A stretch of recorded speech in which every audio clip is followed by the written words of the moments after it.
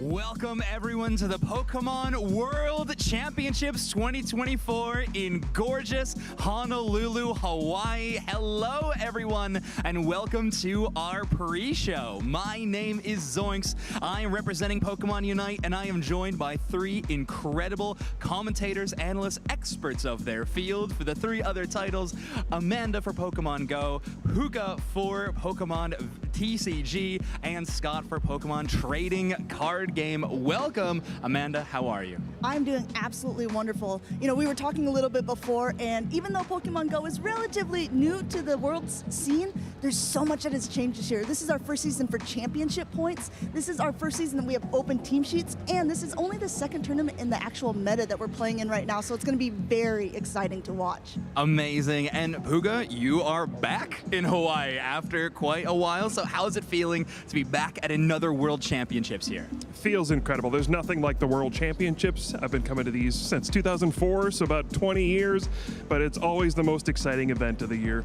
You just feel the energy from people all over the world coming together, a shared love of Pokemon, and the TCG, it does have the longest history of the World Championships of all the games, but the exciting part is that we all come together here. That is true. And Scott, you got history here as well. So how does it feel to be back in Honolulu, Hawaii? I'm really excited to be back in Hawaii. I competed in the video game championships here one year. It's crazy how much things have grown. You know, I feel like you could fit the VG play area about 4 times into just our backstage area now. Really excited to see as you know, Miraidon and Calyrex have come to terrorize our format. Okay, fair enough. Now, we've had some pretty interesting seasons, all 4 of us, in our different games. That has been the culmination now here for the World Championships. Of course, the event we've all been looking forward to all year. So why don't we get a bit of a recap of what your season's been like and what we're looking at it now. So how about for Pokemon Go, Amanda? I mean, this season, like we talked about, has brought about a lot of changes. This is actually also our largest competition so far. Around 250 competitors were invited to Worlds, and I mean, it could be anyone's game at this point. We have some people from all over, and I know that we have a couple crowd favorites as well, and we'll have to get into those a little bit later. Okay, fair enough. And how about you for TCG, Puka? Yeah, TCG's been exciting. You know, we've had record-breaking attendance at our regionals, internationals. It's been a huge year for the TCG in terms of decks that are being used. You know, we're fully in the Scarlet and Violet era. Pokemon EX, you know, we have Pokemon like Gardevoir EX did extremely well at NAIC. I think we're going to see a lot more of that at the World Championships, but we are introducing a new expansion, the Shrouded Fable expansion, which has some cards that will mix things up a little bit. So I'm excited to see how it's going to all play out. I'm excited too. That's a great pitch for Worlds. I'm really pumped to see some Shrouded Fable cards. And Scott, for VGC, we're now in year 2 of Scarlet and Violet. So what's the season been like?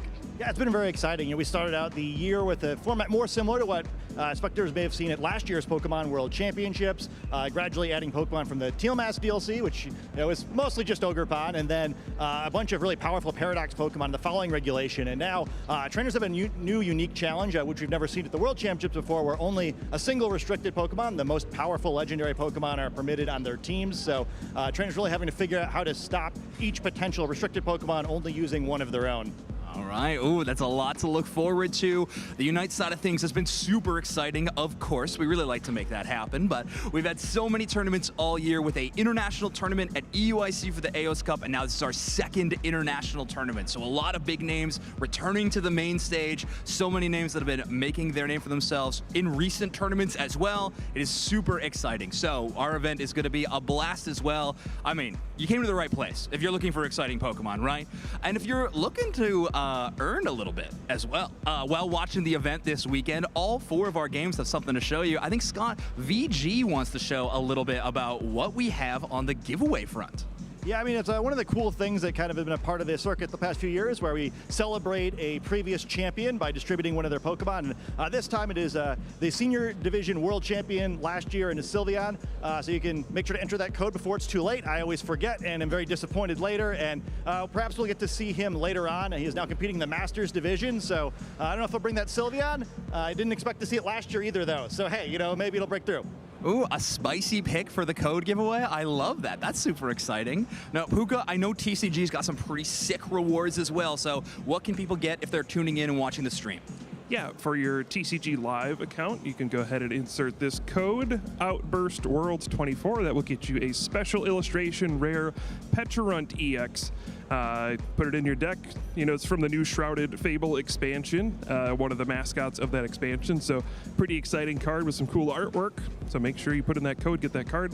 But that's not the only thing we have for TCG. We also have Twitch drops. If you're watching throughout the weekend, you can earn some kind of exclusive cosmetics, you know, coin, sleeves, deck box, and some other stuff you can earn. So yeah, be sure to watch throughout the weekend and get some cool stuff for your Pokemon TCG Live account. The magic word feels like exclusive sometimes, you know what I mean? So yeah, make sure you are tuning in for those Twitch drops. And Pokemon Go, no exclusion here in the Twitch drops category. Yeah. So Amanda, what can people look forward to when they watch the Pokemon Go Listen, I don't want to Championships? brag, but I think out of it all, we have the best Twitch drops. You're going to Okay. want to make sure that you're watching the Pokemon channel, because not only do we have Twitch drops, we have different ones for each day. So day one is going to be around its accent, our previous world champions, Sableye. So you can get some Sableye candy, XL candy, an Elite TM Stardust. And then day two, a little sneak peek maybe into the next upcoming season. You can choose their team options where you're going to get some spawns around these specific Pokemon. Very, very interesting.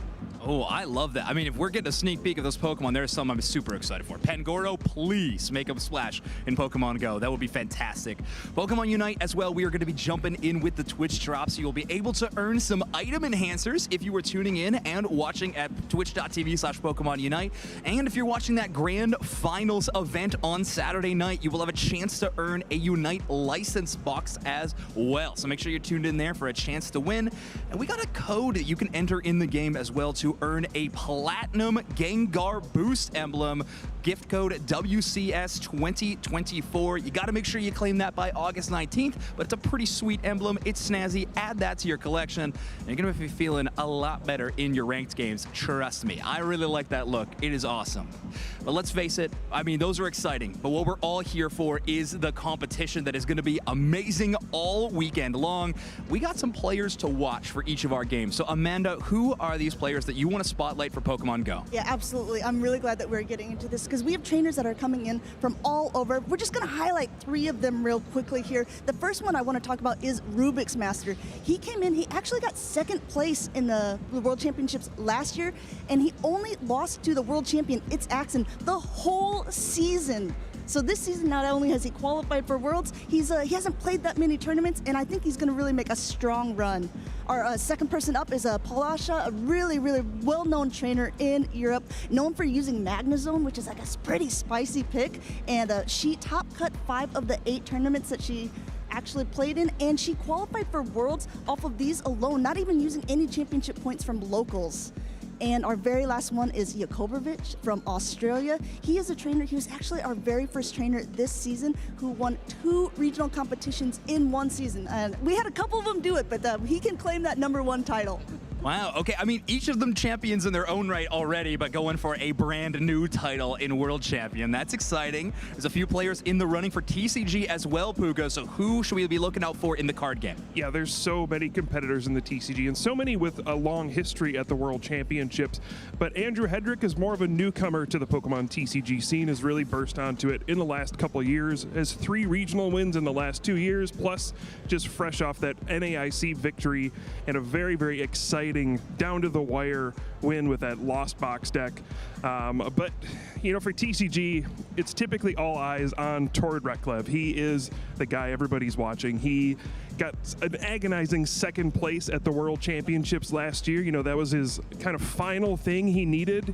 You know, he's won so many international championships. He's won basically every kind of tournament except Worlds, and he's gotten top 4. He's got 2nd last year. He was just 1 turn away from winning. So, you know, he's going to be super focused for this event. I ran into him. He said he's been in Hawaii for 2 weeks and he's just had his head down practicing the whole time. He has not done any vacationing, any sightseeing, just full practice the whole way. He is here to win. And the last player from Oceania is Brent Tunnison, who I believe is actually the #1 ranked player in TCG in the Masters division for the season. He's traveled the entire world this season, which is pretty difficult. You know, he's in Australia and he's flying to tournaments all over the world and he's placing in top 8 all over the place. So he's a player to watch for sure. He's been on a roll this season. Amazing. I mean, all 3 of those players sound incredible. Definitely have a chance at that World Championship title. I mean, we're skipping vacation to be locked in for games. That is definitely a big showcase. Scott, for VGC, we also have some amazing competitors with storied seasons. Who are 3 players that you want to spotlight? Well, I think perhaps this year more than ever we could see a surprise, but the big names are going to make it difficult. One I think that no one's going to be too surprised to see here is Wolf Glick. It feels like he's been on stream every event. He's actually only played a few events this year. He won 2 different regional championships, and he's actually coming off his weakest finish of the season, which was still 22nd at the North America International Championships. You know, he's the 2016 World Champion, the only North American World Champion who's competing, and he also got second the last time we were here in Hawaii. And speaking of second place, poor Aurelian Sola always seems to wind up in that second place spot. Second place at the Lille Regionals, second place at the Utrecht Special Event, and second place at the North America International Championships. You know, 10 years ago on the stream, I kind of reverse caster cursed Sajin Park when I said that perhaps he was the best player who'd never won a World Championships. I think Aurelian has earned being in that conversation now, so hey, maybe we'll see it again. And then finally, we see the Japan National Champion on the other side of the screen.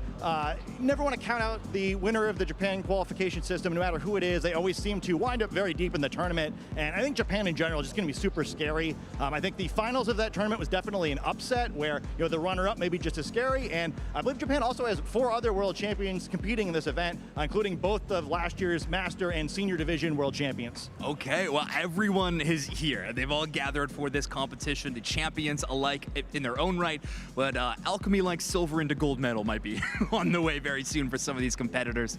In the Pokemon Unite scene, we have 3 teams that I wanted to spotlight, but there is so many like tournament favorites, if I wanted to call it. But 3 teams that I wanted to call out is going to be Fusion from LATAM South first. A region in LATAM South, a very exciting one, but Fusion have been a dominant force all season long. They haven't lost a single tournament, regional events and international events, including the AOS Cup at EUIC. They have won every single event they participated in. 100% win rate, pretty good. Fennel from Japan is a somewhat newer squad, relatively, but they did win the Japan regional competition. Zeta Division coming in second place, but they did win the Asia Champions League, and they got second place at that AOS Cup for the international event. So with so many good squads coming out of Japan, it really does feel like it's their year, but right now, our only world champions we've ever had in Pokemon Unite come from North America, back-to-back champions, and now we're playing on that home turf, so maybe North America will make a showing as well. I mean, who knows? There is so many exciting teams to watch, so I mean, a lot to look forward to in this event. I personally cannot wait. Any final thoughts before we close out here, Amanda? I mean, I'm just really excited for Pokemon Go. I mean, obviously, no shade. I'm excited for all the games, but really best Twitch drops, most exciting battles. You're gonna be watching Pokemon Go. Fair enough. How about you, Puka? You know, there's just such a long history for TCG at the World Championships. There's players like Ross Cawthon who have qualified for every one. He's taken second place twice. He's just every year trying to fight to get that World Championship victory finally.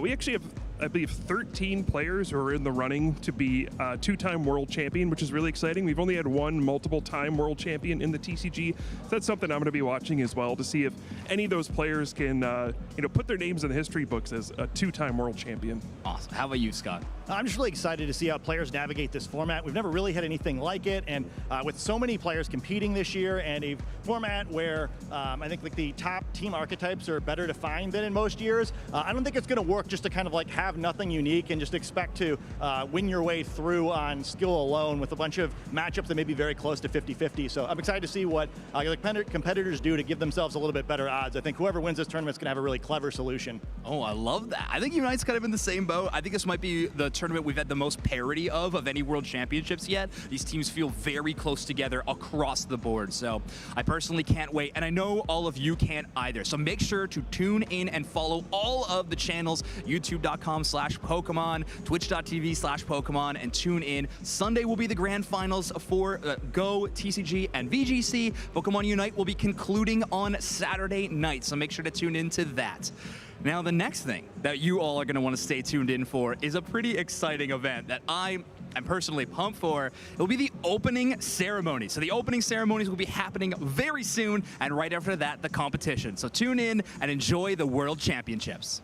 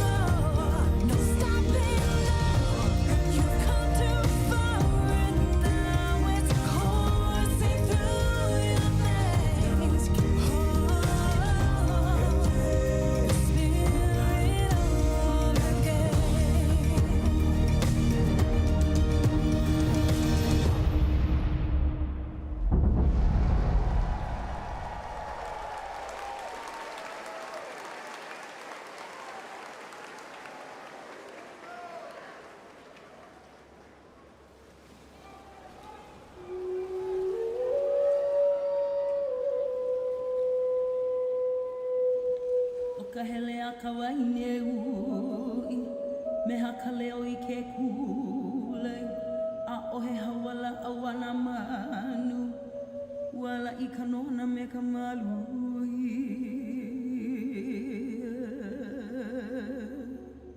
hele loa mai noa ako mo mai loko nei o ka ale o ka inoa no hoi o ku uhale ku mai la ipuna o mauli ole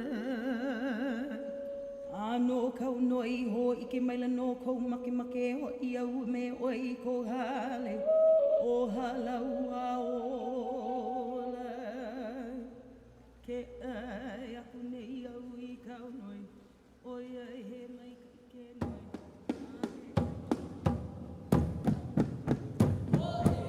o e mai nei ka ne u he aloha lai aloha wa nei o e I a ka lai I a ka I ka polia o pele lai aloha o e pele ho nua me alai mena kini a ka mahula e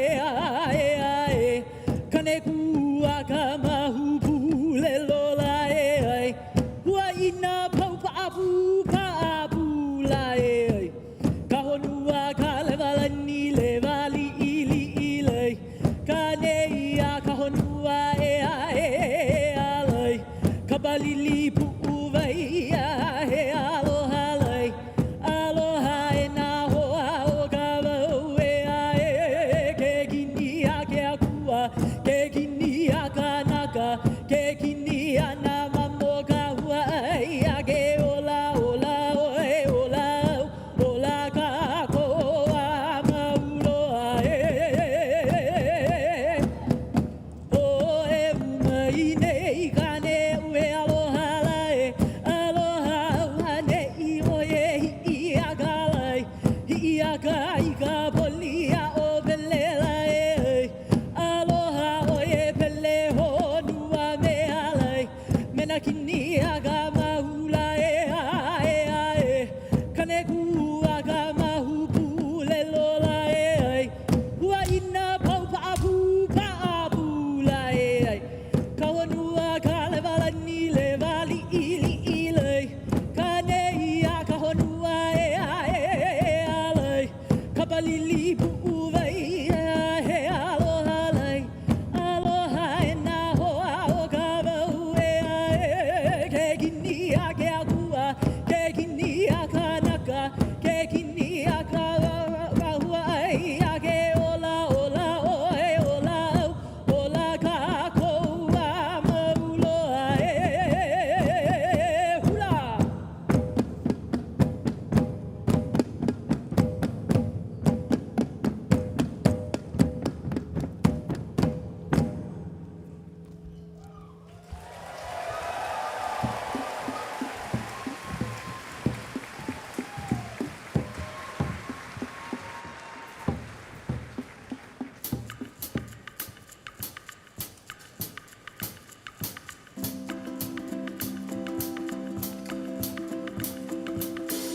We came from far away to share our love of the game while the island sunset glows,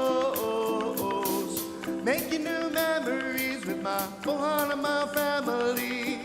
And come on, my, it's time to go.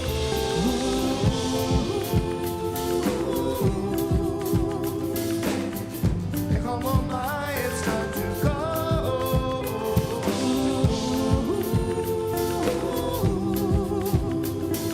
And come on, my, and let the games begin. Now you're the next in line. Now it's your chance to shine while the island sea breeze blows.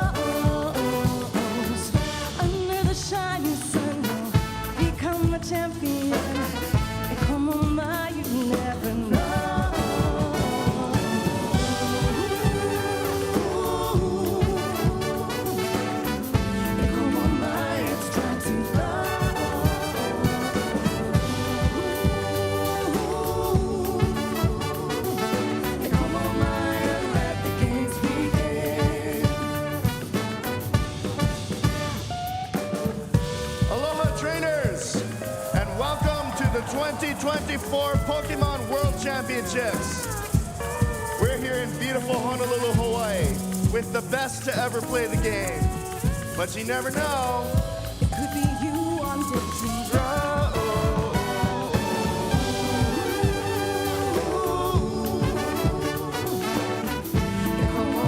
It's time to go.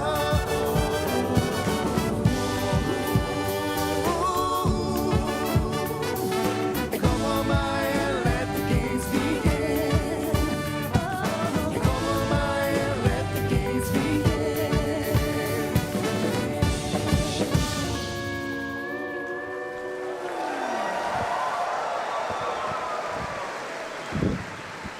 Wow, let's hear one more big round of applause for Kylo Moon and our amazing dancers. That musical performance was one absolutely to remember, and that hula performance was such a great way to welcome all our trainers. Thank you so much. Thank you so much for having us. It's truly an honor to perform in front of a wonderful audience of Pokemon trainers. Thank you again. And Ikomo Mai means welcome, come on in, and welcome to Hawaiʻi. I know I'm going to be singing A Como Mai all weekend long. Tell us a little bit more about that first dance. The opening hula was about Pele, who is one of our goddesses. We have many gods and goddesses that embody all of our elements that surround us. Pele embodies fire and volcanoes, creation of new land, and that opening number was about her and her sisters and their competitive relationship with each other. And I love that. And I can't wait to learn a little bit more about Pele later. I know I'm going to be singing those songs all weekend long. Thank you so much. I'm just filled with that Hawaiian spirit. Ikomo Mai simply means welcome, but also it represents a desire for all of us to come together as a community. So thank you so much for having us in the Pokemon community. Yeah, we're so excited to come together and celebrate Pokemon, right? And we're so happy to be in Hawaii once again. So please, one more round of applause for that amazing Hawaiian welcome. Thank you so much. Now, hello, officially welcome to the Pokémon World Championship 2024. I'm Anna Prosser, and I'll be your host this weekend here in the stunning city of Honolulu, Hawaii. We are honored to have over 3,000 of the best trainers from around the globe joining us here this weekend. These talented trainers are ready to compete in Pokémon Scarlet and Pokémon Violet, the Pokémon trading card game, Pokémon Go, and Pokémon Unite. But before we dive into all of that excitement, let's hear a few words from the president and CEO of the Pokémon Company. Please welcome Mr. Tsunekazu Ishihara.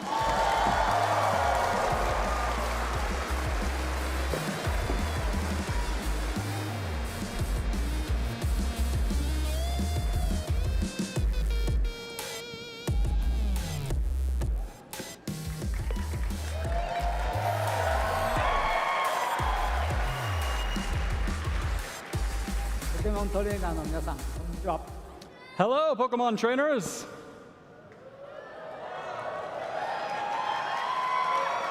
World Championships 2024を迎えることができ、大変嬉しく思っています。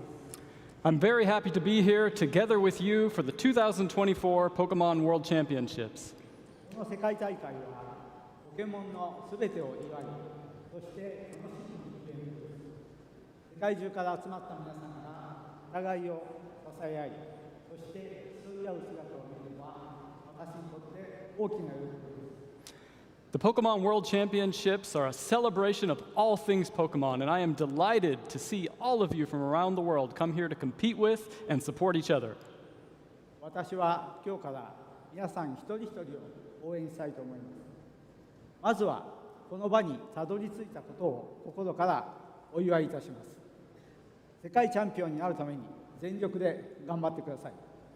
I look forward to cheering each and every one of you this weekend. Congratulations on making it here. And please give it your all and strive to become the world champion.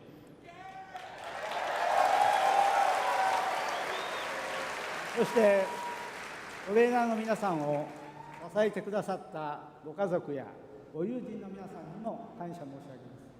皆さんのサポートはトレーナーたちが目標を達成する上でかけがえのないものです。I also want to extend my heartfelt thanks to all of the family and friends who supported our trainers throughout the season. Your support is invaluable to helping them achieve their goals. また私たちを温かく迎えてくださったホノルルの皆さんにマハロの気持ちでいっぱいです。このように再びハワイの地で世界大会を開催できたことに感謝いたします。And mahalo to the community of Honolulu for the warm welcome. We are so happy to be able to host the Pokémon World Championships here in Hawaii once again. さて、トレーナーの皆さん、これから気持ちを引き締めて、いよいよ始まるバトルに集中しましょう。私が次に皆さんにお会いするのは日曜日閉会式の夕方の閉会式です。その時にポケモンの最新情報をお知らせしたいと思います。For now, trainers, let's focus on the competition ahead, and I'll see you all again at the closing ceremonies on Sunday evening to share some special news for our Pokemon games.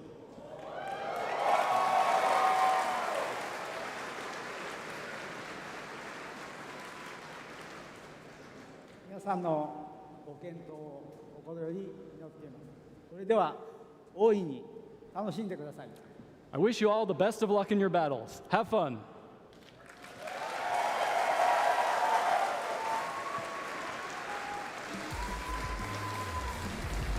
Thank you so much, Mr. Ishihara! Now, we are just moments away from kicking off the Pokemon 2024 World Championship. To set the competitive stage, our casters and analysts will be diving into the players and storylines that we should keep our eyes on this weekend. But before you take your seats at the play tables, we want to take a moment to honor and inspire those who made it to Worlds and are starting their journey down Victory Road. So in the next dance, you will see the power of Pele's family. Her favorite sister, Hi'iaka, is known for fighting giant dragons like Mokoli'i, now an islet of Oahu's Kualoa Beach. Hi'iaka is a skilled fighter who uses her magical skirt and control of the elements to defeat enemies and clear her path. So let this performance become a part of your story and inspire you to become the best and achieve victory. Competitors, good luck. We can't wait to see who will be the next Pokémon World Champion.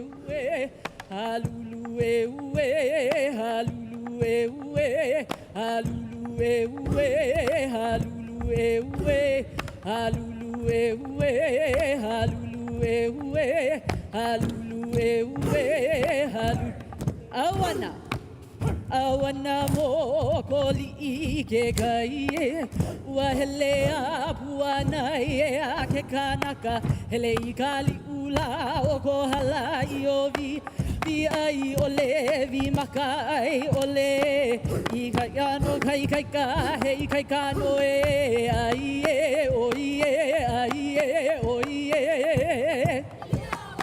Pilia mo o kai ko o I ka palilai Hua mo o kualo alai o io Kai popo I kumu pali ka ne ho alani Hula na ka ho I mo koli I ta e hua ke kai Mo ka pua wa ke aya ho o kulai Kuka pi o aloa pi o nue nue ai e o ie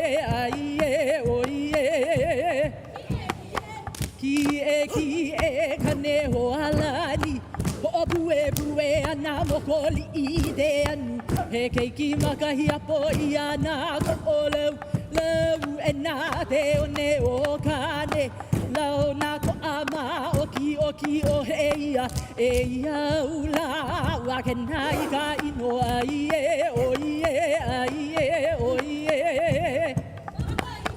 Maka ino mo o ka mo o vivi O a ka o ka pau O a ka huelo hale hale O pai pali ku I ko o lau Ku ele poa ke ko o lau ahine Ni ho ku alo no mai Ua ka o lau e ai e o ie Oh hai ke ka bao ke le Oh hai makani holo balilai Oh hai ka mako ka vahine Oh hai ka hua kai make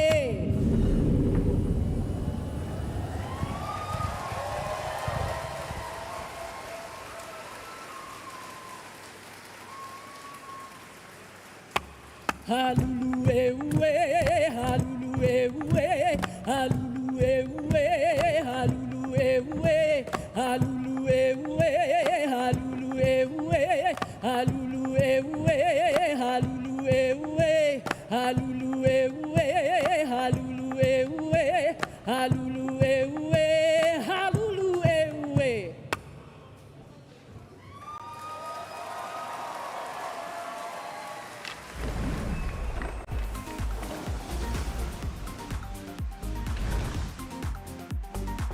Aloha, Pokemon trainers! You're tuning in to the most prestigious event of the entire season, the Pokémon World Championships. We are here in Honolulu, Hawaii, where Pokemon are not only etched into our shirts, but they're going to be brought to life here at this event and on your screens at home. I'm Shelby Vu. I'll be one of your commentators this weekend, taking you through all the action, making sure you don't miss a second of the incredible accomplishments that will be made in this room this weekend. And joining me on that amazing journey is the expert level, super skillful, knowledgeable Kyle Sablehouse here. Kyle, you're looking a little fruity today. How you feeling? Yeah, you know, pineapples. We're going to rock that, of course, with my boy Munchie over here, getting the job done. We're so excited to be here. What an amazing event. Of course, all year we're waiting for this opportunity to crown our world champion. And there are some hungry competitors out there, Boo. There's a lot of them. They're excited to show us those tricks up their sleeves and get this party started. Absolutely, I am so excited. Looks like you've gained a couple more freckles since I last saw you. One or two or 400, yeah, somewhere around there. You've been enjoying the sun out there in Hawaii? It doesn't like me, but I like it. That's how a lot of relationships go. That is great to hear. Well, we are so excited. I mean, what an opener to have to this event, the 2024 World Championships. This is us in Hawaii again after, I believe, 17 years was the first time we were here, and now we're back. It is going to be incredible, but let's take a quick look at the journey our competitors who are in this room have made throughout this entire 2024 season.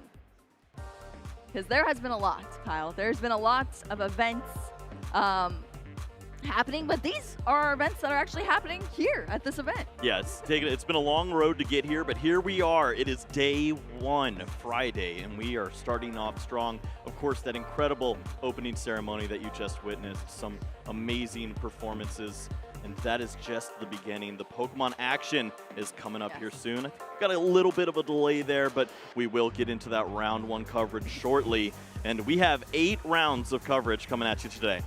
Absolutely, yeah. It is going to be absolutely intense here. We have Friday, Saturday, and of course the coveted Championship Sunday as well that we're all awaiting for all of our games here at the Pokemon World Championships. But it's been a long journey, as I said, to get here for our players. And in order to secure an invite into this event, you have to earn enough championship points. That was the tournament structure that we've been working with all season, and you see our different regions here on the left side of this graph and what championship points they had to make in each age division to be able to earn this invite that they're competing on today.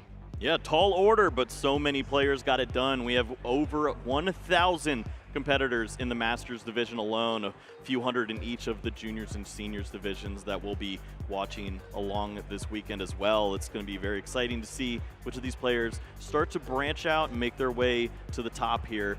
And there were also a few other players that had some auto qualifications, Yes. Players that did well at the event last year. The top 4 will be secured, and we've seen a few of those names floating around here, so going to be excited to see those players too.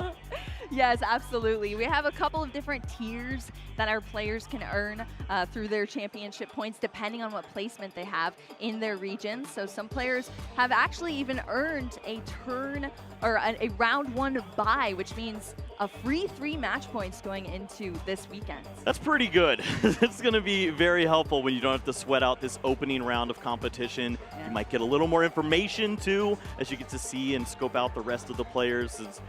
Maybe you'll have a couple of ideas of what some of those tech cards are, and we know how important that could be over the course of a tournament. Yes, I mean, this tournament is going to be intense. There's a lot of changes that have happened this season, especially with the structure of this tournament coming up. But let's take a quick look at the format that we're going to be playing in to give you a quick little sneak peek at that. The 2024 Pokémon World Championships event will be showcasing the best Pokémon TCG players and matches all weekend. Trainers from around the world are here to compete for the title of World Champion. Over $2 million in prizing and return invitations for next year's Worlds. Day 1, our trainers face off with Swiss rounds. Trainers who meet the required number of match points will advance to Day 2. Day 2, trainers who advance from Day 1 will continue with Swiss rounds, playing until top cut is determined. Trainers will then compete in a single elimination bracket until a champion is crowned. All matches are best of 3. Who will take the title of Pokémon World Champion this weekend? Watch to find out and follow the action at pokemon.com/play.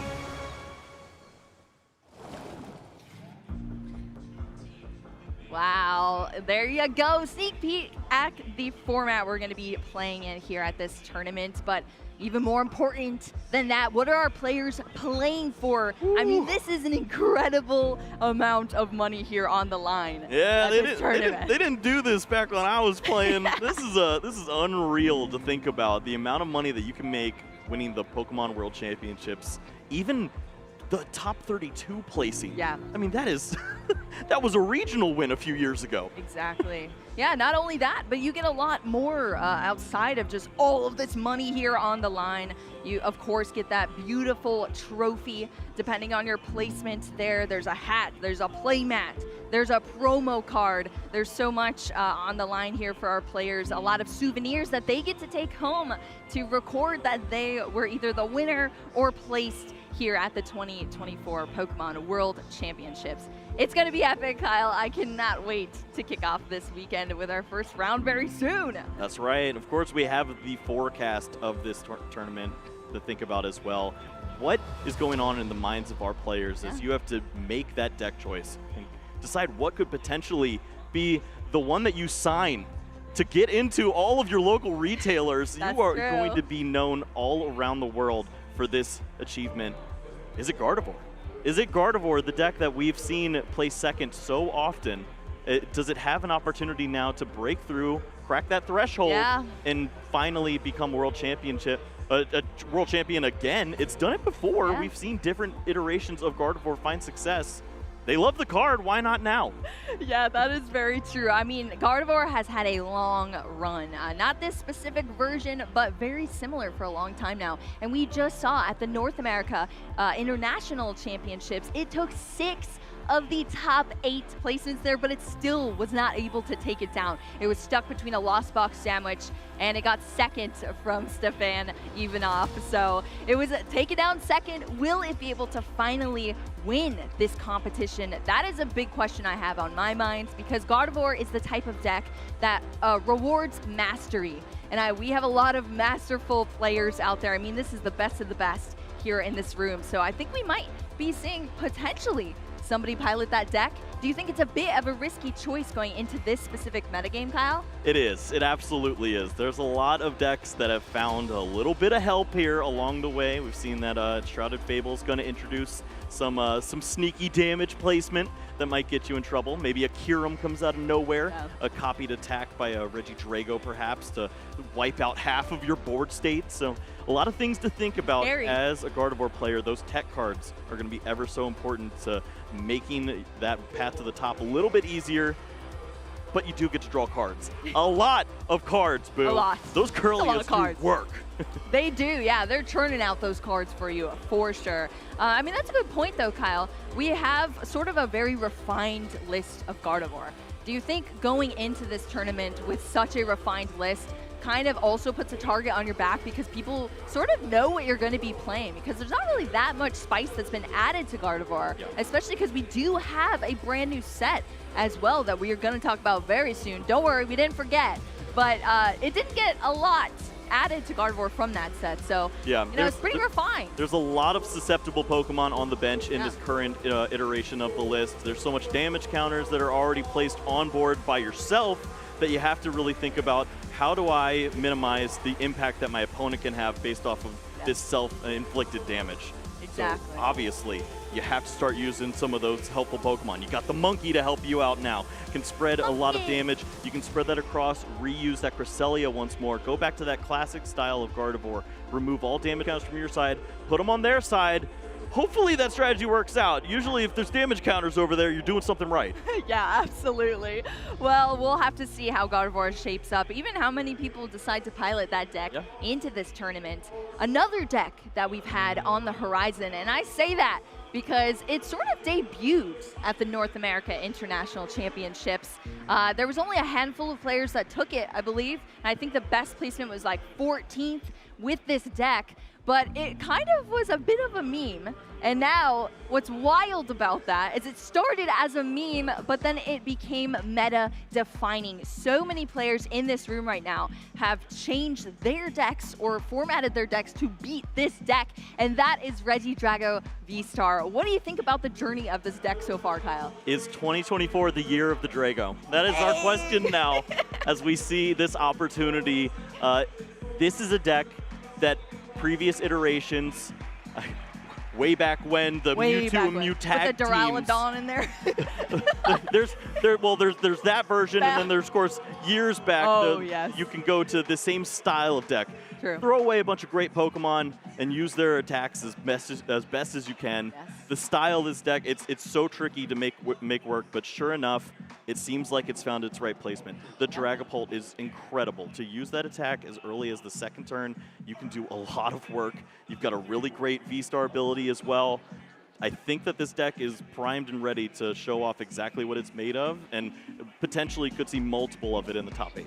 Yeah, it sort of spawned from NAIC, but now players have been working on it, playing it at either locals or their online events and such. And so it's definitely out there, and it's dangerous, that is for sure. Anytime you have a Pokemon that can copy other Pokemon's attacks, it's all dragon Pokemon, but it's going to be fierce for sure. And just talking about the deck structure, I feel like it strikes a really nice balance as far as players that can play it that know this game, ins and outs, masters of the game, versus someone who is relatively new could also just pick it up as well. What do you think about that? It caters to both audiences, as you have that basic strategy of throw all my resources away and go for it, But there's a strategy in that as well, as you can hold on to some of those abilities, maybe hold on to some of those energy cards and draw with your Teal Mask Ogerpon at the right time, eventually find that huge turn where you use those energy switches and come up with a Regidrago that your opponent wasn't expecting and copy an attack they weren't ready for. Yeah. You have a Giratina V-Star that you can copy and take a big knockout out of nowhere that they're not prepared for. You have all these different Pokemon that, especially just the Dragapult dealing 200 damage and spreading those damage counters on the back end as well. It's so terrifying to think about the decks that are just susceptible to that and lose that early basic Pokemon on the bench. That can be devastating against a deck like a Charizard. Exactly, yeah, it has the power, it has the speed, it has the versatility. It's going to be a dangerous deck for sure, but bringing in the Shrouded Fable, or should we say it's a bit shrouded in mystery here, because this is the first time we're seeing Shrouded Fable on our big stages.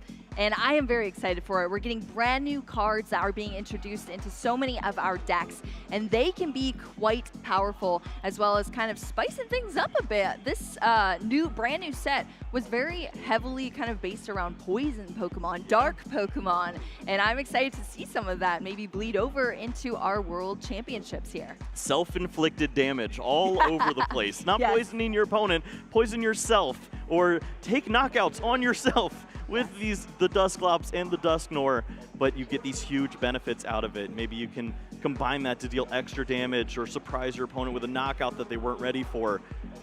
A lot of this doesn't look like a brand new deck, but it looks like a brand new style that you can build on with a previously built thing that we've seen at NAIC. So having that opportunity to take this deck and take it to the next level is really what Shrouded Fable seems to be all about. Exactly. I'm very excited to see it. I mean, we have a couple of support Pokemon, as you said, ones that knock themselves out. Of course, Pheasantipity as well. Some draw support on the horizon.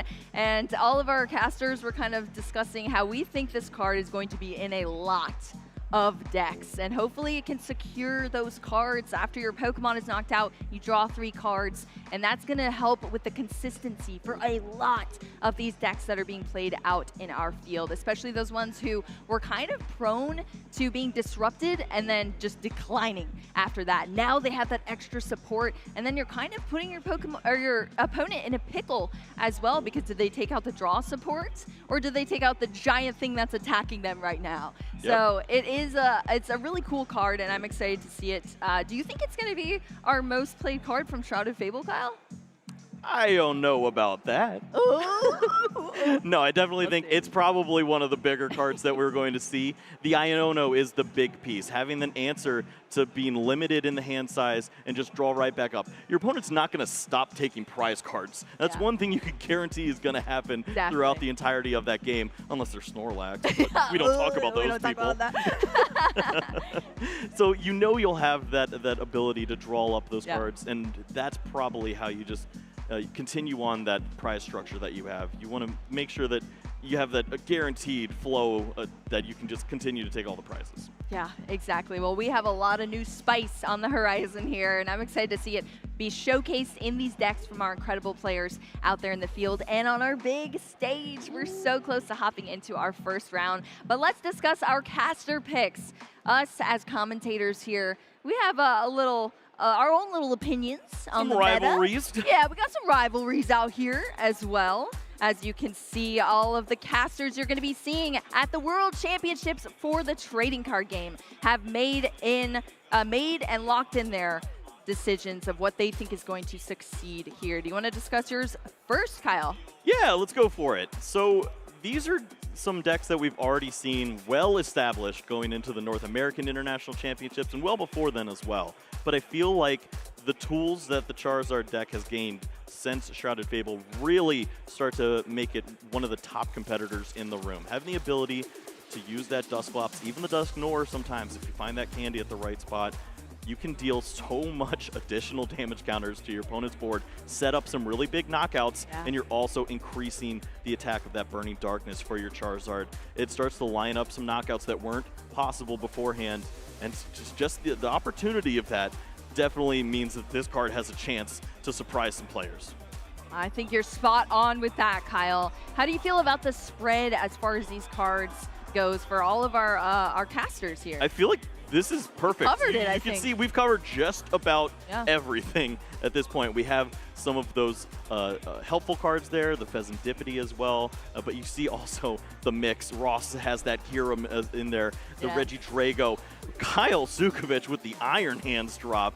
Man, there's a lot to think about when you see that board and all the different Pokemon, and that's what our competitors are thinking about too. They could see just about anything on the other side of that table. Yeah, I mean, everything's very hush-hush before the World Championships because nobody wants to leak any details of what themselves or their player group are going to be bringing to Worlds because they want to win it all. And having a nice little surprise in your deck can definitely be that key piece to put you over the edge and make you a champion here at Worlds. But we want you to keep up with us.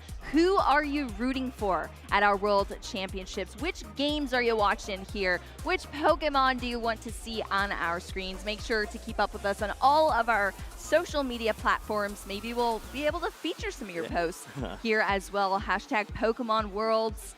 Definitely make sure you tune in throughout the entire weekend to our cast. Yep, we'll be following along with all those hashtags and seeing which decks you're looking forward to seeing, which players you're following along the way, maybe some fellow countrymen that we see, and there's so much action to follow. It's going to be very exciting to watch and see how you guys take it as well. Yes, exactly. We're going to be jumping into this action very, very soon. I am very excited, Kyle. But before we do, as we get the stage set up, we actually have a nice little recap of all of our champions from this season so far. Let's check it out.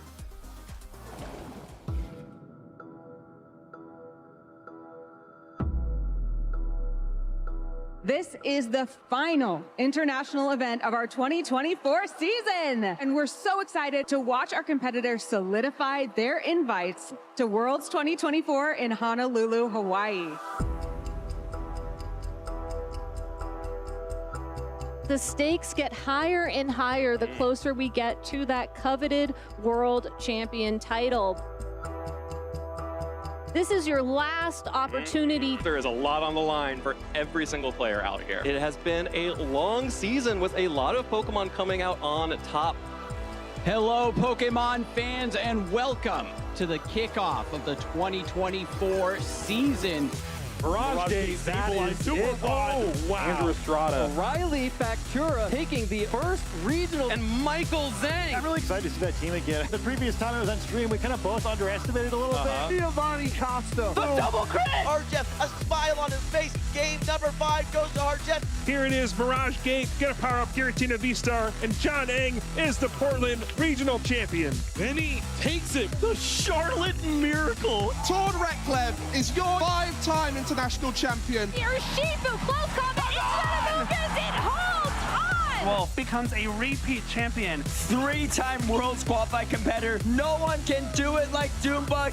Other trainers should consider me a threat because I never back down, I never feel like I'm out of a game, and I'm always going to give it my best. Do people not see the 3 regional championships I have? I do not mess up very often, and I'm not going to start messing up. Probably the best of the world right now, so they should be threatened. I'm threatening in the way that any other competitor who is qualified for Worlds is threatening. Somos la mejor región de Latinoamérica Sur. I think if the other players at the World Championships don't consider me a threat, then they have not done their research.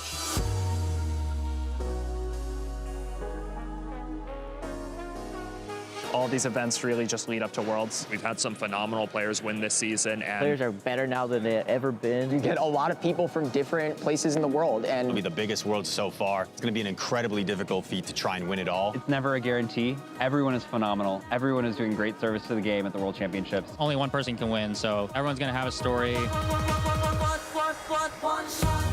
I am absolutely winning Worlds this year. I am unstoppable right now. I am definitely winning Worlds this year. I will be winning the World Championship this year. I'm winning the World Championships. If not this year, then eventually. Gonna give it my all, you know. Who knows how far I'll go, but I've always said I've wanted to get another Pikachu trophy, so. I will pour my heart and soul into it once again, and we'll see how far it takes us. I do think I have a chance. I think I do have a good shot. I want to have fun more than anything. If I could battle anybody at the World Championships, it'd be Tord Reklev. I would love to face off against Tord again. If I hit Azul in the Worlds Finals, that would have been amazing. Azul. It's got to be Gabriel Agati. Doombug. Justin Tang. Brad Chen. I think the World Championship is literally the only thing I haven't won, so So that's like the last thing I need to collect for my trophy case. It would be life-changing. Winning Worlds would mean the world to me. There were a lot of people when I won Worlds the first time that sort of teased me about it being Seniors Worlds when Ray was taking his 3rd crown, and I've always kind of wanted to prove them wrong. I think that if I were to win the World Championships again, it would mean that I am undisputably the best player of all time. Being able to tell my 10-year-old self that, hey, your dreams actually did come true would be something magical.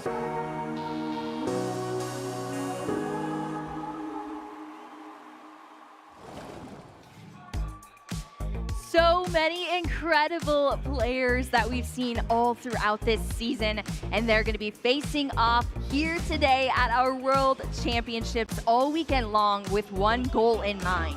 They want to become a world champion. I am very excited to kick things off. We're going to be heading into our round 1 here. Kyle, you ready to bring some hype? Let's do it. Look at these players ready to go. It's unreal. We're already at this point. And yes, you spoke about it. Players that want to become the world champion. One of these players already knows how to do that. Yeah, buddy. Robin Schultz here at our table, ready to face off in our round 1. I'm sure he's focusing up, ready to go with his deck. He's going to be piloting Regidrago V-Star, one of our topic discussions here at the top of the show, because it is a hot topic. Could it be the year of the Drago? We'll have to see. Let's take a look at these prize cards between our players, as we have Bastien Lamotte on the left side here as well. Yeah, it looks like a little bit of an issue there with some of that prizing. The Mochi is going to be important if you want to get some of that additional damage down, but other than that, not terrible. And same for Robin. We see one copy of that Mew EX to draw some additional resources, but all in all, not too bad. Yep, you see that Charmeleon there. That kind of hints to what Bastien's going to be playing here. That Charizard EX deck. I'm so excited to see this face-off. This is kind of a staple face-off that we've been waiting to see here, Kyle. How does Charizard compete against Regidrago? On paper, how do you think it shakes out, Kyle? It depends. The style that you build your Charizard EX to be can completely change the style of the matchup. If you have copies of that Dusknoir line, then perhaps you can get some earlier knockouts before your opponent's prepared for that. But if we see Robin take an early knockout, there's always that opportunity for Bastien to sneak in some additional damage with that self-poison and that Binding Mochi as well. And we saw that in the prize cards this time around, so maybe that first prize card would be a little difficult for Bastien.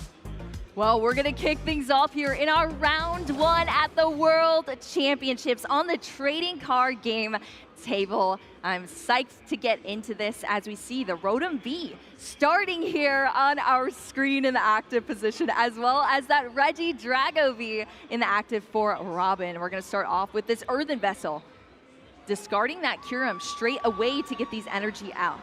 Yeah, look at these Pokemon coming to life here on the main stage as we see that Earthen Vessel.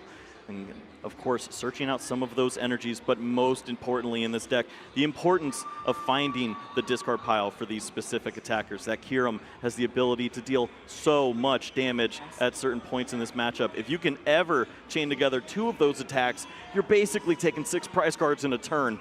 Yeah, exactly. This is a brand new card that we've added in from Shrouded Fable, as we see here. And it's going to the discard because that Regidrago V-Star is able to copy its move, Tri-Frost, pretty much for its own energy requirements there. So that's already in the discard pile. It is looking threatening here for any sort of evolution deck, and Bastien does have those low HP Pokemon to start out, starting with the Rotom V in the active, and is going to have that Buddy Poffin bring in some of those low HP Pokemon out, 70 HP or less being drawn out of the deck now. Yeah, not nearly as threatening as a turn as it could have been for Robin. We didn't see any of those Teal Mask Ogerpon and the additional draws that come along with that. And for Bastien, this is a pretty solid start. Not only do you have the Rotom V to guarantee 3 additional cards at the end of this turn, you have the Buddy Poffin. It looks like there's a Nest Ball as well, and multiple energies. So the hand could certainly play out fairly well here.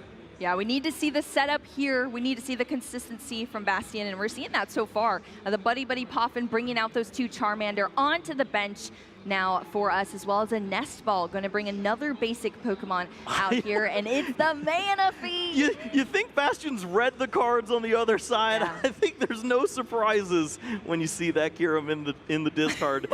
Absolutely not. The cards are on the table here, Kyle, that is for sure. And that does help. I mean, the cards do have to go into the discard pile, so it does give you a little bit of a lead up here. I'm going to protect my bench here with the Wave Veil ability on this Manaphy, preventing that damage to the bench Pokemon. Those Charmanders are having a good time on the bench here so far. Energy attachment to the Rotom V in the active position now here for that pivot that we're going to see. Manaphy joining us in the active position now. We're still churning through this turn.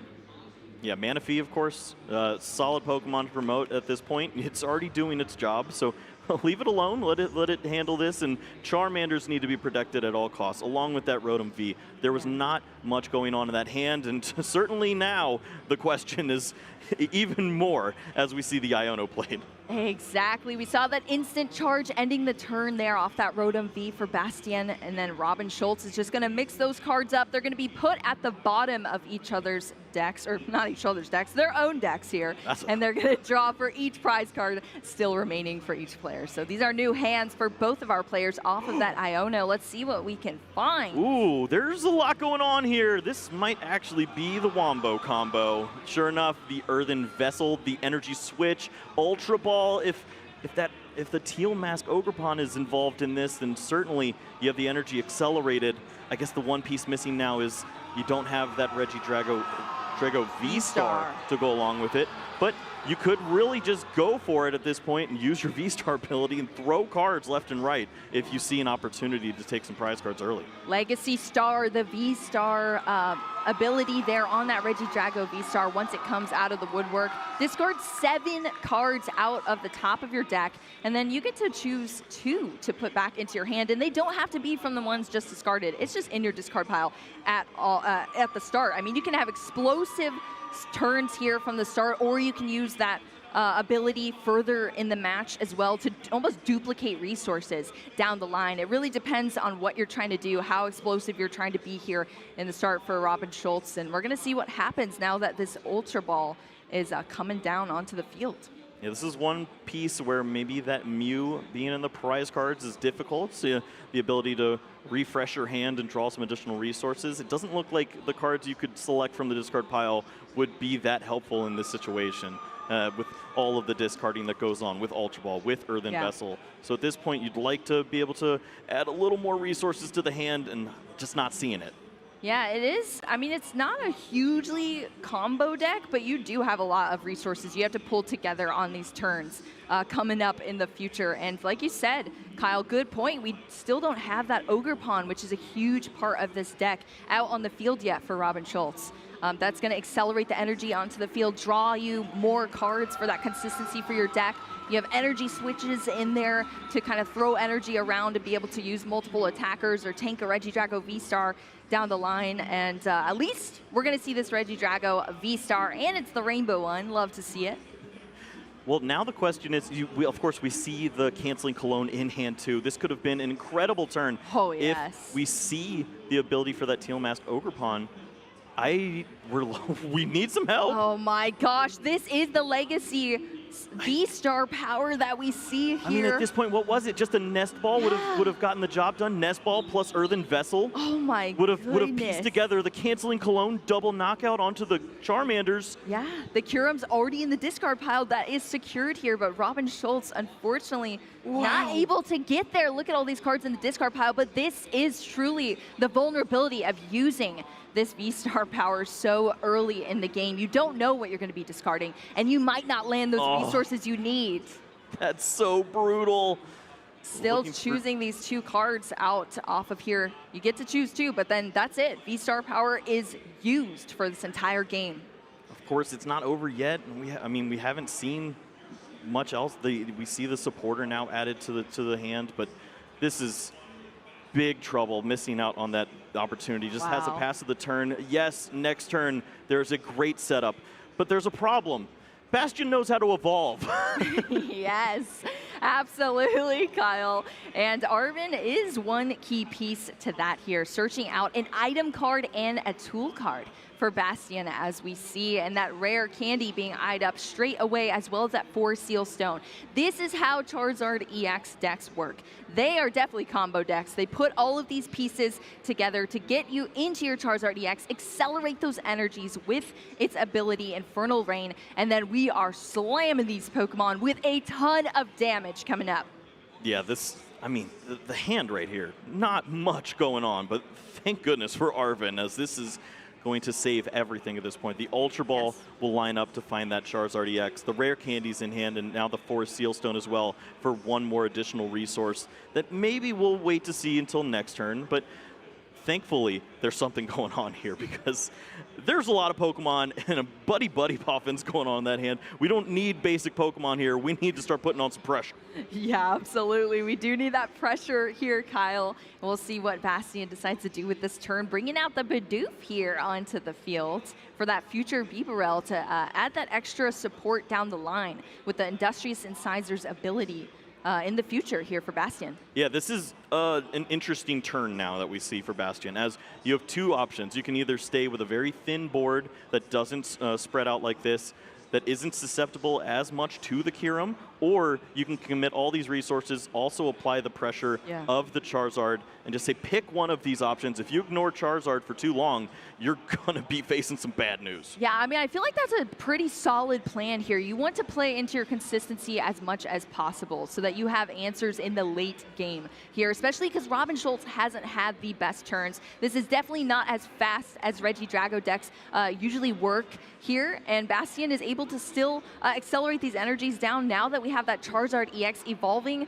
so we're at least getting all of the pieces really needed here for Bastion, and then also establishing that later game setup as well is going to be huge, I think. Yeah, the difference here is that there's really a 1-turn clock for Robin to take advantage on that Manaphy. With the Prime Catcher in hand, with the Professor's research that was found as well, you know that Robin wants to play this entire hand out, grab the Manaphy, and then take the knockouts with the Kyurem. So if you wait 1 turn, maybe he has to throw away all those resources, and then you can take advantage of this. But we're going to see the wide board, and this is now that opportunity for Robin that we've been talking about. Can he capitalize and take multiple knockouts here while also still retaining some semblance of a board? Yes, that is what we need to see. We're just seeing that burning darkness now. Bastion applying that pressure to that Regidrago V-Star, but it's on the bench here now after that Prime Catcher from Robin Schultz. The A-Spec has been used here so far. We're going to see the energy attachment, canceling Cologne as well being used before this Professor's research to draw us into another fresh hand of 7 cards. Yeah, and you see the strategy here for Robin is targeting down 2 prize Pokemon 1 at a time, starting with that Rotom V. Just work your way through the Rotom, then likely 2 Charizards to get the job done. Using a lot of resources to get to this point with the double energy switch, but finally, the first Teal Mask Ogerpon ready to roll, and maybe we can see some drawing here, because it's been a tough go. Yeah, I know. It's actually so sad to see. There's been so much debate online whether Regidrago is super ultra consistent or absolutely inconsistent. Where do you fall on that, Kyle? I mean, if the light is shined on you, then you're going to have a great day. That's about where it is. It selects which player it wants to do well. And yes, Robin maybe needs to take a look again, because if we saw a nest ball there, I would have certainly said it's happening once more. Crown another world champion. Oh yeah, definitely. It is such a powerful deck, but sometimes things just don't tend to go your way, especially after that Legacy V-Star just absolutely whiffing the resources needed. The Manaphy was so close in the active position, but now it's back onto the bench here. Rotom V, of course, in the active off of that Prime Catcher from Robin Schultz. With that Regidrago V-Star fully loaded up now here. And Robin Schultz still has some more play here. We see that Teal Mask Ogerpon EX that's going to be benched now coming up for Robin Schultz. The grass is already in the hands here as well to draw additional cards. But I think it's just going to make sure to keep track of all these resources already utilized, as well as the Pokemon that are in the discard pile that are able to be used as far as attacks go. Absolutely, and we see here the Hisuian Gudra V-Star, a solid attack to use in this spot, knocking out the Rotom, but also with that added bit of protection that you have, reducing 80 damage from your opponent on the following turn. Potentially going to save Regidrago from some big issues. Yeah, we saw that. Kapow, the Rotom V goes down with just enough damage there from that Hisuian Gudra's attack being duplicated there on that Regidrago V-Star. And that is 2 prize cards now for Robin Schultz. Heading into this turn from Bastion, we see the Ultra Ball starting us off, discarding 2 Pokemon here in that Pidgey as well as the Charmander. Yeah, and this is why you play different lines. We see, of course, now the Bibarel is ready to be added into the mix, but also Pheasantipity is there too. If you want to draw even more cards after the Bibarel, certainly could see plenty of options. The issue that comes along with that is benching another 2 prize Pokemon in this spot doesn't sound fun. Doesn't really sound that fun. I agree with you there, Kyle. But hey, at least we're going to see some extra draw support now that the Bibarel is out onto the field. That little Bidoof evolved. It has a whole stack of sticks now, and it is ready to draw some cards here for Bastion. As we see that coin being placed using that Industrious Incisor's ability, as you see displayed on our screen here. So that is going to draw into some extra cards. Let's see what we get in this hand. Oh, well, there's a little more help. That stick was pretty good. Counter catcher to help out and line up that knockout on the benched, damaged Regidrago V-Star. And now the issue. Uh-oh, this hand still isn't great. No, we're lacking consistency here, but hey, I still believe in this Charizard EX. We'll have to see what happens here, but at least we're going to take some prize cards and still continue to keep up the pace, but still slightly behind, especially after kind of how this game started. I'm a bit surprised we're seeing both players whiff a little bit here. Yeah, the team yells cheer to help out maybe and add to some of that consistency. Yeah. Just a single Arvin at this point, but maybe it finds its way back to the top. Maybe down the line. Bastion going to shuffle up here now as that Charizard EX sits in the active position. We still have that Charmander loaded up with 1 energy on the bench as well. How do you think our players are feeling right now, Kyle? This is our round 1 World Championships. They're in the stream match. Do you think they're a bit nervous? Honestly, I'm not seeing it. I don't see the shaky hands that go along with it. No major misplays as well. Both players are doing a great job of showing off the power of their decks. It's just been missing draws for the most part. If you can find a little more help off the top of the deck, like maybe this Teal Mask Ogerpon could find, then perhaps there's an ability to take a big knockout. And as we say that, Raging Bolt added into the mix, maybe that's the Pokemon that can get the job done here. Yeah, we just need a way to discard, and look at that Ultra Ball, the perfect card here to discard both of those Pokemon in the Raging Bolt, as well as that Dragapult going into the discard pile. That's a lot more to work with here for Robin Schultz on this turn. Of course, Bastion did go down 2 prize cards after knocking out that Regidrago V-Star, so we are tied up currently in the prize cards. It's on Robin Schultz now to keep up this pace, take some more prize cards for this turn, and put on as much pressure as possible. Adding those energies to the board, big for this spot, the Teal Mask Ogerpons. If you can chain them together, maybe find 2, 3 of these Pokemon along with the grass energy, keep the ball rolling. It leads into a Bellowing Thunder that can easily take a knockout on this Charizard. The problem is, how many energy can you keep on board? Can you retain a threat after this? And it looks like there's probably a chance there with that energy switch that can be held onto. Yep, those energy being accelerated onto those Teal Mask Ogerpon EX to draw additional cards as well. All of this energy are out on the field to take a giant knockout here. It's 70 damage for each energy that you discard off of this Bellowing Thunder that's going to be copied by the Regidrago V-Star. I just don't know if you can do it at this point, though.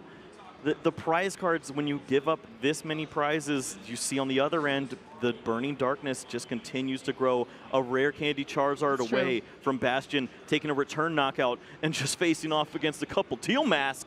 I like that, those odds there. Yeah, exactly. The Teal Mask Ogerpon, such a great supporter Pokemon, but it is only 210 HP, and that is plenty.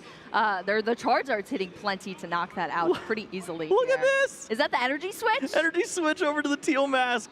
Wow. This has 2 attackers ready to go. Yeah, trying to get some sort of recovery here, I guess, from Robin Schultz's side. Safety first? Do we just go back to Gudra? Yeah, that might be what we see here from Robin Schultz, kind of looking through the discard pile at these Pokemon that are there. Don't hurt me.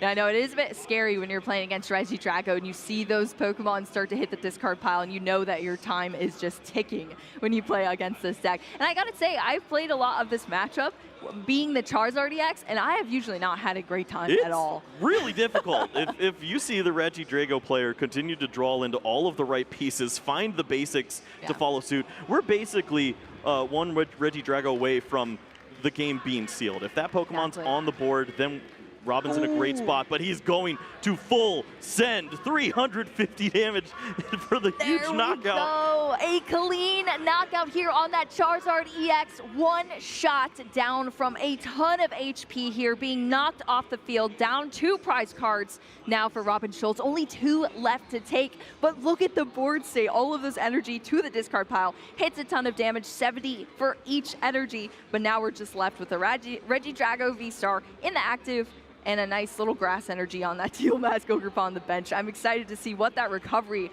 looks like when we come back to Robin Schultz's turn. But for now, we're on Bastion's side of the field, the Manaphy being promoted into the active. Yeah, what a world's difference we could have seen from Robin if maybe the opening attack was with that Kyurem, taking 3 prize cards in that opening turn, then just needing 1 remaining prize card. I'd feel a lot better if Teal Mask needed to just take 1 prize than 2. 2 prize cards here seems pretty difficult. Yeah, that's going to require quite a bit of energy there. Will we be able to see the retrievals happen? But Buddy Poffin going into the deck here now from Bastion. Jamming Tower as well as our stadium here now. I love that little graphic we see where we're at here, Kyle. We're in the Jamming Tower. Help! Help! Oh, that is awesome. But Buddy Poffin going to shuffle up the deck here. Nothing being sought out off of the Buddy Poffin, but we get a quick look at the resources, and now we're reshuffling here. That Buddy Poffin going into the discard. Nobody's going to be munching down on it today.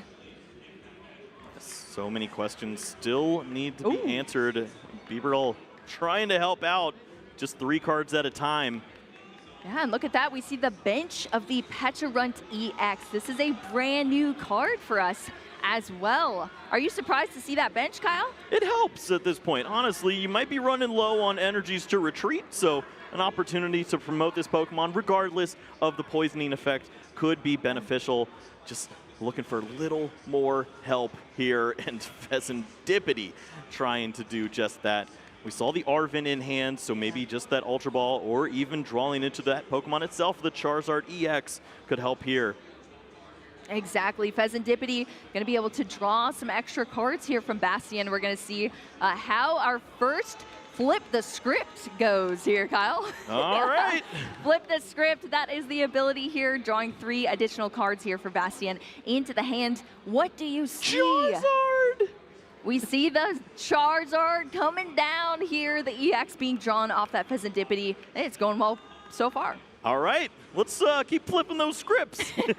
We certainly need it here, as the script had Robin lined up as the winner. Yes. If it weren't for this combination, Arven to find the rare candy. Energies to go along with this should be in the deck, and Charizard will be the active Pokemon at the end of this turn, taking a big knockout here. Exactly, that Burning Darkness move on that Charizard EX, that Terra-type Charizard. It's 180 damage base, but then it adds 30 additional damage for each prize card your opponent has taken. So as the game continues, your Charizard only gets stronger, angrier, and ready to strike down the line. And Bastion is in that key spot here for that damage. It can take huge knockouts. And we're seeing the pieces be put together thanks to that Arven first up for Bastion. Just taking a quick look at the resources in the discard pile from Robin Schultz, and then now going into the deck, getting that rare candy out here for Bastion. Yeah, Charizard, he was born in the darkness. He's ready to attack, and sure enough, this is a terrifying sight to go along with the beauty of some of the cards that I've seen. Have you read some of the European cards that we have to feature here? With the Pepper Arven and the Super Bonbon rare candy? I would, oh, yes. What it's like to be a European playing on the main stage. It's unreal. Yeah, no, Super Bonbon is probably my favorite Top tier. here. But look at this. We actually see the Charmeleon come into play off of this this Charmander. It's going to hard evolve into the stage 1 Charmeleon, and that is going to be it, passing the turn over to Robin Schultz now. I wonder if the energies weren't there. At this point, we saw a few to retreat along the course of the opening of the game. If there's any in the prize cards, perhaps. It's just the 6 energies typically in the list. Wow, Maybe well, not enough to get the job done. I'll tell you what, superior energy retrieval is going to make sure Robin Schultz is not lacking any energy here. Discarding 2 cards, getting all 4 energy out of the discard pile, and those are going to be re-accelerated straight away off of this teal dance on this Ogerpon EX. We're dancing on the bench here, Kyle. We're drawing some cards, we're throwing some grass energy around, we're having a good time. There's a lot of reasons to dance right now. One of them is not the Regidrago in the active spot. As a big Pokemon, and you need to find a way to attack with something relevant in this spot. I'm thinking it might be teal time, but is there a boss's orders plus a switch to go along with this to knock out that Charmeleon? Yeah, we're going to have to see. The Radiant Charizard was being drawn out as well here for Robin Schultz, being benched down now. That late game attacker, single prize Pokemon as well. But we're going to see some more draw here. Grass coming down onto that second Teal Mask Ogerpon. We have a third Teal Mask Ogerpon, and it's going to be accelerated straight away. Let's see what this card is drawn for Robin. With the energy switch. Nice. There we go. Fire energy coming down onto this Regidrago V-Star in the active position here now. The energy switch that we just saw drawn here. Well, these are such vital resources. Of course, holding on to the energy switch can be vital if you want the Teal Mask Ogerpon to take a knockout on a Pokemon like that Charizard and take advantage of that grass weakness. Yeah. So he's gonna slow down at this point, past the turnover. Oh, this is getting scary. I know, we're seeing these passes from both players. It's like we're playing 5D chess here right now between both of them. They have the skill to be doing that though, Kyle. We're gonna see another turn here for Bastion after that pass there from Robin Schultz, but the pressure is really mounting here from Robin's side of the field. As you said, the grass weakness from that Ogerpon EX being really scary when you are a dark type, Terra type Pokemon in that Charizard EX. So what do you think Bastion does from here? Yeah, I mean, obviously you want to have the Charizard to attack with. You need to continue to take knockouts. Your board state completely reliant on the Charizard at this point in time. Yeah. There's no Radiant Charizard to sneak into the mix. The bench space just isn't available. The problem is, which of these Pokemon is the biggest threat at this point? And do you have the cards to take it down? Boss's orders, yes, but we haven't seen the fire energy yet. Exactly, yeah, let's see. We're taking a look at the deck right now. There's one single fire left here. Ultra Ball discarding 2 cards to grab that Pidgeot EX. That Pidgey has been lone on the bench here for this entire game. And could we finally see it become a Pidgeot EX? Potentially, yes, but that goes with, yes, we see the rare candy to go along with that now. Oh yeah, that's why we had the Charmeleon ready to go for the Charizard next turn. Pidgeot EX joining the fields now. Gonna allow Bastion to get another resource out of the deck here off of that quick search. Now the question is there an opportunity for a card like Professor Turo to open up that bench space, include the Radiant Charizard as an attacker? But at this point, you're not attacking into a knockout. You have that Regidrago that you have to work into the 280 hit points. Yeah, this is getting sticky, Kyle. I am not disappointed by our first match here. There is Prime Catcher, so there's a world where Bieberl just draws into all the great stuff. Oh, we're going to see Industrious Incisors here. Let's see what is drawn for Bastion. Super Rod for some help. The Radiant Charizard to go along with it. I suppose the last card missing was the Prime Catcher to take a relevant 2-prize knockout with a 1-prize Pokemon at this stage of the game. But you're asking for so much. Pidgeot can search for one of the pieces, either the Turo or the Prime Catcher. Yeah, that is unfortunate. Trying to piece it together here from Bastion's side, but coming up just a little bit short. Yep. Looks like eyeing up the Iono at the front of the deck here. Does see that Prime Catcher that's in the deck. It's going to be chosen now for Bastion off of that quick search. Yep, if you use the Prime Catcher, you target down that Teal Mask Ogerpon with the 2 energies on it, and hopefully don't see that again. But Iono seems like the better choice here. You need your opponent to have no energies off the top 3 at this stage of the game. Exactly. If that happens, there is a world where Radiant or Charizard EX just roams free, and it's going to pause for now. Yeah, there we go. It's just going to be a pass of the turn now over to Robin Schultz. Both of these players taking things nice and slow, making sure they want to secure their potential win here from either side of the field. I got to say, I didn't expect it to be going this long for these two decks. Yep, this is a spot that you don't see too often, where players just pass over the turn back and forth, waiting for that right opportunity, the right cards to be in hand for a combo like that boss's orders, along with the switching effect, the energy switch, whatever it may be. We're so close at this point. This might be the turn for Robin now. Multiple energies, triple Ogre Pawn, along with the final energy switch. If a boss's orders is found here, easy knockout on a 2-prize Pokemon. Here we go. Exactly. 2 prize cards, all we have left to take on Robin Schultz's side of the field. A lot of energy in the hand here.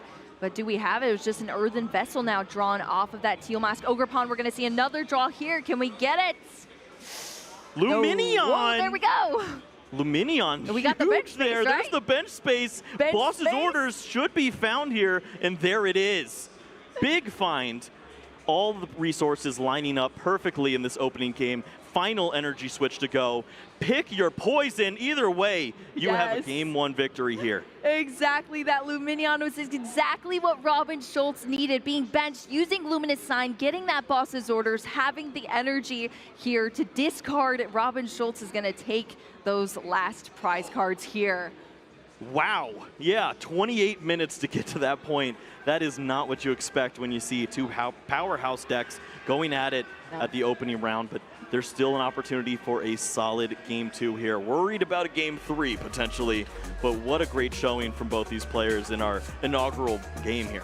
Yeah, this is huge here, but Robin Schultz showing that world champion difference, taking down our first game in this set between our players. But we're heading into another one. As you said, Kyle, not much time left on the clock. Both these players are going to have to play efficiently here to be able to take things out. But I mean, honestly, from that first game, we didn't really see Robin Schultz's deck set up as I have seen Regidrago V-Star set up.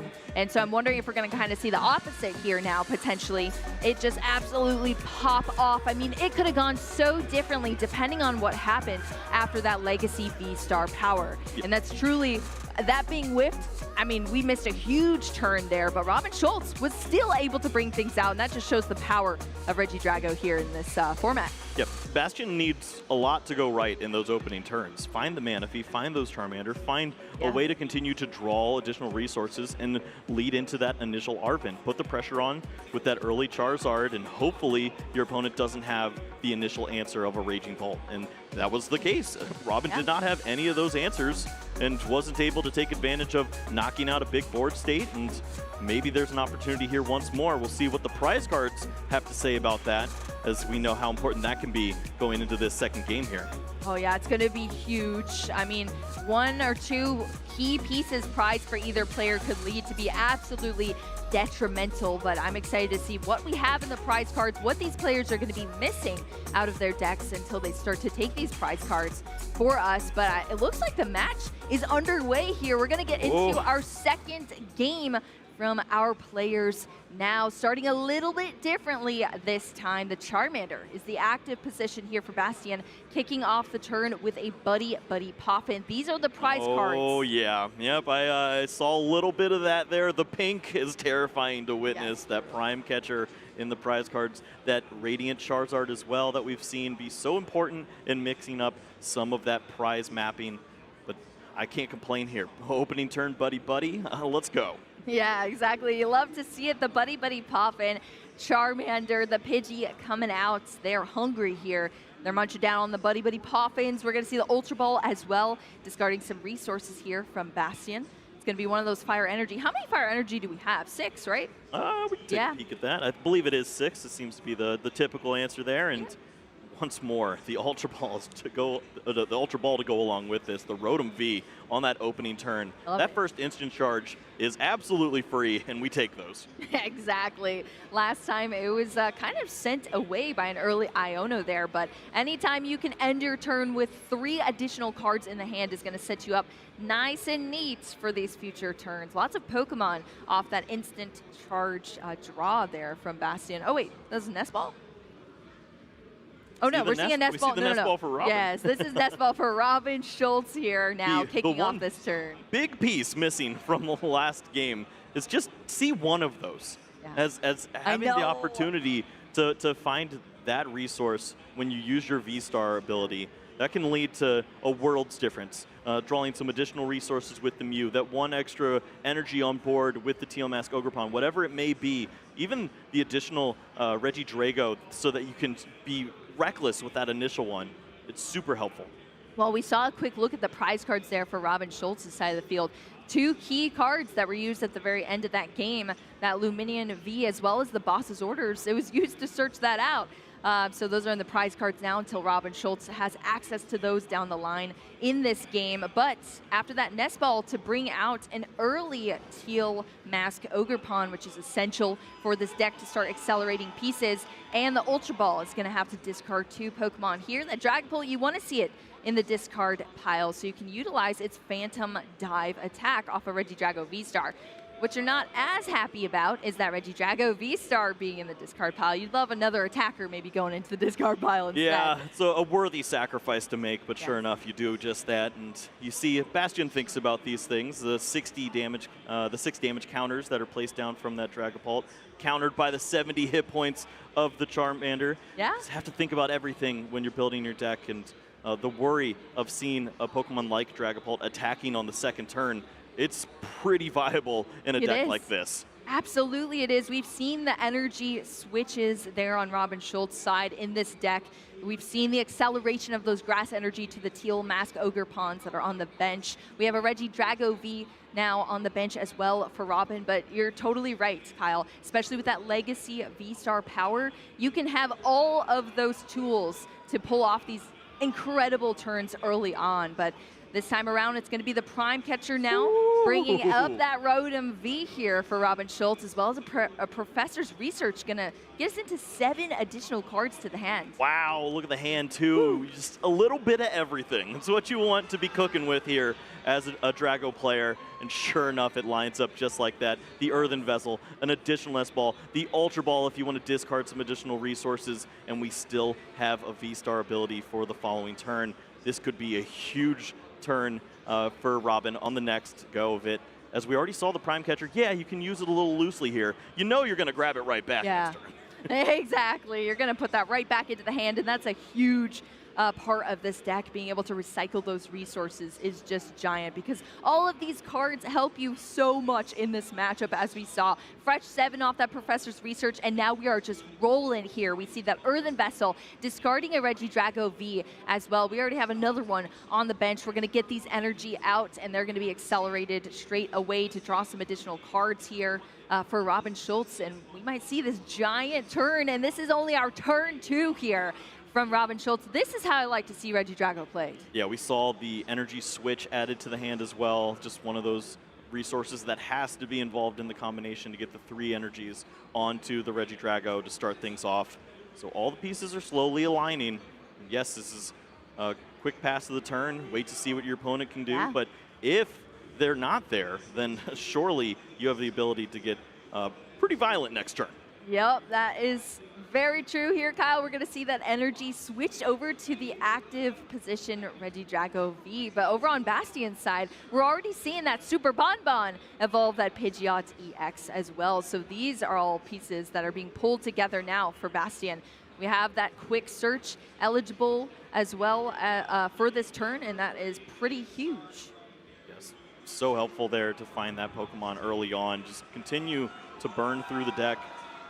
Looks like Arvin already initially thought of here before even going for the card itself, as the Forest Sealstone and Buddy Poffin are thrown to the top of the deck.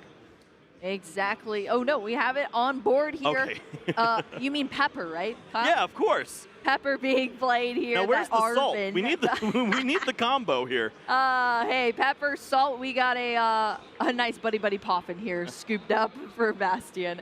That's going to be the item card as well as a tool card in that Forest Seal Stone being drawn out of the deck. Now that buddy poffin being played to establish the bench. We saw this in our last match here from Bastion, and we're seeing it again. And I mean, it pays off. Having all these resources toward the end of the game, especially if you're on the back foot, you have all of these cards in your deck where you can really catch up super well and overtake your opponent if they're not able to find that recovery in their own deck.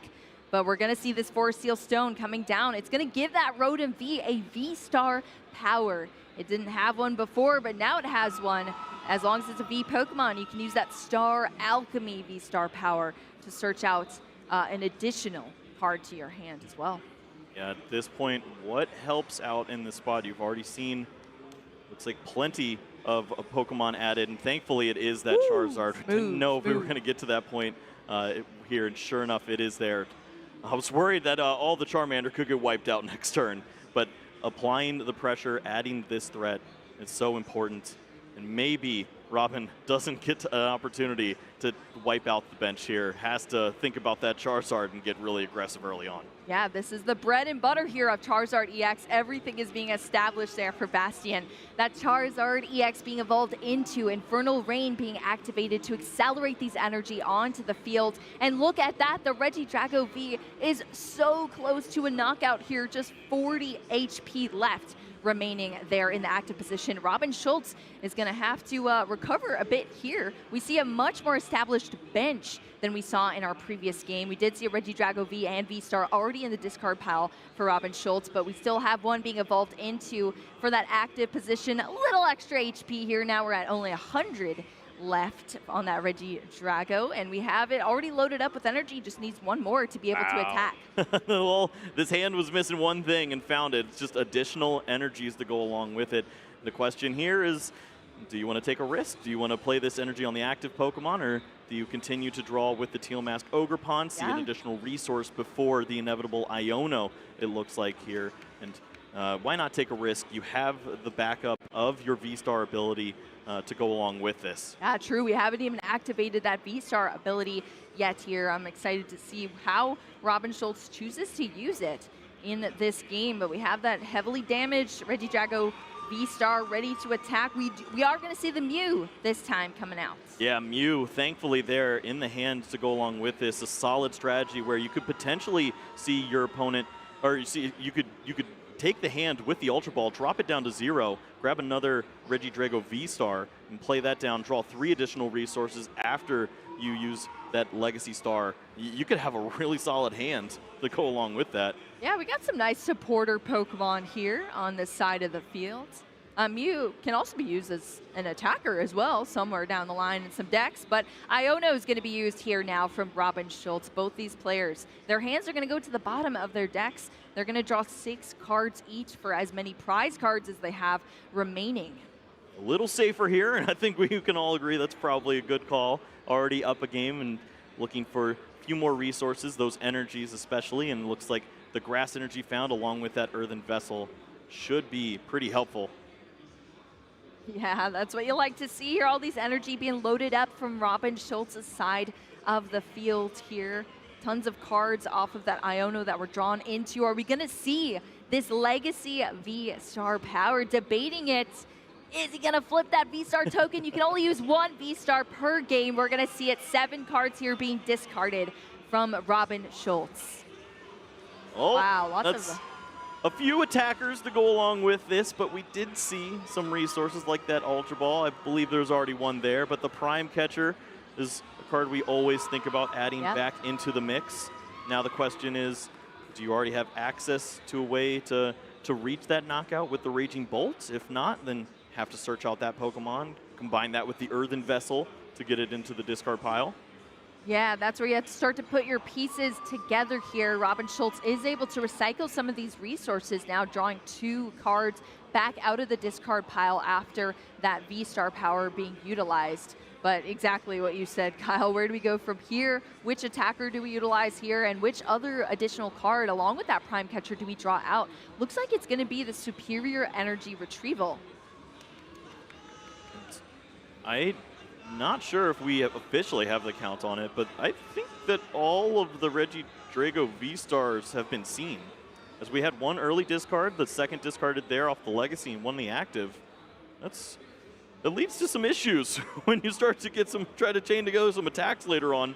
Yeah, I think you're right about that, Kyle. It could lead to some issues down the line here for Robin Schultz because you need a lot of these recovery cards to get these Pokemon back and get some attackers flying around here. But all these Regidrago V-Star are gone. Besides this one that's in the active here, Prime Catcher going to be used. That Rotom V brought up into the active. Of course, that Mew has that free retreat, so that Regidrago V-Star is able to just re-promote into the active position here from Robin Schultz. Oh, a lot to think about here. Jamming Tower going to come into play as our stadium here. Those tools already been utilized there from Bastion, but that Rotom V, just like our last game, is going to go down nice and early here from that attack off the Phantom Dive being used off that Dragapult EX. We're going to see these damage counters come down as well from Robin Schultz. 6 damage counters. Robin says, evolve these Pokemon as soon as you can. And pew, pew, pew. You see all that added to the bench there. Wow. It's a tricky spot. Of course, 30 damage added to the Pidgeot. Thinking about that Radiant Charizard as a Pokemon that you can work into the mix while you're trying to find a way to potentially recover on some of these Regidrago that have already fallen. I mean, what do you attack with at this point other than the Radiant Charizard? Yeah, that is tough. Oh, the first time we're going to see it here, that Mochi coming out, that Binding Mochi being played down onto the field. We don't see any poison just yet, but that is the tool card being put onto Charizard EX here for some additional damage if it is poisoned. We already saw the Pecharunt come down in the last game that adds that poison to the Charizard EX. We'll see if that comes into play here from Bastion, but not just yet because tool cards are currently shut down from that Jamming Tower. Yeah, it looks pretty, but it's not doing anything just yet. Not here. yet, yeah. Gosh, there's so much to think about on Bastion's side. Your opponent, you have so much information by way of the discard pile at this point. If they don't have a way to get some of these Pokemon back, whatever it may be, a Super Rod or what have you, you're in a difficult spot where you can see the attackers lined up, but you don't really want to use Radiant Charizard. Yeah, exactly. Feels bad. Ultra Ball being used here to discard a Jamming Tower of his own here for Bastion, as well as that Pecharunt going to the discard pile. Ultra Ball searching out a Pokemon here for Bastion. Looks like it's just going to be a shuffle up to thin down this hand.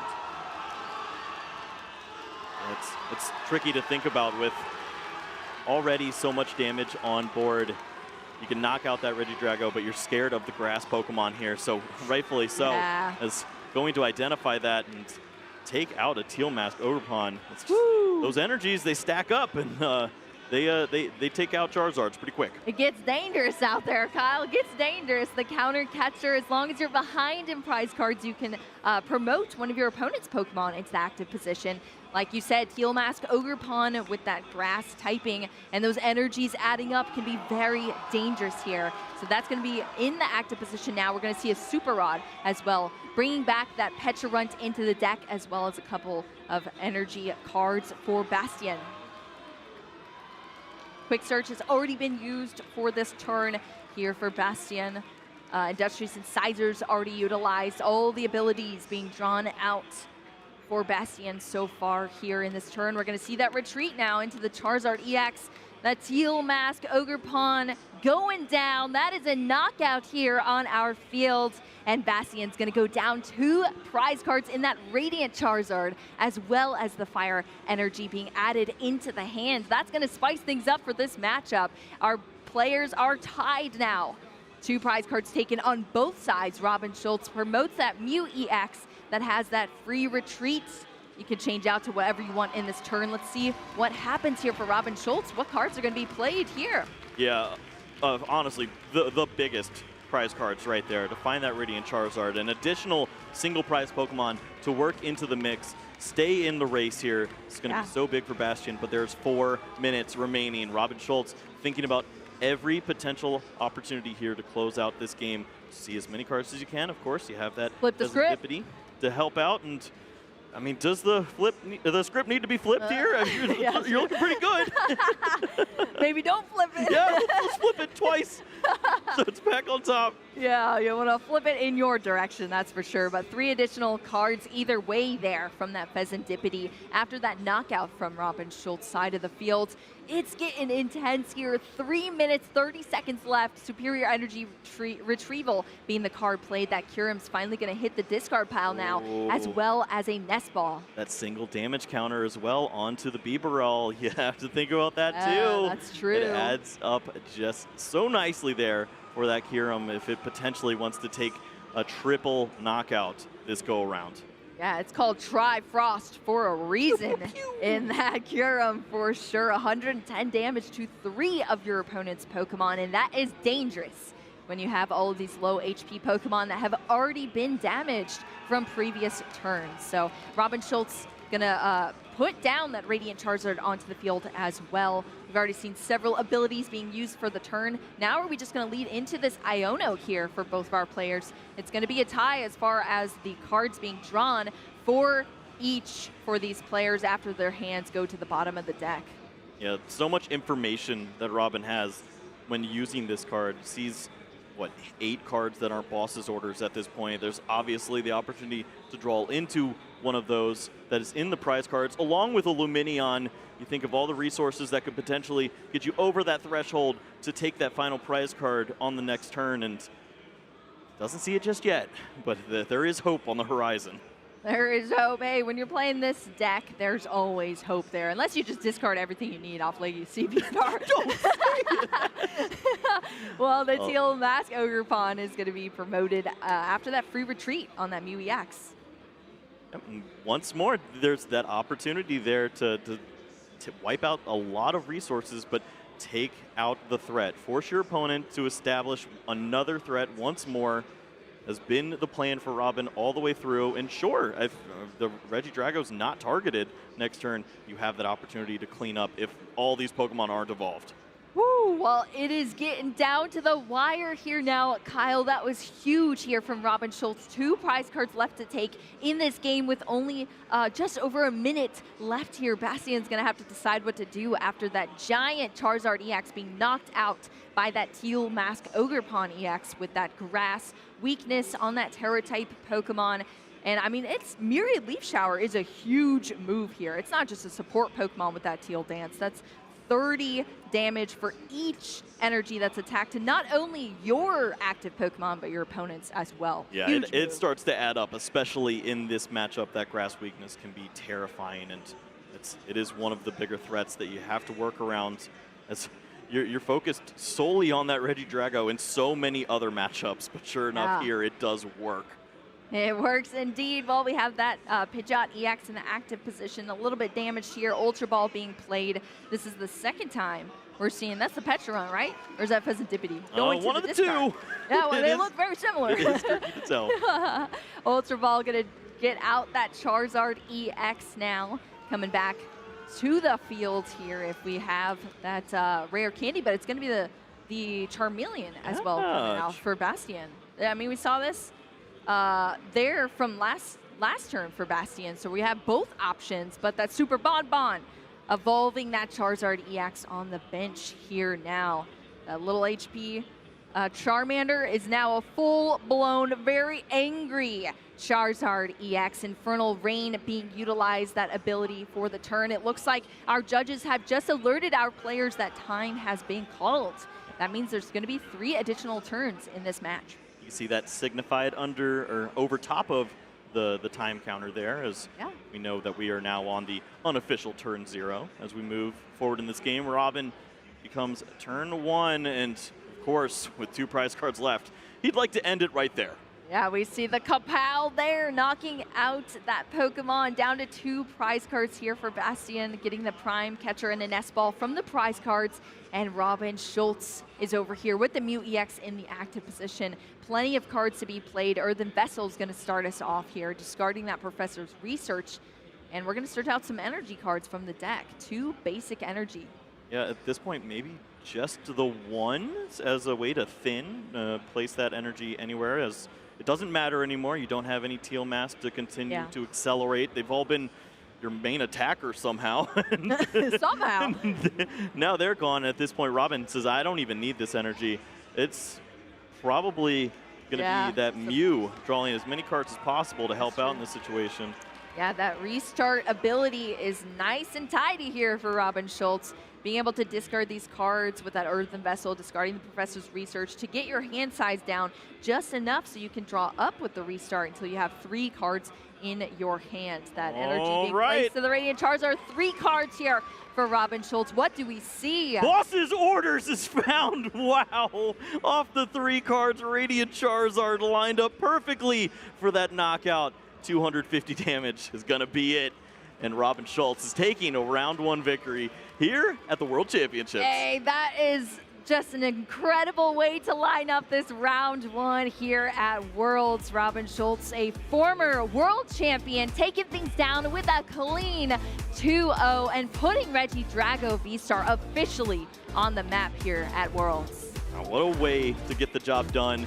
Nice and simple. We saw a few of those different attacks that could be copied, but no Shrouded Fable shenanigans that went on this time around. I was really looking forward to Akiram once or twice, but no dice. We were very close to that, Kyle. Very, very close. But hey, maybe we'll see it. We have an action-packed filled weekend, but I am excited that we are now done with our round 1. Can you believe it, Kyle? Yeah. Robin Schultz taking down this first win in our round 1. I'm sure he's feeling good heading into the rest of this tournament with a win under his belt. Yeah, this is my new Aqua Storm. I will be forever chasing this. So I need to see all the Pokemon wiped out. And it's so great to see in combination with that Dragapult setting up the damage counters. I mean, everything was played so well there from Robin to identify all these different win conditions. And sure enough, they lined up perfectly. Just needed to find a Boss's Orders.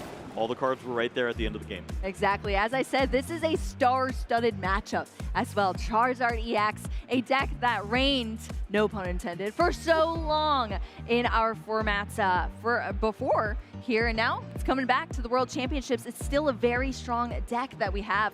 But in that match, facing off against Regidrago V-Star, the new kid on the block here was not able to bring things out. What do you think the difference in these decks were? Is it truly just like the speed, the versatility of Regidrago that's able to take down Charizard? Does it just put too many obstacles in its way, Kyle? I think we identified that problem as early as our introduction to the show. It's the way that you build the deck. If you include that Dusclops line, the Dusknoir, whatever it may be, you have an opportunity to give your opponent that extra prize card and to get an opening knockout on a Pokemon like that initial Regidrago or the Teal Mask Ogerpon. Take the first 2 prize knockout in that instance, and you'll find yourself ahead. Maybe you can incorporate that Radiant Charizard at a better spot and just force more aggression. It wasn't there, and we always saw that initial 180 hit, and then you're just asking your opponent to take a big lead, and sure enough, every game looked just like that. Yeah, and that's why sometimes Charizard, we see it kind of working off the back foot. Like, it prefers to be working off the back foot because you unlock so many potential cards in your deck. I mean, even just having the counter catcher to kind of pick and choose who you're attacking at what time is huge. But, I mean, you're thinking about that and piecing together all your resources, getting all the Pokemon you need established. I mean, both of those games from Bastion, we had to see all of those Pokemon. I mean, we have full benches lined up. Otherwise, we wouldn't have had the recovery down the line. And is it just too much setup to be going through against these other decks that are just big hitting Pokemon that can hit you very early on? We saw some explosive turns there from Robin Schultz, and that was with a slow start in our round 1 in our first game. So I can't even imagine when it's going full tilt. It can be pieced together so cleanly. You could see huge combos where, especially if you get that opening turn, your opponent doesn't get to evolve. If you're the player going first in the matchup, and then you get to go second and wipe out with the Kiram, devastating if you have all the pieces line up. It almost went that way in the opening game, just a little bit short. Oddly enough, a Nest Ball short, one of the most consistent cards that you see all the time know. It wasn't there when you threw away half the I know, right when you need it. It eludes you, of course, always, right? But hey, either way, Robin Schultz able to take a 2-0 victory here. It start things off with a bang at our World Championships. I'm excited to see what else we have on the horizon as far as our matchups, Kyle. I know we've talked a little bit about the Dustknoll-Dusclops combo that we potentially could see down the line, but I feel like you're a bit skeptical of the Dusknoir. Yeah. What do you think about that? it's so hit or miss. There's opportunities where it could do pretty well in this meta. It's just if you see it get knocked out early, if you lose to a deck that targets down the Duskulls, or you don't draw into the right pieces, adding in combo cards to your deck that's already having an issue finding the right pieces, and then your opponent taking advantage of something that's clearly showing up can be difficult. But when it happens at the right time, when it all comes together, it looks pretty great. Well, I hope we get to see it down the line. We didn't see it in that matchup with the Dusknoir combos, but let's take a quick look back at that matchup. Maybe you missed the game. We're going to recap you right now so that you didn't miss anything here. Let's get some replays from this match between both of our star-studded players. Yeah, firing away both players very early on. We saw the Charizard EX on the second turn along with that Regidrago coming into play, and sure enough, it lined up with a big knockout there with the Raging Bolt, copying that big attack for 5 energies to the discard pile. And sure enough, you only need that Boss's Orders card at the right time to get the job done. Luminion did it in game 1. Yeah, tale as old as time for the trading card game. Luminous Sign, Boss's Orders, take out your last 2 prize cards and take the game here for Robin Schultz after such a slow start. That was incredible to see. Now in this game between our players, we had that damaged Regidrago V-Star, but we were able to copy that Phantom Dive move, get all of those damage counters being placed onto the board state on Bastion's side. We saw those teal mask Ogre Pawns being taken out slowly by Bastion, trying to slow Robin Schultz down just a little bit. But hey, that grass weakness goes both ways here. You couldn't take that one out. It took out your Charizard EX, and Robin Schultz was churning through these prize cards. Boss's Orders here at the last time needed. Radiant Charizard was able to seal the deal and take 2-0 victory here in our Masters round 1. Robin Schultz proving, look how calm, cool, collected as well. Like, just wow. I mean, when your Teal Mask Ogre Pawns just ripping 360s left and right for big knockouts, you know you're going to be in for a good time. But no more word from us. We are now going to take it to the stage and hear from 2 incredible players. Pablo Meza is going to introduce us to Robin Schultz and hear about that game. Kyle, you're matching. Here you go, Pablo.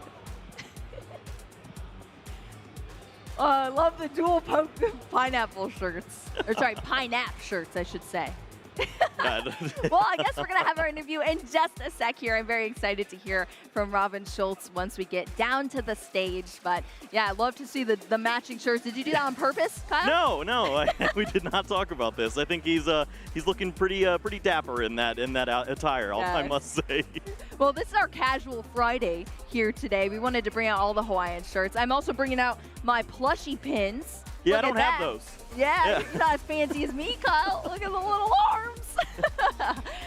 Yes, I'm so excited for all of the cool looks we're going to see from our casters this weekend. But even cooler than us are our players. You know, this is, like I said, the most star-studded players you're ever going to see competing on our giant stage here and bringing out all the stops. Not only am I excited about seeing their deck list, but how they churn through these very intricate matchups and all of those key turns that they take. It's going to be historical.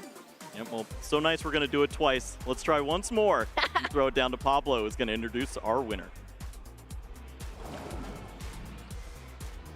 All right, thank you, Kyle. Thank you, Boo. I'm here with our winner of round 1, Robin Schultz. Congratulations, Robin. So I wanted to ask you, why Regidrago V-Star? What made you choose the presumed best deck in the format?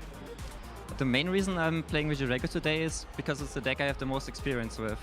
And that is because when testing for this event, I was doing more of a support role, just playing the decks that my testing partners wanted to play against, and this was always Regidrago. Like, everyone wanted to play against Regidrago every time, and so I was just playing Regidrago all day against their decks, and because of that, it's just the deck I'm most comfortable with, and I didn't really know what else to play, so I just stuck with what's like just the deck I have the most experience with.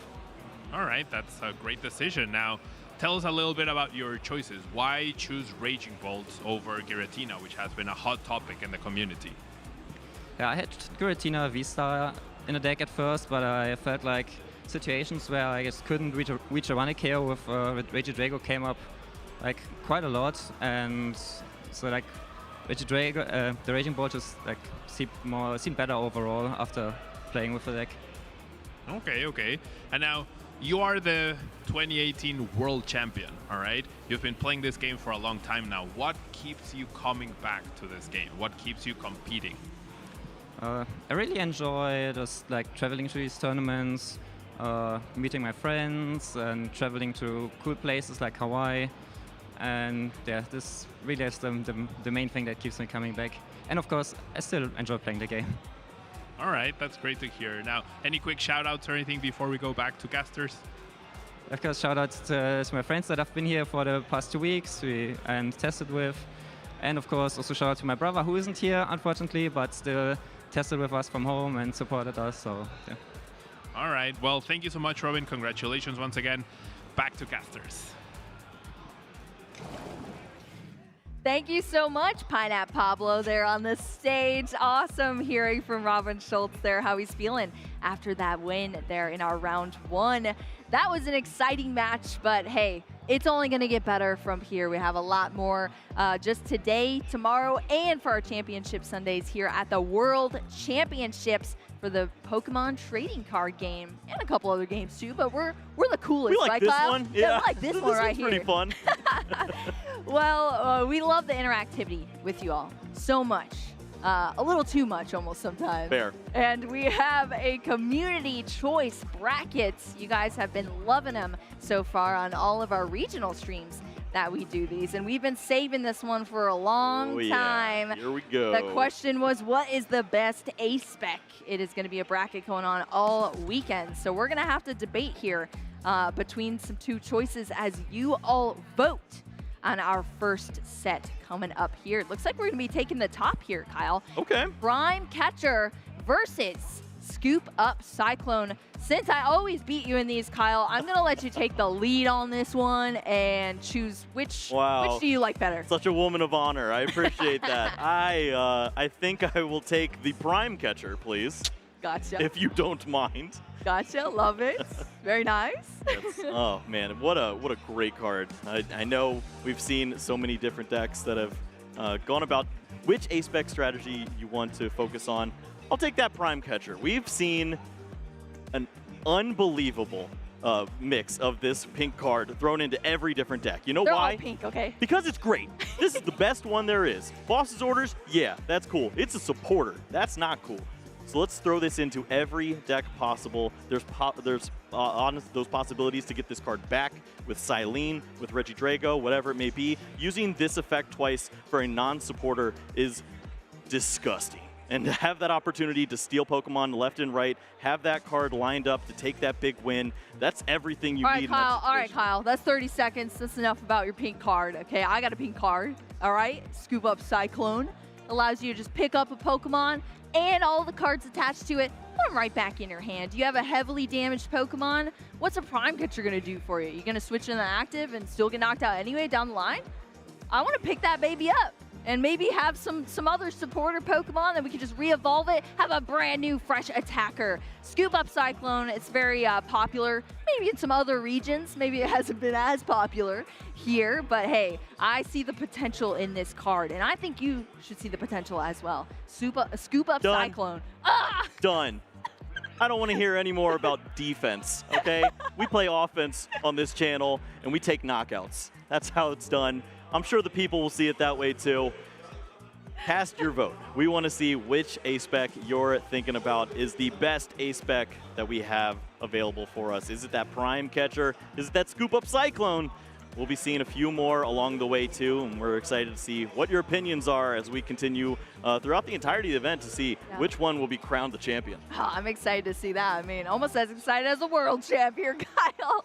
I love the Scoop Up Cyclone. It looks like one of those machines that, like, spits out tennis balls. Yeah, You know what I'm talking about? I don't want that thing anywhere near me. Yes. Just leave very me dangerous. damaged on the bench. I'm good. Yeah, that's true. It looks much more dangerous, I think, Yeah. than your prime catcher. Okay, got that going for me. But Yeah, yes. a little net gun. That's we've seen that all What are you gonna sorts do, of times. Catch That's some fine. bugs with that or what? That is funny there. Well, make sure to cast your vote here as we journey through our World Championships. And also make sure to follow us on all our platforms as well. A huge shout out to whoever you're rooting for. Make sure to tag them, tag us, hashtag Pokemon Worlds on our screens here. We want to get some of your posts featured this weekend. I mean, we've had Hawaiʻi World Championships before in the past, and I've already been seeing so many of our past pictures being posted when everybody was a lot younger before last time they may have been in Hawaii. It's been a long time coming, but we're back, and it's great to be back in Hawaii.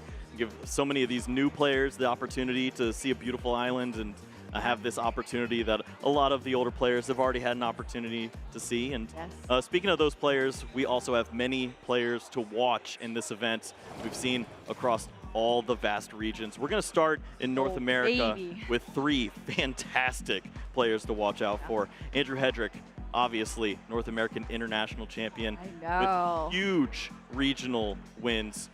We've seen him on a huge tear. 9-0 seems to be something so easy for him. Exactly. Maybe 8-0 could be the new mark to set for us. There's only 8 rounds today. Can you imagine going 8-0 at the World Championships? That would be wild to see. I'm excited to see what Andrew Hedrick decided to bring, as you said, winning the North America International Championships with that Lost Box deck. But just as right on this graph as well, John Ang. I know this is like one of your favorite players here, Kyle, right? That's my boy. He's been continuing to just add to his accomplishments. His accolades are piling up at this point. Finally broke through with that huge victory, got that regional championship win. You could tell how much it meant to him. He's been working so hard to get to this point, and it seems like he's always there in some capacity, the top 8, top 4, but is this his time to shine? We'll have to see. Chose a very interesting deck. I'm not going to share that, but it could be a pretty good time. Ooh, that's something I love about John Ang, just the passion there for Pokemon TCG. We saw it in that video of all of our champions this season. The pop-off in that video, just the excitement there, finally securing a win at a regional. But can he make it further? Definitely one of our NA players to watch here. And of course, you can't have an NA graph without Azul Garcia Griego, not even just performing in North America, but also going on to one of the European events and taking a win there too this season. He's not done.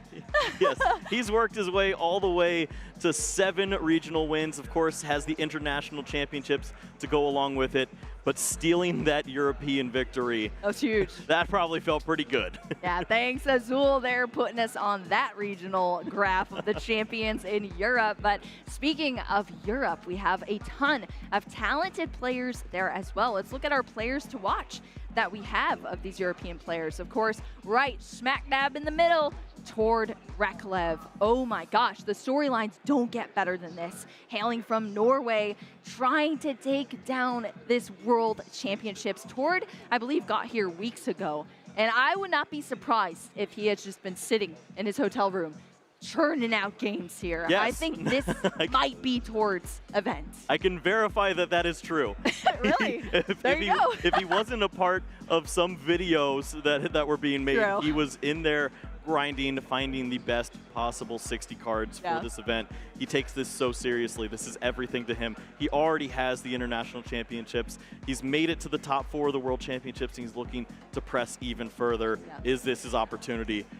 We all think he's got a pretty good shot. Yeah, we will have to see indeed. Over here on the left from Finland, Juho Kalama as well. Huge inspiration to me, has been piloting a lot of Future Box throughout previous tournaments, and I love Future Box, so I love all the future Pokemon, and he has piloted it to much success this season. I mean, you can't really name European players to watch without knowing Juho Kalama, so definitely super worth being on this graph. But let's kick it back a little bit to the North America International Championships, where we saw our last player on this graph here, Stefan Ivanov, that took second place with Gardevoir at NAIC. Yep, maybe just one coin flip away from a Yes. 3-time North American International Champion, and obviously that's going to be weighing heavy, but you think about all the opportunity that you have set in front of you, the World Championship. You can't think about that just yet. Yeah. You move forward, you have this chance to take a huge victory once more, represent France and give them that trophy they've been looking for. Could be Stefan's time to get that done. Saw his deck too. Spicy. Wow, you just have to connect with all these players, Kyle? I'm not going to share it all, but yeah, there's some pretty cool stuff going on at this event. Hey, you trust Kyle more than I trust him, I'll tell you that much.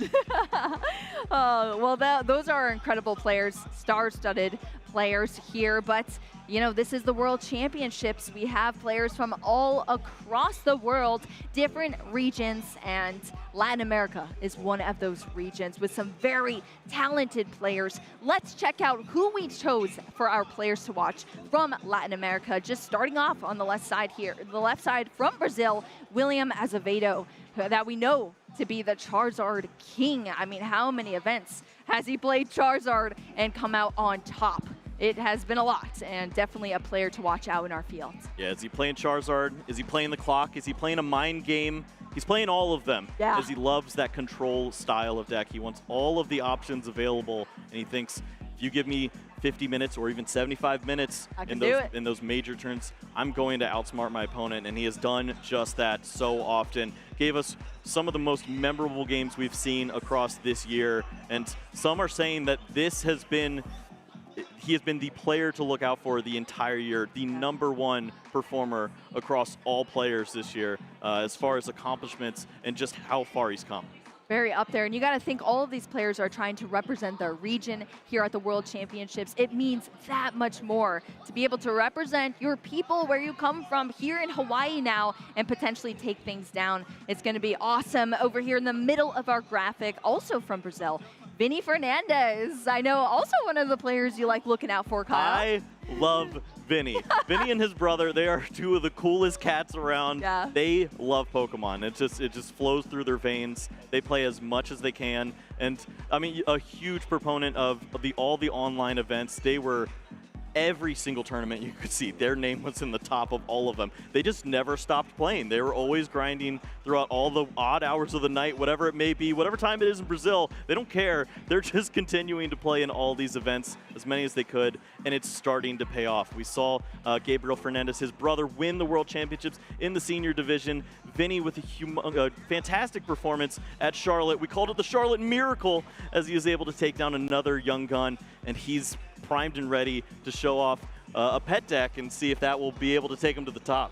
Yeah, exactly. I'm excited to see if he's able to get there here representing LATAM. They're the last person from Peru that we have on our graph here, Fabricio Inga Silva. Definitely a player to watch out here at the World Championship. Yeah, we see Fabricio's name all over the place. Just like one of the main performers out of Peru, has represented his region so well, and is starting to make those trips out. See a little more of him at more of these events, and that's what we're looking for. Once you start to gain on those accomplishments and win some of that prize money, you can just continue to go to more of these events and travel around and represent your country just a little more. Yeah, exactly. Well, if you're playing out in the field and you see these faces in front of you, definitely be a little bit scared here. Be cautious, play it safe.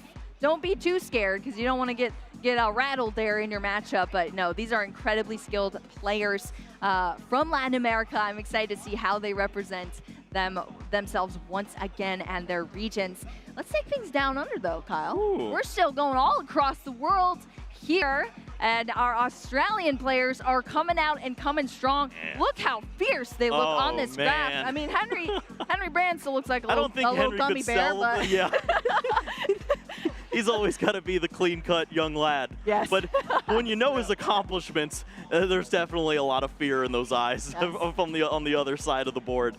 Henry is primed and ready for this event. The 2019 World Champion has this opportunity once more to grab that second Worlds title. I know you're banking on it as a player to look for. And I mean, can you think of a better opportunity with the tag team Pokemon of the Mewtwo and Mew and now the Regidrago? Does he take that leap? Does he see a little bit of that Spirit Link and go for it? Yeah, exactly. I mean, I hope so. I want to see it from Henry Brands because, like you said, there's so much parallel, though, there in those decks. You can't have an Australian graph here without a former world champion. Can he be a 2-time world champion? We'll have to wait and see. But right here in the front of our graph from Australia, Natalie Miller as well, looking very fierce in this picture. And honestly, she's very fierce on the table as well. I mean, definitely piloted a lot of different decks, but I remember her piloting Gardevoir very, very well. And like I said earlier in this cast, that is a deck that rewards mastery. And Natalie Miller is one of those players known to perform super well with these very consistent deck lists, and now coming to the World Championships to try to do so again, potentially becoming another world champion. Yeah, she can truly play anything, and it's been incredible to watch. That testing group alone, whatever they decide, it's probably the best deck. We should listen to this region. And the Wet Goose is on the loose once more. Brent Tonneson, a terrifying look there as he gives us, and for good reason. Yes. The #1 player across all regions and earning all of those travel stipends. He's everywhere. He's you everywhere. cannot escape the goose. He cannot escape it. He's looking to take this huge win. There's that opportunity once more. You have to think that he's on the right deck. Yeah, exactly. Brent Tonneson's going to bring everything to the table here, as he has all season, performing all across the world, but representing Australia very well. I'm excited to see how our Australian players fare out in our field, but we're definitely going to be looking out for them out there. Next up, we have our Japanese players from Japan, some of the fiercest competition we have. Unfortunately, we don't have all the pictures here. I would love to see those fierce faces once again. I mean, Daichi sells it so well that you can just imagine what's on the other side of that Pikachu for our other competitors. Exactly. Daichi Shimada here from Japan on this graph, looking exceptionally scary, might I add. I can't imagine facing off in a match against him, just staring down this face here. But terrifying. Second place at our Worlds in 2022, and potentially coming back for an additional win here, finally taking that win potentially for Daichi. One of the 4 kings, of course, as described over in that region, and has been unbelievable, the performances that he takes on. And also, he's just famous. Yeah. Everybody respects Daichi and what he's able to accomplish, and you can never count him out in any of these stages. Yeah, looks very fierce, but he's so nice too. If you've ever interacted with him, super nice person. Yeah, but until you're playing him, and then you're donezo. Yeah, then it's a little bit more scary there for sure. But definitely, our Japanese players are going to bring all the heat here to the World Championships. They've had Shrouded Fable for a little bit before we have had it, so I'm wondering if that is going to potentially set them over the edge, already having some experience with these cards from Shrouded Fable that we're playing with now here for the World Championships. But of course, they are playing a lot of their events in a different type of format. They do a lot of best of ones over in Japan. So I'm interested to see how all of this shapes up and shapes out. But it is definitely our Japanese players are some of the most talented that we're going to see out in our field and on our stage. Yeah, and we're very excited to see those players and what they're able to do across this whole competition. And we do have one final region to highlight as well. It's going to be that Asia-Pacific region with the Mesa and APAC players as well. A lot of big talent coming out of that area too. And we've seen a lot of different styles coming out of well, not only just traveling over to Africa and playing in those different events, but I mean, these players have been waiting for opportunities to show off at major events. They're finally getting that chance to do so. Yeah, exactly. I mean, coming here to Hawaii to be able to play on the World Champion stage or in the field is going to be huge for these players. But yeah, Sheldon representing South Africa there was the Cape Town special event winner. We have Yuhin Kai Gyan as well from Malaysia, has some awesome records under his belt there, and is also ranked first in championship points as well for Malaysia as well. And then Jae Young Shin, Korean League 1 champion. So a lot of skill out there from our other regions, and definitely some other players to watch on our screens. Clearly, like the less highlighted, as we've seen, we get to feature so many different areas as we travel around, but just to know that there's Pokemon being played all over the world, and there's great talent that has been dying for an opportunity to be featured on the main stage at the World Championships. This is their moment to shine and really put their nation, their region on the map and show what they're capable of. Yeah, and it means that much more when there's not a lot of players from your region coming out here to play. You are the representation there, and you're able to perform out in these fields. So I'm excited to see how all of our regions shape up here in our World Championships. It's gonna shake out over the weekend. Let us know who you're rooting for, what region you are from, what players you're rooting for here at Worlds. But we actually get to reveal now what the bracket decided. I'm gonna say, Kyle, you might have a win. If I lose this one, it is rigged. Yeah, oh, thank you. I needed this. Yes, Kyle needed this after being butchered at one of our I'd like to thank the Academy. It's been a long time coming, but Mama, we made it. Prime Catcher taking down our first community choice bracket. Good choice, honestly. It was kind of hard to defend Scoop Up Cyclone after we just saw Prime Catcher be recycled several times from Robin Schultz and that Reggie Draco being used many times in that match, and we see it in so many decks as well. So Prime Catcher, fantastic choice. Good job, chat. Well, we have 92 competitors to unlock for round 2. We'll see if we can potentially feature one of those players or one of our winning players here in round 1. Coming up next, don't go anywhere. We have round 2 coverage next.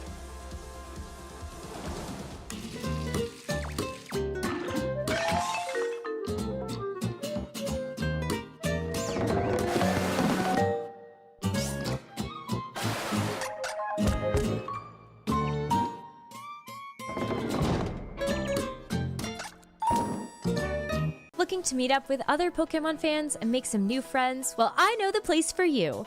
Come with me to my first ever Pokemon League. I started by heading over to Pokemon.com/play and put in my location. All these game stores with different leagues popped up to choose from. While I haven't played the trading card game too much before, I wanted to check it out and learn a little more. So I picked a local game store not too far from my house with a league this weekend. Let's go! Once I got to the shop on Saturday, I wasn't really sure what to expect, but I met Professor Brandon right away, who got me all checked in. I was super nervous, but everyone was so nice. Another player even helped me with my deck, and then I grabbed a playmat and some dice, sitting down for my first match. I played for a few rounds. All in all, it was a great day. Big shout out to all of my new friends who encouraged me to come back. I'm so glad I went. It was super easy to join, and I honestly can't wait for the next one. Hope to see you there too.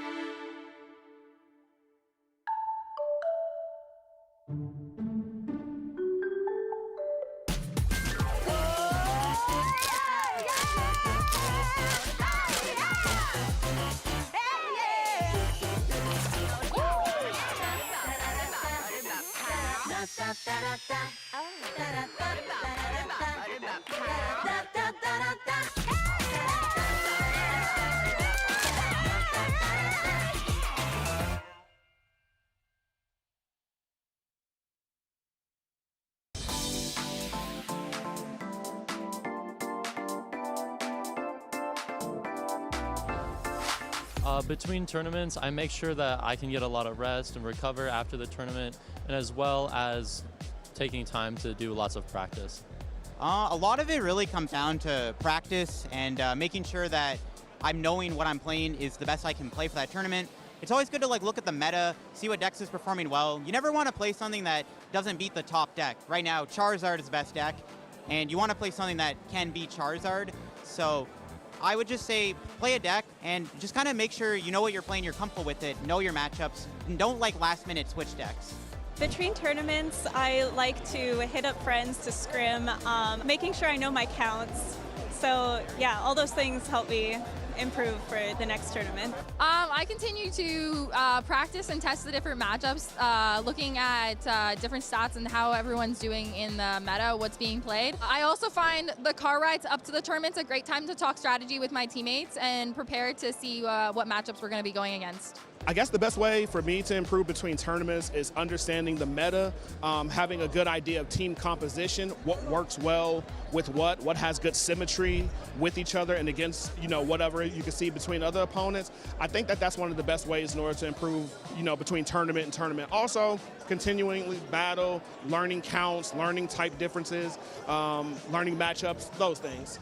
I mainly end up asking my brother what I should do because he's helped me out a lot through the past few years, through juniors, through seniors. Basically, my whole family plays, so it's just repetition, picking every Pokemon that you can, that you know is going to be used, and just practice every day.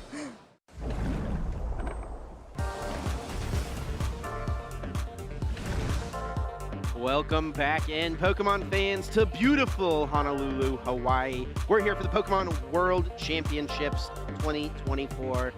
We're excited to bring you back to our trading card game event coverage. My name is Chip Ritchie, joined here at the caster desk for the weekend by Pablo Tablemon Meza.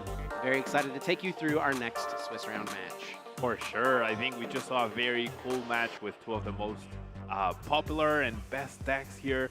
And we're definitely in for a treat with this upcoming round 2 as well. Yeah, without a doubt. This is going to be a very exciting one. It does seem like the theme so far in the tournament, I got a moment during that round 1 to walk through the tables. Of course, 94 players, 92 players have it a round 1 bye. So a lot of the very well-known players we didn't see sitting down and playing. They were all standing off to the side, checking things out, scoping out the field, seeing what other players decided to bring.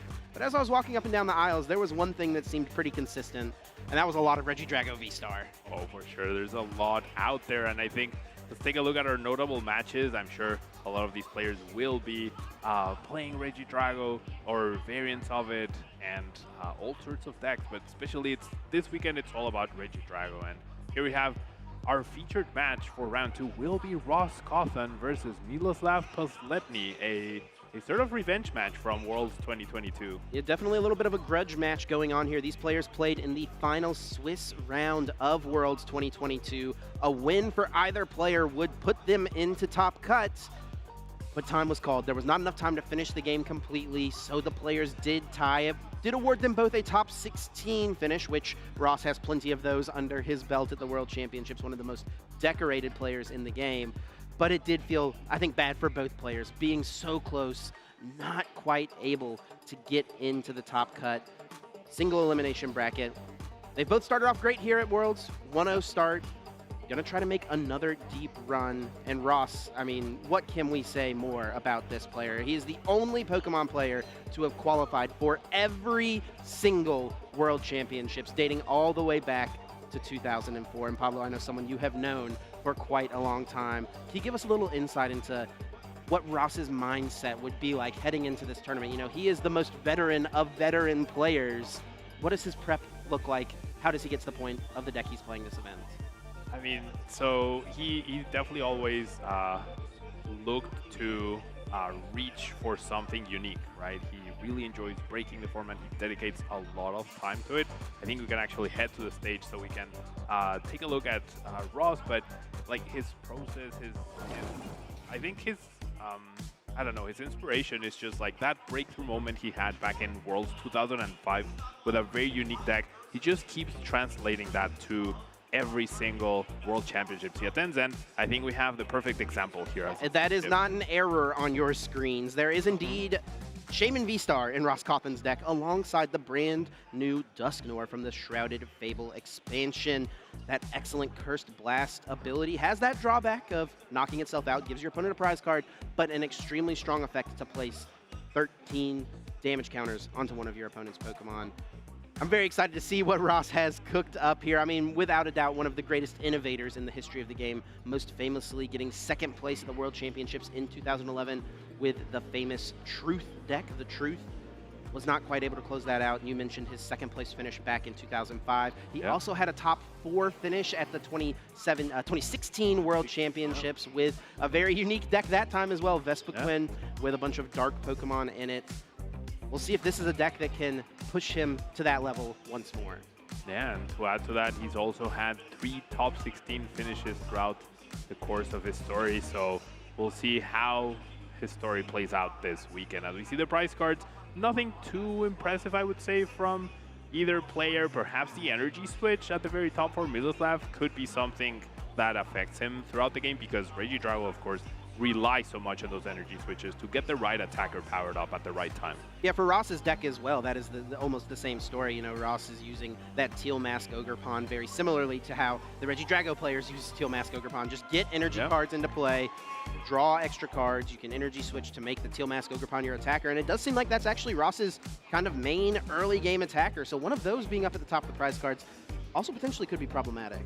Potentially it could be, thanks to the fact that Shaman's Revenge Blast costs only 2 energies instead of 3. That's actually very helpful overall. And then I wanted to touch upon the synergy between the Dusclops and the Dusknoir with Shaman's Revenge Blast, because of course once you use the Cursed Blast ability, you place those damage counters, right? And you give your opponent a prize card, and Revenge Blast actually deals more damage depending on how many prizes your opponent has taken. So it's actually, a Dusclops almost becomes a plus 90 damage modifier, and a Dusknoir becomes a plus 17 damage modifier, which could be huge to reach those high HPs that Regidrago V-Star has.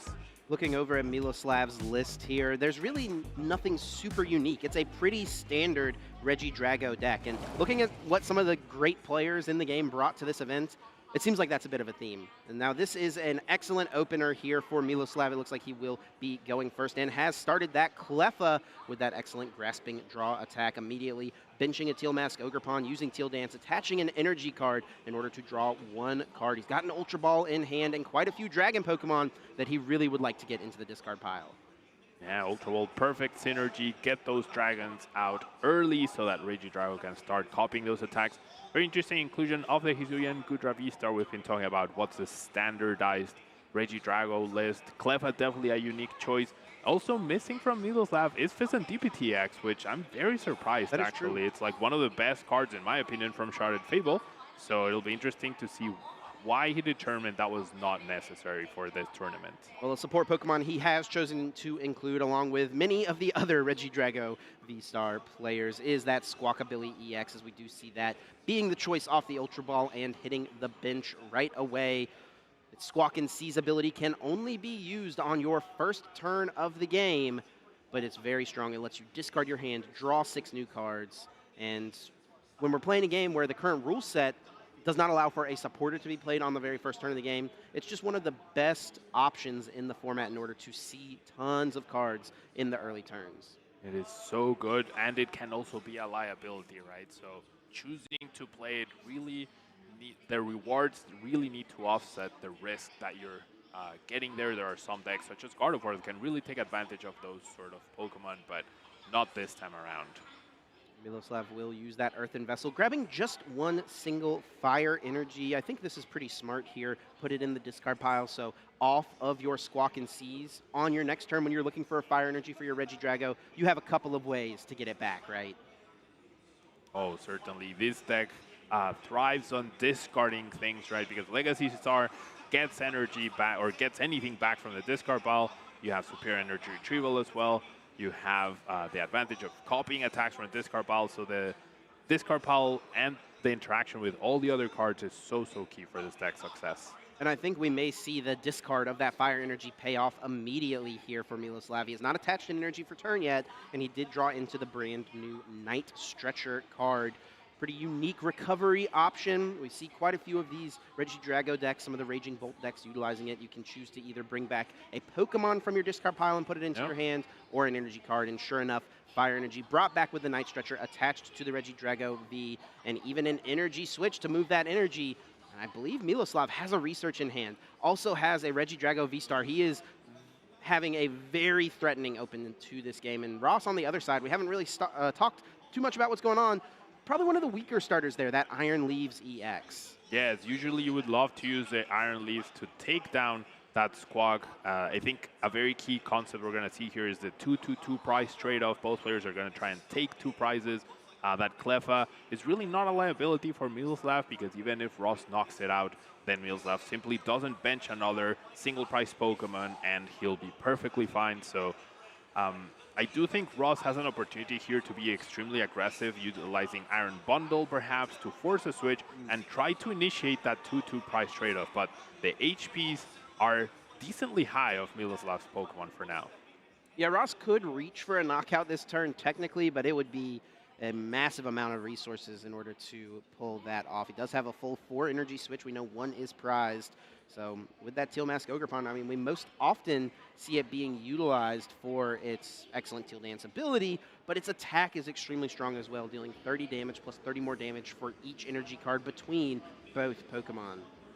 I think another important thing to consider here is, like, Miloslav made all these decisions without really knowing what Ross Cawthon is playing so far, right? He only sees an Iron Leaves EX in the active, and historically speaking, the only deck that has been playing Iron Leaves as of late is Giratina V-Star, so maybe he's expecting that based on what he's seen, but Ross is gonna surprise him here a little bit with the Teal Mask bench. Yeah, the Leaves has popped up, I think, a little bit in some of these Regidrago lists as well. You see it from some of the Japanese players. I know there was a pretty big event that happened over in Japan where that was kind of revealed as a popular tech choice.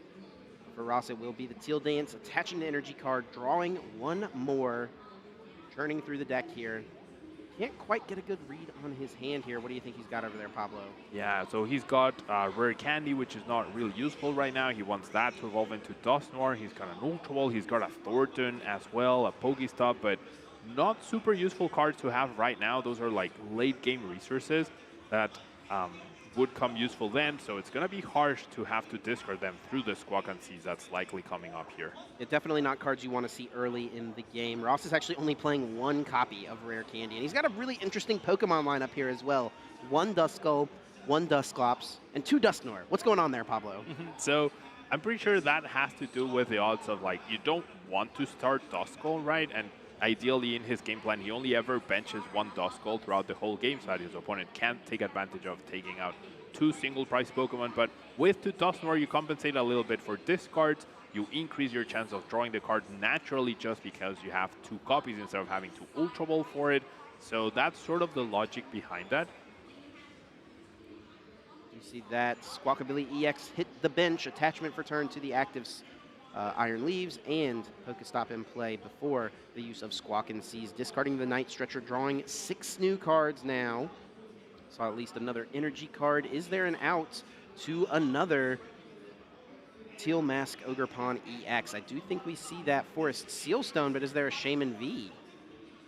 There isn't one right now. The Iron Bundle hitting the discard pile as well is actually pretty bad for Ross. I think one game plan you could have here is perhaps use the bundle, try to energy switch enough energy to this, and probably hit like 180 here, and then snipe that eventually with Dusclops' ability. So discarding the Duskull and discarding the Iron Bundle is bad news for Ross Cawthon here. Definitely not ideal. Forest Sealstone hitting the discard pile off this research, as well as one of the 2 Shaman V-Star that Ross is playing. 7 cards to draw. Looks like the other Teal Mask Ogerpon was able to be found. At least 1 energy switch. Bug Catching Set, kind of an interesting card to see being played here. Yeah, sort of more powerful Great Ball, more powerful Energy Lodo, very specific for Grass-type Pokemon, which coincidentally are all in Ross's deck. So I think now he'll be able to piece something out, but the big piece missing is a Night Stretcher potentially to get back both the Duskull and that Iron Bundle to do something significant this turn.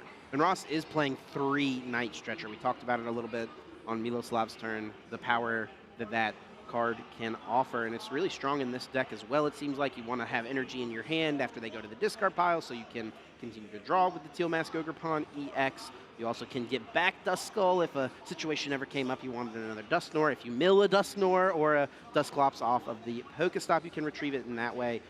Really cool use of some of the new cards here from Ross Coffin. Now, I gotta wonder if Miloslav is pulling like a poker face right now, trying not to read the Shaman V. I'm not exactly sure how many players actually know exactly what the card does, but it's Revenge Blast attack. Maybe he knows, right? Ross played the bug catching set and got no hits. Nothing, dang. Such a good card for these grass type decks. He does have quite a few of his grass Pokemon and has seen a few energy cards already, so maybe it wasn't the highest odds to get a hit, but 7 cards, you feel like you would hit at least a grass Pokemon or 1 energy, at least something. Something would have been great here for Ross, especially the grass, as you mentioned, Chip. Could have maybe pieced out an attack, but I think his deck is running a little bit out of gas at this point, and it's going to be tough to do anything significant. Will be the pass, and right over to Miloslav, who instantly will evolve into the Regidrago V-Star and plays Professor's Research, discarding both copies of the Dragapult EX. I don't think you could write it up much better. All Miloslav needing to pull off an attack this turn is a Grass Energy card, which doesn't have immediately in hand, but he's got plenty of ways to find it. Yeah, Earthen Vessel going to be pretty key. Also has potentially Legacy Star, but I think the timing of the Legacy Star use is very key to this deck's success. It looks like it will be that Earthen Vessel being played, debating what card to discard here. We'll get rid of one of the Teal Mask Ogrepon.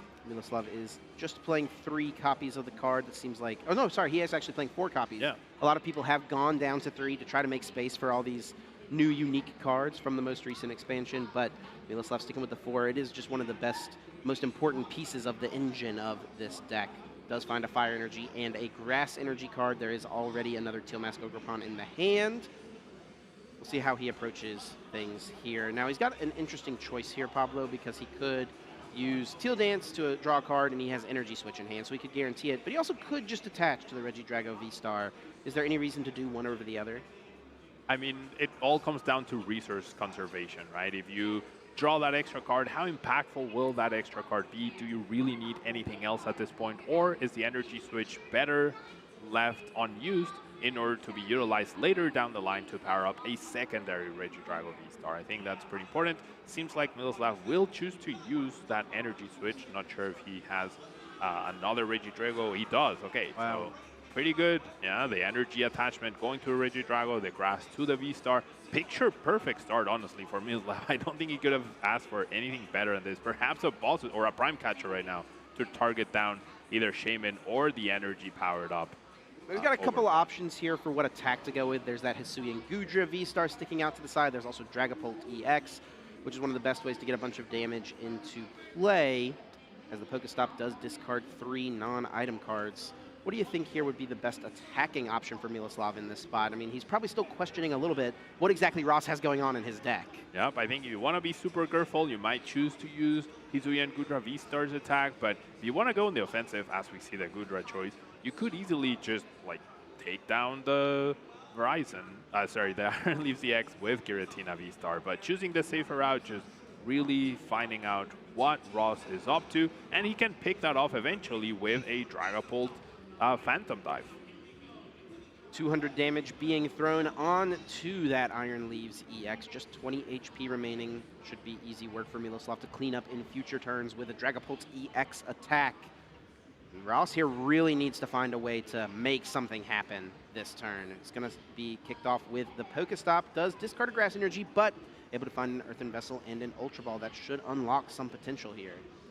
Should indeed. Now, there are not too many ways for Ross to recover Grass Energy other than those Night Stretchers, right? So those Night Stretchers really need to put in a lot of work, but you need the Duskull, you need the Dusknoir, you need the Grass Energy. So it could be a little tricky for him, perhaps, to piece a knockout on this Regidrago V-Star that is also reducing damage off of Gudra.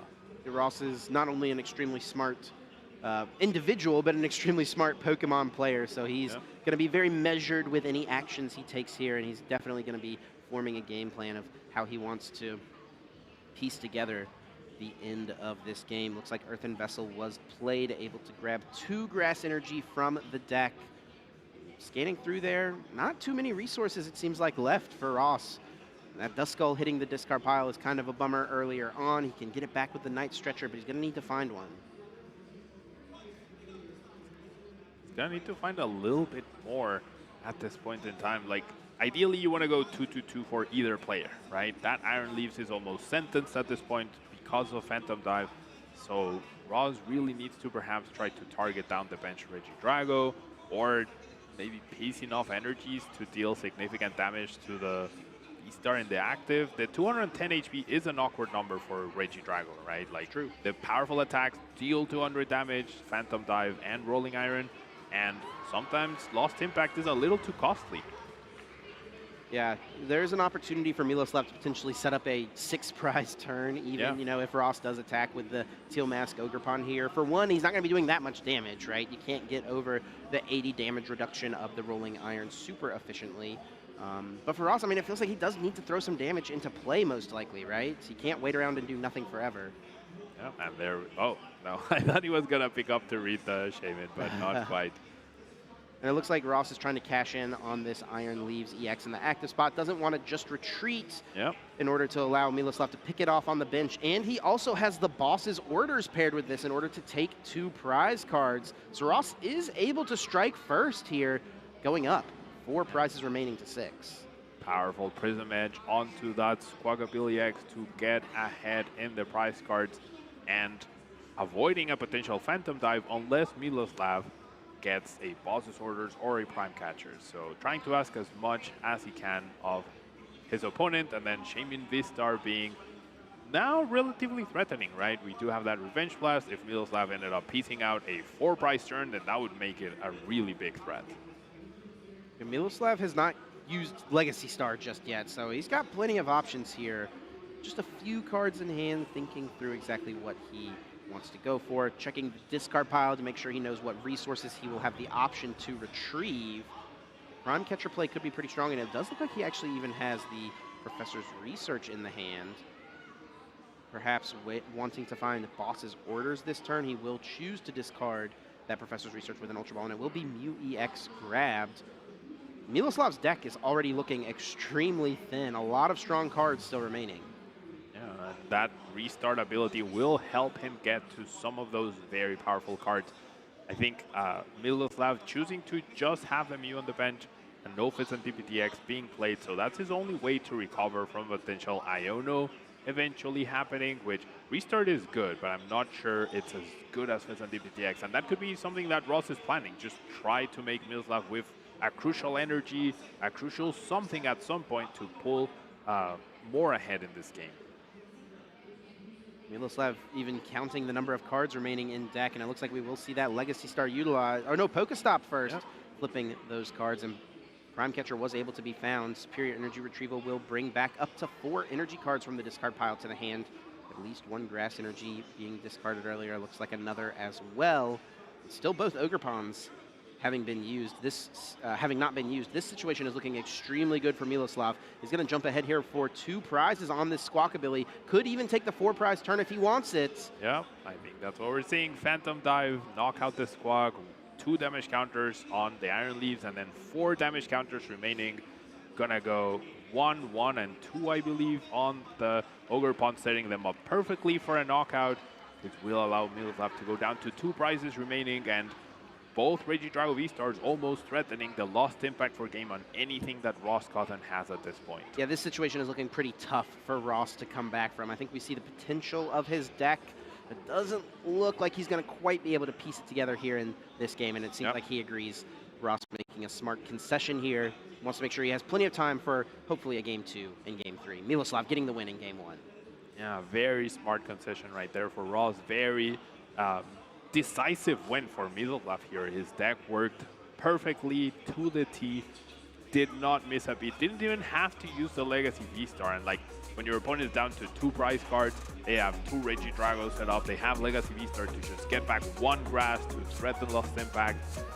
Things could not have gone better for him in this first game. Yeah, shuffling up here for game number 2, I guess as we recap here game 1.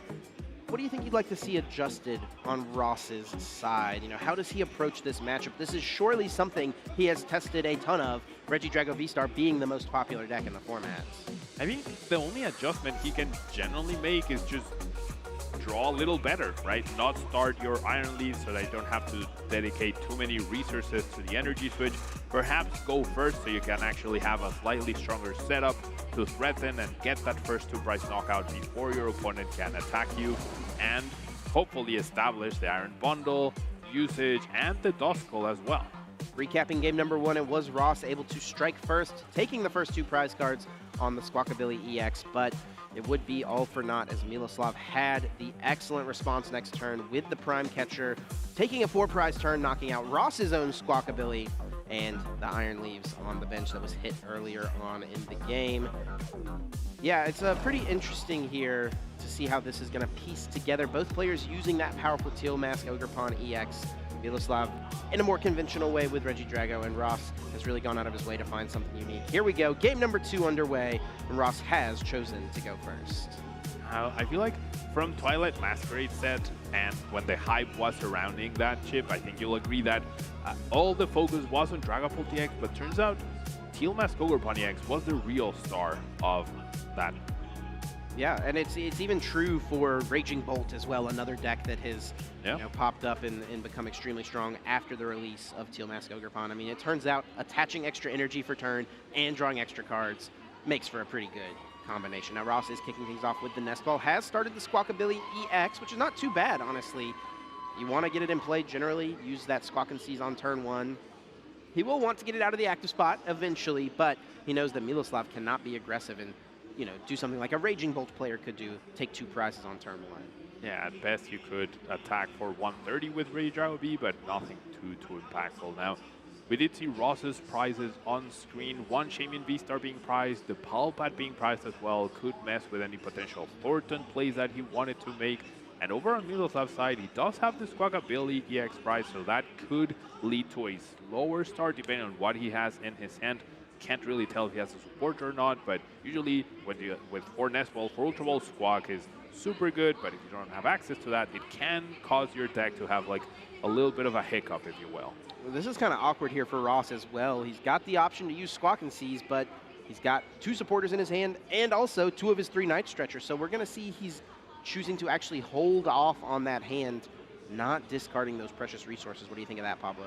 I think the Night Stretchers are so key in order to potentially use Dusknoir and Dusclops multiple times, perhaps even the Iron Bundle, right? You just take down Pokemon on the bench, you never worry about a Regidrago V-Star, so I think Ross really valuing that, and this also is information that Miloslav gains indirectly, right? You have a Squawk, and you're on turn 1, and you're choosing not to use it, that means your hand is super good. Miloslav here has a pretty good hand. Speaking of, we were a little worried about the potential of the prized Squawkabilly on his end. He's not going to need it. He's got research. Yep. He's got the fire energy through the Earthen Vessel. He's got the discard of the Dragapult, and he's already got Regidrago V. This is looking pretty strong. Now, it maybe is a little awkward to see both 2 copies of Earthen Vessel this early. It's a pretty nice resource to have on the other end of a research, so you can discard your Dragon-type Pokemon to copy with the Apex Dragon attack, so that you can find your energy cards in order to Teal Dance into play, but overall, an extremely strong start already for Miloslav. I agree, Chip. Incredibly strong. And is it going to be another picture-perfect situation for him? Even energies in the discard pile are not a bad idea because you have Superior Energy Retrieval, you have the Night Stretcher that you talked about earlier, so you get to thin the deck as well. You already have your main attacker in the discard pile. Things are looking very good for Miloslav here. Yeah, has an option here off this Ultra Ball to either grab another Regidrago V, another Teal Mask Ogerpon EX, or just another Dragon Pokemon to put into the discard pile. Something like the Hisuian Gudra V-Star could be an option, and it looks like Regidrago V will be the choice. Pretty sure I did see another one in hand, so he wants to really prioritize getting 2 of those in play. Yeah, I think Miloslav at this point has enough information to make the educated guess or the calculated guess that his V-Star is probably a little bit more powerful than Ross Cousin's V-Star in the early game, and he just wants to play it super safe, right? Just get 2 down. If 1 goes down, well, I have the backup of the other one to go ahead. He'll probably dedicate 2 energies and like the energy attachment, the energy switch to the main Regidrago, but it never hurts to have the backup immediately off the bat. And yeah, this is the debate he's having. Does he go all in on one? Does he spread the resources? How does he go about this? Yeah, and the risk of putting too many energy on one is that the Teal Mask Ogerpon EX on Ross's side could potentially reach for a knockout with that Myriad Leaf Shower. And so we see Miloslav being extremely conservative, extremely careful here, choosing to use that energy switch to move the energy over to the other Regidrago V. Off of the Professor's research, has a fresh hand of 7 here. Doesn't seem as excited about this hand as he did the previous one. He has a research, he has a V-Star, missing energies perhaps, or energy switches, but he also has access to Legacy Star if he really needs to. Of course, all Regidrago V-Star players try to set up without using their V-Star, that's the dream, but sometimes you have to do it, then you might as well do it. Ross using his Ogerpon's Teal Dance to throw in energy into play, and it will be the Iono utilized. He did have the Iron Bundle in hand, choosing not to put it into play. Like you mentioned earlier, you know, he really only wants to have one prize Pokemon available to his opponent to KO at any time. So even though Iron Bundle can sit on the bench for a while, be utilized later in the game potentially, he doesn't want to give his opponent that option to take that odd prize. It would lock him out of using his Duskull. Perfect analysis, Chip. That is exactly why we did not see that Iron Bundle hit the bench. It seems like it would be counterintuitive perhaps to go after that instead of the 2 prize attackers. However, if Miloslav now has information of the Dusknoir, he knows that's how Ross Cosson can really push his damage output to do even more damage. Now, I don't think 210 is reachable for him at this point, but this is where the Iron Leaves could come into play for Ross if he has a way to find it. He still has an energy to attach for turn. Could just get some damage in play with the Myriad Leaf Shower, setting up for a Dusknoir, Dusclops KO potentially in the future, and it looks like that's what he's going to value here, just getting that damage into play. 120 placed onto the Teal Mask Ogerpon EX. Not the most impactful damage overall, but that's because Miloslav Ogerpon doesn't have any energy attached to it. Myriad Leaf Shower does do more damage for energy attached to both Pokemon, not just itself. We see Miloslav using that active Teal Dance, drawing a card. He's got an energy switch in hand, using Teal Dance once more with the benched Ogerpon and a second Regidrago V-Star. Wow, what a setup here. Now, Miloslav did have the hand Iono to the bottom, so he didn't actually have access to Regidrago V-Star anymore, so a very nice thing to see him draw. We know there's some pretty powerful resources on the bottom of the deck, so possibly this is a game where Miloslav is going to have to use that Legacy Star a little earlier. We didn't see him use it at all in game number 1. He was able to save it and would have had the option to use it if Ross disrupted his hand. So Miloslav might have to go aggressive with it here to pull off the attack. Let's see what he pieces together. I think he might have just enough to... Oh, no, he's missing a grass energy. You're right. Yeah. Well, remember, one of the Regidrago on the bench has the grass energy. Right, yeah. He actually has just enough to get by without using the V-Star. He might still do it anyways if he's trying to plan something different. Now, I do want to highlight how, at this point, Miloslav doesn't have Halucha's flying entry ability, which would be perfect if you do 200 damage to the Ogerpon. What did you see, Chip? Yeah, he actually chose to evolve the Regidrago that has the fire energy on it. If he had evolved the other one, he's got a fire energy in hand. Yeah. With the energy switch, that would have set him up to be able to attack. Now he's in a situation where he's going to need to draw a grass energy, which he does not have yet. I think this pause he just had might have been, unless he's dedicating the energy to the Ogerpon and going to use Ogerpon to deal with Ogerpon, that's a way to save your V-Star, right? Make sure you get the guaranteed knockout. Yeah, I think that's exactly what we're seeing. We see the grass transferred to the Ogerpon, and it's Ogerpon versus Ogerpon. Yeah, bring me back to 2012 with the Mewtwo battles back in the day, right? Seeing 2 of the best Pokemon EX, basic Pokemon EX in the format, just laying into each other. It will be Miloslav now in this game taking the first KO, as the Myriad Leaf Shower will be dealing more than enough to take out Ross's own Teal Mask Ogerpon EX. Up to 140 damage total, I do believe.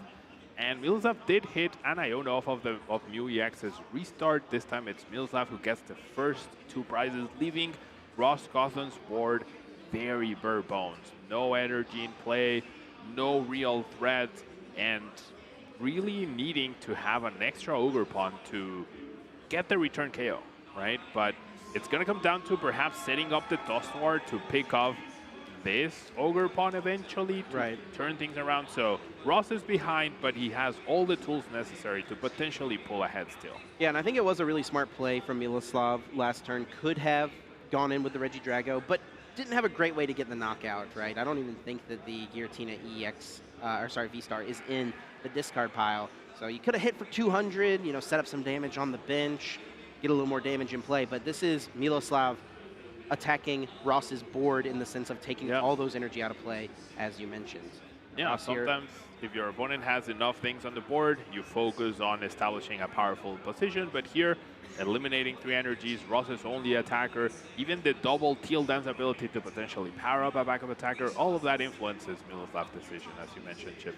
Now Ross was able to find a Nest Ball, which can grab the Shaman V, and he does have that Forest Sealstone in the hand, I believe also a Professor's Research. So he's going to have quite a few cards to work with here, but he needs a lot to respond to this Teal Mask Ogre Pawn. I mean, he's going to have to set up yet another Teal Mask Ogre Pawn if he wants to take 2 prizes this turn.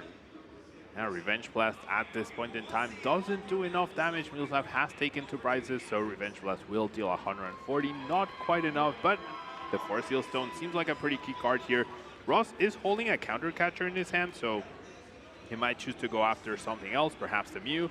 That opens up a potential Iron Leaves EX knockout, and then you use the Dusknoir to pick off the Ogre Pawn, and then you only need to take the last 2 prizes with a powerful Shaman V-Star attack. This Research is going to be a big one, Chip. And he is able to find that Iron Leaves, has a Grass Energy, but does need a little bit of help. I think we're going to be relying on what is drawn here from the Teal Dance and potentially the Pokestop. Another Energy Switch, not helpful at this point. May come down to the Pokestop here. Can Ross find an Earthen Vessel? I think that is the card he needs to hit. We know he's got the V-Star power left, so we can see it guaranteed through the Star Alchemy. And this was a pretty smart counter catcher, I think, from Ross. Obviously, he would have liked to have taken out Miloslav's energy in play, kind of similar to what Miloslav did to him on the last turn, but he recognizes that's going to be a little difficult to achieve. I'd need so many Energy Switch. So we do see Energy Switch and Bug Catching Set found on the Pokestop. By bringing up the Mew EX, like you mentioned, that Iron Leaves is now an option. Only 1 energy hit from the Bug Catching Set. Not the most impactful. It gives him a little bit more wiggle room, but still needs to find another Ogre Pawn and another energy to have the potential for Iron Leaves. And Forest Sealstone can get you 1, but it can't get you both. So perhaps you have to dedicate it to a Nest Ball to establish Fezandipity X to get 3 cards. The issue is Ross needs 2 cards, and he can only guarantee 1 right now. And we see the wheels are turning here. Ross thinking through the odds. What is the best play? And it may come down to that Fezandipity. Looks like it will be that V-Star power utilized. Let's see if that brand new Pokemon EX from Shrouded Fable is the grab. Secret Box is in the deck as well. Yeah, Secret Box is an option, right? It's an ace pick that we don't commonly see, but would that guarantee it? Not quite, not to this point. Thinking through the options here, it may just come down to the Fezandipity, which feels tough because you need 2 of the 3 cards drawn off Flip the Script to be a very specific cards. You need an out to the Ogre Pawn, and you need an energy card. I think Ross chose an Teal Mask Ogre Pawn EX, so he's gonna risk it on the 1. He's choosing 1 of the cards he needs, right? And now he needs the Teal Dance to find a Night Stretcher, an Earthen Vessel, an actual Grass Energy, the Fezandipity, the Nest Ball. So a lot of outs here. A lot of options here for Ross. Yeah, this is going to be a massive draw. This is going to determine if Ross can pull off a KO this turn. Teal Dance for 1, and the find is the Dusknoir, I believe. Yep, Dusknoir drawn. Nothing else to do in terms of drawing cards. Shaman doesn't do enough damage. He can't even retreat into it. Like, realistically, does bench the Duskull, which could potentially help, but missing the attack here is huge. Yeah, I think Ross very much would have been in this game if he had pulled off the attack this turn for 2 prizes. Not being able to do that here is going to make things pretty difficult, I think. But if there's anyone who can find a way back into the game, it's definitely Ross. But Miloslav on his end is going to do everything he can to eliminate those options. You know, make sure whenever you're ahead in a game, a very common thing you see from these players is they just ask themselves, okay, how do I lose this game? And make sure that they always play as safely as possible. And one way you could do it is if you go overly aggressive with your V-Star, you go overly aggressive with your resources, and that's exactly what we saw from Miloslav last turn, right? He dedicated resources to a 1KO, but he has a backup Regidrago V-Star with a low amount of energy, so it's not threatened by a Teal Mask, and has access to a V-Star to just accommodate to any situation that presents itself. And the fact that the knockout was missed by Ross gives Miloslav a huge advantage here.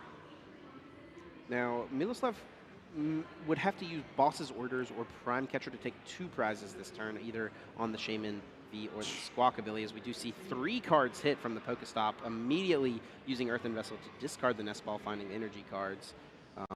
So he does need to piece some things together, but with Legacy Star and with now all these energies being found, he's going to have plenty of options, I think.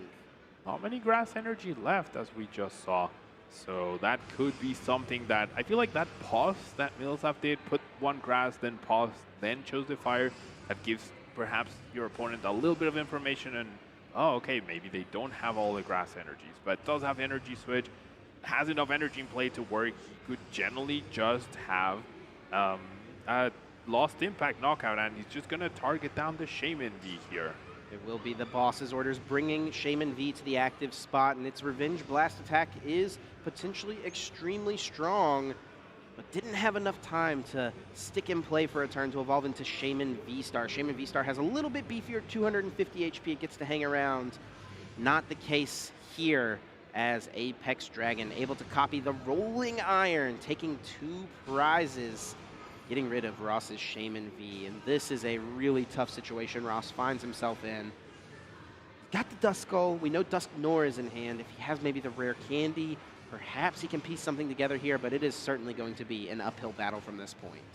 Yeah, rare candy Dusk Nor could take down this, and then enough energy somewhere, but it's gonna be very difficult to piece something here for Ross. Doesn't have a lot of just things in play. Ross does have another counter catcher available, so I'm trying to think maybe he can piece together an Iono play, something like that, but no, actually even looks like the counter catcher is prized, and Ross recognizes, I can't win from this position, extends the fist, and it will be Miloslav getting the win here in round 2 at the World Championships. I don't think we saw Ross's match really, or Ross's deck rather, really work to its full potential. Ross is a good friend of mine. I helped him practice a little bit for this World Championship. His deck definitely can pull things through a lot better, but yeah, this is tough, right? Regidrago just has a lot of HP, has a lot of versatility in its attack, and that's why it's the most popular and arguably the best deck in the format today. And I think both of those games from Miloslav are a perfect example as to why this deck is so popular. It has so many options, and it is pretty consistent as well. And Regidrago V-Star has so much HP. It's pretty wild, you know, how much this deck got thrown onto the map after a top 16 finish at the North American International Championships. You know, before NAIC had popped up a little bit in some online events, but it didn't seem like anyone really took it that seriously. But there were a couple of players who brought it to NAIC, had strong finishes, and you can see just how the meta has kind of formed around these new pieces working together. Regidrago is one of those cards that has always been really interesting ever since it got released in Silver Tempest a couple of years ago, and it's finally seeing an opportunity to shine here in 2024 at the World Championships. I generally think you're right, Chip. I think if we had some amount of tournaments in between NAIC and Worlds, we definitely would have seen Regidrago start to dominate. I do think Regidrago is a big missed opportunity by many players at NAIC, and it's getting its time in the spotlight here because it's not powerful, it's beyond powerful. And the changes between NAIC and the World Championships, it's 3 or 4 cards sometimes, right? It's not that big of a change from what we saw at NAIC to now. So I think we all missed it. Yeah, well, and it does get a bit of a boost from the Shrouded Fable expansion, right? And a big part of maybe the NAIC format is that its Gardevoir matchup could have been a little questionable. That's probably the one thing detracting from Regidrago being a dominant force in that previous NAIC meta. But with the release of Kyurem with Shrouded Fable, it's kind of tough for Gardevoir to keep up with that potential board wipe option, even with these Regidrago lists all playing Cancel and Cologne to get around Manaphy's bench barrier.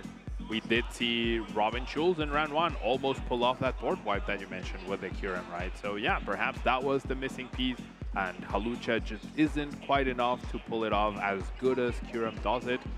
Yeah, but now Regidrago has all the pieces. It took it 2 years to get to this point, right? It was all Lugia's world until finally Shrouded Fable arrives, and now it's Regidrago's world. We still got a little time for Superior V-Star to sneak in before to represent the Silver Tempest V-Star Pokemon. We'll see if it has an opportunity. Hope dies last, Chip. Hope dies last. Oh, man. Yeah, well, what a game. What a great showing from the Regidrago deck on Miloslav's side. It's one of my favorite things when a new expansion comes out. Not just what new archetypes come into the game, but what old archetypes get a boost. Something that wasn't competitively viable before, like the Regidrago V-Star. It's been around. People have tried to make it work for years. But now with the Teal Mask Ogerpon, it really is what is able to have sent it over the edge. I mean, we all thought Gardenia's Vigor, right, was going to allow, it was the new welder, and then it was Earthen Vessel. And then it was, yeah, but then it's finally, I think it's Dragapult DX, right? Yeah, like that's a big Dragapult part of DX, it that too. powerful attacker, just the fact that you can copy attacks if there aren't any good ones to copy, right? If you're just alternating between Gudra and Giratina, you become a little bit predictable. But right now, when you have all these really powerful options concentrated in a single deck, that's just best deck material. Yeah, and you mentioned that Dragapult EX, a deck we saw pop up quite a bit at the North American International Championships. Actually won the seniors division of that tournament. Tord Reklev played a Charizard Dragapult version to a top 32 finish at NAIC. But it does seem like Dragapult has kind of fallen off just because of how easy it is to attack with Dragapult as Regidrago V-Star. So it's pretty funny that the best way to play Dragapult EX is without Dreepy or without Dracloak. It is in a Regidrago V-Star deck. Now, I think the big comparison is like, it's a stage 2, it's a powerful Pokemon, so people were just putting it in the Charizard skeleton list, right? However, the difference is you set up Charizard and that's it. You're good to go because the energies come to itself. However, Dragapult, you need to set up the Dragapult and then find the correct energy for it. I think that's the biggest differential, and it's much easier to find the grass energies to power up Regidrago, a stage 1 Pokemon essentially through Ogerpon, than it is to get the stage 2 ready to go with the right energies. That complicated Psychic Fire cost, that's a big deal. And the Dreepies are also frail. Yes, very true. It's very true. Well, let's take a look at a replay from our last Swiss round, see exactly what went down and how Miloslav was able to get that convincing 2-0 victory. And a big start of it was just how dominant the start was. Had the Cleffa in the active, had the Squawkabilly. Ross did strike first, like we mentioned, was able to take the first 2 prizes, but that Iron Leaves was heavily damaged, and Miloslav pieced together an incredible turn here with the Prime Catcher, and Ross saw the writing on the wall and conceded pretty quickly after this. Yeah, coming back from a 4-prize deficit is possible, but not when your opponent still has Legacy V-Star, can access any resource they need. And then in game 2, it was a little bit more of the same. Ross starting with a very underwhelming start, too many good resources, couldn't use Squawk and Seize, and then Miloslav seized the opportunity and was able to take down Ogerpon with Ogerpon, conserving very safely his Regidrago V-Stars and completely turning around the game after a big whiff from Ross Cawthon. Yeah, and I think that was a really smart play from Miloslav. Going aggressive, an attacker you don't always use in this deck. You're really trying to attack with Regidrago as efficiently and quickly as possible. He recognized the Teal Mask Ogerpon was the move. And after that KO, the boss's orders, the monstrous HP of Regidrago V-Star, Ross Cawthon could not find a way to piece together the win, extends the fists, and Miloslav gets the win in game number 2, winning the set, moving to 2-0 at the World Championships. So we do have a winner from that 2022 match that saw neither player make top 8 at that point because they did run out of time, but this time around we did have Miloslav come out on top, and it's gonna feel good, right, beating such a legendary player as Ross Cawthon. I know that's a pretty, I don't know, it's a pretty big accolade, I would say.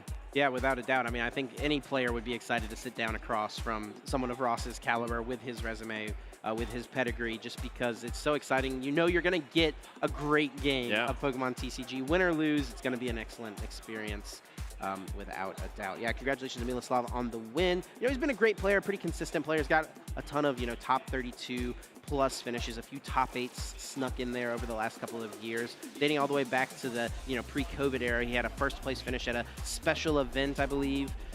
So he's been around the block, been around the competitive scene. Is this going to be his year to make a deep run? I mean, it generally could be, right? He's a strong player from the EU region, as you mentioned, looking for that big finish, and we've definitely had some players who perhaps didn't have those big finishes, and then all of a sudden, they get that big Worlds run. Yeah, I mean, Vance Kelly is the perfect example of that. That's exactly where Vance had a great season in 2023, but was not really at the forefront of anyone's radar heading into the World Championships. But when it comes to Pokemon tournaments, you got to play well, you got to pick a good deck, and it's got to be your day. In 2023, it was Vance's day. We'll see if that could be the case for Miloslav. And let's hear how he's feeling after that win. Let's get down to the stage and hear from our winner.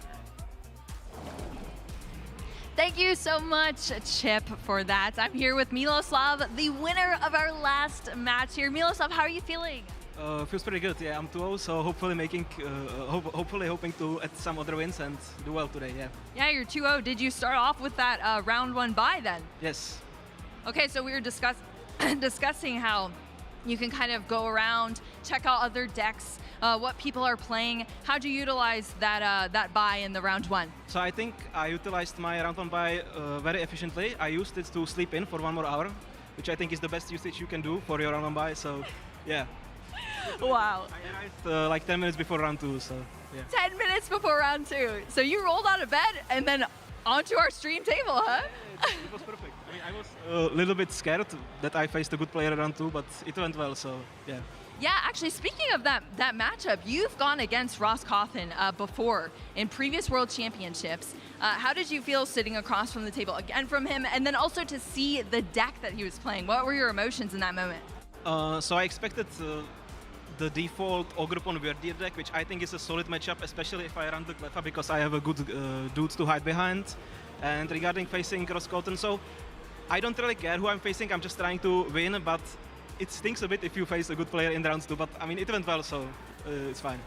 Yeah, okay, let's talk about that matchup. We saw a multi-prize card turn, and honestly, through both of those games against Ross, you seem to be coasting.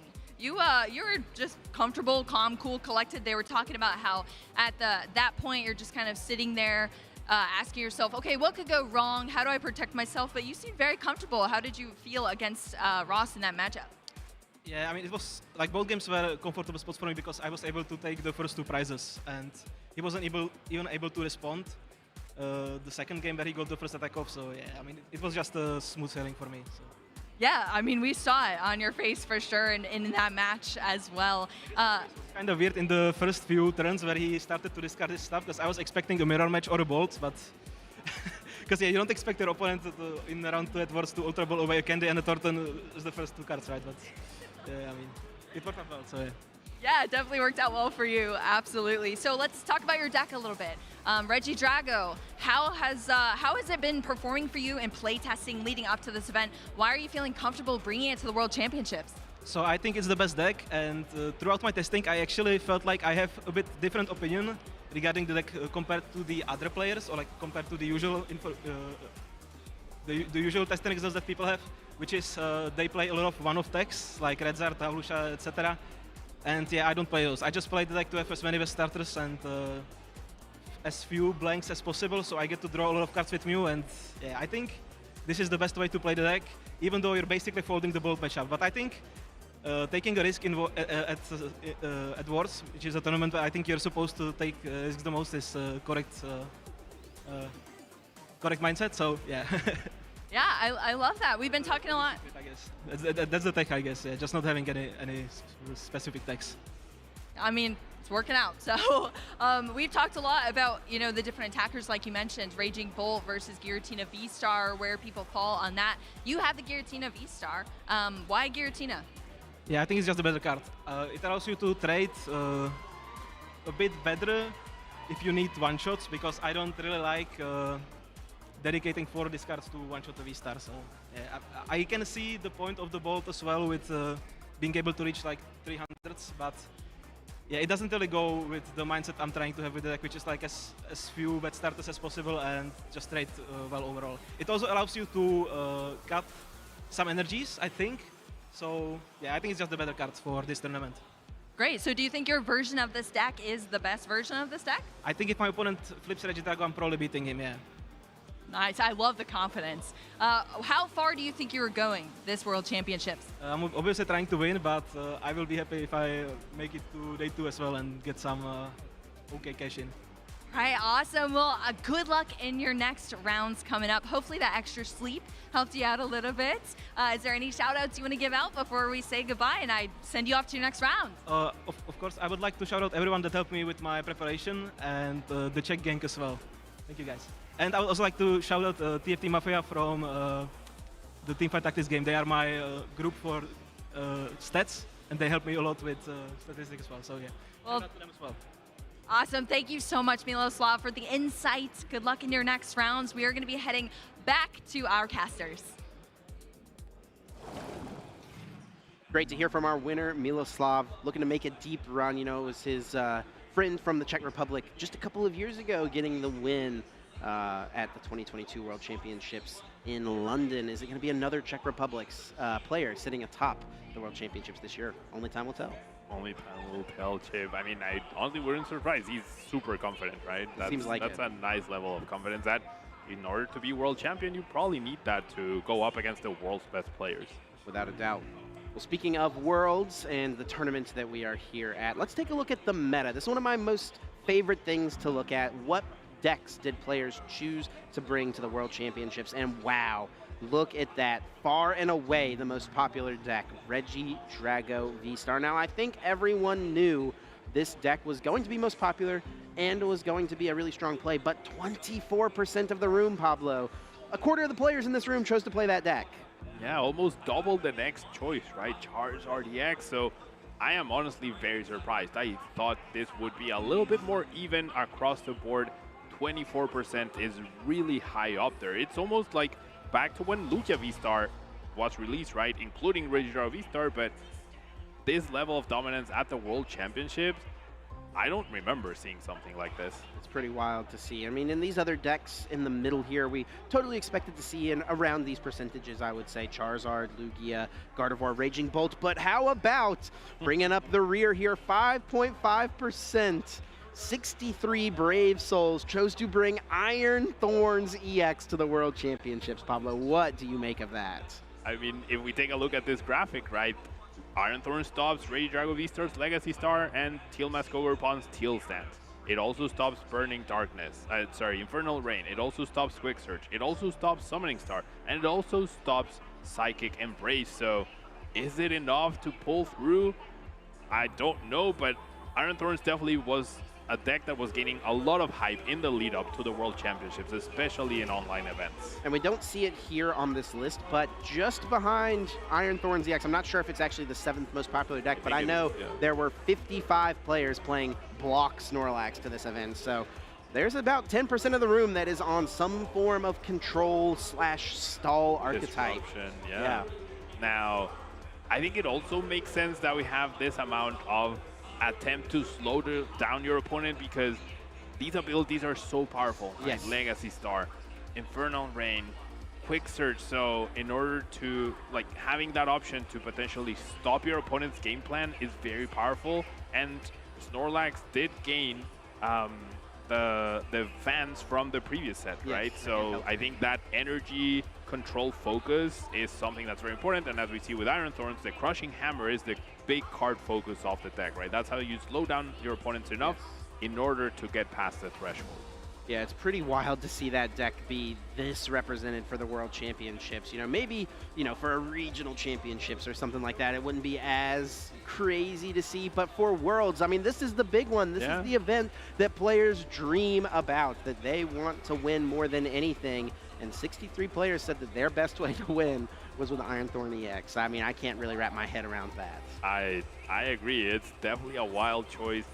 Risking it all on Crushing Hammer head flips, right? But it makes sense. It like makes you sense. said, as you walk through these decks, the matchups should be there. Raging Bolt is probably, of these top 6 decks, the only one that's really tough for Iron Thorns. And even that you can win, just because you are so disruptive and you shut them down.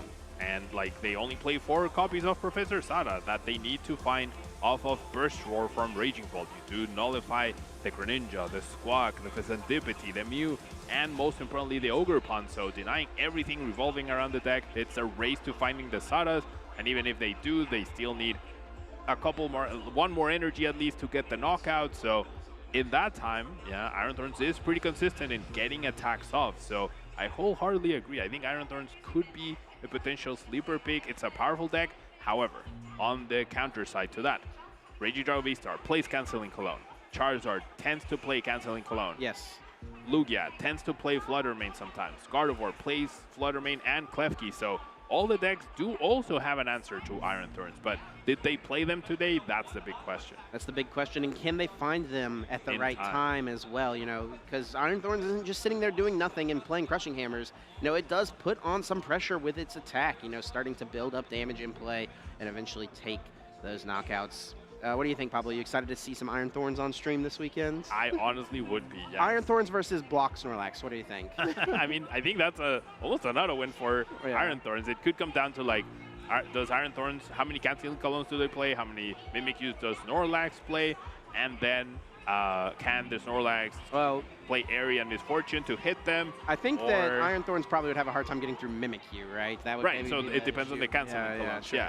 And so how many Canceling Colognes do they play? And can the Misfortune Sisters or Airy hit those? But then without Rotom, how are you getting those Aries and Misfortune Sisters? So there's a big dynamic there, but stopping ability, stopping that Rotom's instant charge, I think gives Iron Thorns a big edge. Well, I hope everyone's ready. Definitely buckle in, because it's probably not going to be long before we see a Block Snorlax or an Iron Thorns make their way to the big stage. And any players out there, you know, maybe do a last-second think-through about the matchup, because that is one aspect of why those decks do usually perform pretty well at events, you know, control and stall archetypes, because they are so disruptive, and players don't usually prioritize them when it comes to testing.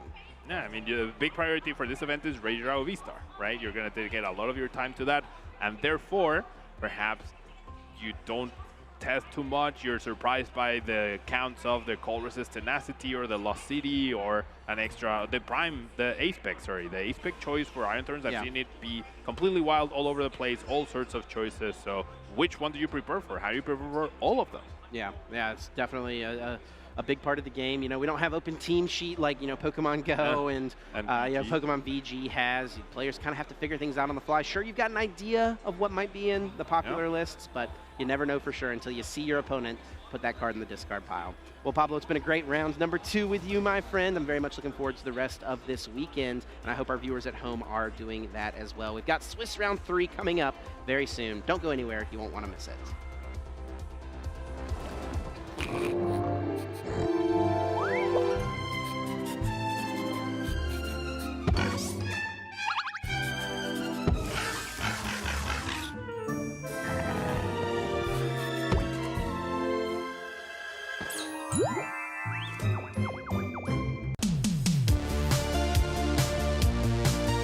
I got into competitive Pokemon with my siblings all the way back in 2010 just by going to our local league. My first competitive Pokemon memory is probably when I won my first regional championships, also in 2010. My favorite Pokemon is Shuppet because it was the card I used to win my first major tournament. There's a lot of players who I look up to and respect in the community. I mean, one I think that most people look to is Tord, just because he kind of represents the ceiling in the game. And I'm a big fan of, past just being a competitor myself and playing in tournaments, I'm a big fan of competition and seeing what Tord can do, thinking about what's possible, even if I'm not the one competing at the top 5 years from now, seeing what the landscape of competition could become. I'm very enthusiastic about it and excited to see where it goes. I'm a big battle anyone. I think I'd have to go with Ash Ketchum. You know, he's the go-to, the champ. So yeah, morning person. I don't practice as much as I would like between tournaments. Of course, for the bigger tournaments like the ICs, I put in that little bit of extra prep, show up a little bit early to the locations. But my in-between major regional tournaments is definitely lacking overall. I would like to be testing more if possible. I'd probably call my girlfriend first if I won the World Championships. Well, I guess she would probably be there because she does usually come to the World Championships. So I'd probably have to give my mom a call. Favorite dessert? Cake. Any kind. Carrot cake, chocolate cake, vanilla cake, any kind of cake. My favorite part about coming to Pokemon events, I love competing in the competition. I think the real thing that keeps me coming consistently is my friends and my group that I play with consistently, seeing old friends. If they didn't really exist and I felt like I was like a little bit more outside the community, I don't know if I'd compete, but yeah, it really is the community that keeps me coming back consistently.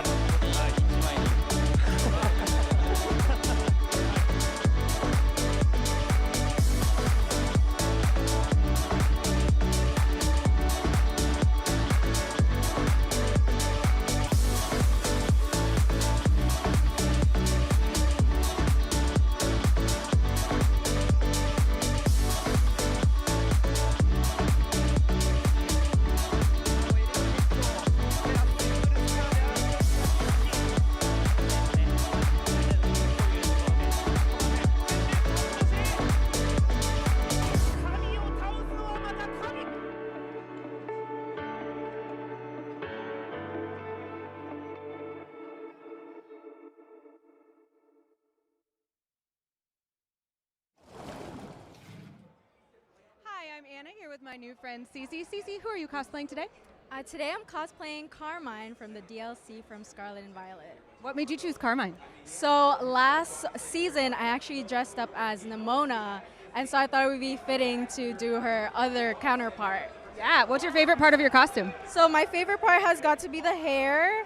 She has a little flair to it with a little red, and of course the iconic bangs. Yes, I love it. I kind of want to put those in my hair. Yeah, let me put it on. Yeah, absolutely. Now, is this your first time cosplaying at a Pokemon event, or have you said you did a bunch before? So I've done a bunch of cosplays. I'm fairly new to it, but I'm having a lot of fun, you know, taking pictures, getting to meet everybody in the community that also appreciate like dressing up as the characters of the Pokemon game.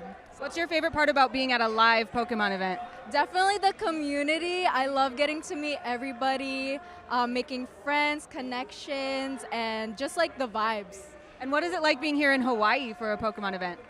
In Hawaii is amazing. This is actually my hometown. So I used to live in Kailua, so shout out to all my Kailua friends there. But this is amazing getting to be here at Homebound and sharing it with my friends and families as well. That's so cool. Thank you so much, Cece. We'll head back now to the Pokemon World Championship. You'll bring us in, right? I'm bringing us in, buddy. Welcome back, ladies and gentlemen, to the Pokemon Trading Card Game World Championships from Hawaii.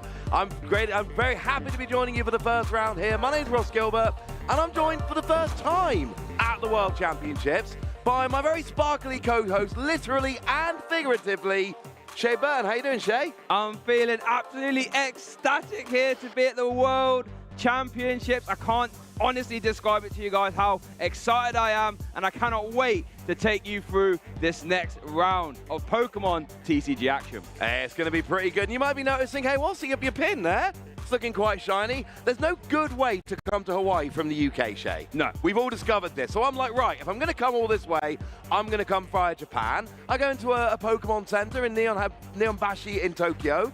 I pick up this pin, and I'm like, you know what? Very fitting pin for the World Championships. Tell me why, Shay. I'm guessing, looking at it, I see a Pikachu and a Mew. So I'm going to say Mew VMAX, we know, won last year at World Championships. Vance Kelly. And then all the way back in London, I know Flying Pikachu VMAX won the World Championships, paired with Arceus and Decidueye. So that's my guess. Yeah, Andrés Gabal won in 2022, and actually 2019, which was the last Worlds before that, we had Henry Brand winning with Mewtwo and Mew. Speaking of winning, you don't have to be here to win, ladies and gentlemen. We have got some drops that you can take part of. We got some gifts for you for the World Championships all weekend here, both TCG and VG. And there are Twitch drops. You can get yourself some cosmetics. You can get yourself some packs of Shrouded Fable if you're watching on Twitch/Pokemon TCG.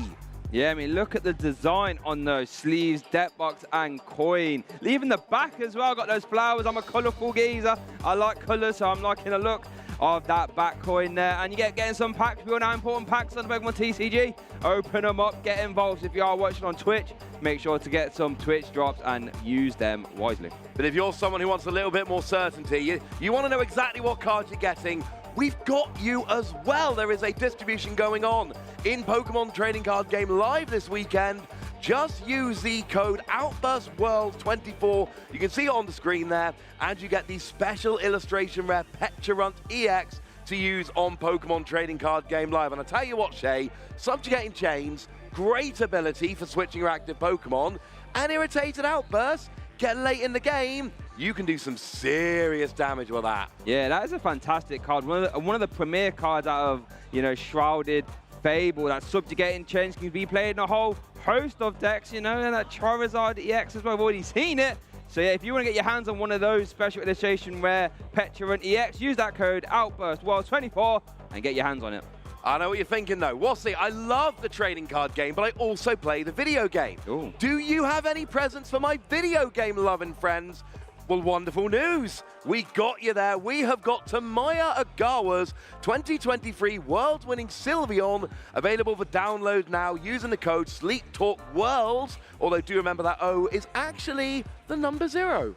Ooh, good spot there. Tell you what, eagle-eyed of us, I would have missed that. But yeah, if you want to get your hands on that Sylveon, use that code, get involved on the Pokemon Scarlet and Violet video games. And I think that's so cool how you don't even have to be here to, you know, get your hands on some fun stuff just by watching on Twitch and using that code. Get involved. Love to see it. Oh, you love to see it. We've got TCG present. And remember, you know, look, we have a preference towards the trading card game. We are quite big fans. That's how we ended up here. But we do have streams all weekend for trading card game, for the video game, for Pokemon Go, for Pokemon Unite as well. So, you know, we will occasionally have some small breaks. Maybe a good idea to check out some of the other streams. Just make sure you come back or we will be a little bit lonely. So Shay, first World Championships here as a caster, very different to coming as a player or as a spectator. Give me your first impressions. I am blown away by everything, you know, like, you know, worked a few regionals and IC, but it's just the stage behind us. Like, look how big it is, and, you know, got the Unite here as well, just the scale of everything, and it being in Hawaii as well, you know, one of the places I've always wanted to visit ever since I was a young Bert, and now actually being here at the World Championships, I'm just blown away, Ross. Yeah, I tell you what, we got our mascot Pikachu here. You know, he's got his snorkel, he's got his flippers, and I was like, you know what, Pikachu, that looks like a very good idea. I went out on a boat a couple of days ago, Shay, and I got snorkel on, I got some flippers on, I went and saw some turtles, I saw a couple of rays, I saw a reef shark. Wow. Did not get attacked by the reef shark, that was a win. Bunch of tropical fish. And, you know, when you're sitting out there in the bright sunshine, ridiculously blue water, swimming with turtles and tropical fish, you kind of feel a little bit like, you know, it's going to be a good week. Yeah, no, for sure. I mean, that's an amazing sort of welcome to Hawaii, man. I think for my one, I didn't land until very late, like 8 p.m. Went straight to bed because I didn't fall asleep at all on my flight. And I think it was in the morning when I woke up and I opened the balcony. I was like, oh, yeah, we are here. We are here in Hawaii. That sort of, that heat just hits you in the sunshine and you can see all the palm trees. Yeah, just a fantastic place to be, you know, irrespective of the World Championships. So when you're here and you come into the convention center and you're surrounded by Pokemon, it's just, wow, it's the place to be this weekend. Yeah, a few days in Hawaii. Well, for me, a few days in Tokyo, then a few days in Hawaii, then the World Championships. I do feel like I've high-rolled this a little bit this tournament. Now, talking about the tournament, I know we've both had a bit of time to wander the tables. There is a deck which is jumping out to me, which I was not thinking about as being a contender. It's not a deck that you saw on that breakdown that we looked at with Chip and Pablo a few minutes ago. Cornerstone EX Control, or Cornerstone Mask Ogapon, EX Control. Okay. And I saw a few at 1-0. I'm hearing stories about people playing against it. It's not here in huge numbers, not pretending it is, but it seems to be a genuine, legitimate deck that some really good players have chosen to bring here. It's a deck I was not prepared for. No, I mean, I don't think many people were, to be honest with you. You know, that ability can just stonewall a ton of things. And if you're not prepared for it and you haven't got the game plan, you can just sort of scratch your head and be like, I'm in trouble. So I would be intrigued to see, you know, how it plans out. I mean, we have seen it, you know, be played in Raging Bolt decks occasionally. We've seen it being used there. But as a complete standalone sort of wall deck, my ears have pricked up. Yeah, they have got an ability which basically prevents damage from Pokemon with an ability. And you look at the metagame at the moment, well, in a Charizard deck, what do you attack with? Charizard's got an ability, Radiant Charizard's got an ability, Pidgeot's got an ability. It's a deck full of abilities. Gardevoir, I mean, you've got some support Pokemon, but you're shutting down some of the Pokemon in there. Yep. And then you've got things like Teal Mask Ogapon that's got an ability, so that's not going to come into you. And there are a lot of Pokemon out there with abilities. I don't know how much of a chance I'm giving it this weekend. It seems very much like you sit down, kind of like Iron Thorns, which is here in big numbers, where you're either going to win or you're going to lose. And a lot of the time, the matchups are either very favorable or very unfavorable. But I'm seeing players at 1-0, and I'm walking around and they're sitting there looking very comfortable in their chairs in round 2.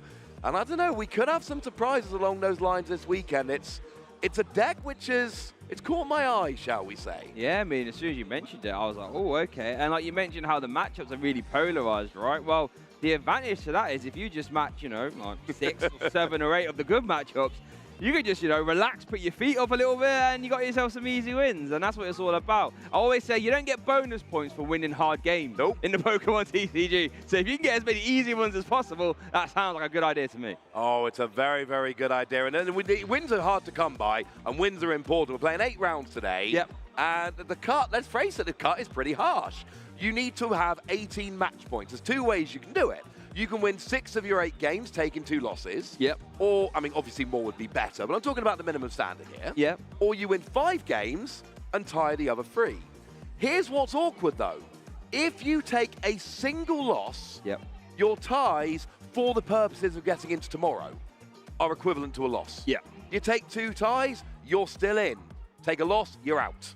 Yeah. It's as simple as that. Now, obviously, records carry over to tomorrow. Yep. So ties can be important when we get to tomorrow for talking about seeding, getting to top 8, etc. That's important.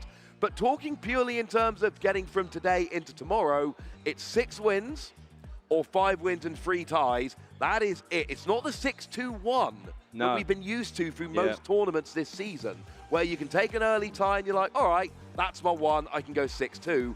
We're in a different format, and it's very important. Most people watching aren't used to this format. No, and I think a lot of the players as well, there's something that they've definitely cottoned on to, because when I was walking around and chatting to the player base, you know, in between rounds 1 and 2, a lot of players were, you know, saying that ties are really bad. We have to try and avoid them as much as possible. And would you say, Ross, you know, coming into this event, is that something, if you as a player, that would affect your deck choice? It can do. Sometimes when it's, I mean, like for instance, you know, one of the things, we're in a new format here, right? Shrouded Fable legal for the first tournament. Yeah. And one of the things I did, I spent an inordinate amount of time scouring Japanese results. Right. Because they've been playing with, well, Night Wanderer was the set in Japan, but essentially Shrouded Fable. Right. But they play in a different format, best of 1. So there's not everything that you can take from that.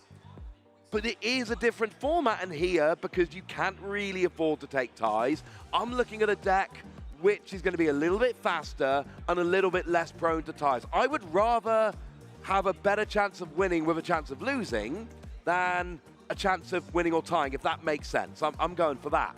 I can tell you, we've got a confirmation of our players for the next round. Oh, okay. And they're going to be players we're familiar with. It looks like we have got ourselves Owen Kammerman, one of the Kammerman twins who are both top 10 players in Europe, phenomenal players, against Fabian Puyol. Wow. Yeah. That is a matchup.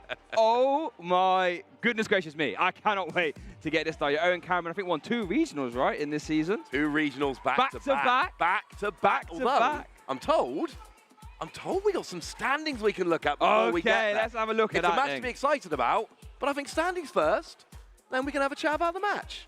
All right. Oh, wow, okay. Right at the top, that's the name we're familiar with. Yeah, you know, very fitting. You know, Brent Tonneson, I believe, came into this game, this world, with the most championship points in the world, traveling all over the world to get them as well. Currently 2-0 first seed.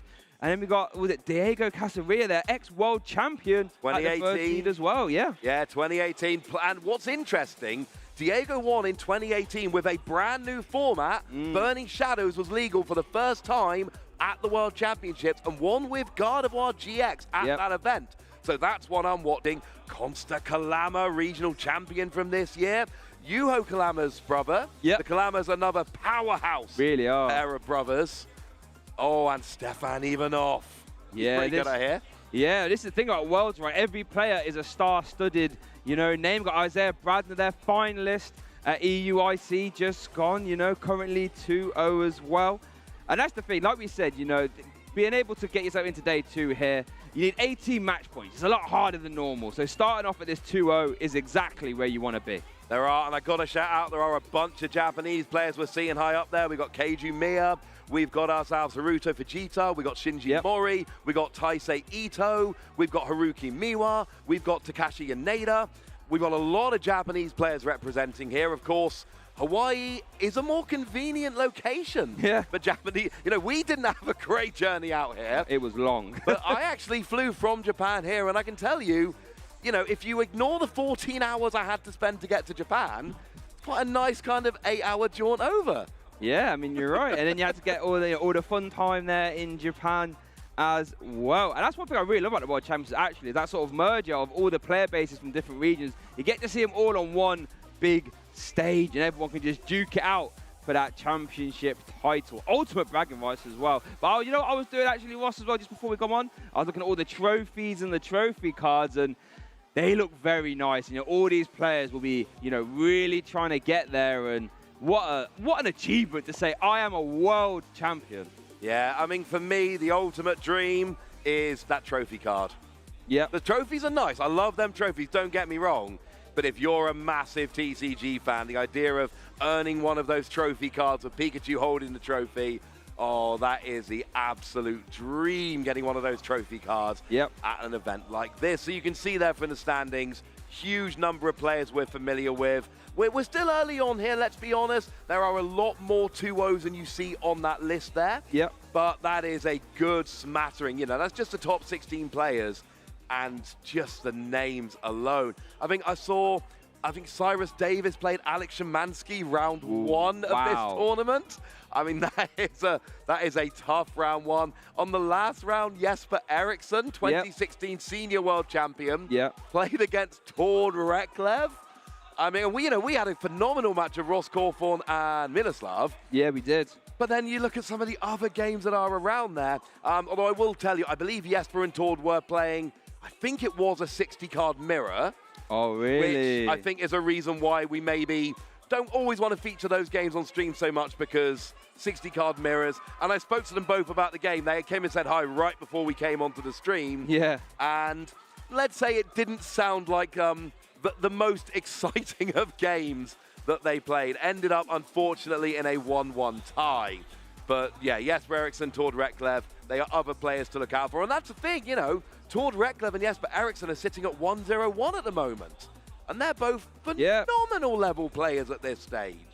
Yeah, and that's the thing about the World Championships, right? Like we said, it's going to be all the world's best players here in, you know, under one roof. But if someone's going to win, that means people have to lose as well. So you're going to see some of these top players, you know, they're taking the ties or the losses when, you know, but that's Cornerstone Mask Ogerpon Stool. Round 1 with Charizard. That should be an unwinnable matchup. Now you get 2 prizes off the Rotom V, that's fine. Yeah. Most of these decks are playing Cansink alone now. Yeah. So you play a copy of that, get 2 more prizes, that's fine. Where do the last 2 prizes come from? The answer may surprise you. I'll tell you in a couple of rounds' time how Jesper got those last couple prizes. I think a lot of you are going to be surprised. And I tell you what. What? I mentioned Henry Brand, 2019 World Champion. Yep. The is the only person in the room playing his deck, currently sitting at 2-0. Ooh. Do we want to give it away? Do we want to leave it as a surprise? I think we leave it as a surprise. Okay. We've got to leave it as a surprise. Sorry about that. But if you want to know what Henry's playing, you might see him on stream later on, but you're going to have to sit here and watch more of this thing. I'll tell you what, when I heard the deck he was playing, my eyes widened. I was like, goodness gracious me. And currently at 2-0 as well. So it's working. And we're on round 8, so we can definitely tell him round 8, yeah? We'll definitely tell you round 8. That's our promise to you. We'll tell you what Henry's playing. If you haven't found it out by round 8, we'll tell you round 8. And that's the thing. When you see a player coming to a tournament like Worlds, they're the only player in the room playing it, there's a little bit of skepticism. You're just like, really, you're the only one of all the Worlds players that figured this out? And then you see that it's former World Champion Henry Brand, and you're just like, no, I think they have just seen something the rest of us missed. I think they're actually onto something. Yeah, and that's the thing, you know, a lot of these players will be preparing for Worlds, you know, weeks, months in advance, you know, really targeting the meta, practicing a lot, you know. And that's where when the game's greatest minds are all targeting one event, you are going to see some spectacular decks, and I think that could be one of them. So I'll be keeping my eyes peeled to see how the rest of Henry's day pans out. And surprise can get you a long way. Yes. A lot of the time, when you're playing a surprise deck, you get that wonderful situation where halfway through game 1, your opponent realizes how they need to play against you. Yep. And it's already too late. Yeah. They've already made the misplay that's going to lose them the game by the time they figured out what their strategy should be. So there is a lot to be said for bringing a surprise. That's why we don't want to give it away too early. There's a lot to be said for bringing a surprise deck to the World Championships. And, you know, we saw it before. You know, we saw Ross Corthorn on stream last round. Yeah. 2011 Worlds. Goodness gracious, yeah, with a deck, you know, very close to taking the World Championship title with a deck, you know, been named by the community The Truth, that was on no one's radar at the time and was just, you know, one win away from taking it all home. And that's the beauty about World Championship. A lot of players, you know, will be playing, you know, let's say a known deck. Some players will do. A lot of players will be swinging for the fences, though, and thinking, right, if this is the expected metagame, if I want to take it all home and become a champion, I'm going to do it with something that's off the wall. And sometimes it works. Now, my favorite fact about Ross's deck, the truth, in 2011, it was a Reuniclus, Donphan, Reshiram, everything deck. It was genius. Yeah. But the World Championship promo that year, it was Tropical Beach. First year we'd ever had Tropical Beach the promo. We had it in 2011 and 2012. Ross put his World Championship promo in his deck. And for the first few rounds, his opponents would ask questions like, wait, are we allowed? Is that card legal? Are we allowed to put that in our deck? Now, nowadays, you wouldn't be able to with the rules that they become legal 2 weeks after. But back in 2011, you were allowed. So Ross was playing his World Championship promo in his deck. And a lot of the players were just like, wait, that's an option? It was a truly bizarre deck. And I mean, Donphan Prime. So for me, it was a great deck. Ended up losing out to David Cohen and that Magnezone Embor deck. Which was extremely powerful. But that was one of my favorite World Championship stories. That one was awesome.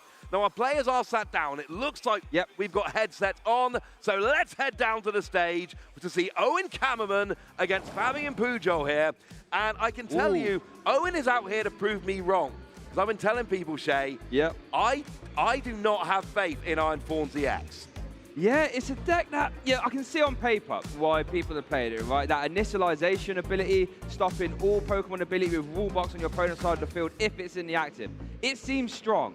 I'm just not really convinced by that attack, 140 and you have to move an energy away. Doesn't really fill me with confidence, but we've already seen on the meta breakdown that it's a very popular deck right now. Yeah, we do have one copy of Cancelling Cologne in Fabian's deck, as we would expect. So that's going to be an option at one point during the game to turn that ability off. That's going to be nice. Problem is, it's one option at one point during the game. Yes. Oh, actually, okay, I can give away the secret now. Right, okay. Well, Fabian Pujol just so happens to be playing the Jesper version of this deck. It's playing a 1-1 Rabska line. Wow. Now, Rabska protects your bench very much like the old Macho did. Yes. But Relor, single energy, 30 damage, 10 to itself, takes a while to take down a Cornerstone Mask Ogapom, but it will get there eventually. It's a new version of this Charizard list we're not used to, but it plays a 1-1 Rabska line, it plays Cancelling Cologne, a single copy of Temple of Sinnoh. It is not the list you're used to. No, it's really not. And that Rabska is really interesting because not only does it prevent damage done to your bench Pokemon, it also effects of attacks as well. So I Lost Mine, for example, also wouldn't work. Not going to be super relevant in this matchup, but worth noting. As we are going to look at the prize cards here now, nothing too impactful, Pidgey, and the Pheasantipity prize there for Fabian. That is obviously his only copy of Pheasantipity, so there will be no flipping off the scripts, at least until a Hisuian Heavy Ball is played. Looking over there, Owen, prizes seem okay. One copy of Iron Thorns, a Future Booster Energy Capsule, and a couple of energy there. Not too bad, I would say. No, not too bad at all. There's 8 basic lightning in the deck, so getting rid of 2 of them is a bit awkward, but it's not the end of the world. That's what we're going to need to watch for Owen here. Can he keep the energy coming in the first couple of turns? That's going to be a big thing to look out for, but as long as we can keep the energy coming, I think we're going to be okay here. So we're getting into round 3 of the Pokemon trading card game World Championships. We've got Owen Kammerman, one of the best players in Europe, sitting at 2-0. We got Fabian Pujol, one of the best players in Europe, sitting at 2-0. And that is a problem if you win at the World Championships. You just keep playing better players, and it looks like we're starting off with Owen here. Yeah, Owen's going to start us off here in our round 3. Someone will be losing their undefeated. Oh, it's just going to see an energy attachment to the active and a pass over to Fabian, who is led Radiant Charizard. I mean, that's kind of your perfect turn 1, though. You're not going to play many other Pokemon. Yep. You want to attach an energy. That's kind of what Iron Thorns does. I mean, a second Iron Thorns would be nice, don't get me wrong, but a lot of it's reacting to your opponent with stuff like Crushing Hammer, as we see an Arven come down here for Fabian, and looks like we're going to grab ourselves. Is that TM Evolution? Yeah, it is a TM Evolution, a fantastic tool card. Given you can attach it to a Pokemon, and then it gains the Evolution attack for 1 colorless energy. You can then evolve 2 of your benched basic Pokemon. Love to see it. Looks like Fabian is going to be conducting a little bit of a prize check here as well. Does have the Hisuian Heavy Ball move to the front as well. Arvin, a fantastic supporter of us, letting you grab a tool card and an item. I'm a big fan. Yeah, Arvin is huge, sees a lot of play in a lot of decks. It's a kind of card that's particularly good in the meta we're in at the moment because we've got stuff like TM Evolution. We've got our A-Spec tools like Hero's Cape and Maximum Belt and things like that. And of course, our old friend Forest Seal Stone that lets you search for any card as long as it's attached to a Pokemon V as your V-Star power for the term. So particularly good. And here comes the Hisuian Heavy Ball.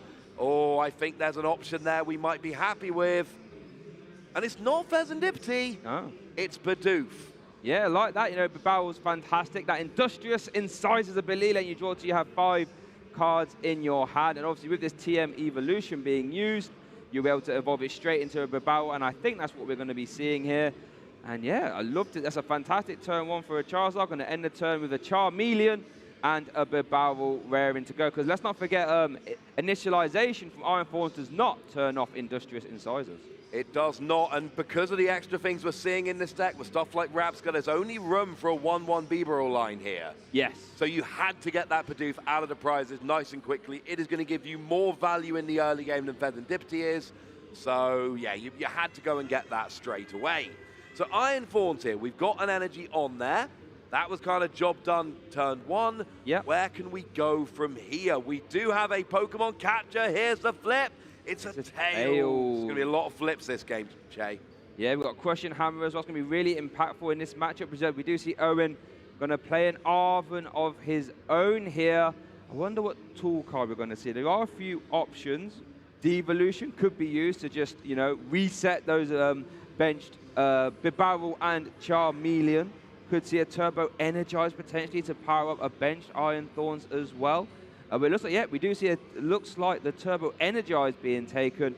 We also get to see an item here, Ross. And what do you reckon Owen's considering here? There are so many options here. It looks like we're actually going for the tool that's going to go and get the, not the tool, sorry, the item, the Techno Radar that lets you discard a card from your hand and then search for a couple of future Pokemon.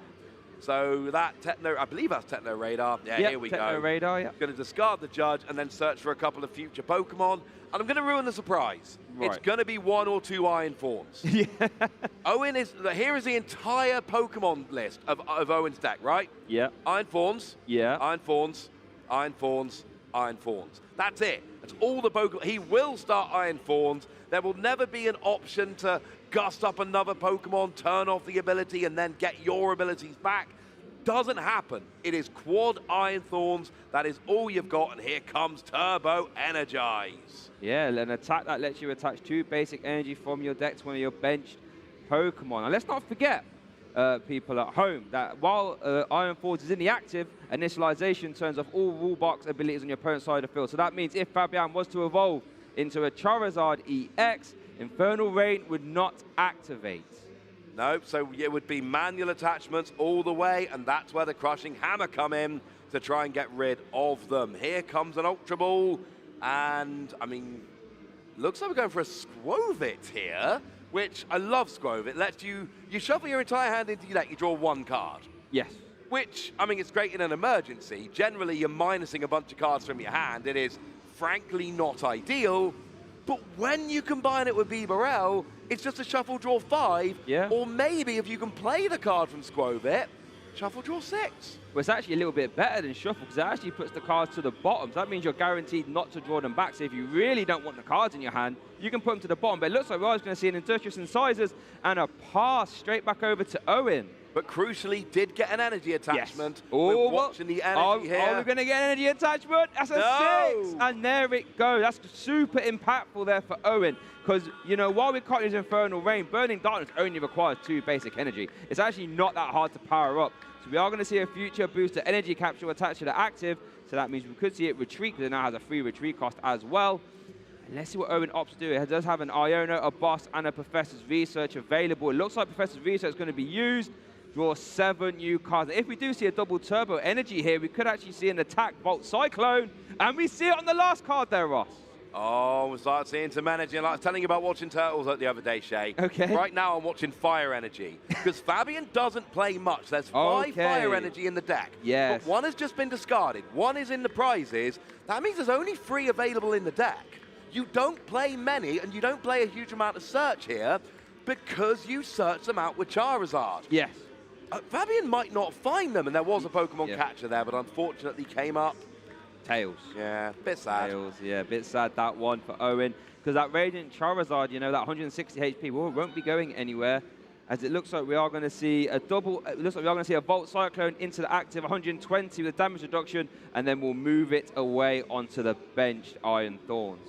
Don't mind that. And to be honest with you, that can, if you can keep drawing your energy, that's kind of a nice bonus because it means you're powering up your, you know, you can attach to the active to attack and then be powering up your bench. It's a bit of a downside, but not that much of a downside. Right, energy check. There is an energy in hand for Fabian here.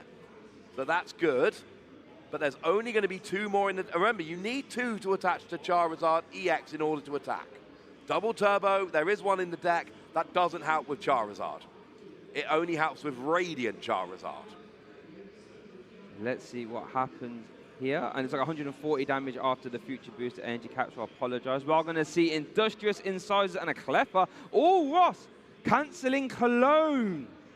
That's going to be huge. It's going to get the first 2 prizes, but it only gets 2 prizes. That's the problem. It's, can you get... Well, okay, it gives you 1 turn is what I'm saying here. So can you get the evolutions? And you'll notice Fabian has deliberately not evolved the Charmeleon. Risky. Imagine if there was a heads-on Pokemon catcher last turn. Yep. That would have been absolutely gigantic, but it wasn't.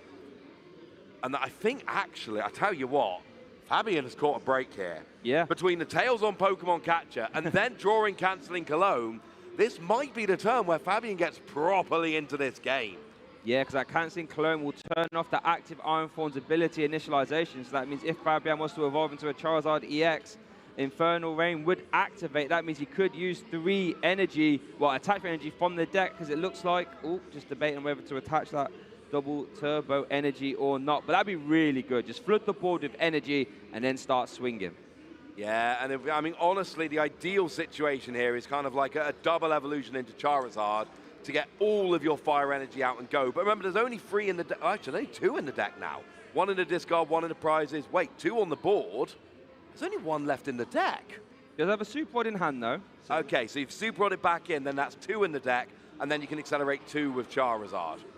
So that, it's not a great use of Super. Ooh, oh, I like this. Is using the Nest Dash. Oh, no, but Cancelling Cologne. Yeah, just opted to just Nest Dash, put the hand to the bottom, and then a pass straight back over. Owen plays the Legacy Energy as the A-Spec, you know, reducing the prize card if that was going to get KO'd. The Iron Thorn. We're going to see a boss orders onto the Big Barrel. Onto the Big Barrel. That's big here.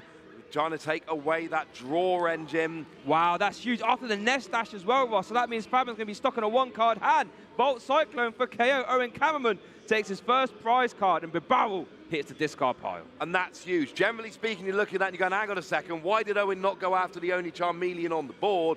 The answer is because Fabian's got a 1-card hand. Yep. This is where you punish. Didn't use Bibarel after, wasn't able to. So you bring up the Bibarel, KO it, and basically say, look, now you don't have much of a hand. I believe we're seeing another Nest Dash here. Yeah, another Nest Dash. Now does have the Grasping Draw Cleffa, so we'll be able to draw till he has 7 cards in hand. But that is an attack, so that means that's going to be another easy prize there as Fabian does end the turn there with a Grasping Draw. Over to Owen, and let's see, that's a nice big hand there. Love that, plenty of options. No energy though. No energy, you are correct, but it is Owen's turn now, so let's see what he's able to manufacture. Now we're looking at the energy here. Right now there's only 1 available in the deck. Could see a boss's orders into Charmeleon potentially. That would be huge. I mean, maybe it's just me. I would enjoy it. Oh, it's gone to the front of the hand, Shay. Oh, he's thinking about it. This could be a mean play. Imagine, oh my goodness He's definitely thinking. Who wants to KO Cleffa when you can KO the only Charmeleon? Oh no, show us that Lissandre's boss. Here we go. Lissandre into the Charmeleon, removing all Charmander and Charmeleon from Fabian's side of the board. Volt Cyclone KO. Owen Caraman takes his 2nd prize card. Fabian, what can we do? And here's the thing, remember, Radiant Charizard doesn't have the ability. It does not. So it needs actual 5 energy. There's 3 energy on there right now. 1 in the prizes, 1 in the discard. There's only, no, two in the discard now. I think there's only 1 energy in deck right now. Here comes a Super Rod. Okay, I was going to say, you have to Super Rod here, because there literally isn't enough energy in the deck to get Radiant Charizard rolling right now. So we do need that. Radiant Charizard does have a lot of energy attached to it currently. Bear in mind, it does have a double turbo, so that would reduce the damage down from 250 down to 230, which is actually still enough to KO Iron Thorns, actually. So that's fine. That's fine. The issue here is getting enough energy. You need 4 energy attachments, and there's only 6 energy total in the deck, and 1 is currently prized. Yes. So that Super Rod had to come down there. But even now, you are 2 turns of attachment away. And, I mean, do you think Owen might be looking for Crushing Hammers at this point? I imagine so. That would be real devastating. But even then, Fabian. you attack and it gets KO'd straight back, and that's all your energy gone. Like yeah, that's true, because it's taken damage already. And this is the matchup. The matchup here is basically Owen going, hey, Fabian, what are you going to attack with? Yeah, pretty much. What are you going to attack with? Well, I just announced Volt Cyclone, turn off, turn off, turn. We do see another Nest Dash being used there. Obviously, that will be used in combination with Grasping Draw, I would imagine. So Fabian will be able to draw up to 7. Fabian consulting the discard pile there for Aaron, saying, how much resources do you have left? As we do see the Grasping Draw to you have 7 cards in your hand. So, Temple of Sinnoh could be impactful, Ross. Unfair Stamp as well. Not too bad. Unfair Stamp, one of the, I think probably one of the, well, definitely one of the best A-specs out there. It's your opponent takes a KO, and then next turn you put them down to a 2-card hand while getting 5 for yourself.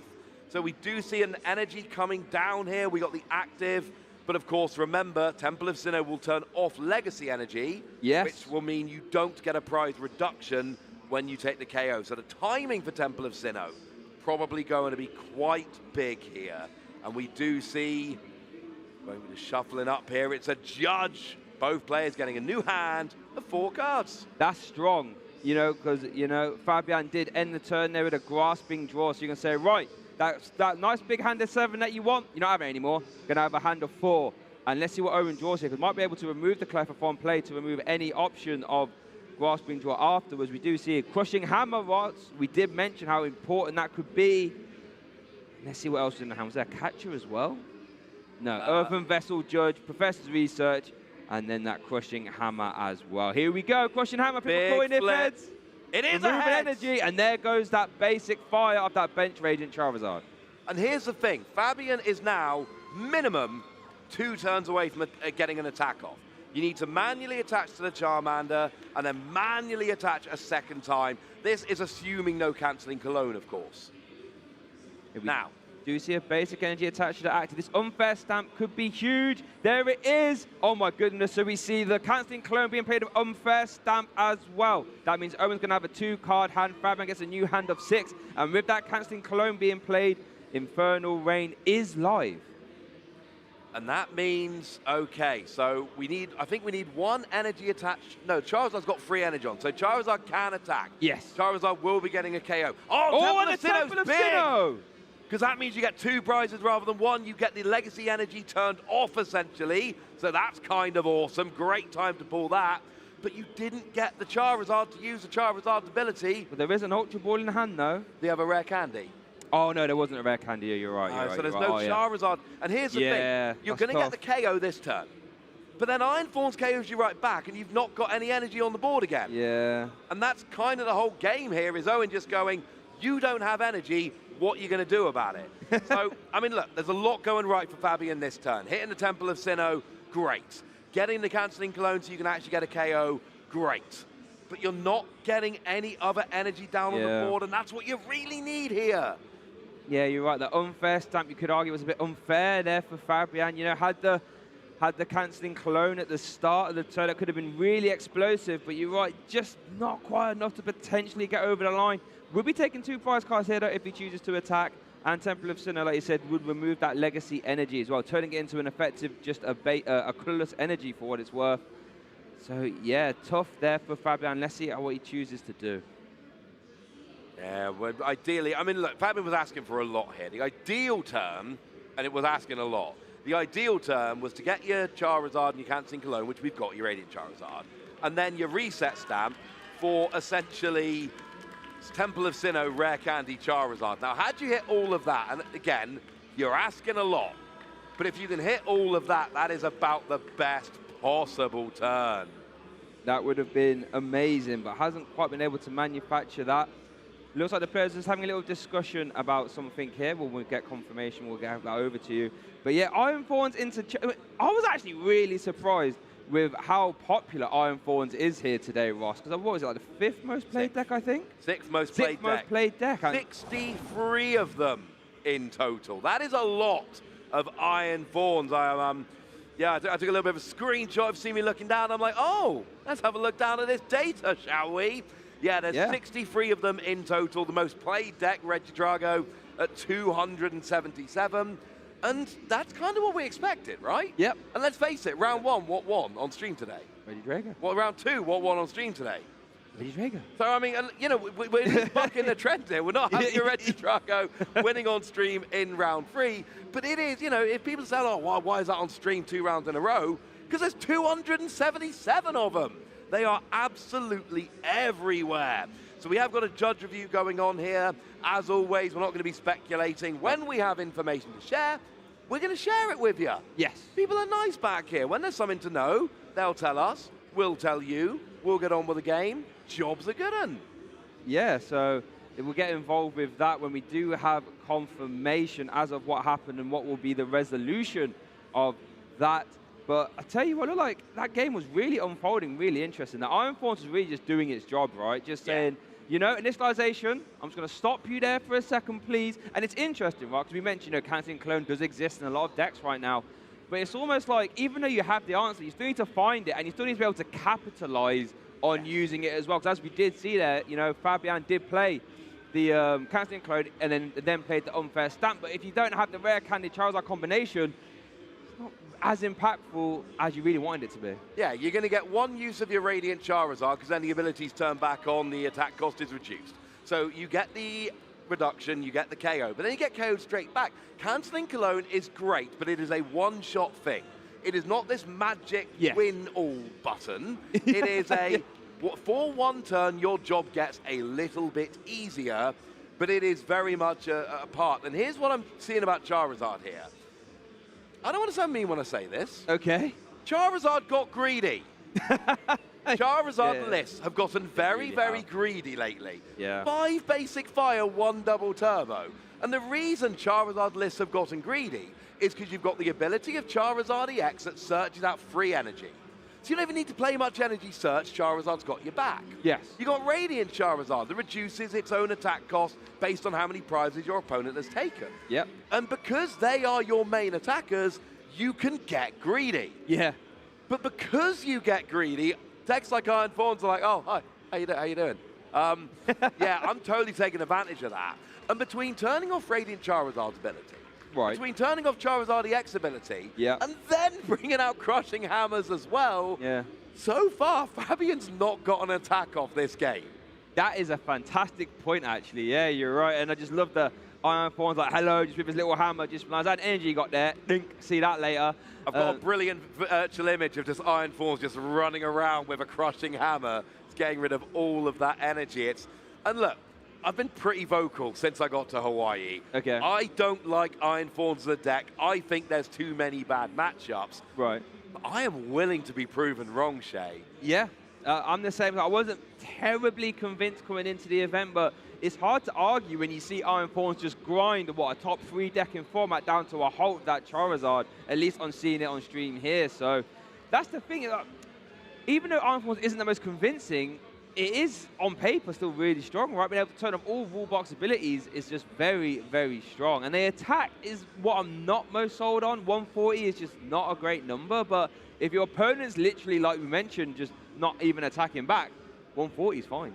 But this is like your standard blocking Pokemon. We see a Cornerstone EX Ogerpon doesn't have a very good attack. Mimikyu from Paldea Evolve doesn't have a very good attack. These Pokemon that block, as long as they've got an attack which is, fine, that's good enough. Yeah. Yeah, you're right. Like, if your opponent's not doing anything, all of a sudden, you know, putting 7 damage counters on the active and got to Mimikyu is fine, like you said. Or even, one thing I really like about this sort of Iron Thorns and Mimikyu is that, you know, Gardevoir plays a lot of tool cards, TM cards. You can sort of get around Mimikyu not having a good attack. When you're using TM Evo or TM Devo, all of a sudden it's now can't be hit by anything in the active and doing really cool things. Like we saw Turbo Energize being used here as well. Sometimes these Iron Thorn decks do play, you know, de-evolution to de-evolve everything. So all of a sudden, having that not so great or mediocre attack can be mitigated. Absolutely. That's the whole deal with Iron Thorns. Great ability, just good enough attack, and you add it up. And, you know, as we look down the metagame here, there's 277 Regidrago. Now, I don't think that's an auto win by any stretch. That one seems like it could go either way. Yes, yeah, for sure. But the way you get past that, right? 147 Charizard. We're seeing this matchup right here, and it seems like Iron Thorns has an option. And then number 3, 145 Archeops Lugia.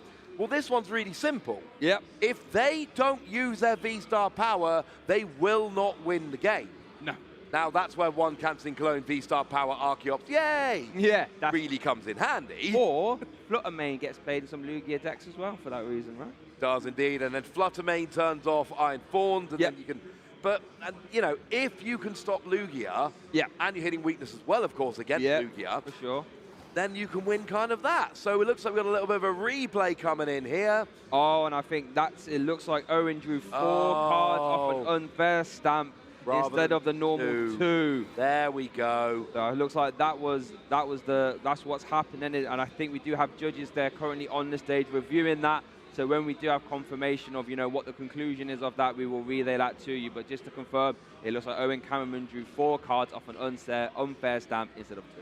That was my assumption. When an unfair stamp is played, and then immediately the game stops, someone drew too many cards, most of the time. Yeah, for sure. But I ain't going to be telling you that on stream until I've had a look at the replay and seen it. We're not dealing in speculation here. That doesn't help anyone.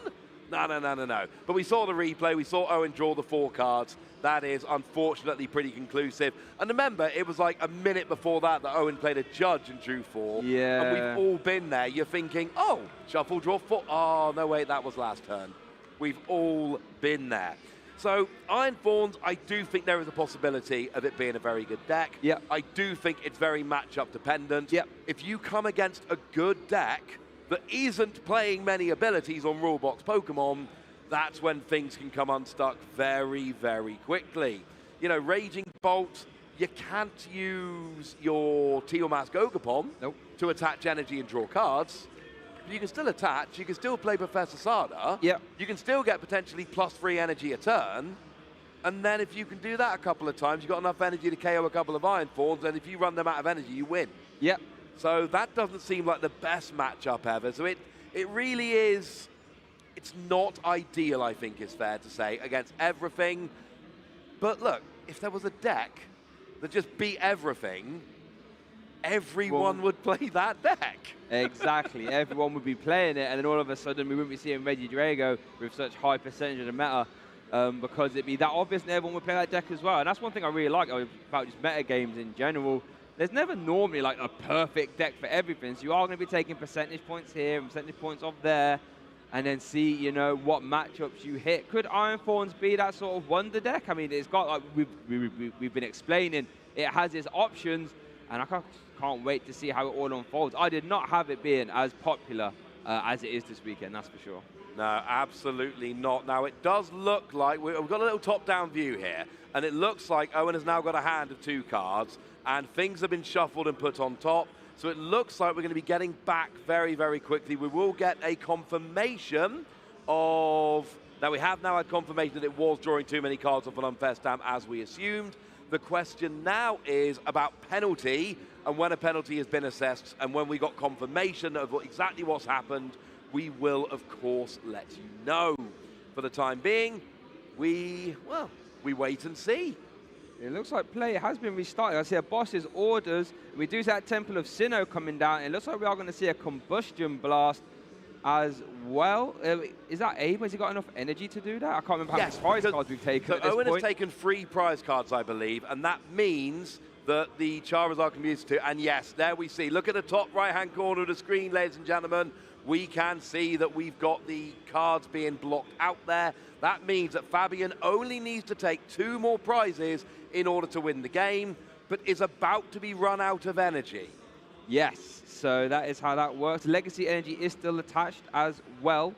We'll be able to use this Volt Cyclone, but you're right. It looks pretty good there for Fabian, but remember that cancelling clone did get played at the start of this turn, so that's no longer an option. So yeah, all this energy will be removed after this Volt Cyclone, and let's see what Fabian can do. Just got to decide which energy to move off yourself, because that is a necessary stipulation of Volt Cyclone. Is going to move that legacy energy to the bench, and there goes Radiant Charizard sent to the discard pile.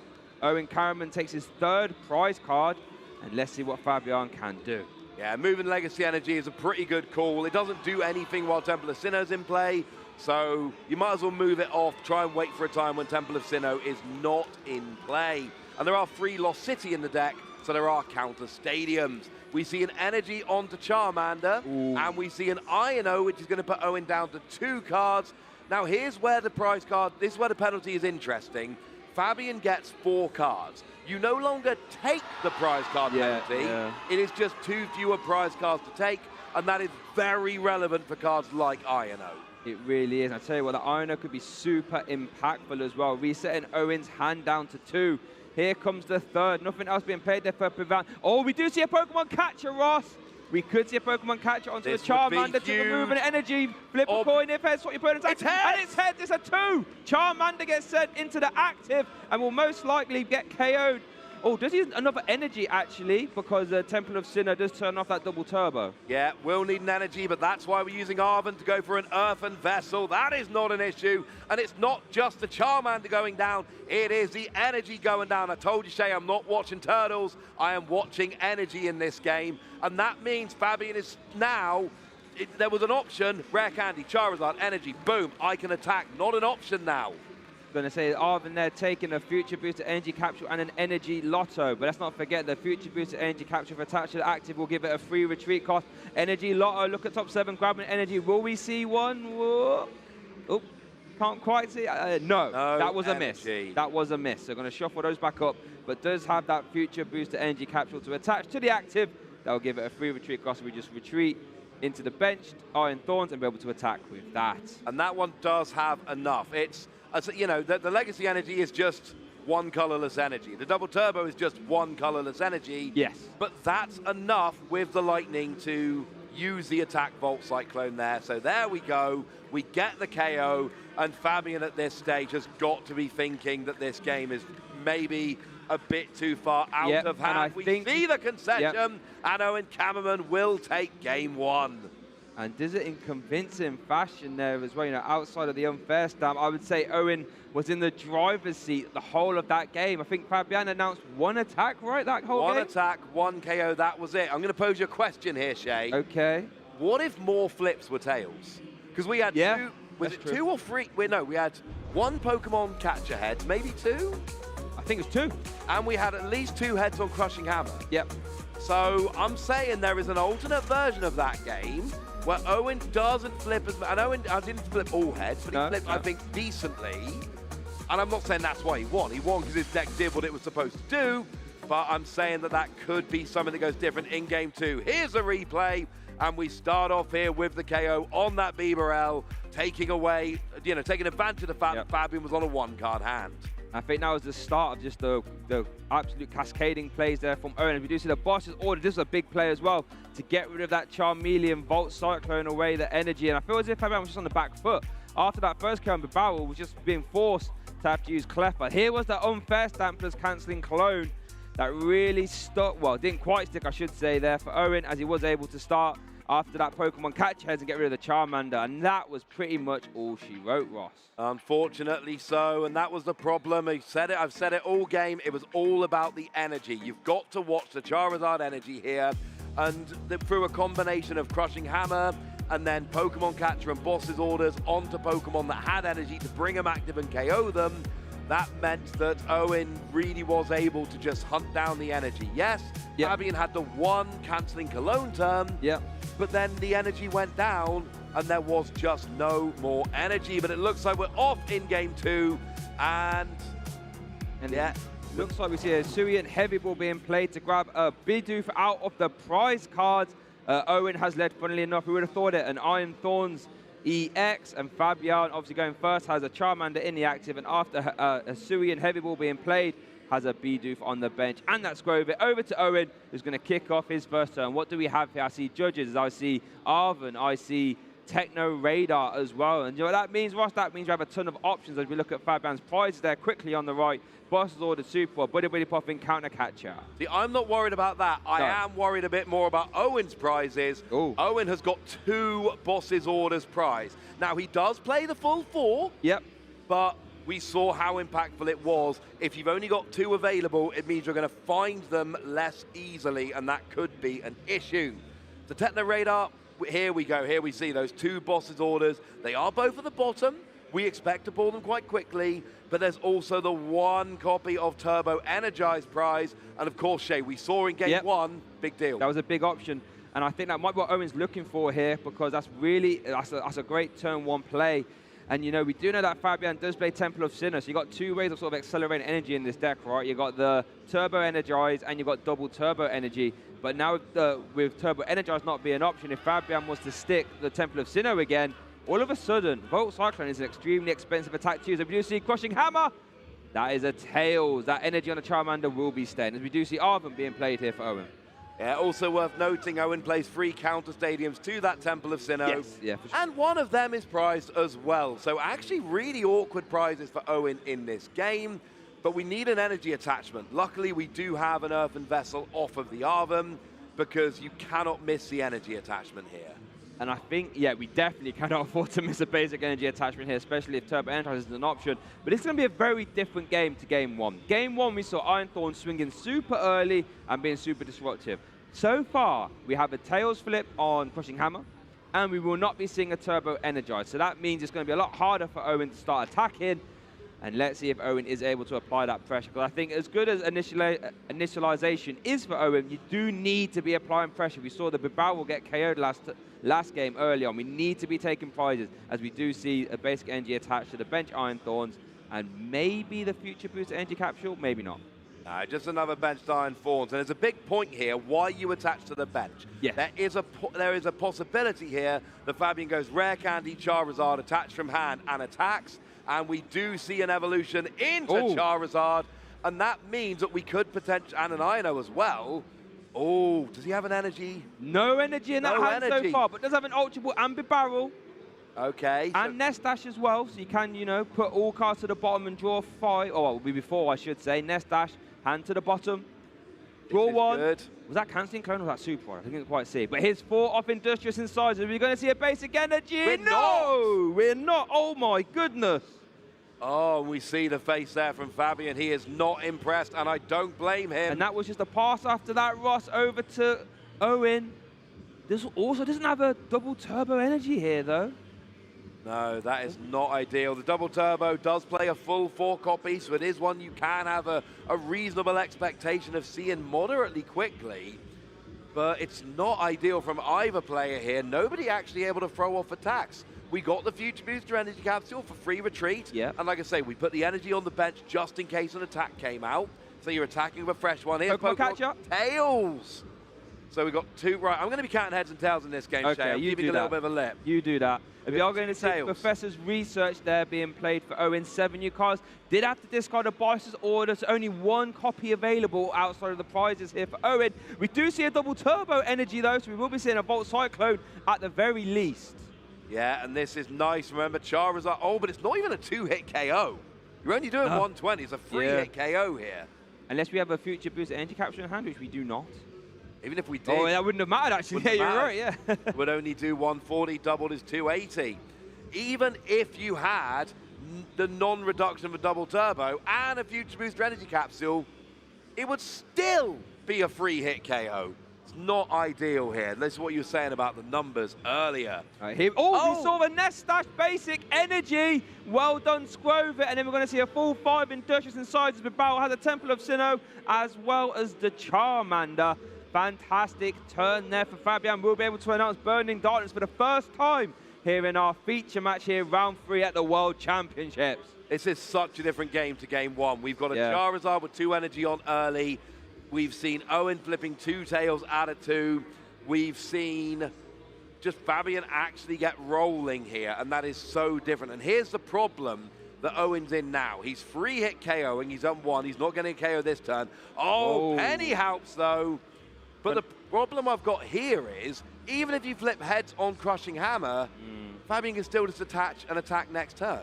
Yeah, I mean, unless we saw 2 Crushing Hammer heads, that would be the ideal scenario, but we don't see one in hand. After the Penny, can't use Arvin to go find another one.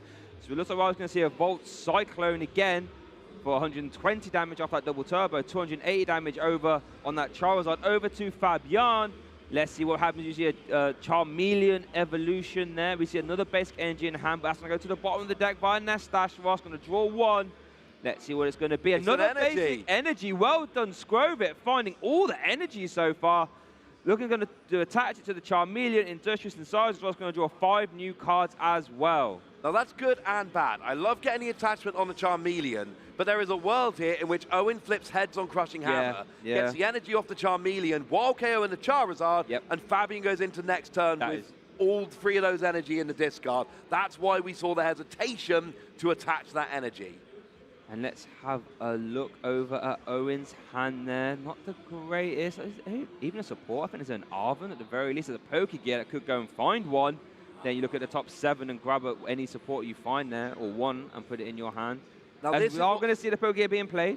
Now there's not going to be a Penny hit. Oh, there actually draws the 1 boss's orders that's still left in the deck. That's an option. But okay, so here's where we are with Owen. You can just attach to the active and attack. Yes. But then if Fabian evolves into a Charizard and manually attaches, we'll get the return KO. Owen really wants to attach with a fresh Iron Thorns here, but doesn't have the energy to do so. Double turbo. Oh, no, he does. He's got 2 double turbo in hand. So clearly, I like the Lost City there. I think we're going to boss his orders. Oh, we're going to boss his orders with Barrel. Remember, Lost City, any Pokemon that's KO'd while it's in play will get sent to the Lost Zone instead of the discard pile. And it looks like we are going to see a Volt Cyclone going to be used here, just depending on what energy to put to the benched Pokemon. So we are going to see that Lightning going to carry that with Barrel sent to the Lost Zone as Owen takes his first prize card here. Let's see what Fabian has. I think does have Arvin in hand and an Ultra Ball. So we could see cancelling Cologne plus Charizard EX combo here. Defiance Band getting moved to the front. Or Unfair Stamp even as well. Sorry. Yeah, that's quite a big one. I know in there basically saying, look, I'm going to take out your Bibarel. I'm going to give up this Iron Thorns right now. I don't think giving up this 1 is going to be a huge issue, especially when you're not already KOing the Charizard. Yep. But Fabian here needs an energy. Or, I mean, ideally a Charizard. Yeah. But if he doesn't get that, then Owen could have a monster turn next turn. But there's a lot of ifs, buts, and maybes rolling around at the moment. It's Charizard we're looking at for Fabian. Draws an Ultra Ball, we got it. Ultra Ball, yep, well done there. That's fantastic. Free retreat from that Cleffa. Amazing card there. We saw popular at the EUIC. And we're going to see a Buddy Buddy Poffin being played, letting you grab any 2 basic Pokemon, put them on your bench, as long as they have under 70 HP. Pidgey going to come down. Did we not see the Canting Cologne this turn? No. Oh, so we can't get it. Okay, so here's the problem. We're now back to where we were last turn. Yes. There is a possibility for Owen here to remove all the energy off the board, and Canting Cologne, I mean, it's not been played. Nope. But you would then have to hit Canting Cologne Charizard. Pokemon Catcher. It's a Tails. That's another Tails to be added to your tally there. We are going to see Energy Lotto. Does have, the double turbo energy could be taken here, or the 1 copy of Lightning. Looks like double turbo energy is going to be taken. We actually needed to find the energy this turn for Owen to attack. That's 1 piece of the puzzle gone. Now, off that Unfair Stamp to 2, Owen did draw Professor's Research. We will be able to discard a hand and draw 7 new cards as well. So it's a very good card there off the Unfair Stamps. It is going to be played, Ross. What are we going to see? Crushing Hammer would be ideal. There's the Crushing Hammer. Uh-oh. Uh-oh. Owen Cameron, are you going to do it? Crushing Hammer. Are we going to see heads? This game yet, and does have one now. When it matters. Oh my goodness. 3 energy will be removed from Fabian's side of the board this turn. Could this be the turn that Owen starts to win this game? It's now Cancelling Cologne Charizard or bust. That's essentially Owen's route back into this game at this stage. And we do, now there is a Charmander down, a Charmeleon down. You need Canceling Cologne, you need Charizard. It needs to be that 2-card combination. I saw an Arven that could grab the Canceling Clone. Do we see an Ultra Ball in the hand? I have to check that. There's a Canceling Cologne taking There was an Ultra Ball in hand last turn, but we've got... there's no Pokemon V down to use that yet. No, but there is an Ultra Ball in hand. There is. I thought there was. Okay, so we can see the Canceling Clone combination. Okay, so this gets Fabian back into the game. Now, energy check. I've not been watching the energy enough. We've seen 2 removed from the board. There's none in the prizes. That should leave 2 in the deck. Okay, I was going to say Subarod here would be amazing. And yeah, we're not even going to shuffle them back into the deck because here comes Canceling Cologne. Here comes Charizard, attaches free energy. There isn't a good place to put that third energy. But remember, Iron Thorns is free hit KOing Charizard. That is the weakness in this particular matchup for Iron Thorns, the fact that you're not getting even a 2-hit KO here. Yeah, that's tough, as we are going to see the flip that's been able to be used now as well, because the initialization has been turned off. 3 extra cards there for Fabian. Does he a Temple of Sinnoh as well? That's going to be really hard. That's going to make it hard for Owen to attack. We're going to be moving double turbo energy. Burning Darkness is going to be doing a ton of damage. Big KO there. That's 270. That is easily enough to KO. And I think at this stage, Fabian might have this game, honestly. For sure. Because you need a way to get rid, either take free prizes quickly, which I'm not seeing, or get rid of that Charizard. I was going to say, we did see the TM devolution there off that Pokegear, but since that Charizard... Oh, that Charizard did get come in play with a rare candy, did it? Or was it? It did come in with a rare candy. Oh, but it's got a tool card attached. It's Iron Thorn already. Oh, can't do that. Nope, you could TM devolution if you didn't have a tool, but you do have a tool. So it's getting very, very rough here for Owen. We've got 17 minutes left in the game. We do have time for a game 3, which is lovely. But listen, we've got a Temple of Sinnoh coming down here as well. Oh, I mean, it's in play is what I mean, which makes it even more difficult for Owen to actually get an attack off here. And this is where things are getting very, very dodgy. We're kind of in a reverse of game 1. It's now Owen who is struggling for energy. It's a lot of energy getting discarded, but if we see TM devolution here, we could use it this turn, but misses. Do see a Crushing Hammer, not as impactful now because that Charizard does have 3 basic energy on it, sort of Crushing Hammer proofing itself, as it were. Let's see what Owen can do. There's so much energy discarded from the Professor's Research. Is that a concession from Owen? I think it might be. It is indeed. We are 1-1. We are going to game 3. And yeah, that third energy on Charizard, very deliberate. Basically going, you have to hit double Crushing Hammer or I've guaranteed an attack next turn. That, and I love this. I love Best of Threes, where we see one deck winning as the deck tends to do. Yep. And we see the other deck winning as the deck tends to do. And then we actually get a situation where we get both decks have done their thing and won one game, and then we go to game 3. That makes me happy. Yeah, and that's what we like to see, you know, like you said, game 1, Iron Thorns did its thing. Game 2, like we did mention, that Canceling Clone is an answer. It's a hard combo to piece together, but if you can do it, it just needs one turn of Infernal Rain, and Iron Thorns can really struggle. We saw that Canceling Clone combination being used there for Fabian, and all of a sudden we're sitting at a 1-1 record here. Do you know what that means, Ross? That means we're going to see a game 3, and I love me some game 3 actions as we're going to get to the replay here over for Fabian. Did have that Charizard EX swing in nice and early, and Owen Karen was on the back foot. He absolutely was on the back foot. That Charizard early was very, very big. We did see a heads-on Crushing Hammer with a KO on the Charizard to remove all of the energy from Fabian Puyol's side of the board, which was a huge turn, but unfortunately the Canceling Cologne Charizard combination came down, and that meant that Fabian was one-hit KOing Iron Thorns every turn. TM Devolution, the only potential out, did not find it, and that sent us forward into game number 3. And it's like you mentioned how Charizard EX decks are getting greedy, we said, right? You know, those basic energy numbers are coming down. Even the Pokemon support numbers are coming down, like 1-1 Bibarel, for example. But what that does allow you to do is play these tricky cards like Temple of Sinnoh, Canceling Clone, you know, Forest, well, not Forest, Stillstone. We see a Thornton in this list as well, right? Yep. And that's the sort of advantage of getting greedy with your basic energy, is now you start to play these awkward cards to get you out of these strange scenarios. And it looks like we are going to see a mulligan there for Owen. Worth noting, actually, that will happen a lot for Owen's deck, because he only plays 4 basic Pokemon. there is such a thing as a judge ball, a very special kind of Pokeball, where you've mulliganed so much that the judge basically has to just reveal cards to the top of your deck until a basic Pokemon is found, which actually then gives away a bunch of information about your deck. It is a risk you play when you play a quad deck like this. And also, you give your opponent potentially, I mean, there's already 4 mulligans. So Fabian is starting with 4 extra cards here. Well, when you're trying to hit that turn 2 Rare Candy Charizard Canceling Cologne combination, a lot of extra cards will help. Another mulligan, we're up to 5 now. Yeah, this could keep going. It really could, and that's why these Iron Thorns decks will play cards like Judge, just saying, right, chances are you're going to start the game off with a larger hand than normal. So how about I just put that down to 4 so we can then, you know, start off an equal point. We both have 4 cards there. Let's see. Owen, do you have an Iron Thorns here? 6. No. 6? 6. So we're up to 6. So does your Judge Ball, I think that comes into play after 8. Oh, I can't remember off the top of my head. I don't want to say in case I'm wrong here. Judge Balls don't come up very often, Jay, frankly. It didn't come up in game 1, didn't come up in game 2, but it can. Oh, there we go. We have one.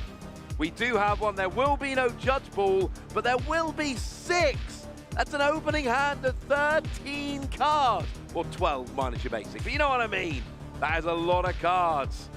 How many options does he have? All of them.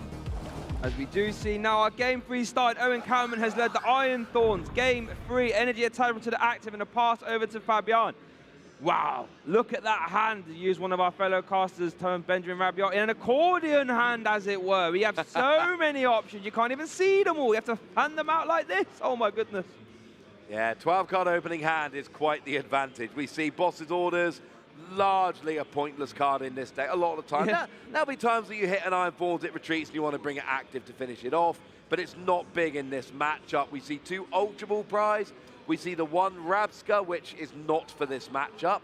So, yeah, not terrible prizes there.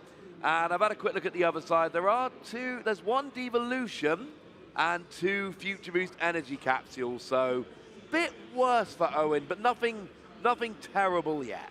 You don't need TM Devolution for a couple of turns. No, that is true, and it does look like it's at the bottom of the prizes. So traditionally, not all the time, traditionally players take their prizes bottom to top, so that would be getting liberated after one of the first 2 cases. We are going to see Luminion getting benched. Can't obviously use that, can't use Luminous Sign, but can still use Forest Hill Stone because the ruling is that the ability is on the tool card, not on the Pokemon it's attached to. Yep. So we are going to see, it looks like that Star Alchemy being used to grab the Body Poppin. It's going to grab the Cleffa and the Scrovit. That was very, very nice. We got a Pidgey down, we got a Scrovit down, we got a Cleffa, we got a Charm, we got Luminion, and we got a Charmander. We're using Nestash here. Wow, so after that big hand, it's going to go right back down to a 1. But they can use Grasping Draw, of course. Yeah. Going to get right back up to 7, fair enough. Right, Owen, what can we do? Is there a Judge, first of all? We'd love to see that. And we'd love to see a double turbo. There's a Pokemon Catcher as well. Catcher could get rid of the only Charmander Ross if it's used in combination with a Volt Cyclone. That's the other thing I'm looking for here. Generally speaking, you're not using Scrovit unless you follow it up with your Cleffa or your Beaver to get a bigger hand. True. But I'm looking at trying to go after the Charmander here. Go after the attackers, because that's as good as going after the energy. There is 1 in the discard and 1 in the prizes. So Fabian's only got 3 in the deck to draw into right now. That is something to keep an eye on. Do we have a way to get that Charmander into the active combined with a double turbo? That would be the dream for Owen right now. That would be the dream. On the back of this Ivan, it looks like Owen did eye up the Turbo Energize, so might be going for a slower turn. That obviously wasn't an option in game 1. So it looks like you're going to say, right, let me actually take my foot off the gas a little bit, but have easier attacks going throughout the game. I don't mind it, as we are going to see Techno Radar, and you discard 1 card from your hand to grab any 2 future Pokemon. Fantastic in a deck like this, because that searches 50% of the Pokemon in your deck with 1 item. Yeah, that's not too bad. I'm having a look at Fabian's hand here. Right. And I'm seeing there's a rare candy, but there's no Charizard. No. And the only supporters that I think are Iono. Yep. So Fabian's going to have to kind of get rid of one of those rare candies and reset what would... So that giant opening hand, it's helped out with basics, but not much else. Wasn't even an energy attachment turn 1. No, as we are, looks like we're going to see a benched Iron Thorns and energy attachment to the bench.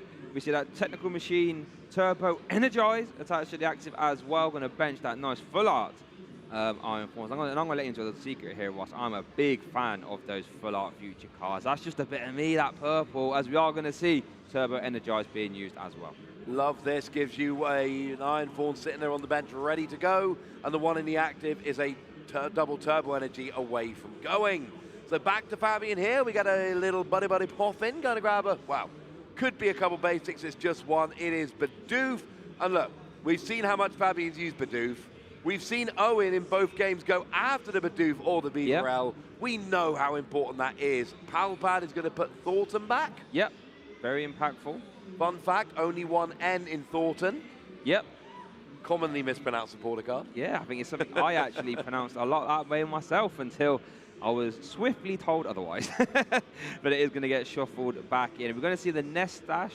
Are we going to? We're going to see a Grasping Draw. Are we even going to play that Iron? I'm not sure. There is the Nest Dash, though, so Iron going to the bottom. Worth noting as well for Owen, that Luminion is weak to Lightning. So that would be a one-hit KO via the Volt Cyclone, as we are going to see Fabian using that Grasping Draw. Over to Owen now. Big turn here. Boss is always off the top, Ross. Love to see it. There is still only one Charmander on the board. There's that Luminion. It's a nice little option. But look, you're playing 4 Pokemon Catcher. You're playing 4 Boss's Orders. You don't need to rush. Oh, 3 Pokemon Catcher, sorry, only 3. It looks like after that Poké Gear, we are going to see that Judge being taken. Interesting. Why has Owen got him? I mean, you'd look all going to play the Judge. Okay. I don't mind the Judge here. Judge here is quite nice.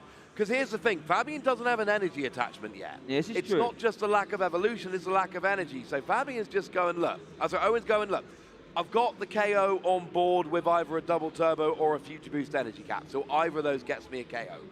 And you've got nothing going here at all. I don't need to go after something like a Charmander, although for supporters, I don't think there's an attack here. Nope, there's not an attack. We're just going to see a pass is what we're going to see. Would have loved to have seen a future booster energy capsule. Over to Fabian. There are 2 prizes worth pointing out, so that might be why we're not drawing into them. There's only 3 in the deck. Yep. 2 are in the prizes. We do see Arven being played here. Going to grab an Ultra Ball by looks of it. And a TM Evolution. That's really nice. Going to be able to end your turn with a Bibarel and a Charmeleon at the very least. Ultra Ball going to be played. Oh, and it could be a Charizard EX, right? Because you could evolve into... Oh, no, going to get rid of the E-Evolution anyway. As we get Bibarel, so we can draw some cards there, Ross, via Industrious Insight. Yeah, I kind of like this. You got the rare candy in hand. You're hoping to hit the Charizard, but once again, it is energy that is the issue for Fabian. We attach manually, great, but you kind of need to get a second attachment off. Do we get the Charizard? Oh. Unless, well, we're going to history it only takes basics, so we're unable to... I don't think there's any basic. No, there was not. Charizard and the Rabska. So those prizes are going to get put back. We're going to see a Nest Dash, the old Nest Dash Grasping Draw combination. If you look at Professor's research there, looked like off that Nest Dash and then Grasping Draw, going to draw 6. Yeah, Fabian's gotten a lot of use out of that Cleffa, but once again, Crushing Hammer gets rid of all the energy. Pokemon Catcher gets rid of all the energy. Boss's Orders gets rid of all the energy. But no, Owen just going for a Judge here, saying, look, you keep using Cleffa, I keep using Judge, and frankly, you've got very little going right now outside of your Bibarel. I'm just going to keep judging. And to be fair, this could be a turn where Owen can start attacking. Do we see double top energy? We double see it up turbo. the top. Oh, imagine we saw a Pokemon Catcher there as well. Not quite. No, no gusting, just a double turbo. And that's the problem here is it is opening the door for Fabian to go. Didn't attack? No, chose not to attack there. Doesn't want to get rid of the Cleffa here. Oh, I guess if you was to attack, that gives Fabian an opportunity to put down a second Charmander. So maybe Owen just wants to remove the only Charmander before... Well, so there's no chance of him benching and rare canning in another one, perhaps? I think also playing around Defiance Band here, because if you take one prize, Charizard hits for 210, is then behind on prizes, and Defiance Band will then hit 240 and get the KO. Okay. I believe that might be also a play around Defiance Band at this stage of the game. We do see Industrious Incisors being used there for Fabian, and it looks like we're going to see, that's a lot of cards there. Industrious Incisors into Nest Dash, into Grasping Draw. And there we are going to see the Grasping Draw being used. 6 new cards there. Over to Owen now. Let's see what he can do. And it's like, yep. Do you see a Charizard rare candy? Was there a Charizard in that hand? There was not a Charizard. There were 2 rare candy, but there was, and we Pokemon catcher, Ross. And it's ahead. There goes the Charmander. And this is brilliant. I love not taking the KO on the. Now, it didn't actually matter in the end, but being able to get the KO on the Charmander does have to go to the Lost Zone because of Lost City, though. There it goes. Yeah.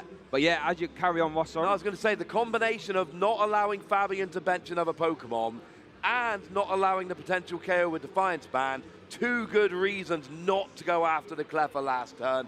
Sometimes it's a little jarring when you see players giving up an easy KO, but when it's players like Owen, there's always good reasons. There were 2 very good reasons not to KO the Cleffa, and hitting heads there, that was a huge KO.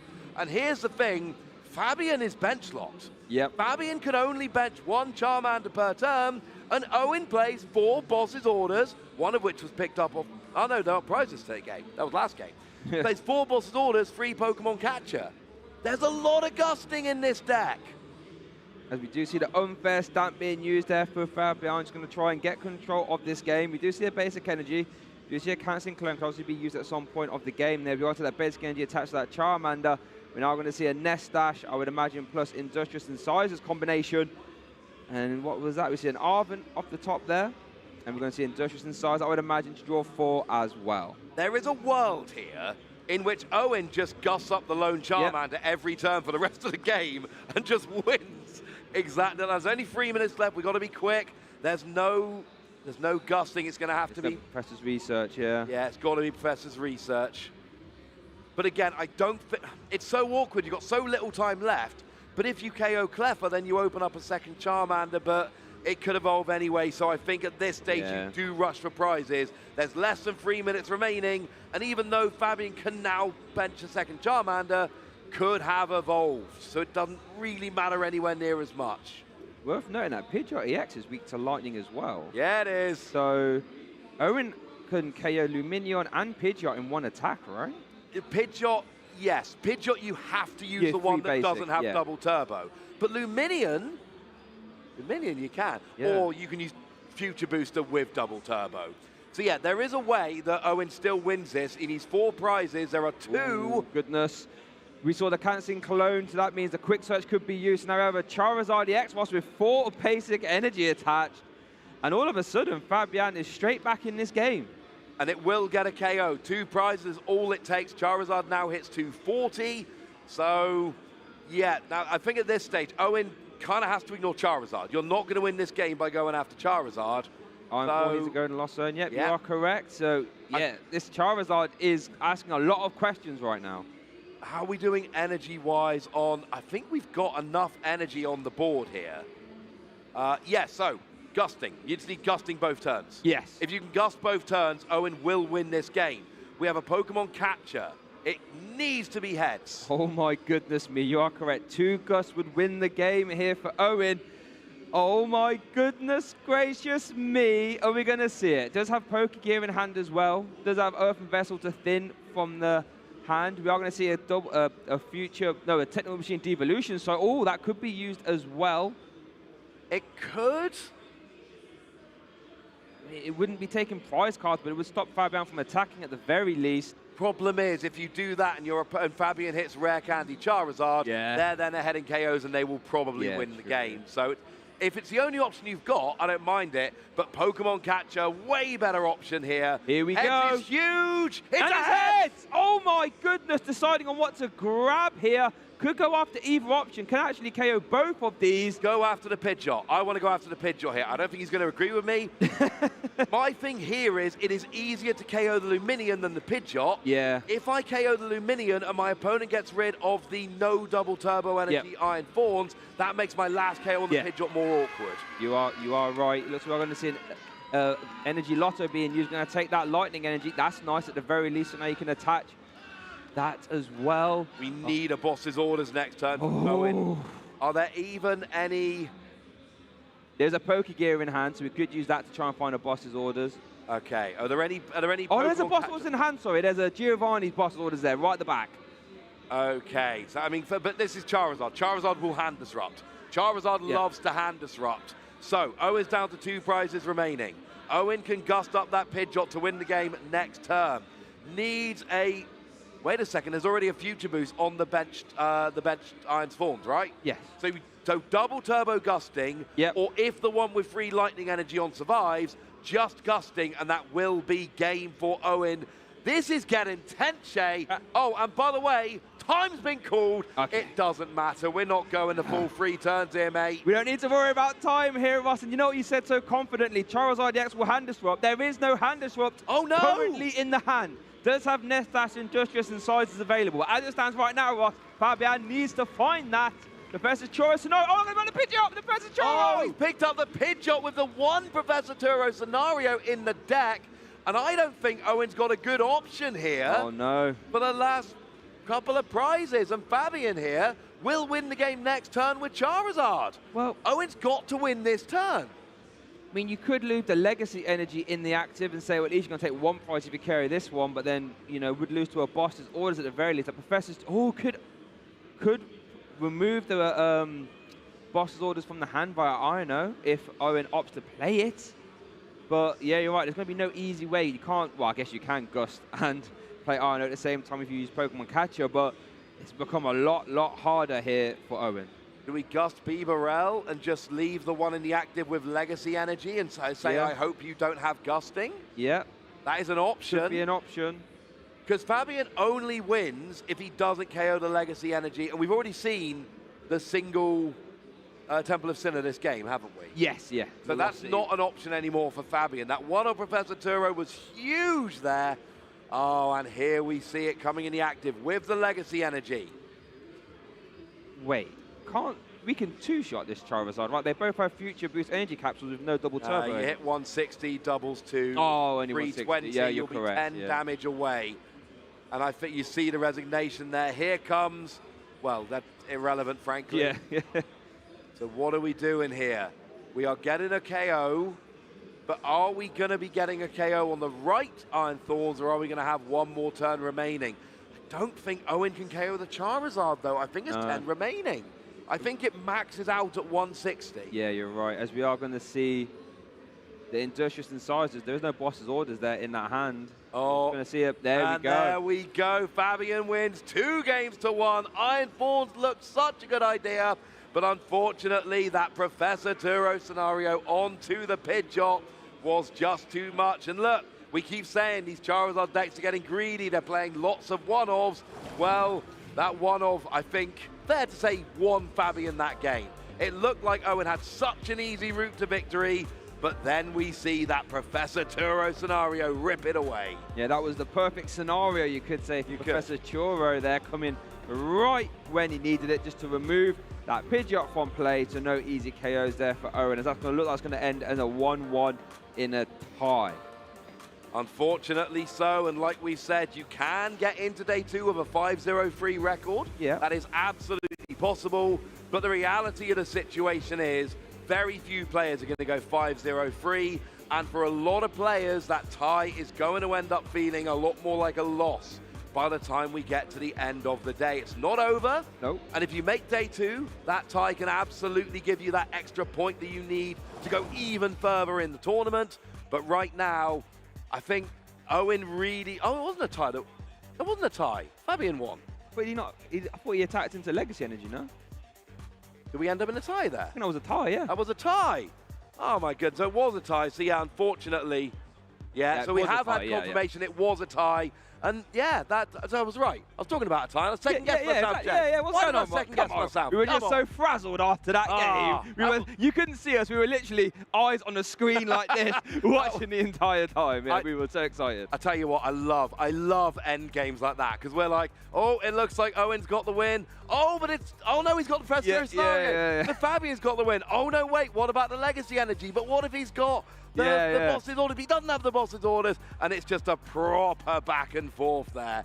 I always describe those games as like pendulums of power. The pendulum just swings from one player, then back to the other, and what an absolute barnstormer that was. Now, it does end in a tie, unfortunately, but that was entertaining. I was a big fan of that. Yeah, that was a really fun best of 3. It always makes me a little bit sad when we have a game that good, that entertaining, between players that good, and it does end in a tie, but you kind of watch it and you're like, a tie does kind of feel like that was a very tight game. We saw game 1 win from Owen, we saw the game 2 win from Fabian, and then that game 3 there was just, it was so tight, and so it really could have gone either way. And let's be clear here, with cancelling Cologne turning off Pidgeot, that one on Professor Turo scenario, it's one card in your deck which is not that easily searchable. No. You know, I know some people at home might have been watching and going, well, of course he's going to play Professor Turo scenario. I mean, yeah, if he can find it, finding it that turn was huge. Yeah, having it right in the hand there, just properly closing any openings there for Owen, just saying, right, Owen, you got a bit close there, closer than I'd like. Let me just slam that door shut and say, you're not winning this one, mate. But I think you are correct. After watching that all pan out, a tie seems perfectly fair. We saw in game 1, Iron Thorns just doing exactly what it needs to do. And then in game 2, Charizard got off to the races there after that immense cancelling Cologne combination turn. And in game 3, we saw a bit of both, right? Iron Thorns was doing its thing. And then Fabian, again, had that cancelling Cologne when you needed it. And I think that was the tail of the tape there. We said that cancelling Cologne can win you the game, but you have to find it at the right time. Fabian did that and was able to wrap up a tie. Indeed. Now, one thing which you saw in that game, Spec, huge. Oh, yeah. Iron Thorns, there are a lot of different Specs. There's one, only one, but there is one Iron Thorns in this room playing Dangerous Laser as I think it's literally the only deck playing Dangerous Laser. But there's one quad Iron Thorns in the room this weekend playing Dangerous Laser. If Owen's playing Dangerous Laser, he loses that match. Yes. Legacy Energy is it was a last-ditch effort, and it worked. It kept him, it got a tie rather than a loss. And look, I know we don't like ties on day 1, but all the reasons we've laid out, but the fact of the matter is, it's still better than a loss, because it gives you that chance at 503, and if you do make day 2, we're going to see a lot of people, you know, that when we get the asymmetrical top cut, that one extra point could get you in. So I think, Shay, I think we're going to have a bit of an argument about A-Specs in a minute. Are we? I think we've got a bracket we're going through this weekend. We're trying to decide the ultimate A-Spec. Okay. And I think we've got a minute to have a little... Now, goodness gracious. Poor scoop up cycle. We got Heroes, we got Hyper Aroma, we got Heroes Cape. Now, we're going to have one side each. We're waiting for lovely people backstage to tell us who's going to have which one. Okay. And then we're going to have a bit of an argument, Shay. Wow, okay. This is going to be an interesting one. I don't think it's going to be as favoured as that first top 8 there on that Prime Catcher versus Scoop Up cycle. That has to be one of the biggest one-sided victories I've ever seen. 92-8. That is a decimation.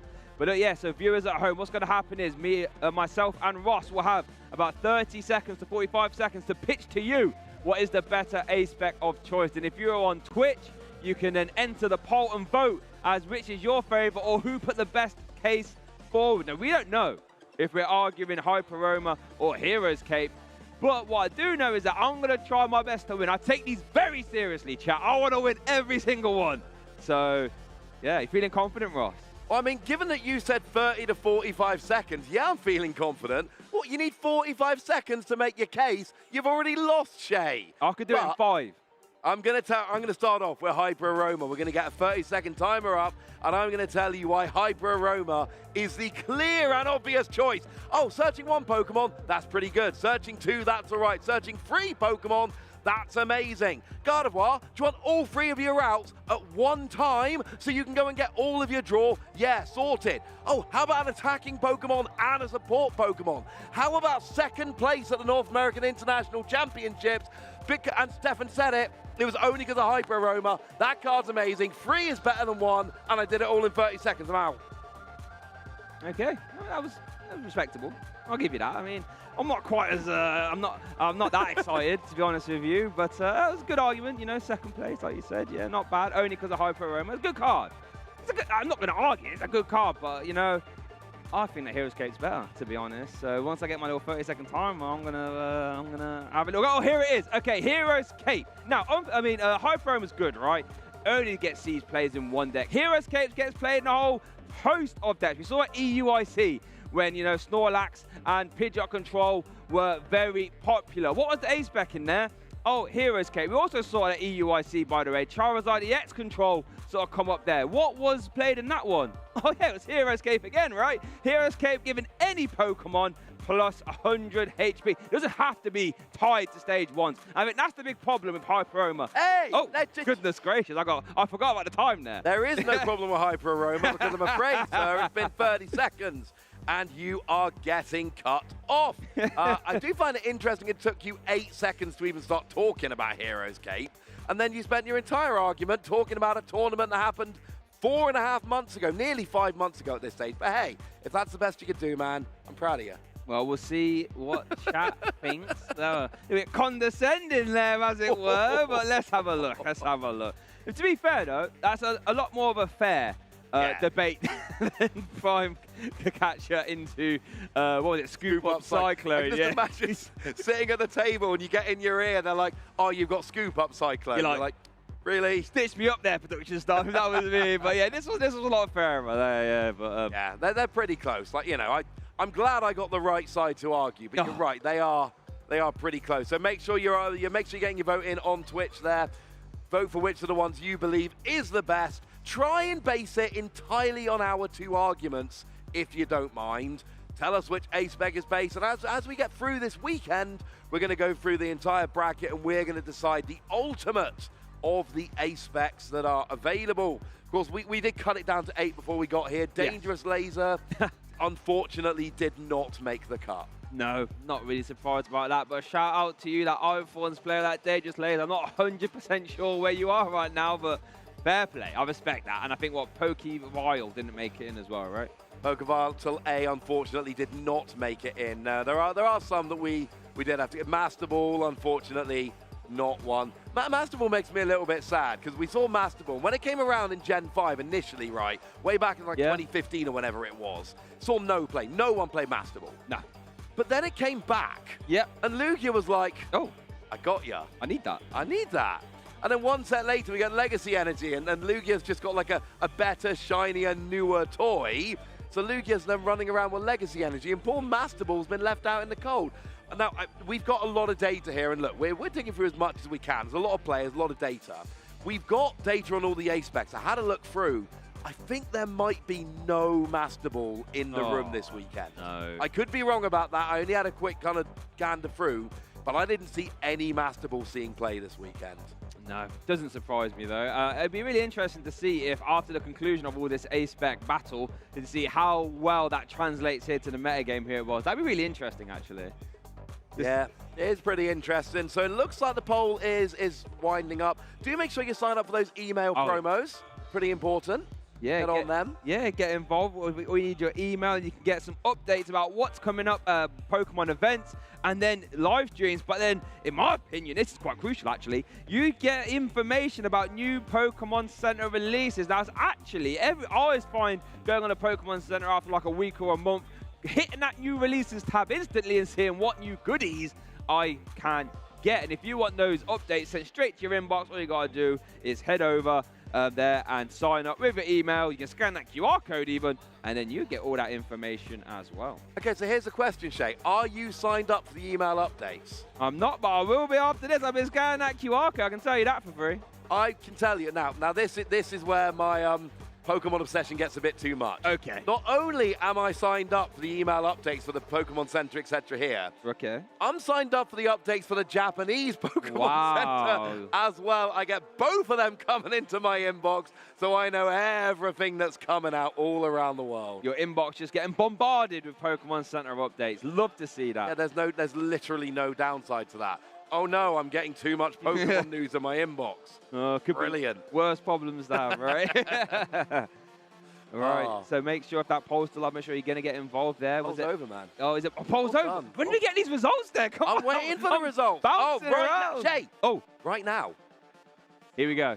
Come on. Show me. Yes, come on. And you gave it the cheek as well. Oh, mate, I tried. Nobody can say I did not try when it came to that argument.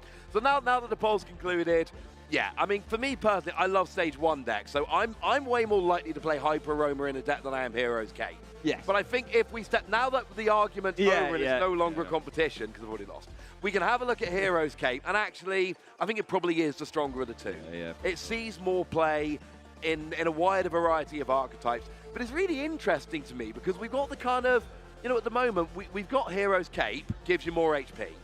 We've got, oh, what's the brace called? I'm blanking on Survival brace, isn't it? Survival brace, thank you, that stops a one-hit KO. Yeah. And then we got Scoop Up Cyclone that if you get hit and survive, stops a two-hit KO. So you've got kind of like that trio of ace specs, and you have to make that decision of, do you want to stop the automatic KO?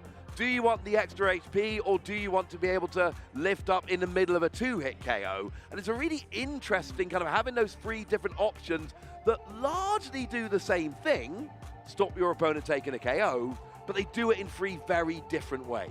Yeah, and I think that's just testament to the amazing game design we have. Like you said, they all run and about do the same thing, but they all have very different use cases that can be applied in different ways. But I do think, you know, stepping back, as we said there from the debate, I think Hyperoma is very situational. Like, if you have a deck that's built around, like we saw, like you said, NAIC and Gardevoir, yeah, it's really strong in that exact use case, right? But because it is tied to stage ones, not a lot of decks don't even utilize stage one Pokemon, then I think that just lessens its overall performance, in my opinion. And like you said, Hero's Cape, we did see it, we saw it have a whole ton of play there, and that can get attached to anything. Like I remember at EUIC, my opponent attached it to a Jigglypuff of all things, and then checked his prizes, and then realized he prized his Wigglytuff. So that was just a very high HP Jigglypuff, which made me laugh. Yeah, Jigglypuff, or Puddin, as I like to call him. That's the Japanese name. Daughter loves Jigglypuff, so I've been tasked with taking some Jigglypuff cards home. But we're not going home right now. We're going to a very quick break. Yeah. We've got more Pokemon action coming up very shortly indeed. So grab yourselves a nice cold beverage, but do not go anywhere. Next round is coming up in a matter of moments.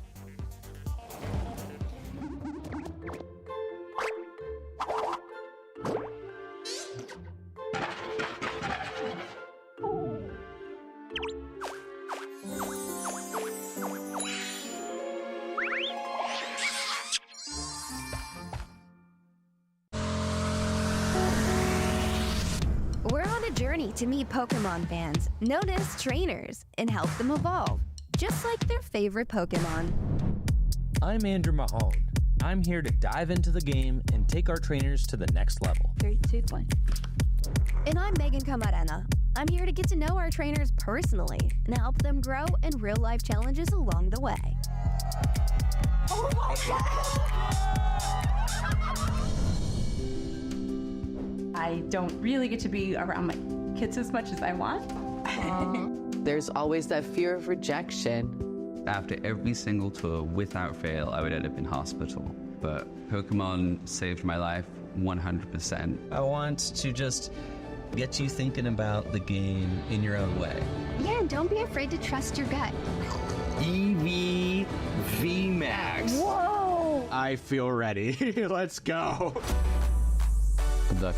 You're gonna need it. I love you, but it's time to attack. And I'm gonna hit you with a G-Max pedal. All right. I think I'm destroying you. You're not on the path anymore. You've reached the peak. Oh, wow. Print it. Hit the road with us as we embark on an epic road trip through the world of the Pokemon trading card game. You ready to up the game with another Pokemon player? Let's do this.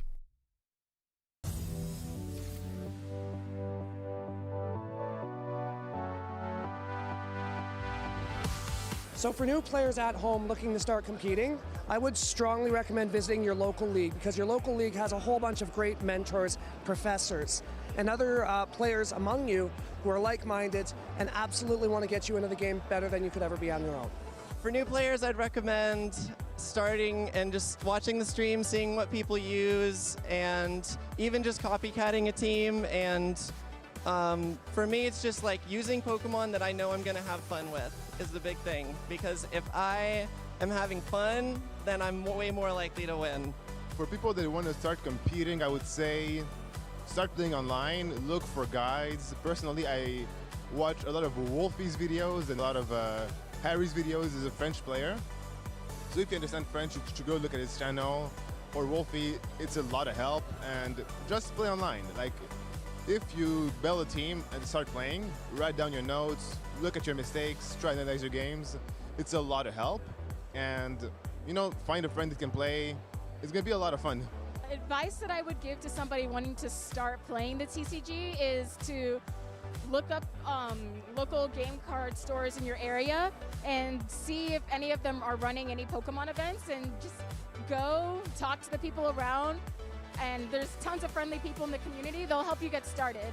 Some advice I would have for people looking to compete at home is really get connected with your community. Practicing with other battlers is one of the best things that you could do out there. That's personally how I started as well. So I know Go's big on community, so that definitely would be the number one. The advice I have for people at home looking to start would be to just jump in and do it. I was very nervous, and I still am nervous today to play, but the only way you're going to get better is to actually play, get out there, get the experience, and you're going to have fun no matter what happens.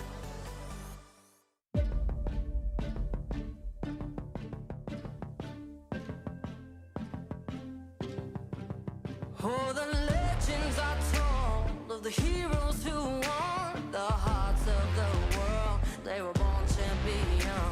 The deeds were well known, and the word of them spread, and they vanquished their foes. Wherever they tread, they came for the glory, they went for the fame. They'll go down in the books, we'll remember their names. Content as they fight, my look in their eyes. They came to win, they came to be immortalized. Oh, immortalized. Oh,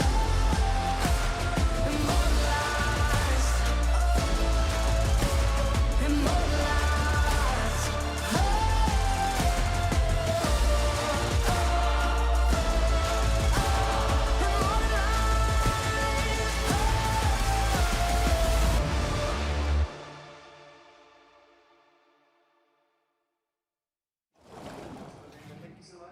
Hi there, I'm Anna Prosser here at the Pokemon World Championship, and I'm here with my friend Chalky. Chalky, what are you up to here at Worlds? Hi, I'm one of the World's professors. Today and this weekend I'll be working in the side events.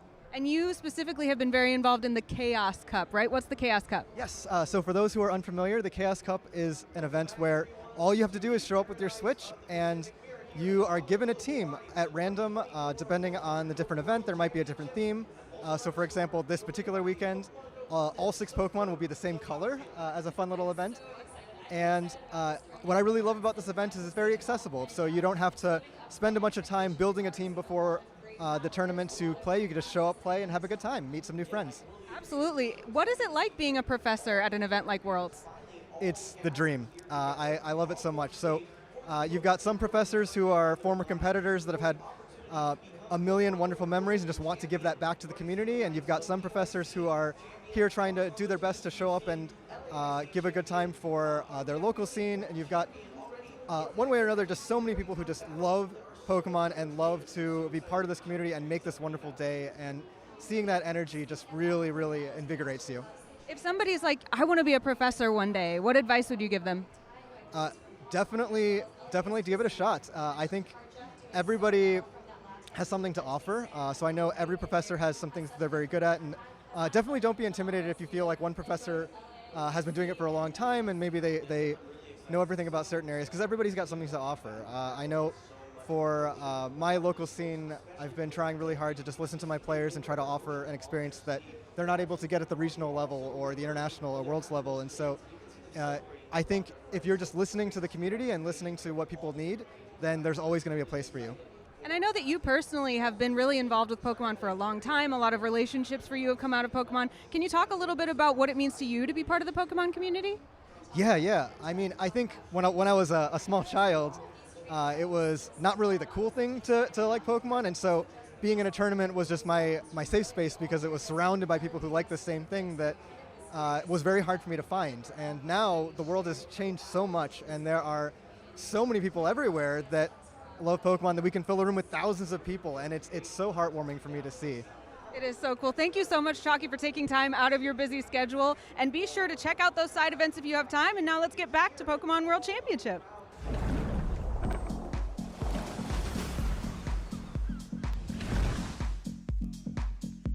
Pokemon trainers, welcome back into our 2024 World Championships. You're tuning in to the trading card game stream. I like to call it the best stream to be watching right now. Congratulations. I'm Shelby Boo here with my incredible co-caster, Kyle Sablehouse, and we are back bringing you some Pokemon action. Kyle, were you out there drinking some coconut drinks? What have you been up to on this little break? You know, working, watching some Pokemon coverage, if you want to call that work. It's been excellent to watch all these great competitors, not only on the stage, but also out there playing the game. There's a lot of crazy decks that are trying to make their way to the stage, and a lot of variety here, Boo. How are you feeling about that? I know. I'm actually so surprised. I mean, I never really know what to expect going into a World Championships because I always expect innovation. I feel like you sort of need some sort of innovation to have that edge in these matchups. So I'm happy to see the variety, but what have you been seeing out in the field? Oh, there's a lot going on. Of course, we've got our standards. We've got the Raging Bolts that are doing phenomenally. See plenty of them at 3-0. The Iron Thorns are out there getting the job done. I know you're pumped about that. Yeah, I'm rooting for that one. A couple Charizard lists that look pretty promising. I'm following one Bayonet in particular. We'll see how that goes. It's actually the one. There's only one out there. Yes. Yes, it's that one. Shout out you. Yeah, congrats. You brought it and you are succeeding with it, and that's pretty cool. Have you seen any cool inclusions from Shrouded Fable out in our field? Some poison shenanigans maybe happening? I mean, there certainly is, but I'm looking for the Dusknor. We kept talking about it, and it's not working. Yeah. I mean, you kind of called it when we were talking yesterday about it, that what do you think it is? Do you think it's just too clunky, makes your deck too inconsistent with it? I mean, you're trying to beat so many decks in the room, and you put this into your deck to give your opponent a prize card. Yeah, you can do some cool things with it, but ultimately, it takes multiple turns to get this thing rolling. You got to find the pieces at the right time. You're already playing 15 other stage 1s in these Charizard decks, so how do you make this work? It doesn't seem like it's all going to line up. Yeah, speaking of Pokemon, we have the next match coming up. There's a lot of different types of Pokemon we're going to be seeing. I am psyched to jump into this next match. Definitely decks I didn't expect to see either, so it's going to be an entertaining one for sure. But for now, let's take a look at our standings. How are our players out there in the field faring so far throughout this event? Reminder, this is our day 1 here. So our players are still online to get all of the points possible to make it into our day 2 here at the World Championships. Let's see where we are sitting. Wow. Wow, look at that. There's so much representation. I recognize almost every name. That is a good sign for the World Championships. We love to see it. Of course, many of these players already had that opening victory in round 1, but they've built on it since then. We see now 2 more match victories for all of those players, and I mean, these are some big names at the top. Lucas Singh, Brent Tonneson, world champion Diego Casillaraga as well. Some big names showing up here. I know. I feel like a lot of these names and pictures were on our players to watch out for. And look, we don't have to look very far because they're right here at the top of the list that we're looking at as far as our Master Swiss rankings. It's very nice to see out here. I mean, there's variety as far as decks regions, go. Right? I don't want to give it all away, but deck. there's Miraidons, there's some Snorlax, there's some Gardevoir, there's all sorts of things thrown into the mix here. It really just goes to show how open this meta is right now. Well, and it's interesting too because when we looked at our meta share for World Championships day 1, Regidrago was so many of those decks. I think it was like 277 people playing it.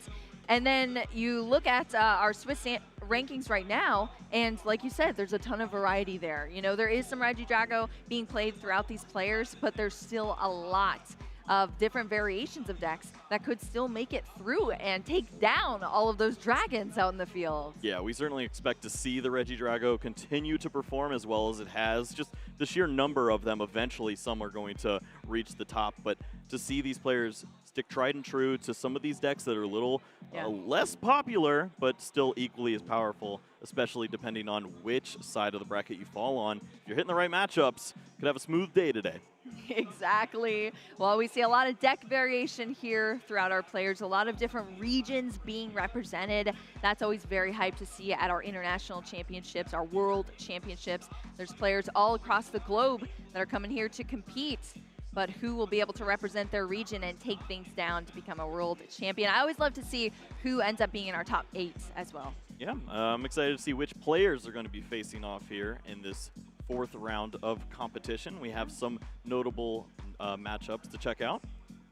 Yes, let's check this out. Our notable matchups, all of these players will be facing off against each other going into our next Swiss round. But as you can see up top there, Thomas Jones versus Gabriel Veloso is what we are going to be featuring on our stream match.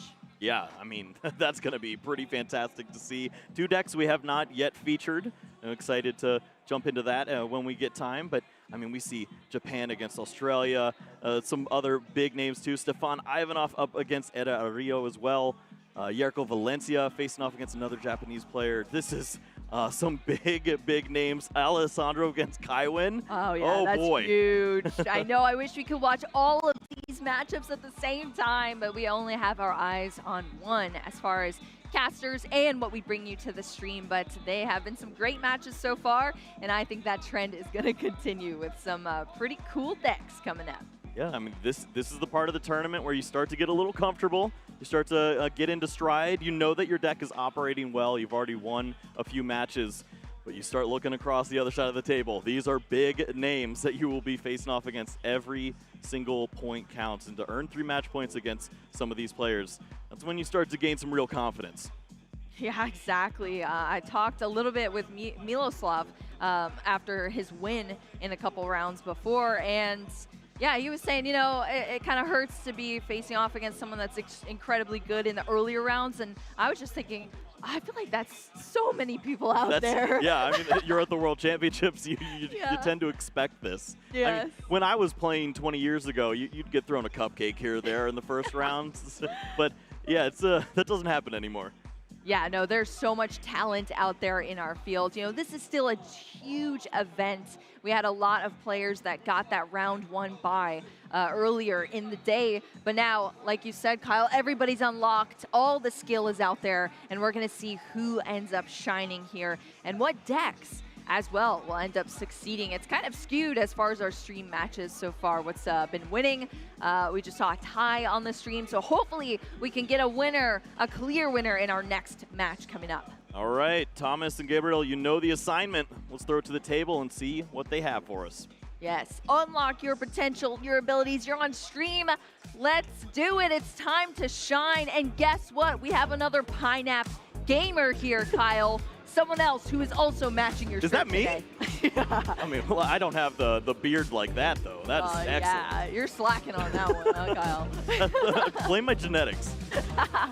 Oh, well, these are players getting ready to go, and we can finally introduce their decks here. Maybe a little bit surprising to see on our stage here at Worlds, but Thomas Jones on the left here versus Gabriel Veloso on the right, and it's going to be a Lost Box versus Giratina V-Star.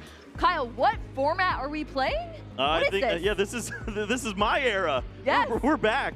We're back. Old school NAIC 2023, and this is where I like to live. Not in this matchup, however, though. Yes. As Giratina does not like to see single prize Pokemon. Occasionally, that is what you run into with the Lost Box, but this variant has changed, and we see Thomas is going to be featuring a lot of different EX Pokemon in the mix now. So maybe the matchup's starting to tilt a little back to 50-50. I'm sure we're going to find out soon.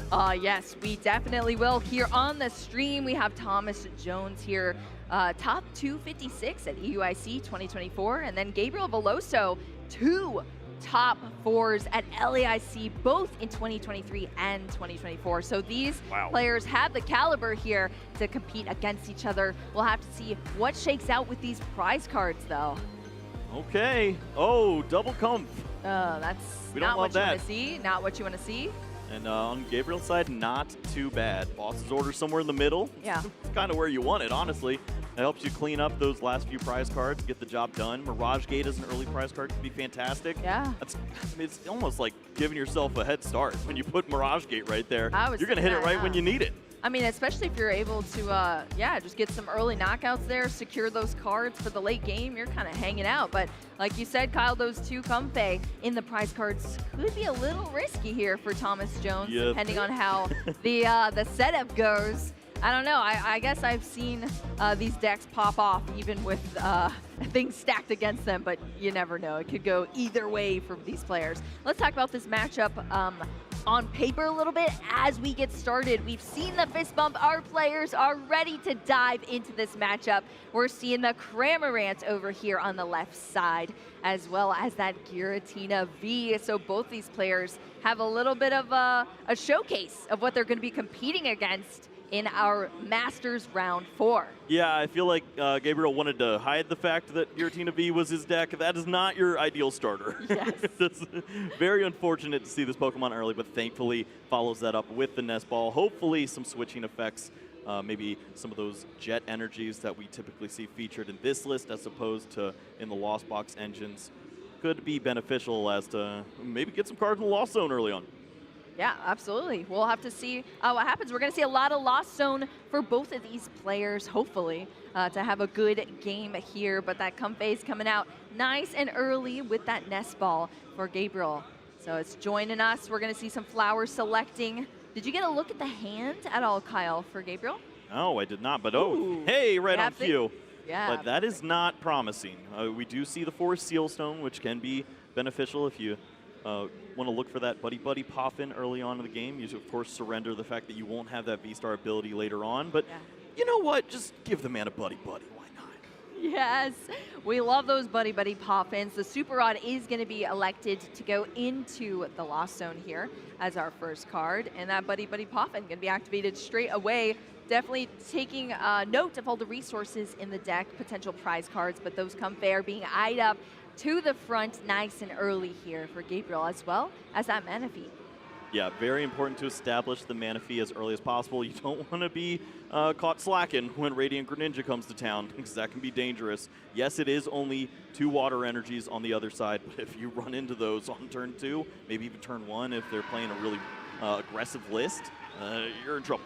Yeah, you don't want to ever doubt the capability of any of these Lost Box decks, that is for sure. Comfey is going to go back to the bench here. It's already been used for its flower selecting. We're going to see a second one here. Decision has to be made once again for Gabriel of what's going to go into the Lost Zone and what will be kept to the hands. Yeah, pretty promising opening hand that we see. Obviously, not the ideal setup, not the Colress experiment in hand to basically guarantee turn 2 7 in the Lost Zone. We're not seeing that just yet. But for a single jet energy to fix a bad start of Giratina and lead to 2 cards in the Lost Zone, sign me up.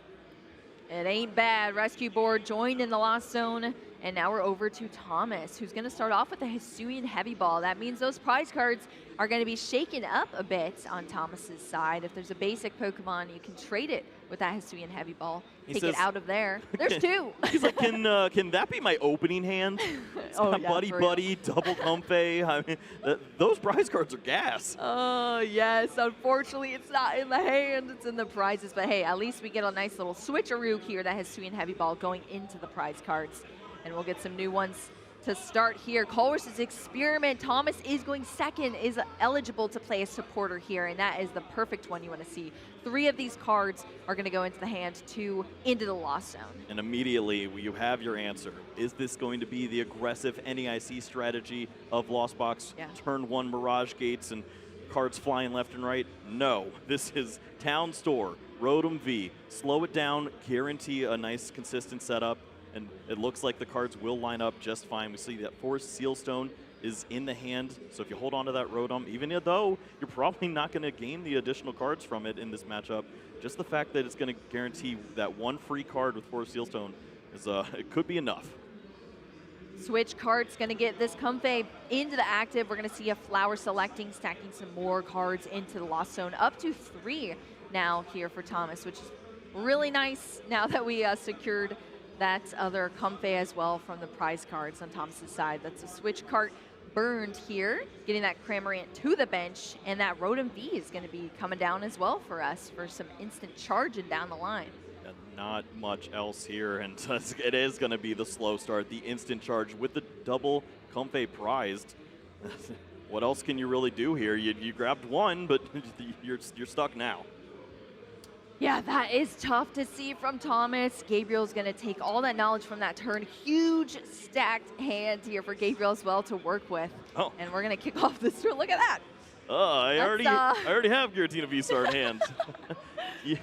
I don't like seeing you guys grouped together. Yes, that's going to be the Giratina V over the V-Star going into the Lost Zone, taking us up to 3 now for this matchup. Jet Energy is going to bring the second Comfey into the active position now for that flower selecting. Let's see what our next one is going to bring us. It's a Nestball versus the Colress's Experiment.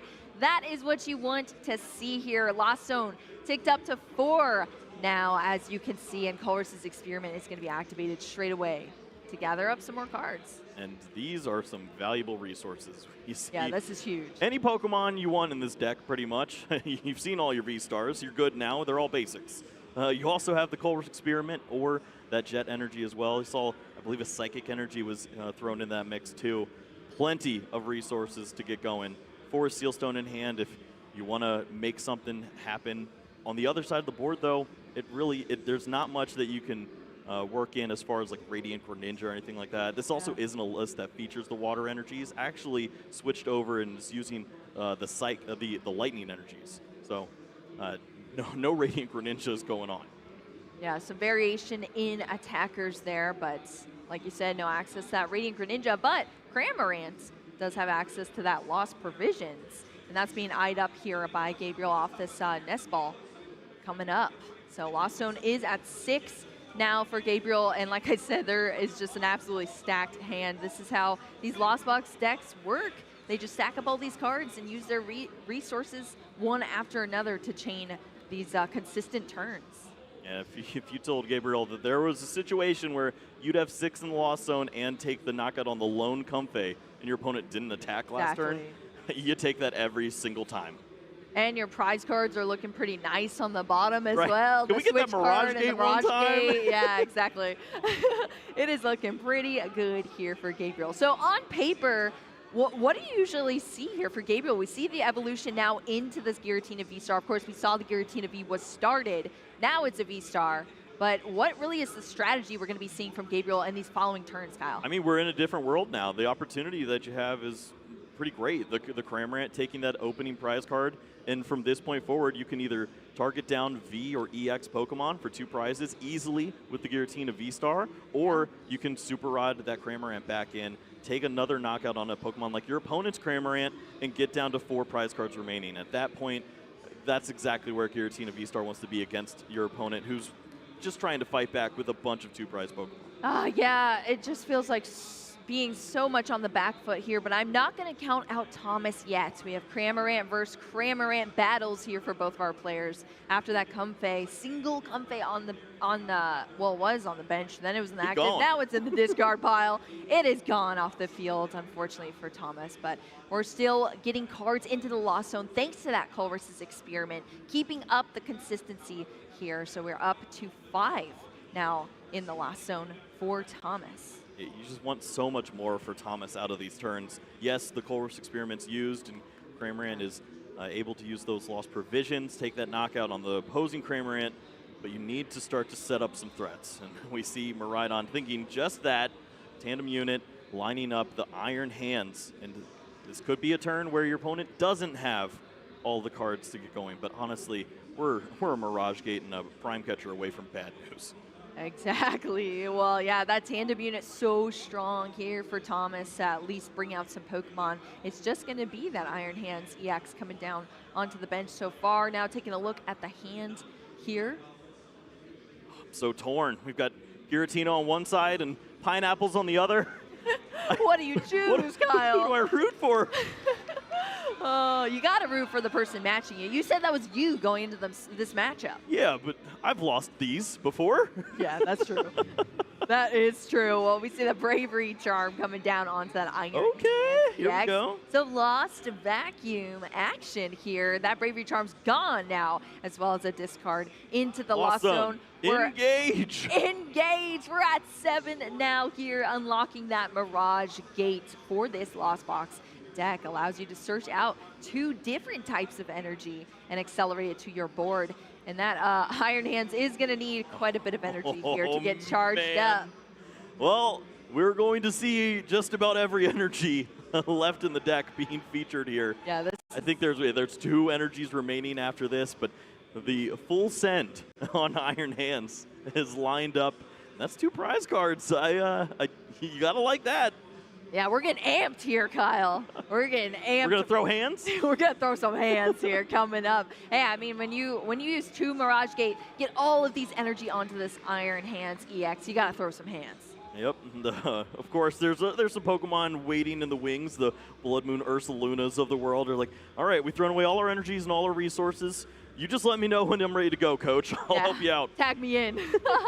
Well, this Iron Hands EX is going to take this knockout here, as you can see. With that amp you very much, that's going to be 2 prize cards, thanks to that incredible effect of that move. Gabriel Veloso, now 1 prize card taken so far in this matchup. Look at these huge hands for both of our players. Lots of resources to be dealt here for Gabriel. Starting off with that Comfey in the active position. This is going to be the flower selecting Chorus's Experiment or that Radiant Grenade. Yeah, I mean, an embarrassment of riches once more to find the Chorus Experiment, but you don't even need it at this point, is going to leave the opportunity available to find the boss's orders itself if you draw into that beforehand. Perhaps with this Radiant Greninja here, you don't have to use the Chorus. You can find the resources you want to continue to take big knockouts, but I'm worried about this this Iron Hands right here. We at least got to clear that. Yeah, 230 HP on that Iron Hands EX, facing off in the active position for Thomas. Gabriel Veloso using that concealed cards, discarding an energy card to draw 2 additional cards to the hand.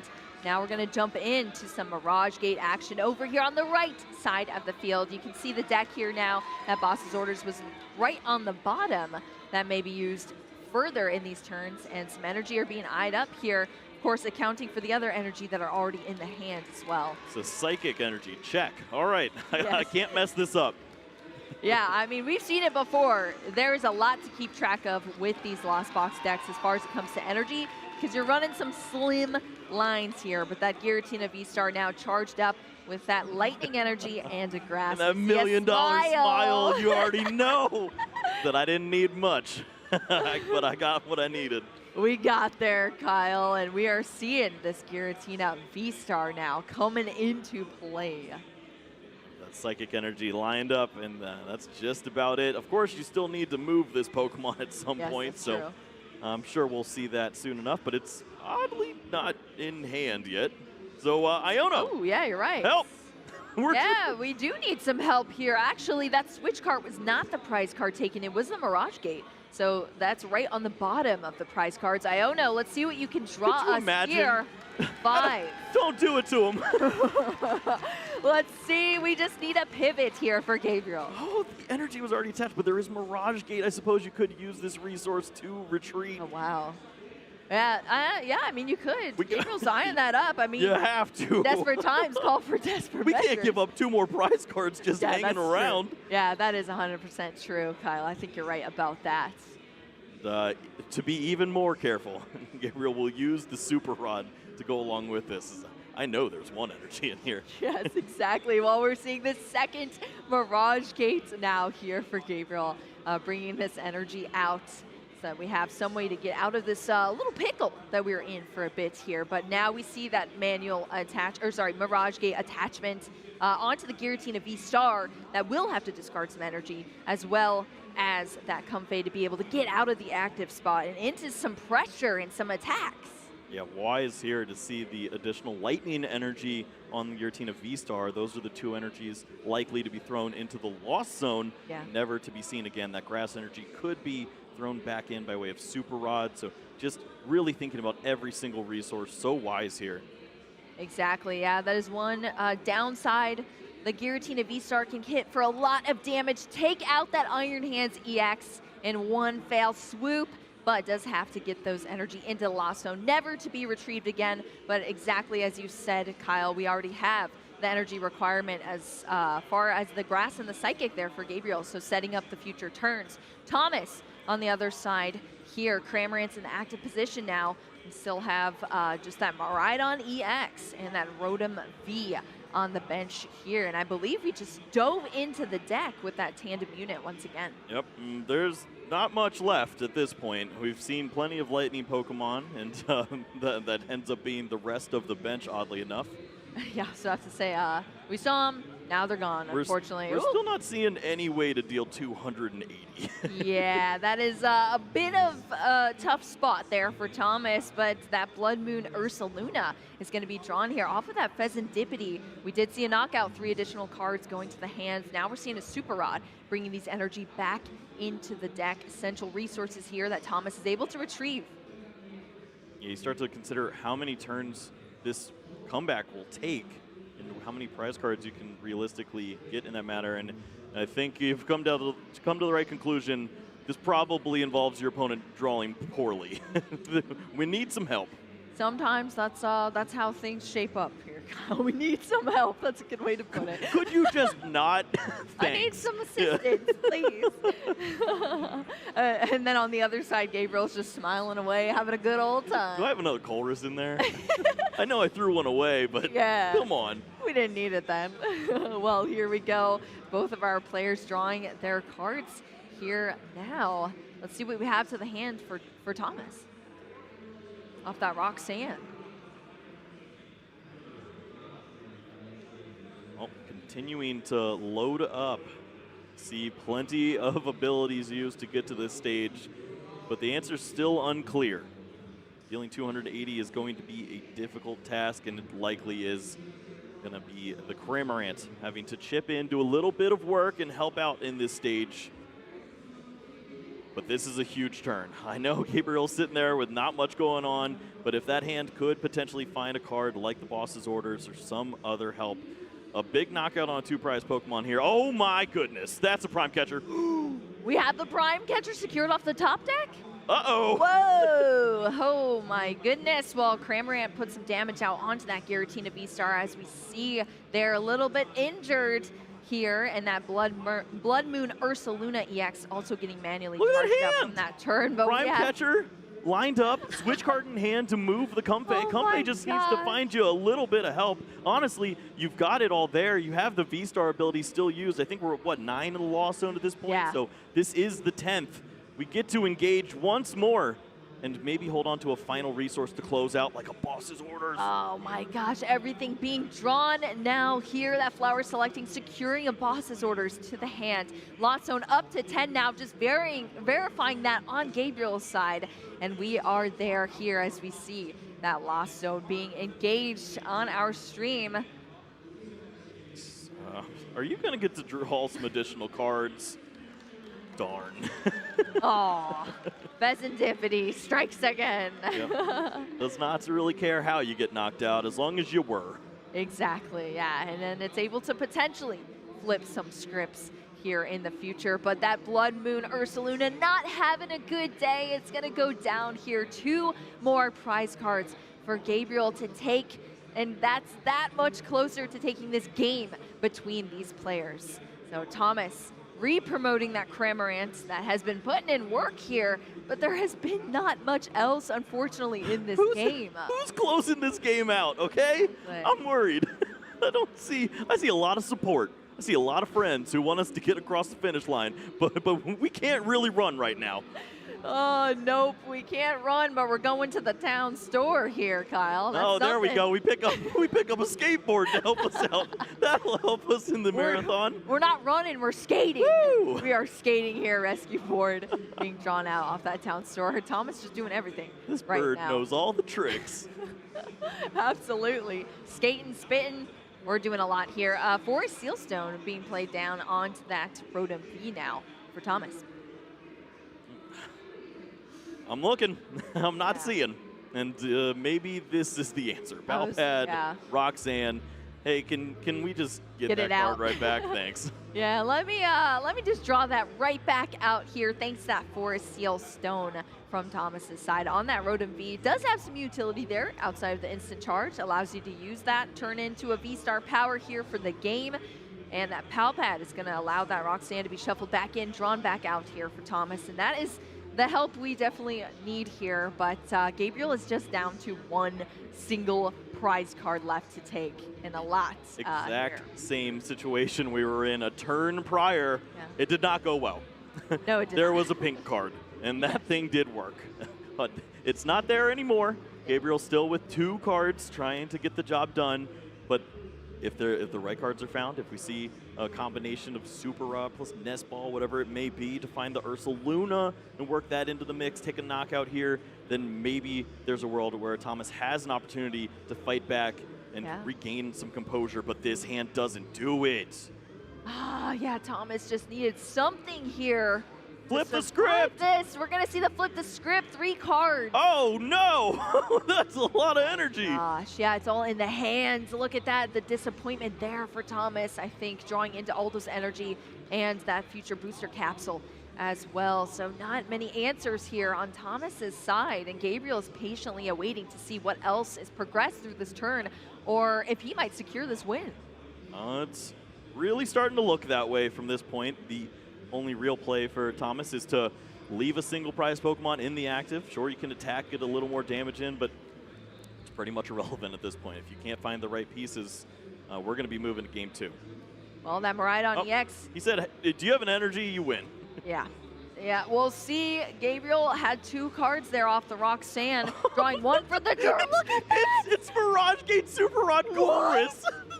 What is Roxanne is the biggest lie to ever exist. Oh my goodness, Gabriel might be the luckiest player I have seen. All of these cards have been hitting in this matchup into this amazing winning smile here now coming up from Gabriel. You love to see it, taking things down with Giratina V-Star. Earned, not given. Yeah. He has found his way to an opening game victory here in round 4. Exactly. I mean, this can be very difficult, this matchup, but when it works out like this, when you're taking that opening prize card, ooh, mama, sign me up. Yes. Well, let's take a look at how this game progressed for our players. Thomas is already at a tough start, not having much Comfey available. Gabriel knocking out that single one, and then it was just kind of working off the back foot. The Iron Hands EX did come in here to take 2 prize cards, but that was quickly and swiftly dealt with by Gabriel, knocking it out right away from that Giratina V-Star. And that's pretty much how things chalked up from there. Yeah, once we saw the Prime Catcher knock out that Ursaluna, there's not much else to do. And yeah. I mean, every single time Roxanne was used, it led to the perfect cards for Gabriel on the other side.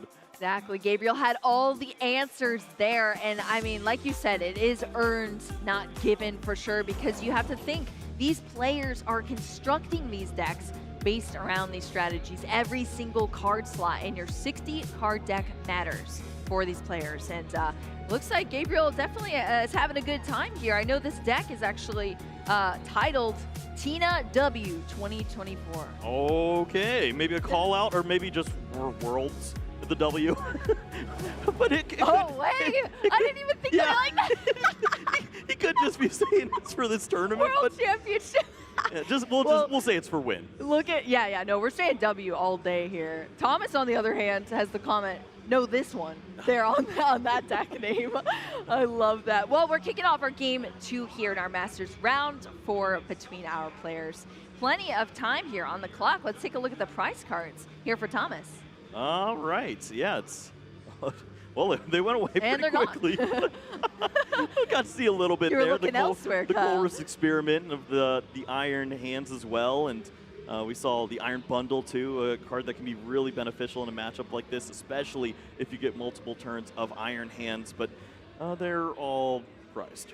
Yes, that is unfortunate, the prize cards here, but hey, we're at least seeing a Comfey here. We had the Nest Ball as well. The Forest Seal Stone is going to be used straight away for Thomas on this very first turn, saying, nope, we're not doing this again. We're going to get things nice and consistent here in our opening turn on Thomas's side of the field with that Buddy Poffin, allowing Thomas to search out these 2 basic Pokemon with 70 HP or less to start lining things up. That almost guarantees to your opponent that they have Chorus Experiment already in hand. So Yes. use the Force Sealstone so liberally there. Throw down, see the multiple Comfeys. Yes, if you have the way to switch these Pokemon around, see as many cards as you can, but you like Chorus on turn 2. Yeah, you do. You like Colress really at any point in time, unless you prefer a different supporter at that turn. But yeah, Colress's Experiment, super strong card, and we're going to continue to stack these cards here in the Lost Zone. 2 attackers here, the Sableye or that Blood Moon Ursaluna. That's a tough one, Nope. Thomas. I'm not making this decision, Boo.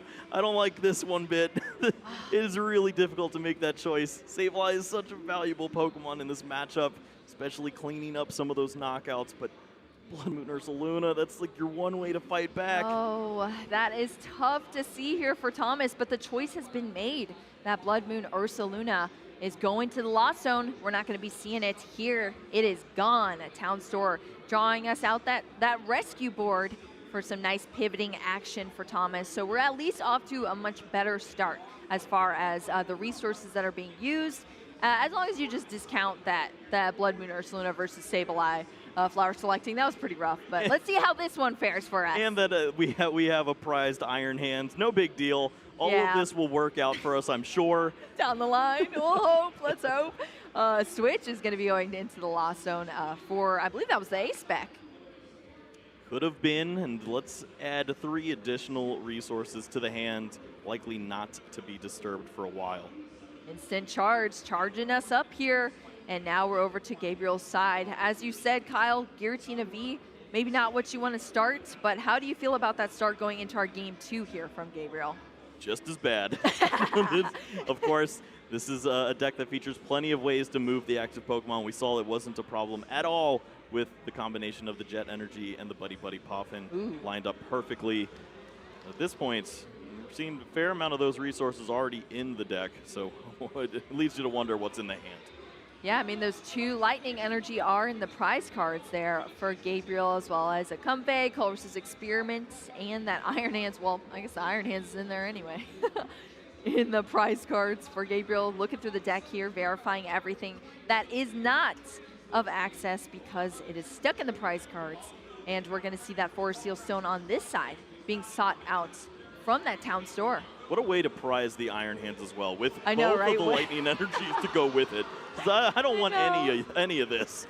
Yeah, we're not using that today.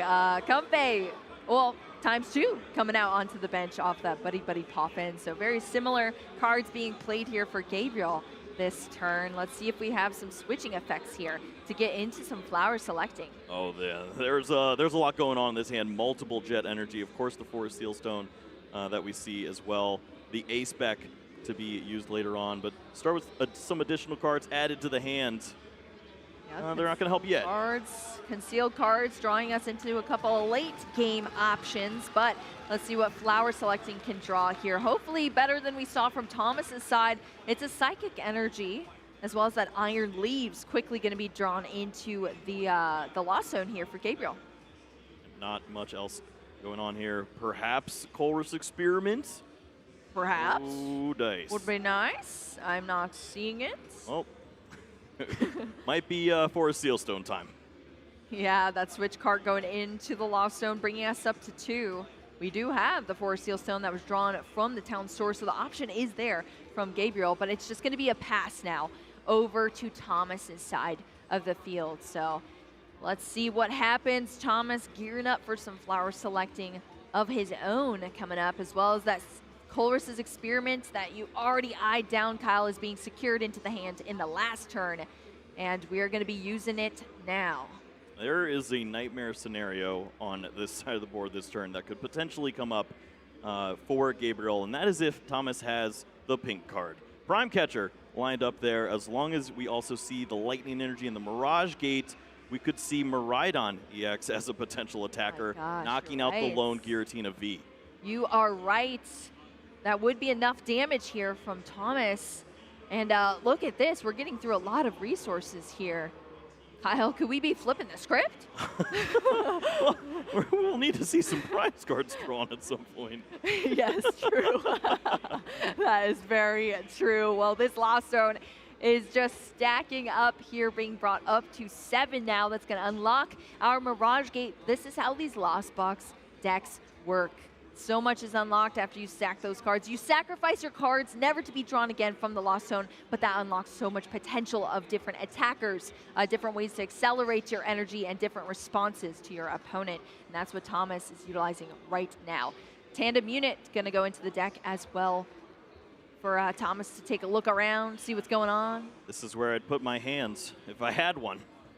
Unfortunately. Unfortunately. It's hanging out there in the prize cards, but still plenty to go around. You see the Radiant Greninja, which could help to draw out of some of these awkward situations at some point. But we have guaranteed at this point, Miraidon's probably the attacker of choice. Who else is going in at this stage? Yeah, we got a full bench here, and that's looking to be the only eligible buddy there for us. Another flower selecting first off, as long as Thomas is able to carry it through, and we got there here.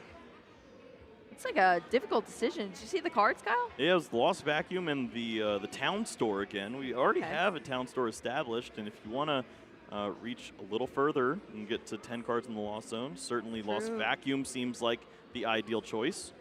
Yep, Town Store going into the Lost Zone here. Now we're going to see a concealed cards, 2 additional cards, the Colress's Experiment, as well as a Nest Ball. Even better resources here for Thomas to have for down the line in these turns. It's just so giddy now. Oh, those were great. I'm playing Pokemon now, baby. We'll see if Mirage Gate is there. There's what, 15 cards in that hand? There's no way that's not a Mirage He's shaking Gate. his head. There's no way. There's no way. That's so many cards in hands. I mean, I guess we aren't seeing it played at this moment in time, but let's see what Thomas is thinking right now. Is it just not in the hand, or are we just eyeing up resources, checking out what's going on? It's not there. What? Rotom V. Just the instant charge here, every single ability used on that turn from Thomas, but no Mirage Gate.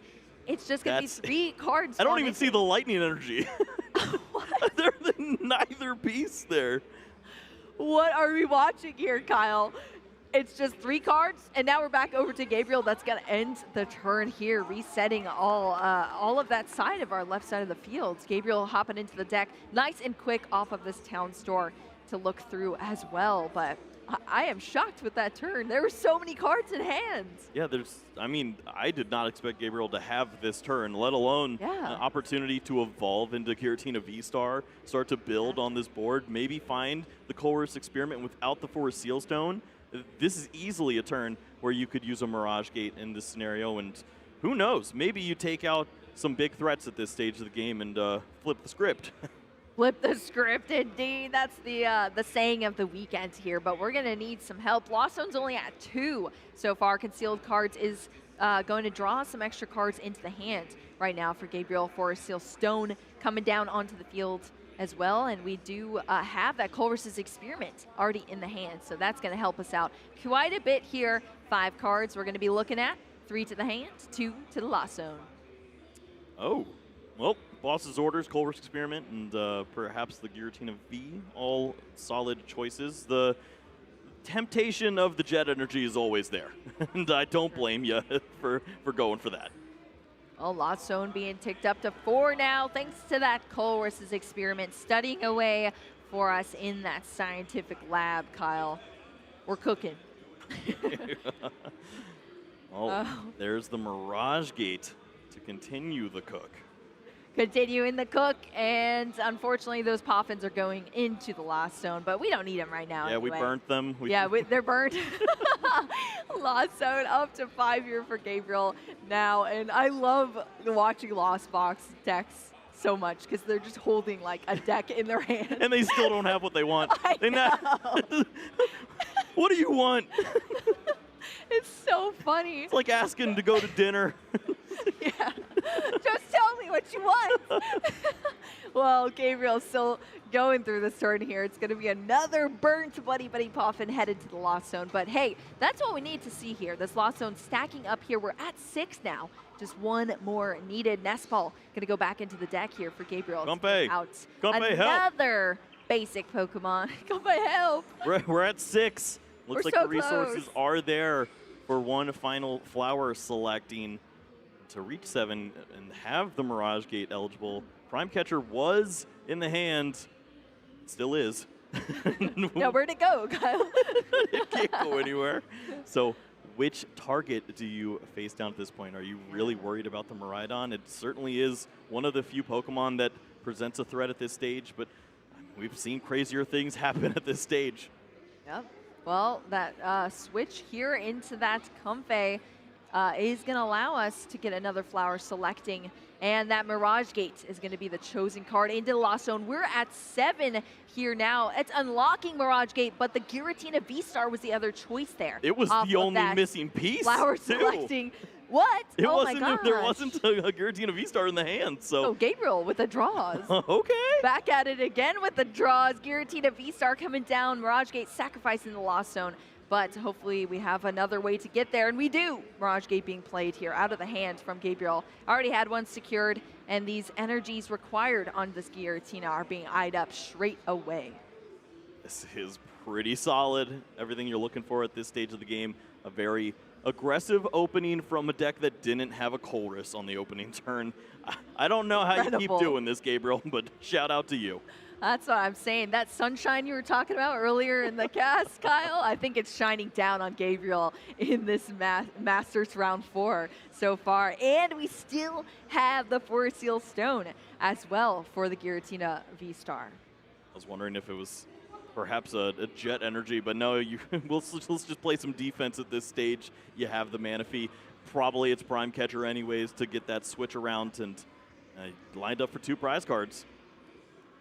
Lined up indeed. Gabriel has definitely so far flipped the script. Thomas just couldn't get there despite that giant hand of cards. And Gabriel is now having a pivotal turn here that could change the rest of this matchup. It's kind of crazy to say because we haven't even seen a single prize card taken yet from both of our players. And I feel like we've played so much of this matchup, but now we are changing that around here. Prime Catcher, Miraidon EX, is being brought up into the active position here. Giratina V-Star fully loaded up. That Jet Energy throwing it into the active as well. And Gabriel is going to be sending those energy into the Lost Zone here to take this knockout on Miraidon EX and take the first 2 prize cards in this match. Yep, really big turn there. Solidified that once more Gabriel is in an advantageous position. This Pokemon cannot be knocked out. You can see that Thomas needs so much to go right in this situation. There's just no bench to work with. They both were fighting to have the ugliest bench award, and they're winning. and now from this point, Thomas is just like, well, I have 1 spot to make this happen. Hopefully Colress can help me find a friend. Exactly. We'll see Colress's experiment. A ton of energy there being drawn from Thomas. Imagine a world where you don't see a Mirage Gate in a 15-card hand, and then you rip 3 energy off of your Colress. What are we doing? Oh my goodness, the switch there, as well as one of those lightning energy being put into the Lost Zone. That's going to stack us up to 10, and that is unlocking now our Sableye Lost Mine move here. It's going to allow Thomas to be able to use it, put 12 damage counters out on the field, as long as that Psychic Energy is attached, which it was from hand from that Colress's experiment. The math is mathing. This is a pretty solid spot for a Sableye to work its way into the mix. Clean things up. I don't want to take any knockouts, however, at this stage. Your opponent doesn't have any other Pokemon to really attack with other than the Giratina V-Star itself. Force your opponent to commit those resources. You've already seen 2 Mirage Gates at this point. It would obviously take 1 more or a lot of awkward switching to get to 10 and Lost Zone for a Star Requiem at this point. Make your opponent have to knock out this Sableye the ugly way. The ugly way. Yeah, when you got to fight hard, I suppose, here. That Sableye is going to be moved into the active position, though, here for Thomas. Plenty of resources. Just remove any opportunities for your opponent to find help at this point. Town Store not going to be an option anymore. And yeah. Sableye has a job to do. You can take a knockout, you can open up and maybe work something out, but I think you're supposed to leave this bench as locked as possible and force Giratina to have to fight its way out of this box. Exactly, the Lost Mine. Mining for some gems here. We're going to see all of that damage from the 12 damage counters being placed on to Gabriel's field. As we can see, those Comfey, they're injured. The Manaphy, it's almost down, Kyle.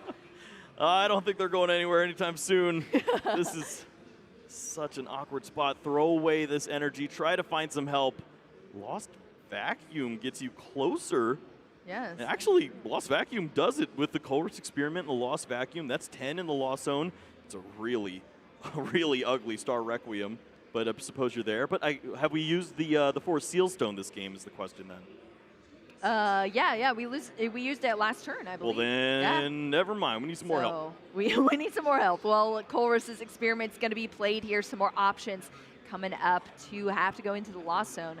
It finds you the boss's orders, the other resource that you'd like to have in the spot, of course, along with the Mirage Gate. But if you had both those cards and you took a knockout on a Pokemon like that Rotom V here, whoo, we're in a different ballpark. Exactly. Well, that Lost Zone is up to 10 now, thanks to that Colress's experiment here. Super Rod joining the Lost Zone as far as one of the resources, as well as another Colress. All right, we're at our favorite part of the game. 13 cards in hand, none of them named Mirage.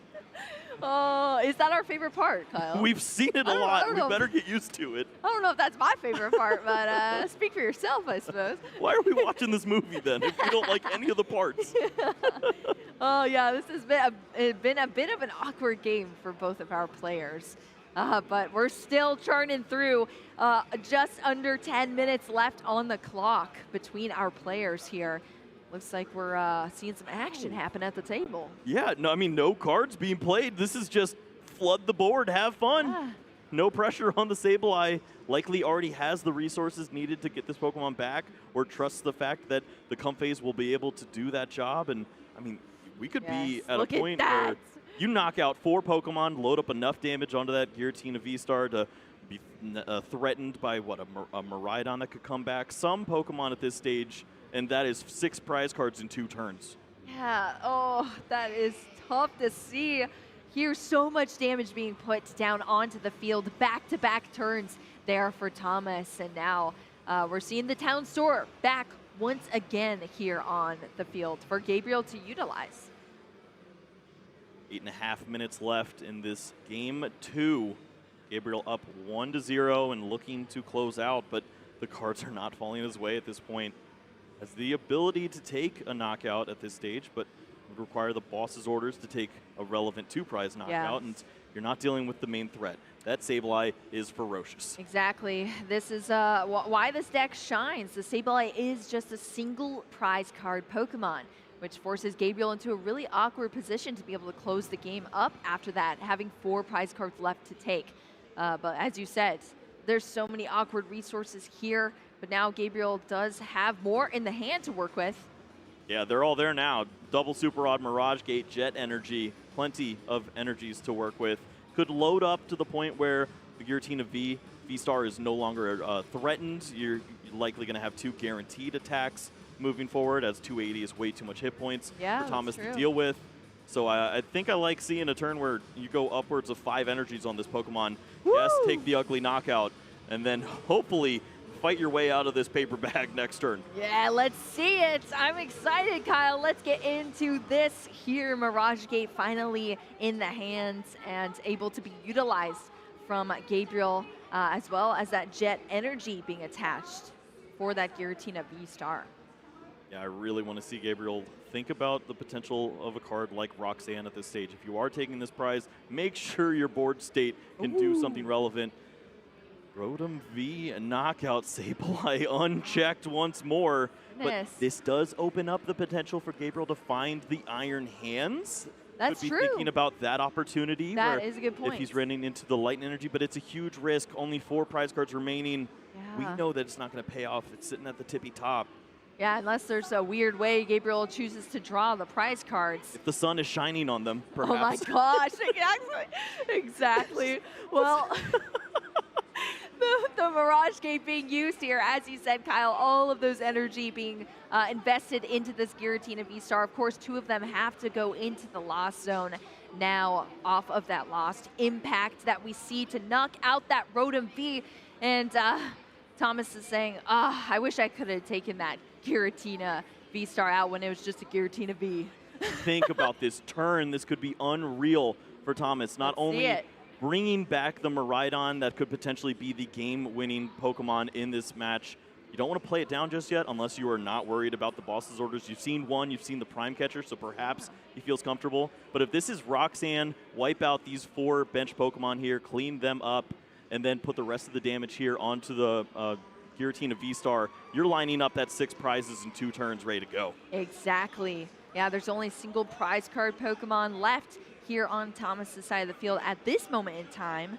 That's Super Rod being used as well from Thomas into a Lost Vacuum. We're going to need to see a discard here for the Lost Vacuum into the Lost Zone as well. No more resources. Stop looking at your deck. Stop finding cool things. You're not allowed to go to the store anymore. Yes, exactly. No more town You've store been shopping runs. all week, Gabriel. Yeah, we're traveling now. There's no town store. There's no stadium. We're chilling with too much shopping The happening. safest of lines here from Thomas is playing down the Roxanne without searching out the Miraidon. Feels comfortable finding that resource on the next turn. And certainly you have to think that those resources are there. We haven't seen the Mirage Gates played at all. If you find one of those in combination with the Lightning Energy, easy knockout on the active Pokemon. And you don't have a 2-prize Pokemon to give up here. Yeah, exactly. There's not one on the bench from Thomas, and that Roxanne's going to help out so much here as well. Well, didn't very much last game, but hopefully it does this time around for Thomas. Thomas got everything. Yes. We see it all. The Colress experiment, the Miraidon itself, and the Mirage Gate to go along with it. Super Rod if you don't have the energies to go along with this. And here we go. A clean sweep for Pokemon into the discard pile. Oh, I'm ready to see this. 4 Pokemon being taken out on one single turn here from Thomas Elliott Jones. 4 prize cards taken, 2 prize cards left to take this game down. And Gabriel has a damaged Giratina V-Star in the active position here, and still 2 prize cards left to take, but there isn't a single 2-prize Pokemon over there on Thomas's side. This is the riches to rags story. Yes. as all of the cards in that hand are gone. Roxanne did its job, and there's a little bit of help there, but not a supporter to go along with it. I believe we saw the Mirage Gate in there. There's a Sableye to pivot to. But, I mean, you would have to retreat this Pokemon. You're going to lose all those energies to get to this spot?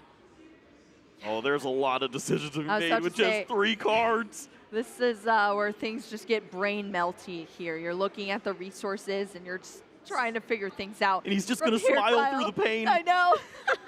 This is fine. I expect We're nothing fine. less. Oh, my goodness. Wow, this is not how I expected things to go here between our players. Just under 3 minutes left to finish things out. Oh, you have to think about the time here. 2.5 minutes to go. Yeah, that is tough. Well, Sableye coming out. Was the other card if the Miraidon was benched? It was over. Oh my goodness. I mean, I guess Thomas made a good call there. Yeah. Miraidon being left off the field, single prize Pokemon being the choice there. It's paying off here. Gabriel's going to attach these energy from that Mirage Gate onto the field. I don't love this. It seems like the Cramorant would have done the same job without wasting an energy. If Gabriel's not able to find that final energy after this retreat, you have to think that that's going to be due in part to this Psychic energy right here. Yeah. Sure, you get some additional damage, you cash in, but there's no way your opponent doesn't try to win the game next turn or at least clear that Sableye. Yeah, that is tough to see. We're going to see the boss's orders here, bringing up that Radiant Greninja into the active Thomas spot. is like, dude, was that 7 cards or 3? You made know, all right? of those do so much work. Yeah, I honestly don't understand it there from Gabriel's side, having so much play with such limited card turns. But we're here once again. Gabriel choosing that Iron Hands EX off of the prize cards, but another Iron Hands EX on the opposite side of the field, coming down onto the bench there for Thomas, being charged up right now with this Mirage Gates. Double Mirage Gate, we have it, Kyle. It's all there, lined up to start throwing hands, and Sableye's going down.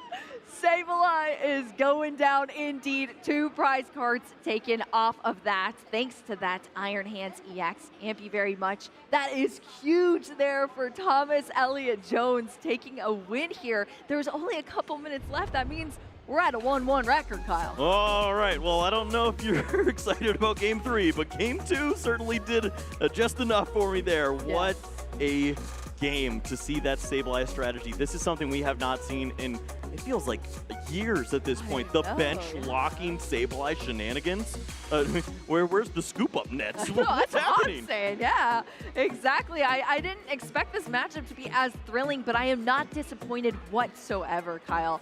I love this here, and even just the players bringing these decks into the World Championships is pretty amazing to see. We have the replay now here between these players in this last matchup. Well, who do you want to give the award to? The Ugly Bench Award, we've spoken about it, and certainly both players are in the running, and it definitely did not pay off here for Gabriel. It looked like such a great start. We saw the Giratina V-Star on the second turn, doing a lot of work, taking big knockouts, using that Prime Catcher, but oh goodness, you can't let this happen. 4 knockouts on one turn, and it lines up to destroy the Giratina V-Star on the other side. Yeah, there's only so many moments in the Pokemon TCG where we get to see those incredible turns, and I am very happy that we got to cast over it here, Kyle, in this matchup between these incredible players. Iron Hands EX taking the final prize cards there for Thomas.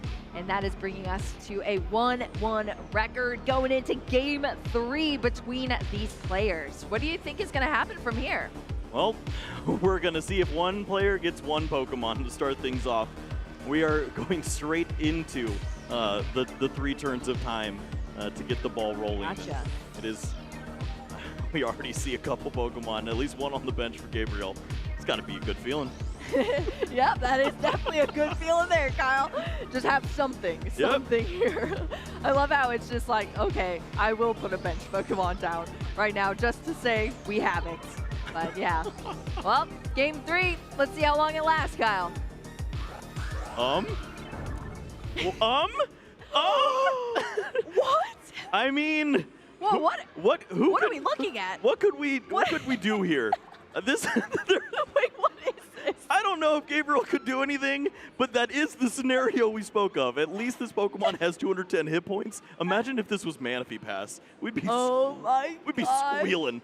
There we go. All right. Well, yeah, that was just a very intriguing start there for both of our players, but we see the fist bump here. Both our players going to be taking a tie in this round. Man, that could have been cool. That would have been so heartbreaking. No one should win a game like that. But yes, both players here, well-earned 1 point to move forward. Gonna join the tie bracket, but 301, a very great place to be in the World Championship. I guess maybe we didn't get what we asked for, Kyle. We wanted a nice, clean game. We didn't really want a tie, but you know what? I'm not even disappointed in that tie because that was a very engaging, exciting match from both of our players. And from decks I didn't necessarily expect to see here are our top tables, but just as you were talking about how there's a lot of variation out there, we saw it here now. And it was succeeding all the way to this point, taking a tie now, still coasting through this World Championships. What do you think about those decks? I mean, I love seeing those 2 decks facing off here at this stage. It means that these players not only have been thinking about the current format that we're in, the current meta that they see, but they were able to tap back into the meta of old. This is not a matchup you typically are testing anymore, and they found a way to remember a little bit of what we used to do a few years ago in that Sableye play. I mean, that was chef's kiss. Oh, this is the nostalgia matchup indeed, Kyle. We are being graced with this today for sure. We saw just back and forth between these players. We saw a lot of Cramorant versus Cramorant in this Game 1 between our players, but unfortunately, everything Thomas had was just responded to almost immediately from Gabriel. And yeah, that was unfortunate for Thomas in that Game 1. Yeah, it's walking right into the bear trap here. You understand you need the prize cards to stay in the matchup, but Iron Hands immediately checked by the Giratina V-Star. And I was about to say, actually, the Blood Moon Ursa, the bear walked into its own bear trap. It fell into the lost zone, though. That is quite the bear trap. Yes, exactly.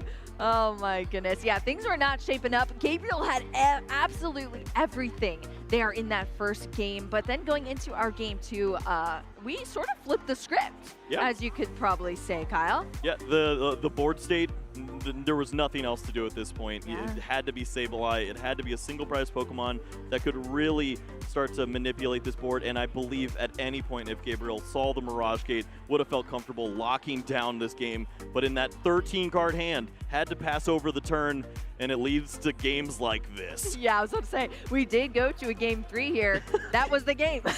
Do you remember? That's the game we're going to be talking about for years to come. Oh, yeah, I'd love to see that The one. fade out that wasn't. Yeah, that would have been an interesting progression there for sure. But wow, that is awesome to see, Kyle, from that matchup. I am super happy with that.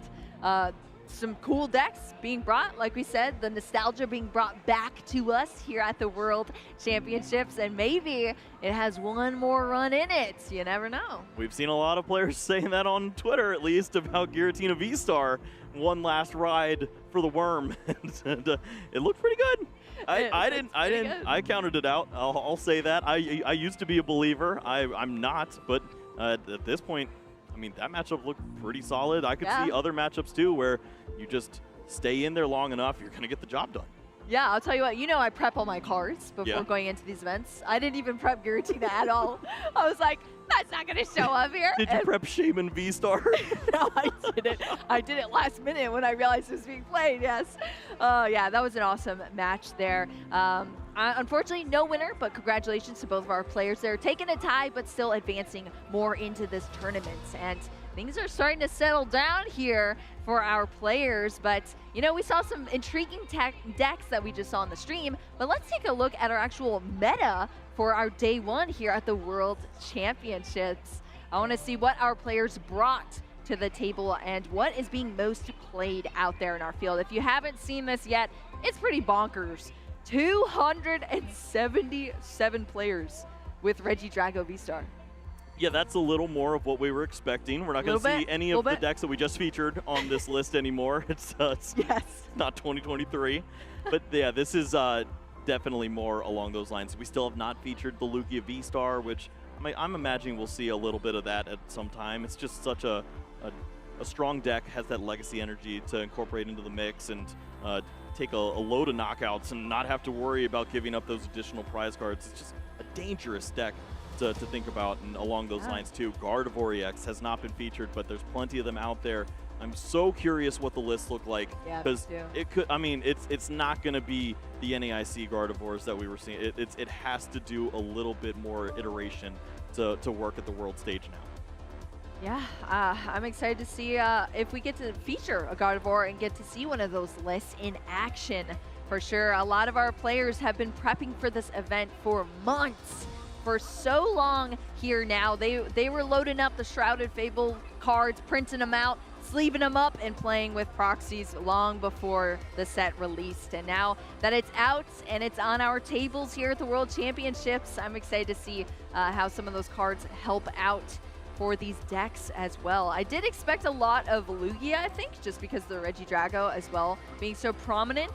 But yeah, 145 Lugia players there, 110 Gardevoir, Raging Bolt EX, a very fast-paced, hard-hitting deck. 107 players chose to bring that, and I love to see that. Those are always some fun games to cast, unless it somehow goes horribly wrong. Yeah, I mean, we've seen it run into giraffes at times. That's it can be pretty dangerous. Well, Iron Thorns EX right on the end with 63 players choosing to bring that, as well as that Crushing Hammer that we saw earlier when it was featured on the stream being very powerful. I'm rooting for Iron Thorns EX. It is one of my caster picks. Hopefully it shapes up and we have maybe one or two of those players really have breakout performances, get some nice matchups, and maybe continue on. But we have the best of the rest as well, Kyle. Oh, maybe this is for us. I was about to say, there's still no Giratina, though. Can we get the best of the other rest? The best of the rest? What do you think about these decks that didn't make it into our top 6, but are sitting here at the best of the rest? Well, our poor friend Giratina's at 13th, sadly enough, so just short of the list here, but still plenty of notable decks to think about here. Snorlax Control, although it is less than 5% of the meta, is in the hands of a lot of top players, especially from the North American region, I noticed. So be on the lookout for that deck to potentially be creeping up to the top of the tables. And Miraidon is one that we cannot count out. And yes. It continues to just hang in there. But I think it's at a prime position to where it could go on a really strong run. What do you think about the Ancient Box? We have a lot of very powerful players out there in our field that decided to bring Ancient Box. What do you think about that decision? I mean, single prize Pokemon, occasionally they just find the right situation to do work, and you put yourself in spots where you can have additional turns to think about how you're going to work your way out of some of these poor decisions or the poor situations. But you get into more poor situations with a deck like this. It's just, it doesn't have the firepower that we see on the other side. What about the larger version of it? We see the Roaring Moon EX there, a little bit down the line. Hard pass. Not a fan, not a fan. I don't think I could make that one work. It is right next to its good buddy Chen Pao that needs to be left in the ice box. Can we just like pour out a snow cone here for Chen Pao that is sitting By the time it hits the ground in Hawaii, it's melted. That's true. It has unfortunately melted its way all the way down here. Only 25 players opting to bring it to the World Championships after it had so much of a dominant performance in so many of our regional events. And now, unfortunately, sitting all the way at the end of the best of the rest. But hey, maybe someone out there is making it work. Yeah, there's definitely a possibility we could see one of these decks featured in the top 8. Anything can happen at this stage, and we've seen a lot of big-name players using decks that are on this list. Of course, we see the Lost Zone box as well that we had just featured on our stream. Yeah, that's one of those decks once more we've been counting out for quite some time now. And NAIC was a short time ago, but it's kind of faded out of our memory. And so, yeah, it's got an opportunity here to still do some work, but that's one of the decks that I've seen. It just is not finding its hands in some of the major players that we've seen, like the Andrew Hedricks once more. They've moved on, and they're trying something different. They're trying something different. I can't wait to see it, Kyle. That was such an exciting match. I wish we could watch so many more matches here, but unfortunately we can only stream so much. But I hope you all are having a great time enjoying our stream, enjoying the matches that we have featured so far. Please tell us about that last match. What do you think about the decks that were featured? What do you think about the lists and how it played out? They took a tie. Who are you rooting for? What did you like to see? There's so much going on here at the World Championships, so make sure to hashtag Pokemon Worlds, post all your pictures around the event. There's so much to see here, and there's a lot outside of the event as well. Yeah, and you can listen to the World soundtrack at home as well. We have so many great tracks that are featured on that. I mean, they got me vibing. I'm thinking, we're back there both in the jam. Some of my favorite songs, oddly enough, have just come from this, and it just brings you back to a time where you're on the road with your friends years and years back. It just triggers some of the best memories for me. Are you saying you're in the car listening to World We're music, on the road or? to Viridian City. No way.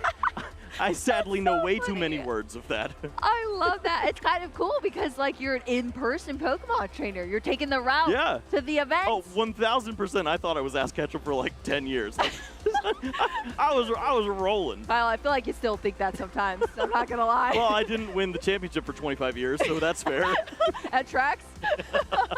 Well, it's been an absolute blast here, casting with you once again, Kyle. We will be back for some more action very soon. Stay tuned. We're going to take a quick break. Okay, you guys have 50 minutes. You may begin. Good luck. Good luck, man. Ah, okay. Some lightning in your zone as well. That was the secret. Great deck. Thank you. Amazing. The Roxanne was like 6 energy. I was like, oh my god. Yeah. With the Fezidipity as well. I totally forgot about the Iron Hands. Yeah. I could have gone Ursaluna. I couldn't believe how lucky I had. I had all my energy.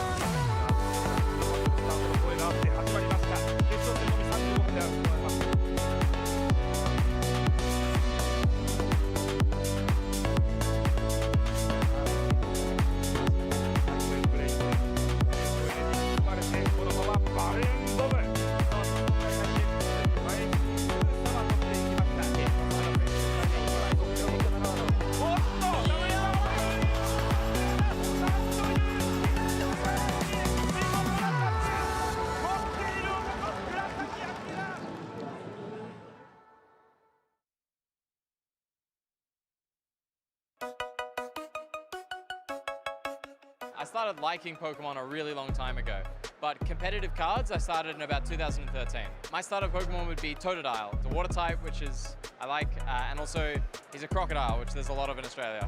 I would say it's just variance, which means like when you're practicing and something goes not how you thought it would, you can kind of chalk it up as that shouldn't happen. And then if it happens maybe 5 times, maybe it wasn't just variance. I look up to Azul GG. He has been at the top of his game for a really long time, and he makes a whole lot of really good YouTube videos that help people learn. My gym type would be Psychic. I like the whole, mental kind of games, and I like Psychic Pokemon. My favorite Pokemon, Milotic. Milotic for sure. It's very similar to my favorite actual fish, which is an oarfish. It's really long and thin, and it just looks really nice. My favorite card of all time is Mewtwo and Mew Tag Team. I played it in a deck at the World Championships in 2019, which I won, and so I'm kind of biased for it. Gives you a lot of options. You used to be able to copy other Pokemon's attacks. Dessert, my favorite dessert is creme brulee. My favorite part about Pokemon events is the competition. It's like you're nervous all the way up to the point that the first round starts, and then it just goes away. You're just concentrated, you're in the zone, and you get to play Pokemon. My main event snack is protein bars. Am I Team Rocket? Yes.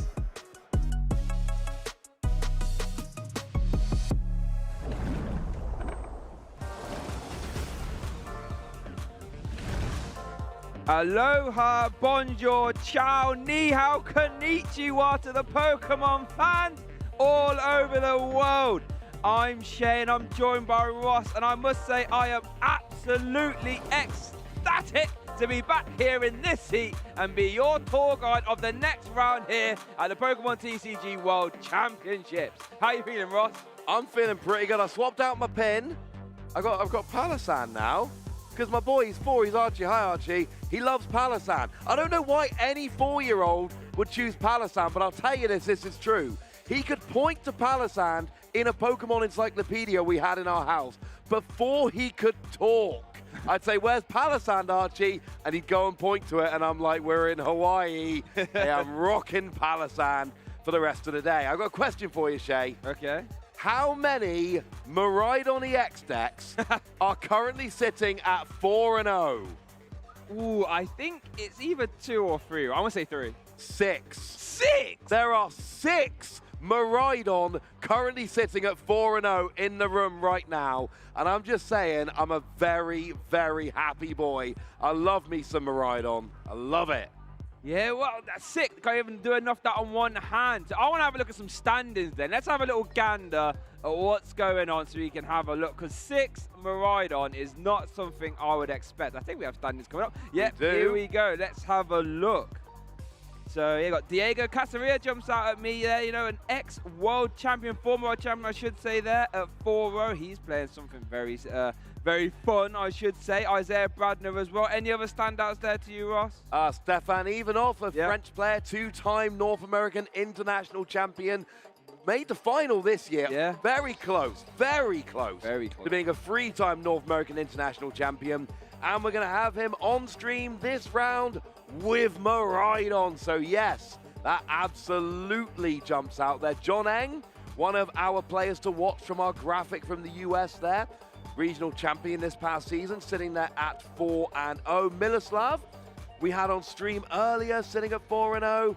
And Fernando Cifuentes. Yep. Now, here's a fun little fact about Fernando. Okay. Fernando Cifuentes is playing Iron Thorns EX. This round, Fernando is playing against Benjamin Pham, who is playing Iron Thorns EX. We got an Iron Thorns mirror match at 4-0 in the World Championships. That is, it's not a match I think I would be very comfortable playing. No, that is not something I would have thought about a lot of.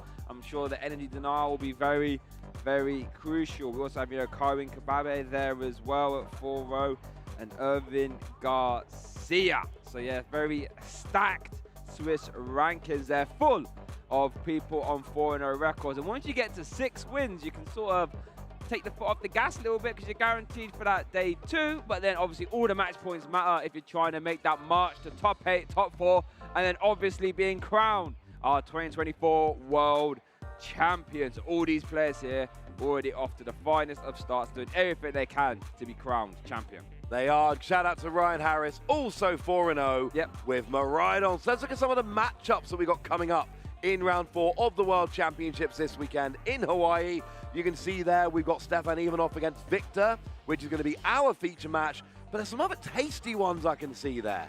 Yeah, you know, we've got Diego versus Arvin Garcia there. Great matchup. Consta versus Shinya as well. I'm sure that's going to be an absolute barnstormer. Ryan Harris versus Patrick Bartsovic. Apologies if I got that one wrong there. But an absolutely fantastic player there coming out of Europe.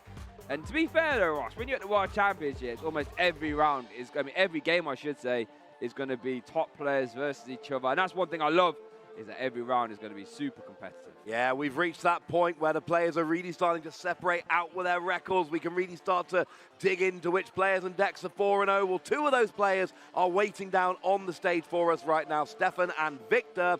So let's head on down and start our round 5 matchup. We've got Stefan, who is going to be playing Miraidon, against Victor, who it looks like our old friend Regidrago. Yeah, you know, we had a couple rounds off, and now we've got him back. You know, it is looking at 25% meta share there, so it's only fair we get old Regidrago back involved. A very strong deck, and have you told the people Stefan is playing Miraidon, Ross, in a deck close to your house? Also your caster prediction, right? It is my caster prediction for the weekend was Miraidon. I love Miraidon. It's one of my favorite decks to play. Miraidon go fast. But the original build of Miraidon was Miraidon go fast. Yeah. And we even saw it with what was it made? Reggie Lecky. Yes. Max. That was the trendy build at EUIC back in 2022 when it first became legal. But now it is very much a box deck with Raikou, Raichu, Zapdos, Blood Moon Ursaluna, Mew, Pheasantipity, Squawkabilly, Radiant Greninja, Iron Bundle, and only actually 2 Miraidon nowadays. But there is a lot in that deck to get excited about. So, I mean, look, I'm not saying it's going to win the tournament. Well, I kind of am as my caster prediction. But I am saying there's 6 people at 4-0 with it. So right now, it's a good time to be a Miraidon fan. Well, I tell you what, it's not a good time to be Victor Freitas right now, though. Prize the Prime Catcher and the Radiant Charizard and a 1-1 line of Regidrago. Goodness gracious me, Ross. They are some interesting prize cards at the very least. Look at the Stefan side, though. 2 copies of Basic Lightning Energy and Arvin, a Judge, and a Boss's Orders. Not the most impactful, but I'm intrigued to see how Victor navigates this. Yeah, of course, you're only allowed to play 1 Spec. Yep. Victor chose Prime Catcher. Surprised. Yep. You're only allowed to play 1 Radiant Pokemon. Victor chose Charizard. Yeah. It's also prized. Both of the enforced one-offs, unfortunately, hitting the prize cards there for Victor. And assuming we take the prizes bottom to top, they are going to be stuck there for a little while. But we have both players sat down. We've got opening hands. We've got starting Pokemon.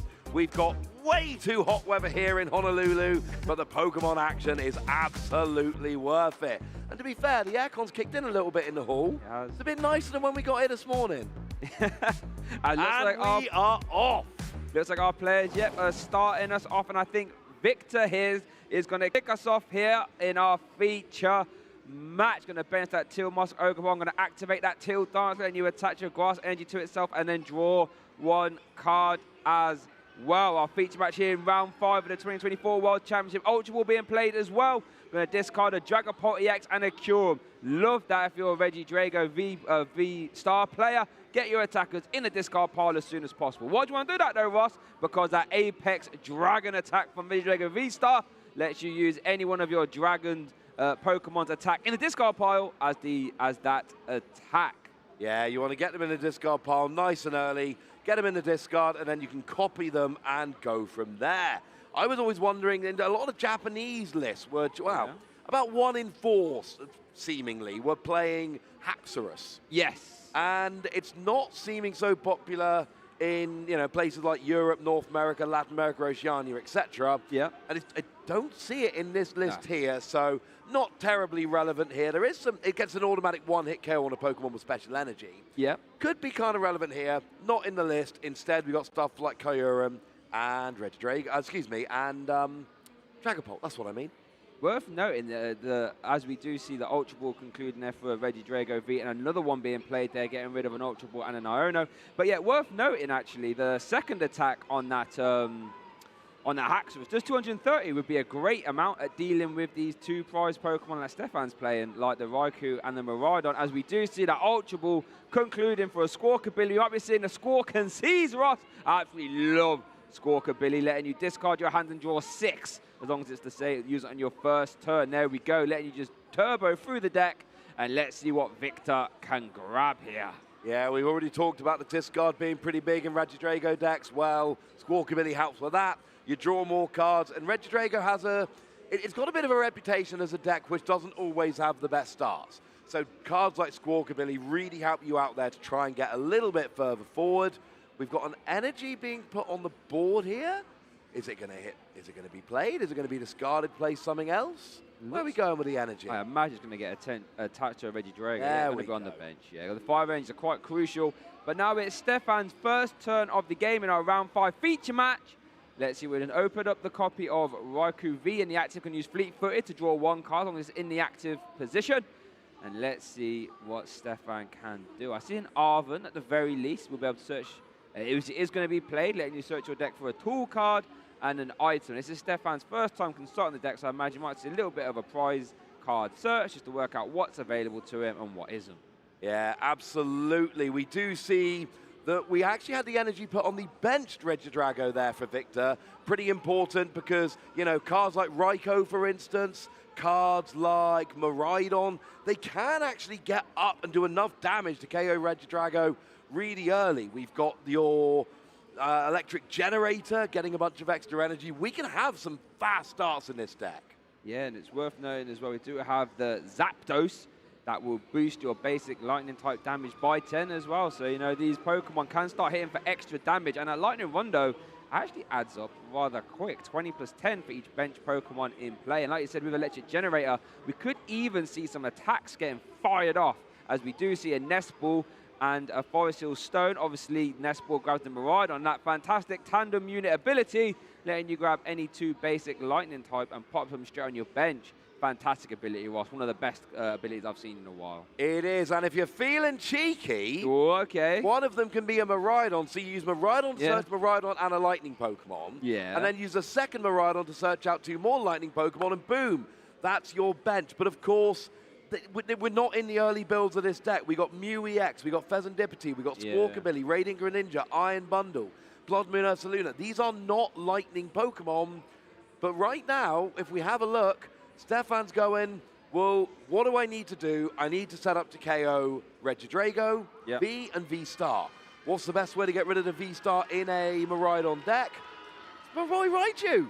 Yeah, Raichu works. Also can use that Forest Seal Stone. Obviously, Photon Blaster would be a very good attack at getting rid of Regidrago as well. So that Forest Seal Stone has been used. Star Alchemy, letting Stefan grab any card he likes from his deck and popping it straight into the hand. There it is. Can't quite see what it is yet. It was an Electric Generator, Ross. Oh, and there's that Stadium Night Academy at night. Love it. Oh, goodness. That's basically going to guarantee the Electric Generator. So we know one of them's going to at least be a hit. Are we going to see 2, though, Ross? Electric Generator. Here we go. Oh, we do see 2. Oh, goodness gracious. Now, Academy at Night, one of the new cards from Shrouded Fable. Great Stadium. Lets you put a card from your hand on top of your deck. Yep.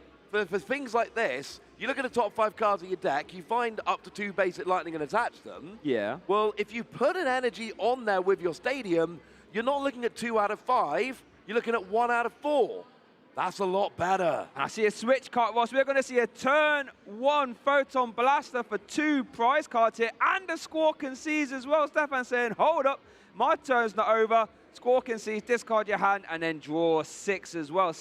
And I think this might be why these Miraidon decks are doing so well today, at least early on, is that this turn 1 pressure is immense. And this means that Victor's decision to put the energy on the bench Regidrago absolutely working out. You don't lose an energy. But here's the thing, Miraidon takes out the V. Miraidon doesn't take out the V-Star very well, but Raichu does. Yeah. And that's why we've already got the Raichu sitting there established. And after that, Cheeky KO on a Squawkabilly, Cheeky KO on a Teal Mask Ogerpon, all of which are much easier to KO. with a start like this, Stefan only needs to KO one V-Star to win the game. Yep. And Raichu's like, it's all right, I got you, bro. Yeah, you're right. Raichu, a fantastic attacker. That dynamic spark doing 60 for each energy you discard. We do see Victor benching a Pheasantipity and then activating Flip the Script, letting you draw 3 as his Regidrago V was KO'd last turn. Now let's see what Victor can do. We do see a V-Star. So now Legacy Star is available. And you discard top 7 cards of your deck, and you can grab any 2 cards you like from the discard pile. One of the game's most best V-Star abilities, I think. Yeah, it's really good for consistency. And it's one of, like, you're not playing Regidrago V-Star for the ability. You're not playing it for Legacy Star. No. You're playing it because Apex Dragon is a phenomenal attack. Yes. But you don't really have any other V-Star power you have to use in the deck. Yeah. So it just kind of becomes a really nice, handy bonus. I'm playing Regidrago. Might as well use Legacy Star while I'm here. It looks like Victor is going to conclude that Nest Ball. Going to grab another Teal Mask Ogre Pony X. That's our energy acceleration. That's how we are going to get that Regidrago powered up via Teal Dance and Energy Switch to get that hefty 2 grass, 1 fire energy on the Regidrago. So we are going to see a Teal Mask on the active. Yep, there it is. Draw a card into another Teal Mask Ogre Pond. Well, it looks like there is. And then we draw another energy. And this is one of the things this deck does. You keep attaching energy with your Teal Dance ability, and every time you attach an energy, you draw a card. It's one of the few decks that we've seen in years that plays a full 4 energy switch. Yeah. So you can take the energy off of the Teal Mask Ogre-Pom, move it to your Regidrago, and then, oh look, now I've got enough energy rolling. So you need energy switch and an energy or double energy switch, and then you will be able to use Apex Dragon this turn if you're feeling like it. I think he really would be feeling like it. I think if it's an option, he probably will. Yeah, as we do see an Earthen Vessel concluding, they're going to grab 2 copies of basic grass energy. So I think we will be able to pay retreat at the very least and then energy switch because there is 1 in hand and get the Apex Dragon rolling. Will we see Legacy Star this turn though? I'm unsure. Worth noting the bench lock now, so there is no room for another Regidrago, at least right now. So good, worth keeping an eye on that. Well, that's why I'm thinking my boy Raichu. I'm thinking Raichu here. If Raichu can have a big... You need 2 more energy, assuming Nimuraidon's still there at the end of the turn. You need 2 more energy onto Raichu, discard all 5, 300 damage, combine it with some gustings. Not the easiest thing to pull off, but here we go. We've got Myriad Leaf Shower here. Oh, we are go... Okay, that's gone on Regidrago. So we've got 7 energy total. That should be enough, shouldn't it? I think it is. 30 plus 30 for each energy attached to both active Pokemon. 8 times 3 is 24. There we go. That Myriad Leaf Shower. What a great attack to say. Coming in the clutch and actually keeping that Regidrago perfectly on the bench. And I think we do see that Myriad Leaf Shower, Ross. Big KO on that Miraidon. And all of a sudden, the pendulum of power has swung back. Stefan Ivanov currently has no energy in play. But the thing is, once you build up a full bench, Raikou is happy. 2 full benches, Raikou hits 220. Yep. So with a full bench from Victor, all you need is to hit 1 energy off of a electric generator onto a Raikou, attach for turn, and your return KO is there. Stefan doesn't mind giving up 2 prize KOs as long as he's able to then respond. Stefan took the first one. If they go back and forth, Stefan wins. This is true. This is very true. Worth noting, the Raikou is currently in the active, so won't be able to let it generate to that, at least yes, right of now. course. But yep, you're right. Lightning Rondo would get there. So would Raichu. So would another Photon Blaster, to be honest. It's going to be a very high explosive matchup. Just 2 prize KOs left, right, and center. And you know what, Ross? They're my favorite kind of games, I'll be honest. They can be fun. I would not expect to see the Raichu this turn. No. Raichu was saving that for the V-Star. It's your only really good answer to it's the only way to hit up to 280 or above nice and easily. Oh, now Iron Hands.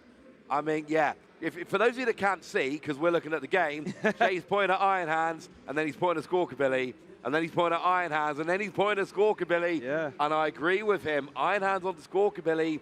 Fun free prize turn. It really would be. I mean, Arm Press doesn't quite do enough damage to knock out anything else, but you know what's good about Ampy very much? It takes 1 extra prize card, so, and then obviously hitting the Squawkabilly ×2 weakness would be kind of strong. Let's see what Stefan opts to do here. So we're going to see an Academy at Night activation. Tells me we're probably going to see an electric generator hitting the board. Yeah, there we go. You can see it there. Electric generator. We're going to see another 2 energy hits here. Look at top 5. Attach up to 2 lightning energy. You find there 1, and was that 2? That's a double hit, Shay. Oh, love to see it. Plenty of electric is being generated here in our round 5 feature match. Where are these going? Maridon. Because then you attach for turn, retreat your Raikou, boom. Instant KO, job is a good one. Yep. And this is what I love about the Maridon decks. You've got a lot of options. One of the things we're seeing with these new builder, we're seeing it in this game.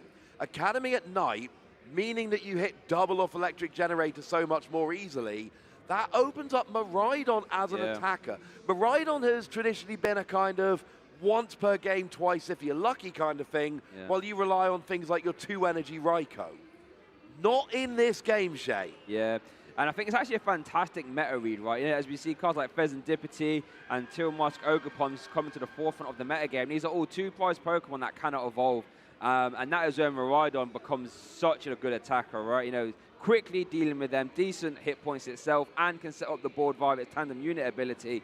I wonder if Maridon could be the play, as we do see a Pheasantipity getting benched, and then we see a Flip the Script drawing 3 as well.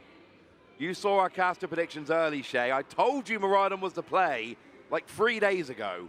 You had no excuse for not knowing it coming in. Here comes in the Maridon, though, and we see the KO on the Tealmask Ogerpon. And here's the thing. Stefan now 1-2 prize KO from winning this game. And has that Raichu as that just destroy everything button, as long as there's enough energy around there in play. Worth noting as well, we do see that emergency ball being attached to that Raikou, so that's going to be a free retreat pivot for the rest of the game. But it is over to Victor now, who's going to promote that Regidrago V-Star and start the turn off there with a Nest Ball. Let's see what he opts to take. Eyes up that Iron Bundle. Obviously, you can push whatever's in Stefan's active out. Let's see what else. I mean, is that the only target, actually? The problem is, like, the number one thing that Stefan wants at the end of this turn is to keep those free energy. Yes. Those free energy want to be... So, for Victor, you really need to take out the active Maridon. You want those free energy off the board. Because otherwise, Raichu just becomes so much of a threat here. Yeah, that's like 180 damage straight off the bat if no other energy are attached, probably. Then you'd have to have another 2 to attack with the Dynamic Spark. So we're looking at a high damage output there, as we are going to see the Iron Bundle getting put on the bench there. That ability Hyper Blower, as we are going to see an Earthen Vessel Ross discarding Cleffa, which we saw get used a lot in our round 3 feature match. This time getting sent straight to the discard pile to grab 2 basic energy.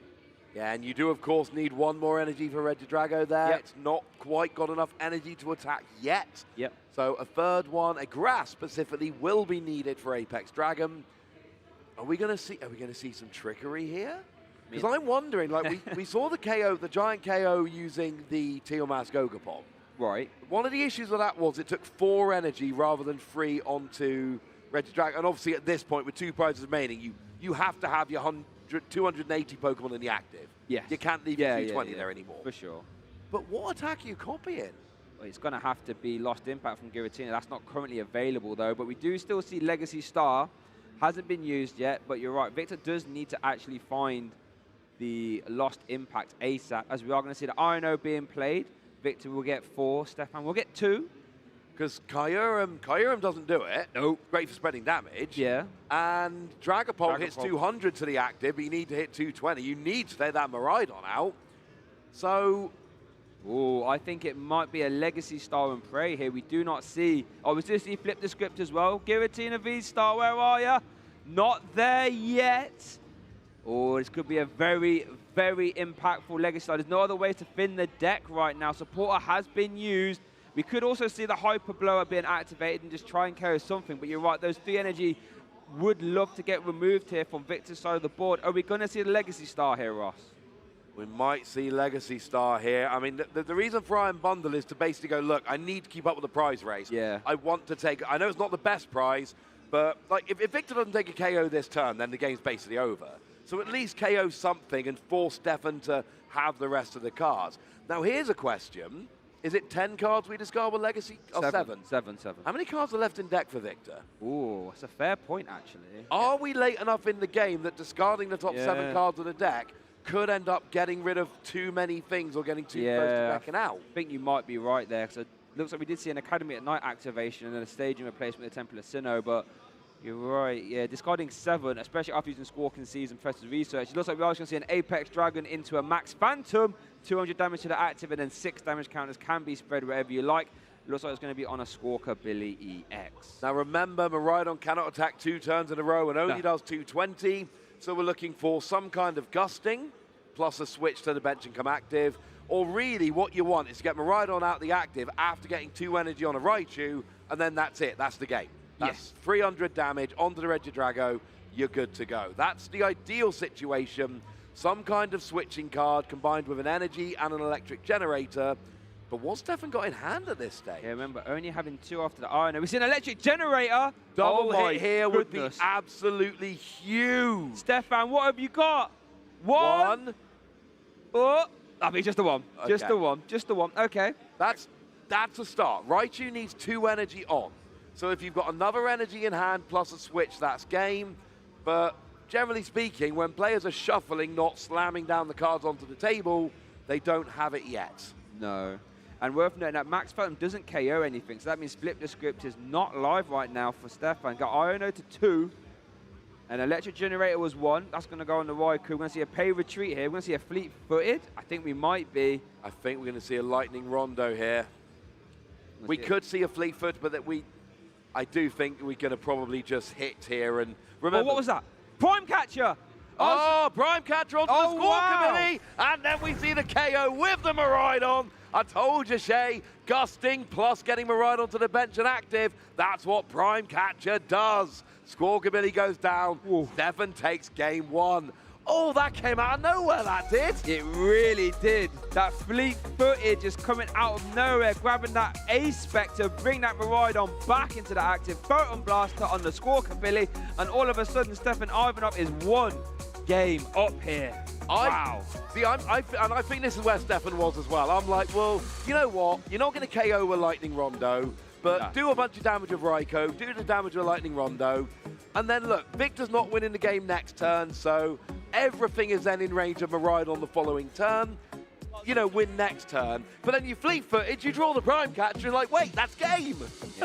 That was honestly the one card that could get him out of that scenario, and it came up clutch. Victor thinking, wow, okay, Fleet-Footed got you there, fair enough. But it's best of 3. One good thing about this matchup is that games will be high tempo. There's still plenty of time for a game 2 and a game 3. But currently right now, in our round 5 feature match, Stefan Ivanov is 1-0. Let's have a look at some of these key plays here, Ross. Yeah, let's have a look at some of these key plays. That turn 1 KO with Miraidon on Regidrago, absolutely phenomenal. We saw the speed and power of the deck very early on.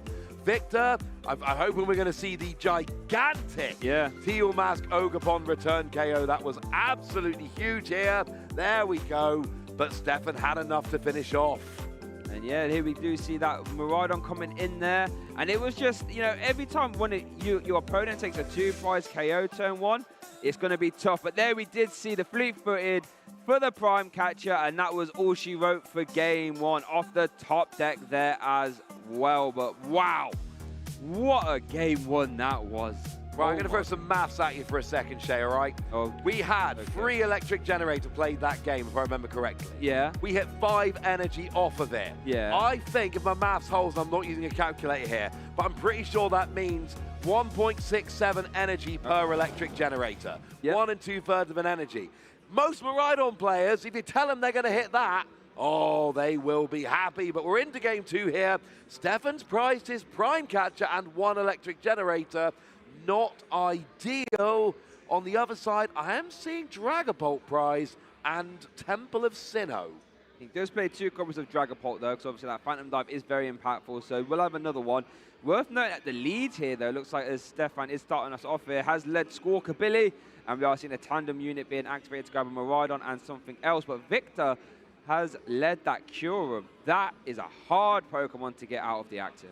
I've heard, and I don't know how much I believe it, I've heard some people telling me Kyurem is not an auto include in Regidrago because of the difficulty of potentially starting with it. Yeah. I think the attack is so good you kind of have to. Yeah. Right now, we're seeing that argument in practice. The fact that, you know what, if you start with it, not only is it a bad starter, but you've then got to either give up a prize or work really hard to get it into the discard pile, and it does become a little bit awkward. Of course, vast majority of players obviously playing Kyurem. Yeah. I'm just saying it's an argument I've heard.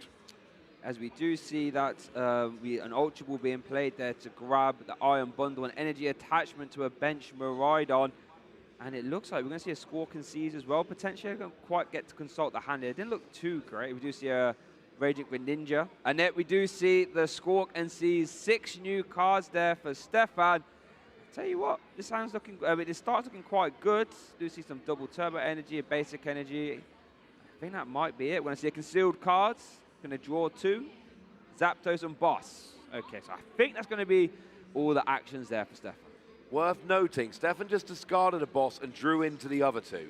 Oh. So all the Boss available this game are in Stefan's hand, and Prime Catcher is prized. So just keep a little bit of an eye on Stefan's hand.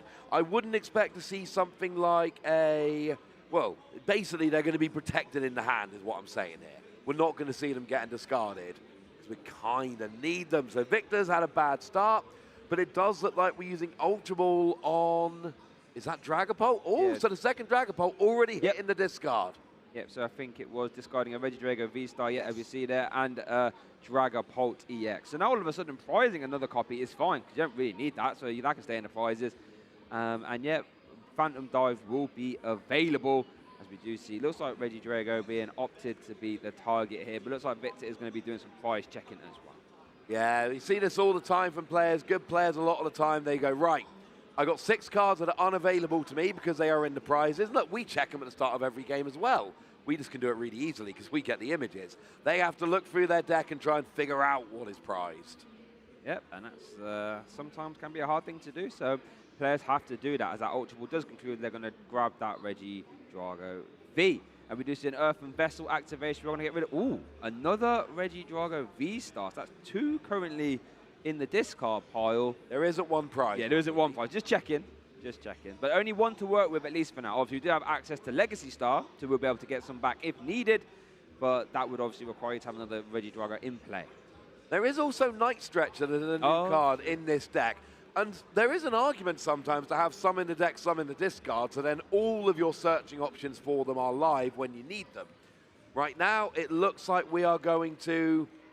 Actually, Night Stretcher is now in the discard pile. Yes, off that Professor's research, we did see a Fire Energy attachment before that research there as well. We do see an Ultra Ball in the hand, though, so that means a Regidrago V-Star will be easily gotten if Victor likes. The Nest Ball is going to be played here, I would imagine, for a Teal Mask Ogerpon. So you can get that in play, start using Teal Dance, get some energy in play, and draw more cards as well. Sounds good to me. And here's the thing. When you go, like, letting Miraidon go second, you're like, well, what if they get a big KO going second, which we saw in game 1? Yeah. But letting Miraidon go first gives them a turn to set up. Yeah. You have a turn, and this deck is not taking prizes turn 1. No. And then Miraidon still gets to try and take the first prize, except they've had kind of a setup turn in advance of their big KO turn. So can be a little bit scary if you are not able to take early prizes. Giving Miraidon 2 turns to set up that KO can be a little bit intimidating. Yeah, intimidating is a very good word to describe that for sure. It looks like we're going to see another Regidrago V benched, and so we're going to see an Ultra Ball going to be played here as well. I wonder what this is going to discard. So we're going to discard a Professor's Research and an Energy Switch, and it looks like we're going to grab here another Ogerpon perhaps, the Teal Mask Ogerpon. No, Radiant Charizard. Not great now, but Radiant Charizard will just get a very clean one-hit KO onto a Miraidon. You only need 1 Fire Energy, and then it's 4 colorless, reduced by 1 for each prize card your opponent's taken. So they take a 2-prize KO, for instance. It's a free energy attack, but you're playing a deck with energy acceleration and energy switch. So it could be, I mean, it's certainly a lot cheaper than Teal Mask Ogerpon was last game. And there's a good chance you only give up 1 prize here. So you're giving Stefan a really awkward prize map where they have to get the Kyurem. Then they have to get the Radiant Charizard. Then they have to get 2. Well, that's 4 KOs instead of 3, Shay. That's not ideal. And I guess it's worth noting as well, what that Radiant Charizard does, we know that Stefan Prize, the Prime Catcher, is that Hyper Blower now, if Stefan was to use it, you could just promote the Radiant Charizard, so you're not giving him the first 2 prize KO just off the Iron Bundle, so it's also fulfilling that use as well. Yeah, that's a good point there, getting 2 one-prize Pokemon down to force Stefan to have to be KOing one of them. Oh, again, lovely deck. Look at the, excuse me, having a lovely, nice look at Stefan's deck there. Boom, nailed it.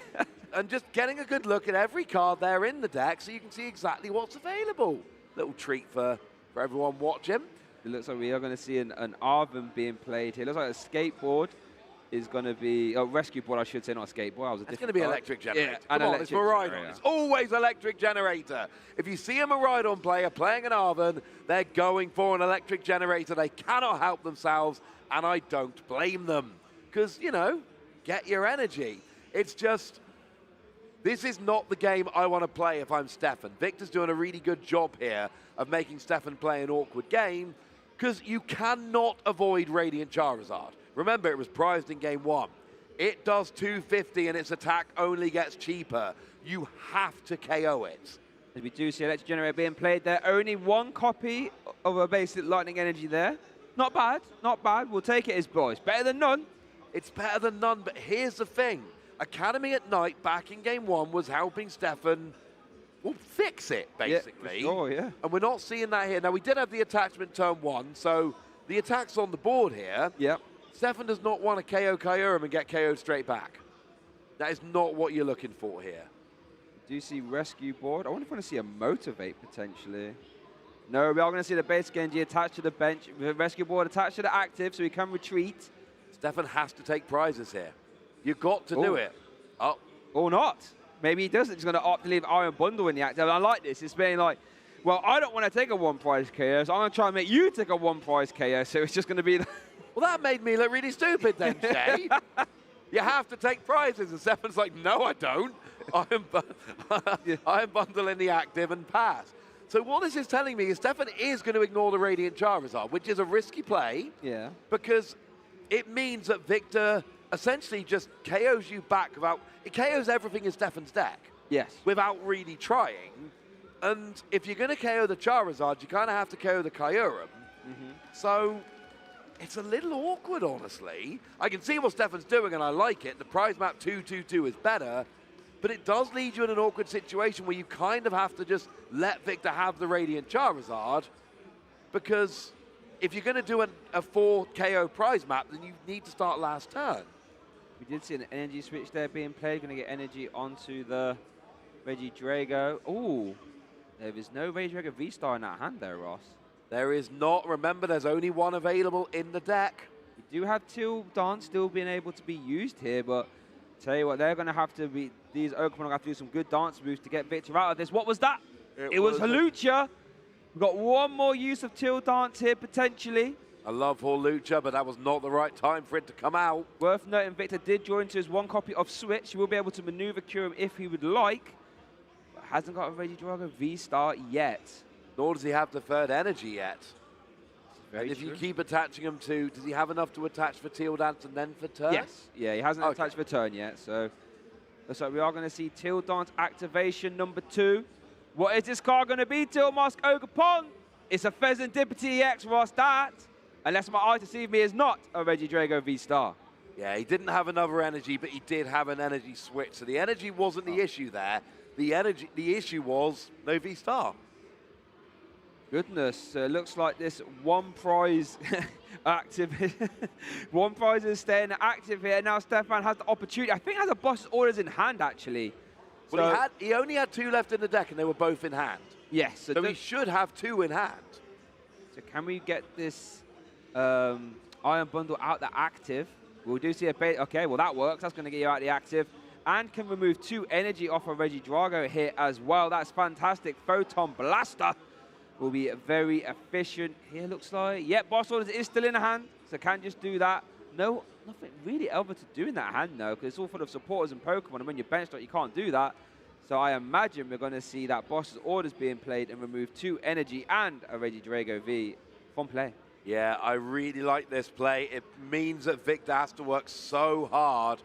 And, I mean, basically you need double energy switch. Oh, I like this. Using Iron Band. There we go. Just saying, nope, don't want to hit that, so I'm going to boss his orders anyway. And then that frees up a bench spot as well for Stefan. We've all done it. We've all used a card to make your opponent choose a new active in the hope that they choose the one that we want. It's the World Championships. That's not going to happen. Not going to happen. But like you say, freed up a bench spot. It had to be the Regidrago there.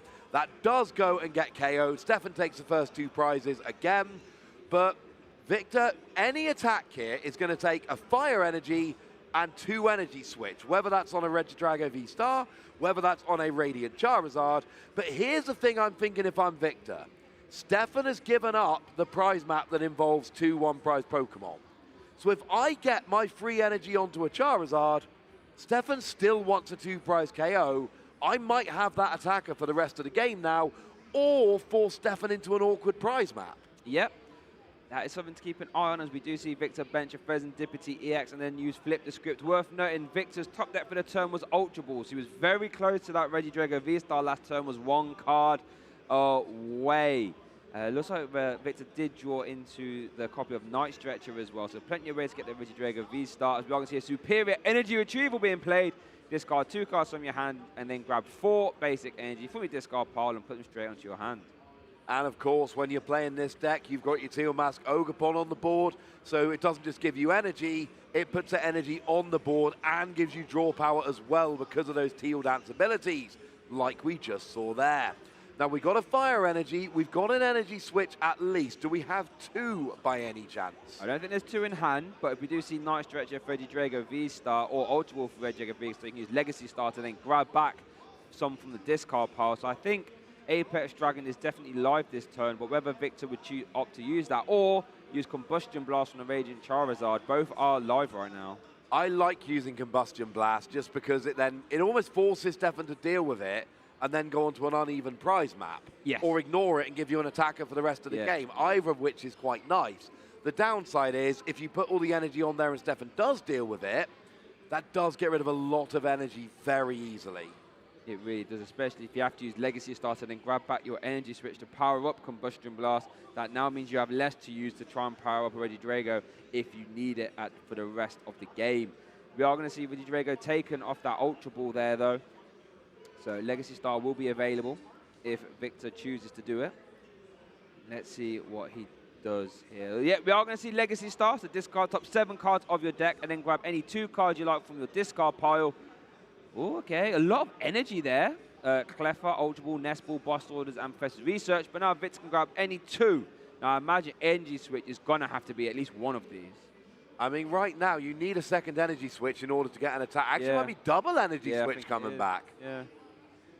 I don't mind this at all. You need energy right now. And here's the thing. Teal Mask Ogerpon, great at getting energy into play. Yeah. But it doesn't put it in the right place. It's not... it can attack. And obviously in some matchups where you're against Charizard and hit for weakness, yeah, fine. But in a lot of matchups, it is just there as an engine. There we go. This is what I was imagining was going to happen. Yep. And this puts Stefan in a very awkward situation. It does. You KO it, but you could have had a 1-prize KO a minute ago and you turned it down, so you're on an uneven prize map. Or you don't KO it, but then Victor can every turn just go, respond with Charizard. Yeah. Respond with Charizard. So this is a very awkward situation Victor's put Stefan into, and I love it. I tell you what, I don't think Stefan's hand's particularly that great, you know. We see Professor's Research in the hand, but there is no Arven. Or there is an Electric Generator, I should say. So has got some resources to work here in an Ultra Ball. But yeah, it's really awkward because you have to deal with this Radiant Charizard, or you can try and race and grab 2 more 2-prize KOs. But like you said, all Victor has to do in that scenario, which is announce Combustion Blast. And if you miss a single turn, then you swing the game back over. So this is a very, very interesting game. Yeah, this is one of those games where you're taking big 2-prize knockouts, so the theory is simple. Take the first knockout, don't stop taking knockouts. Yes. Simple as that. But if you take out the Charizard, that's kind of like taking a turn off knocking out. Yeah, if you don't knock out, that's obviously taking a turn off knocking out. So Stefan doesn't really just need to get an attacker rolling. He needs to get an attacker rolling with gusting, knowing that you need the same thing next turn. Although, if Stefan does get the KO, will draw that prime catcher off the prizes. Yes. That is something to keep an eye on for sure. As Stefan is going to grab a Pheasantipity EX from the deck, so Flip the Script will be live. Love that. Going to get 3 cards from the deck. One of the new cards from Shrouded Fable. We're going to draw 3 there, and let's see what these are. We know there is definitely at least 1 electric generator in hand. Oh, Blood Moon Ursaluna. That's a very good card at taking 2 prize KOs. Well, unless it's not hitting into a V-Star, of course. Do we have bosses? I think we still have one boss's orders in hand. There's 1 boss's orders in hand. Okay, so Stefan doesn't know he's going to draw into the prime catcher off the prizes. He knows he's got a 50% chance. But I think the play here is just Blood Moon Ursaluna onto a bench 2 prize Pokemon. Hope you hit prime catcher next turn. Yep. Jobs are good, and now you need 3 energy on Blood Moon Ursaluna. And that's the issue. You can't electric generator to it, so... No. So it's almost a downside. Victor's not taken enough prizes here. But it at least gives an option for the final KO.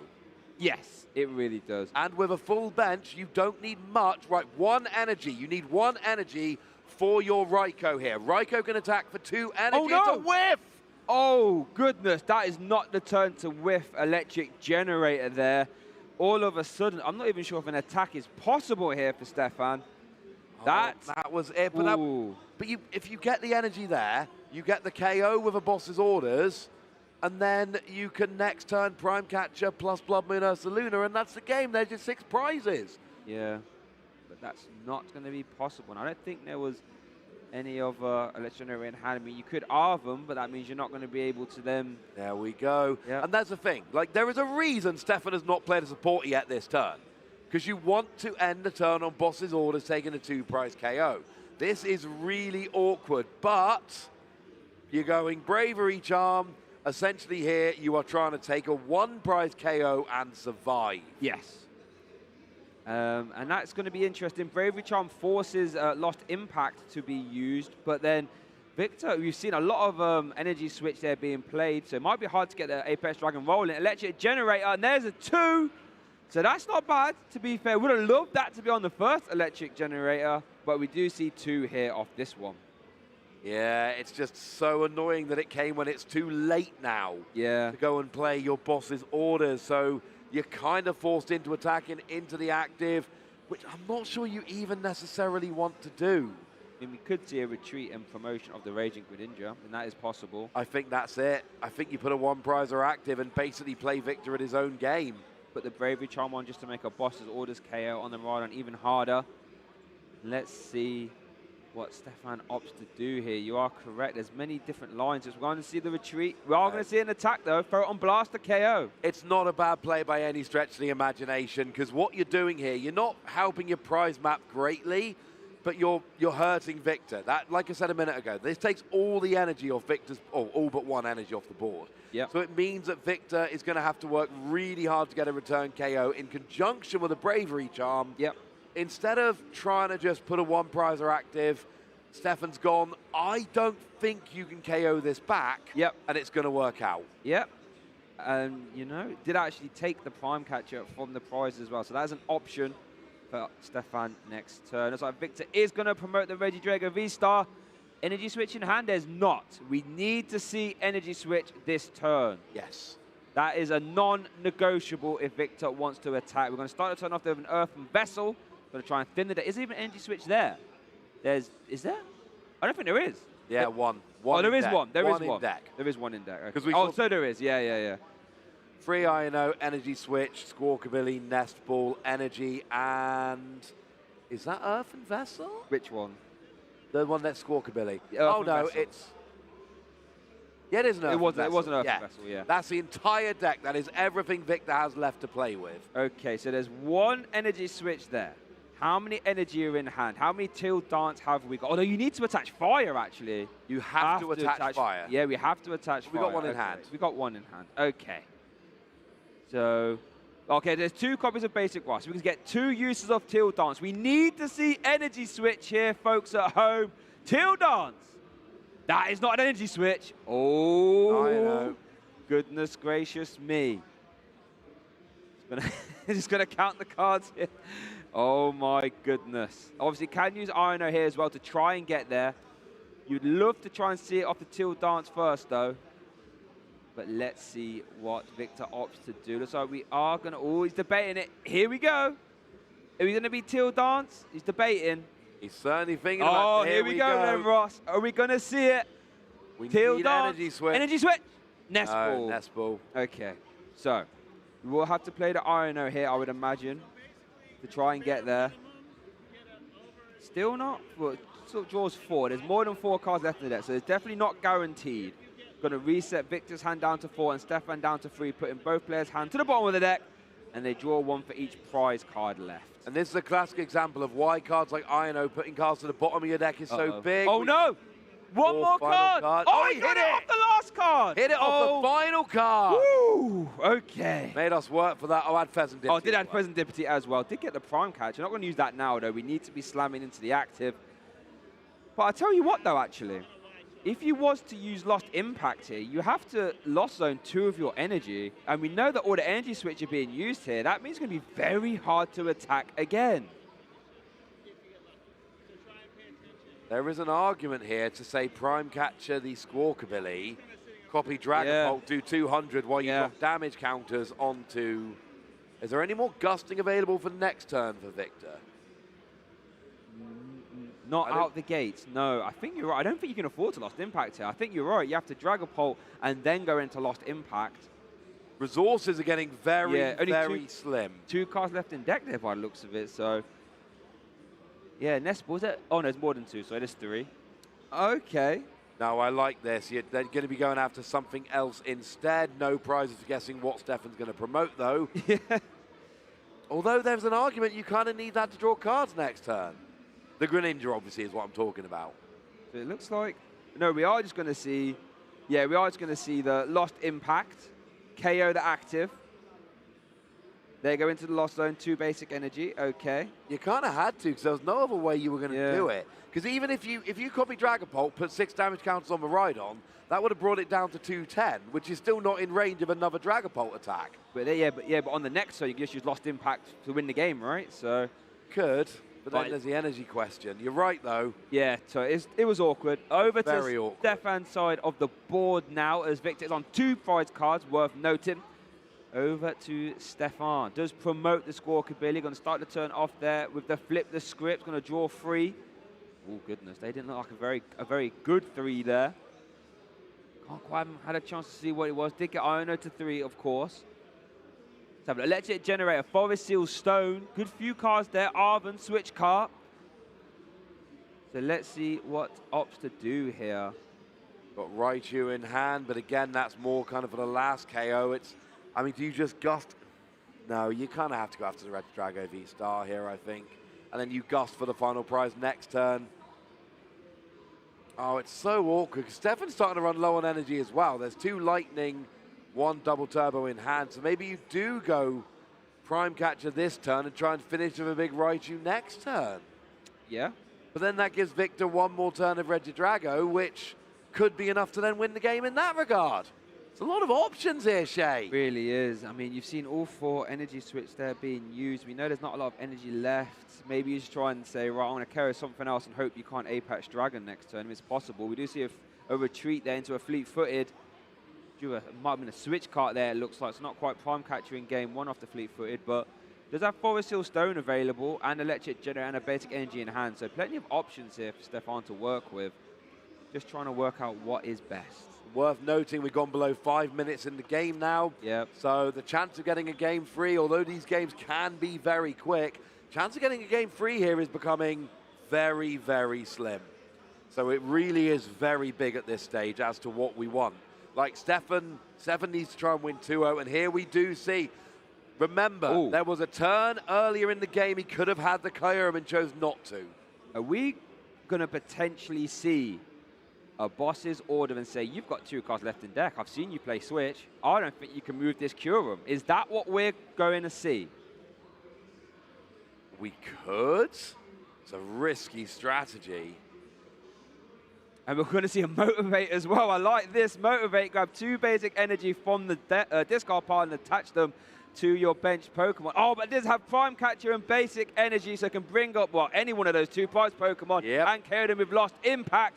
Victor is winning our game 2 here, and it's all going to go down to a game 3. And we are going to see some fast play from these players. And look, especially Miraidon is a deck that can go very, very fast. But we're sitting at 1-1 here. We got about 4 minutes left, probably nearer to 3 by the time we start, plus the customary 3 turns. It is going to take quite a lot for one of these players to wrap this up in the allotted time remaining. It really is, but I tell you what we saw in game 1, Miraidon took that first big KO. It's definitely possible, and Regidrago is not a slow deck by any means, so it's possible. Let's see what happens. The deal here, take 2 prizes before time is called. Once time is called, you will get 2 more turns. So if you can take 2 prizes before time's called, that gives you 2 turns to take 2 more 2-prize knockouts, and 2 plus 2 times 2 is 6. Yep. That is how many prize cards you need to take to win a game in the Pokemon TCG. So that's the goal. It's not winning before time is called. No. It is taking 2 prizes before time is called. You do that, you're in a decent position. Really are. So let's see. Both players are drawing their cards. Looks like Victor has a basic Pokemon. Stefan, I think, has mulliganed twice here. So we're going to have to shuffle up and try and get a basic Pokemon at least to start the game. Let's see what happens here. I'm intrigued to see. I wonder what Stefan opted to do. Go first or second? Maybe second, right? I would be the pressure. I would be very, very tempted to go second here. Yeah. And it's risky. You don't always get a great opening hand. But my theory is, my opponent takes 1 turn. I have a go fast turn, take a KO, and I have got 2 more turns to try and win the game. So that's what I'm going for here. So it looks like Stefan has got a basic Pokemon this time. So in the game, our game 3 is about to start here in our Swiss Round 5 feature match here at the 2024 World Championships. And Antoine will be going Antoine.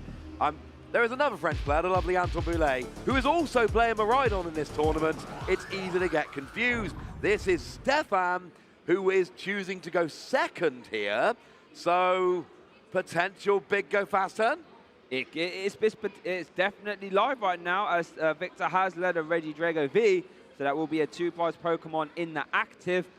Stefan has led the Raging Greninja. That can retreat for 1 though, so that means you can put the rescue board on there and then be able to get out of there. So over to Victor here, gonna Ultra Ball there for a Regidrago V, and gonna pop it, I'm not sure into play, but at least into the hand at the very least. Yeah, and we're looking at the time here. When time is called is very important.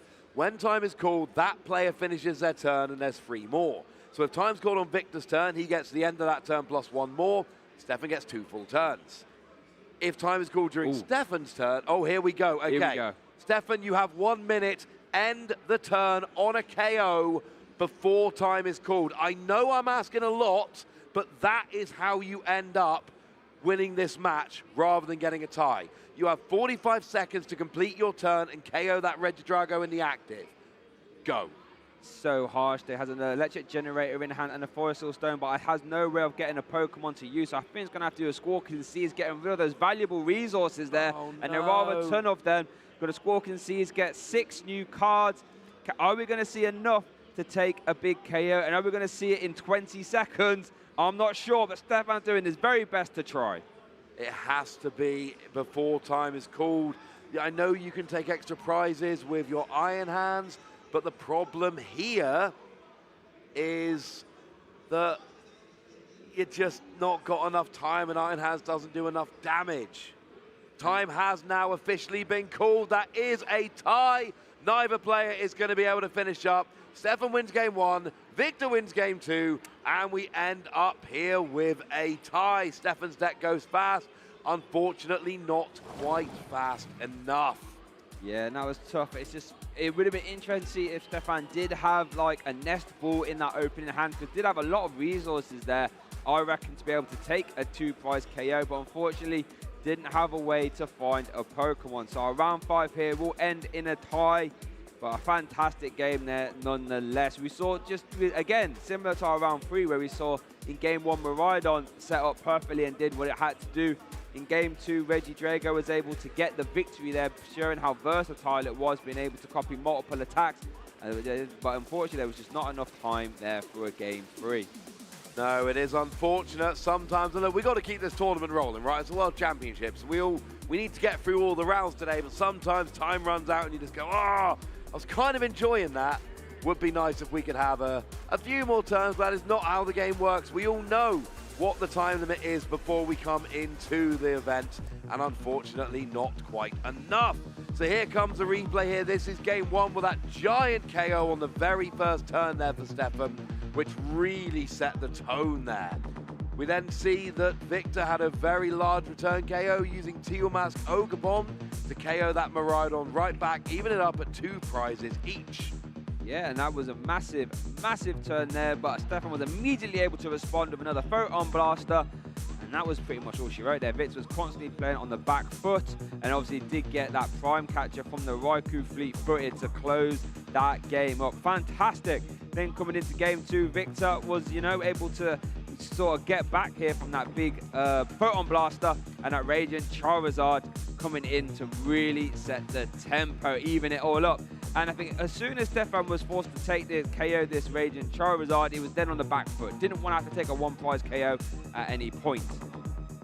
No, did not want to have to do that. And here we go.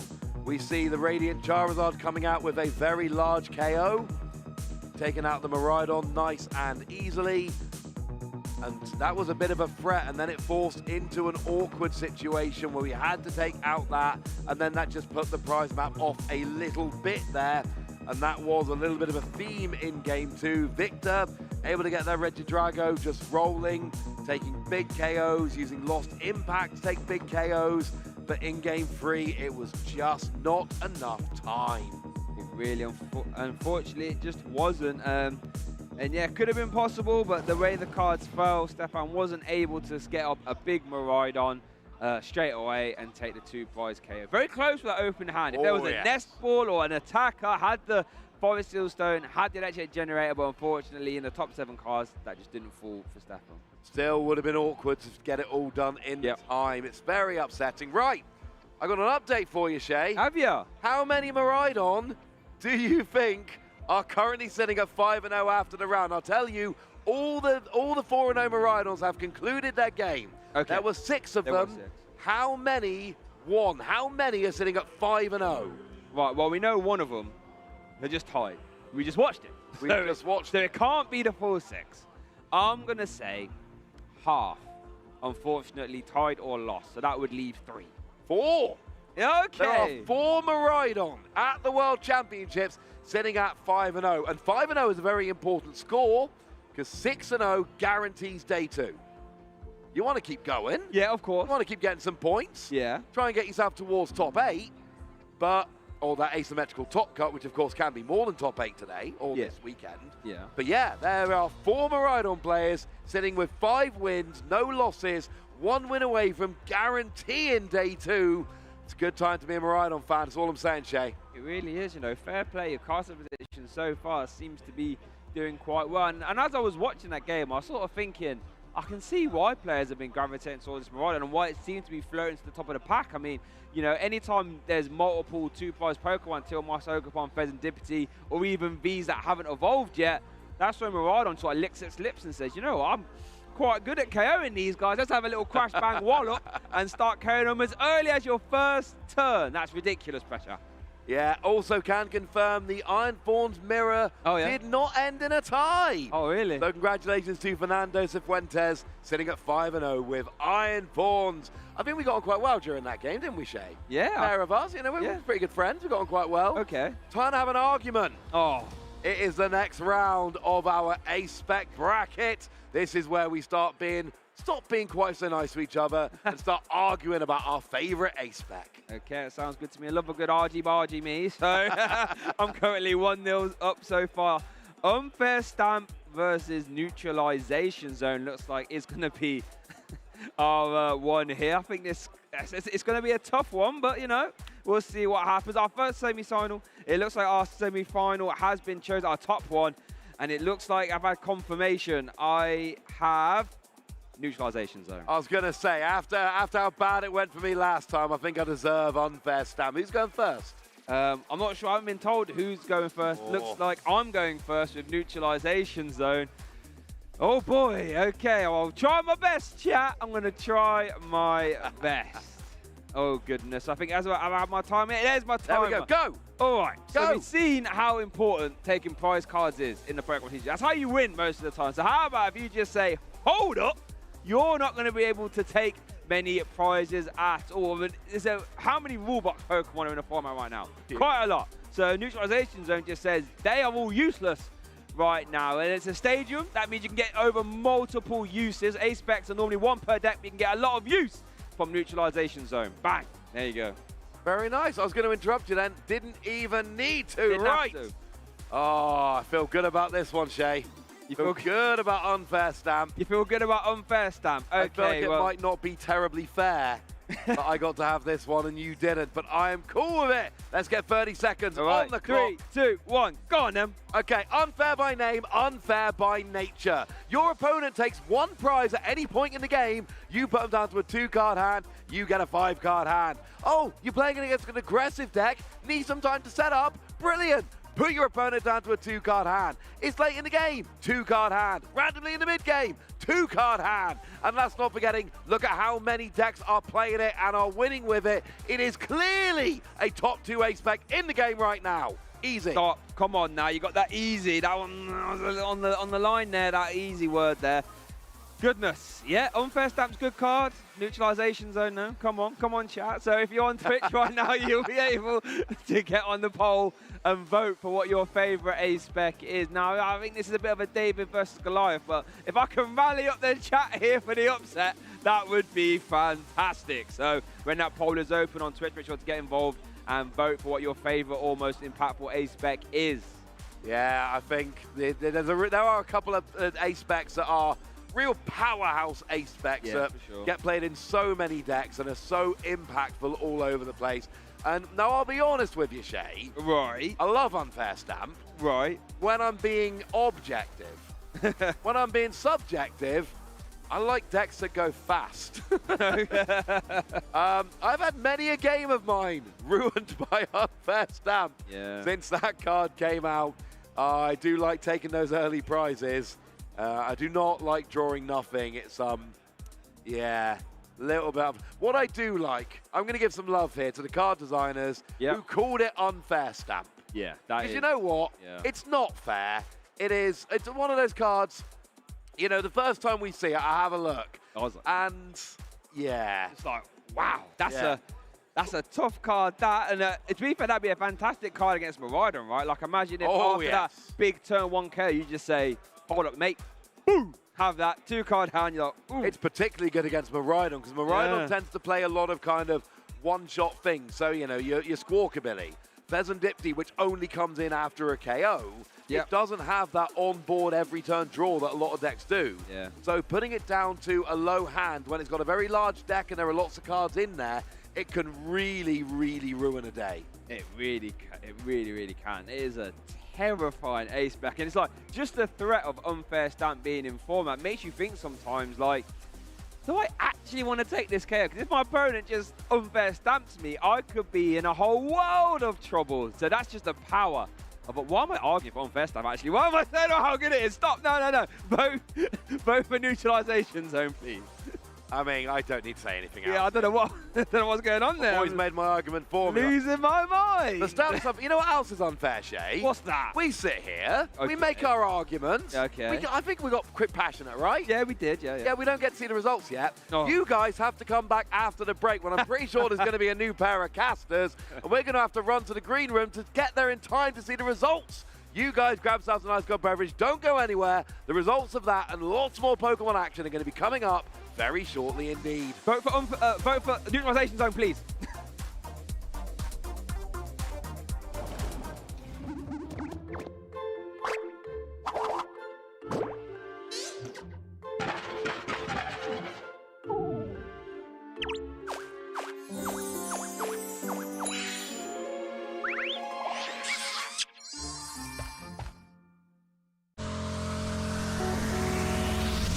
We're on a journey to meet Pokemon fans, known as trainers, and help them evolve, just like their favorite Pokemon. I'm Andrew Mahone. I'm here to dive into the game and take our trainers to the next level. 3, 2, 1. And I'm Megan Camarena. I'm here to get to know our trainers personally and help them grow in real-life challenges along the way. Oh my God! I don't really get to be around my kids as much as I want. There's always that fear of rejection. After every single tour, without fail, I would end up in hospital. But Pokemon saved my life 100%. I want to just get you thinking about the game in your own way. Yeah, and don't be afraid to trust your gut. EV VMAX. Whoa! I feel ready. Let's go. Good luck. You're gonna need it. I love you, but it's time to attack, and I'm gonna hit you with the G-Max pedal. All right. I think I'm destroying you. You're not on the path anymore. You've reached the peak. Oh, wow. Print it. Hit the road with us as we embark on an epic road trip through the world of the Pokemon trading card game. You ready to up the game with another Pokemon player? Let's do this.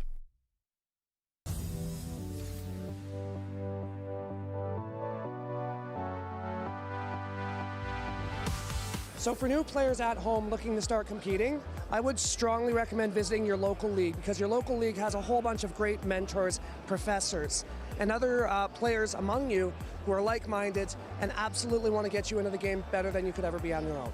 For new players, I'd recommend starting and just watching the stream, seeing what people use, and even just copycatting a team. And for me, it's just like using Pokemon that I know I'm going to have fun with is the big thing. Because if I am having fun, then I'm way more likely to win. For people that want to start competing, I would say start playing online, look for guides. Personally, I watch a lot of Wolfie's videos and a lot of Harry's videos as a French player. So if you understand French, you should go look at his channel. Or Wolfie, it's a lot of help. And just play online. Like, if you build a team and start playing, write down your notes, look at your mistakes, try to analyze your games. It's a lot of help. And, you know, find a friend that can play. It's going to be a lot of fun. Advice that I would give to somebody wanting to start playing the TCG is to look up local game card stores in your area and see if any of them are running any Pokemon events, and just go talk to the people around. And there's tons of friendly people in the community. They'll help you get started. Some advice I would have for people looking to compete at home is really get connected with your community. Practicing with other battlers is one of the best things that you could do out there. That's personally how I started as well. So I know Go's big on community, so that definitely would be the number one. The advice I have for people at home looking to start would be to just jump in and do it. I was very nervous, and I still am nervous today to play, but the only way you're going to get better is to actually play, get out there, get the experience, and you're going to have fun no matter what happens.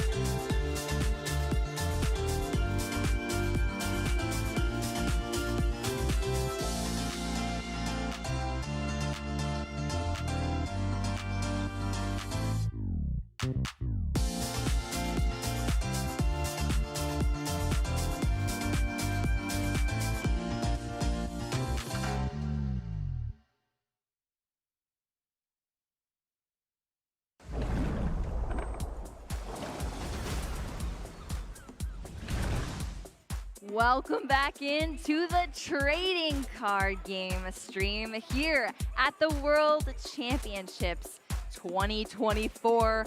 Look at those beautiful scenic shots. We got them big Pikachu out there greeting all our fans that have gathered here to celebrate Pokemon and be involved with this historic event here in 2024. We have brought you all the action so far. I'm Shelby Vu here with Kyle Sablehouse. We've been having a blast. Kyle, what do you think about our matches so far? Oh, it's been great. I mean, the ties are starting to wear on us, sure. They're adding up. But at least we're seeing some great gameplay out of our players. So That's true. Give them like 3 more minutes. Come on. Yes, add a little bit more time to finish some games, but unfortunately we're seeing the ties, but fantastic gameplay out there. But we're still bringing the heat here. Not only are we bringing you some expert, awesome commentary, but we have some drops for you as well over in the Twitch chat. Twitch drops. You familiar with any of those, Kyle? I've done a couple of those once or Yeah? twice, and it looks like we're featuring a few different games this time around too. So we'll be featuring, looks like a whole bunch over here for the TCG. The swag. On the Pokemon trading card game live. Look at that. You get the deck box, the sleeves, the beautiful coin to go along with it. We've definitely loaded those packs for you too. There's a guaranteed EX, right? Yeah, absolutely. Probably not. I don't know if we could say that, Kyle, but you definitely want to be involved in the stream. Earn these Twitch drops while you're watching and having fun alongside with us, and swag out those decks and your sleeves with all of this World Championship merch here digitally. And you're having a fun time playing the Pokemon trading card game as well. We do have some other games, as you mentioned, though, Kyle. Not just the TCG. Well, we are having fun over on the TCG a little bit more here. Pecha Run's coming out with the Subjugating Chains. You can pick up this card for yourself here with, just go ahead, download it on your account right now with Outburst Worlds 24. That is a great art. I'm absolutely typing that code in and getting that card. I mean, we've seen it's also pretty strong, too. It's featured in a lot of decks right now, and you don't have to worry about Snorlax. Hey! Hey, yeah, that is very true. I've heard some of the stories out in the field of Pecha Run just cleaning up there in those Snorlax matchups. So it's out there. It's doing stuff. Pick one up for yourself. Over on the VG side, though, one of our evolutions, the Sylveon here, walking into the stream. You can receive your own here with Sleep Talk Worlds code into your Pokemon Scarlet and Violet. I need some help over on the VGC side. My team's struggling. This could definitely help me out a little bit, and it's also one of my daughter's favorite Pokemon. Oh, there you go. Yeah, Kyle's current team's like one Cherubi. It's bad. It's bad news. I didn't even know you played this, Kyle. So we've been fighting that first gym for quite some time. Well, definitely make sure to pick up this Pokemon and start your VG game in here from our World Championships giveaways and Twitch drops. All that cool merch coming up. We left you off with Ross and Shay. They were doing a little bit of debating, so I heard, about our community bracket, which is the best A-Spec. I didn't get to hear it, Kyle, but I'm excited to see what you all I'm thinking it may have been a little bit unfair. Oh, the unfair... Wait.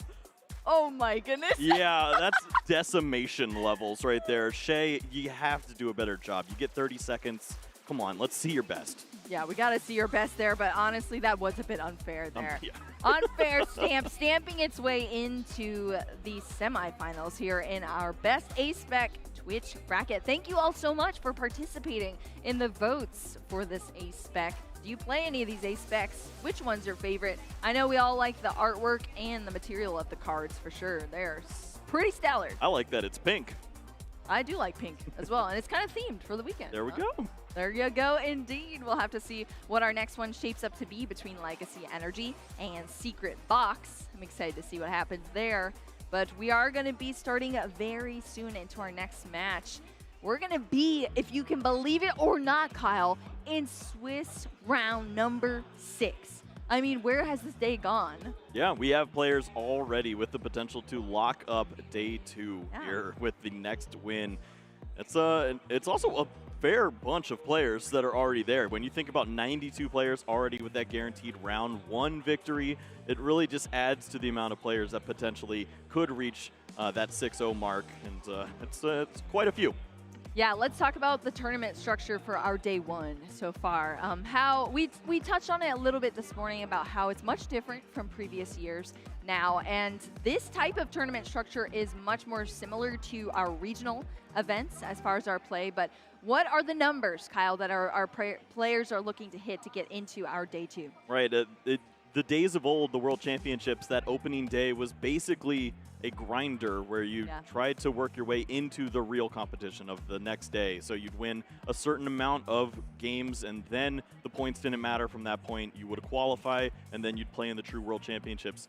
No longer the case. All of these points matter. Win as many games as you can in this opening day. And also, the competition is open to all of those players that earn their invitation. Yes, some of them do have that early win, that match victory that they come into with the 3 additional points. But other than that, you need to earn 18 match points total in this opening day if you want to continue play tomorrow. 18 match points. That's what you are looking for to secure your spot in our day two. And then it goes up from there. We are going to be having an asymmetrical cut. What is the simplest way you can kind of explain that to our viewers, Kyle? It looks like this. Hey! Are we dabbing right now? There will be a bubble point in the tournament where the players who will reach the top 8 have already locked themselves in, but any player that has the same record as that person who's already in at the 8th seed will also join the cut. So if 30 points is the mark, whatever it may be, then any player who's already at that point, the 9th place, 10th place, 11th place, it can get tricky there. Go down, they will have a play into the top 8 against the person on the other side. So we'd see 8 play against 9, 10 play against 7, and whatever continues from there. So a lot of extra Pokemon. Everyone gets their fair chance into the top 8 if you earn those points. I like it a lot as far as, you know, there used to be a lot of looking at what is the resistance that's going on? How am I going to get in? Am I going to get into this? What is your preference on an asymmetrical cut? I mean, when you think about everything you've done throughout the entirety of the tournaments and the whole year, and it gets down to resistance points, is that really how we want to handle Pokemon? No. We want to play against another person and beat them up with cards. Yeah, you so want to give earn them your an way. opportunity to win their way in. Exactly. I'm all for it. I love it. I love it indeed. I think that's when we get the grittiest matchups that we get to see players playing into the top cut. I mean, it doesn't get better than that. It is so sweaty, and I'm all for it. It is perfect. Yeah, we've done this once before. We had the inaugural version of that in London, and we're bringing it back once more. It's going to be really exciting to see. And I mean, there's always the potential we do have that natural cut at 8, and we don't see this. But I want to see some extra Pokemon. Yeah, I want to see some extra action too, Kyle. Well, that is just what we have saved up for tomorrow. That's why you have to stay tuned in because it's just getting more intense from here on out. But we still have today to focus on. We have another match coming up for you very, very soon. I know they're working things out on stage right now with our players, but I gotta say, I think this is gonna be a crowd favorite, Kyle. We're getting the good ones today. Yeah, we got some really great players coming up. We also have some great players sitting at the top of our standings, which we can check out to see which players are potentially vying for that 6-0 spot. Every single one of these players still with an opportunity to lock it up right here, right now. And there's some big names. Oh, yeah, huge names here. I'm sure you recognize a lot of them if you're in the chat right now. Definitely tell us who you're rooting for here, who's still hanging on. I mean, look at all these 5-0 records. It is so many. Miloslav is right sitting at the top of this graphic here. We were talking to him earlier. He was featured on our stream. Now at 15 match points here, trying to close things out into potential day 2 with this next win for Miloslav. That'd be pretty cool. But who are some other players you're seeing here? A lot of our players to watch are here on this list right now. Yeah, exactly. We're representing all across the world. We see the Australian Kaiwan Kababe in there. We see John Ang, who was one of my picks to do well here. Yeah, the deck's a little wonky, but it's working. It's working. And speaking of wonky decks that work, Jesse Parker, hey there, 5-0. We're not missing that name. It's there's a lot of big talent here that's looking to continue to build up on those points. Exactly. It's always great to see so much representation here from so many different regions. This is a World Championship, and it is definitely showcased within our players, not only with their skill level and how great they are to make it to this World Championships and qualify for it, but also just representing their regions across the board and fighting out there to get even more representation for their player groups or people back home that maybe couldn't travel over here to Hawaii to be involved with the event. But hopefully you're watching at home. Definitely let us know if any of these players are people who you've tested with and who you're rooting for. Yeah, out of this list, who do you think will make that 6-0, be one of the first players locked into Day 2 contention? Woo. Certainly could see upwards of 8 players, it looks like there, but there's also some players off this list, or some of the players at the 4-0-1s that are in great contention as well, that have the potential to have a fantastic opening day here. You know what I'm a bit surprised about, Kyle? Let's hear it. That we haven't seen Lugia yet.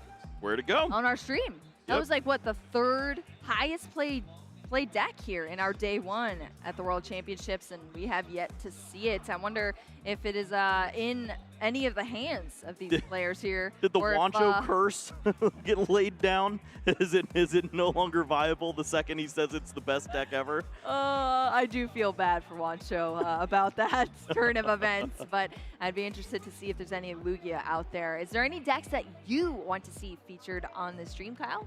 Where's my Bane at? Is that still hanging in there? You're one person? Yeah.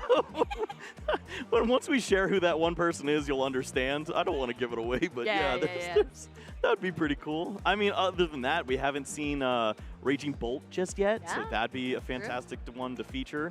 Obviously, it's one of those very scary, intimidating decks, but also it's super linear, so you give and take there, but it's certainly a deck that has the potential to coast into Day 2. Hey, you know, I kind of like watching those linear matchups sometimes because they can get hyped. Cards are flying, giant knockouts are happening, and it is exciting to watch. Yep, it's like watching NASCAR for the car crashes. Oh my goodness. A little grim there, Kyle. Oh, but what? I like You just want to turn left? Is that what you're here for, Boo? It's like wanting them to fight in hockey games. Yeah, get them. Oh my goodness. Well, let's take a look at our notable matches that we have. Who will be facing off against who? And is there anyone on this list here, Kyle, that maybe you're seeing is going to have a interesting matchup? Oh, Kobe Kawasaki there. Oh yeah, there's certainly some spicy matchups we see on this list. A bunch of different decks. The Snorlax, I think there's a Snorlax mirror going on in one of those. There's a Golden Go in there featured. Yes, we won't say who. Yeah, we've seen Stefan already, so we know what's going on there. Daichi Shimada there at the bottom of the graph here, going to be facing off in this next round. There is a 5-0 Ancient box sprinkled into the mix. Also true. And we also have Tord Reklev. I've heard about that guy. Yeah, I've heard about him once or twice here, Kyle, but it is nothing short of to say Tord Reklev is one of our storylines this weekend.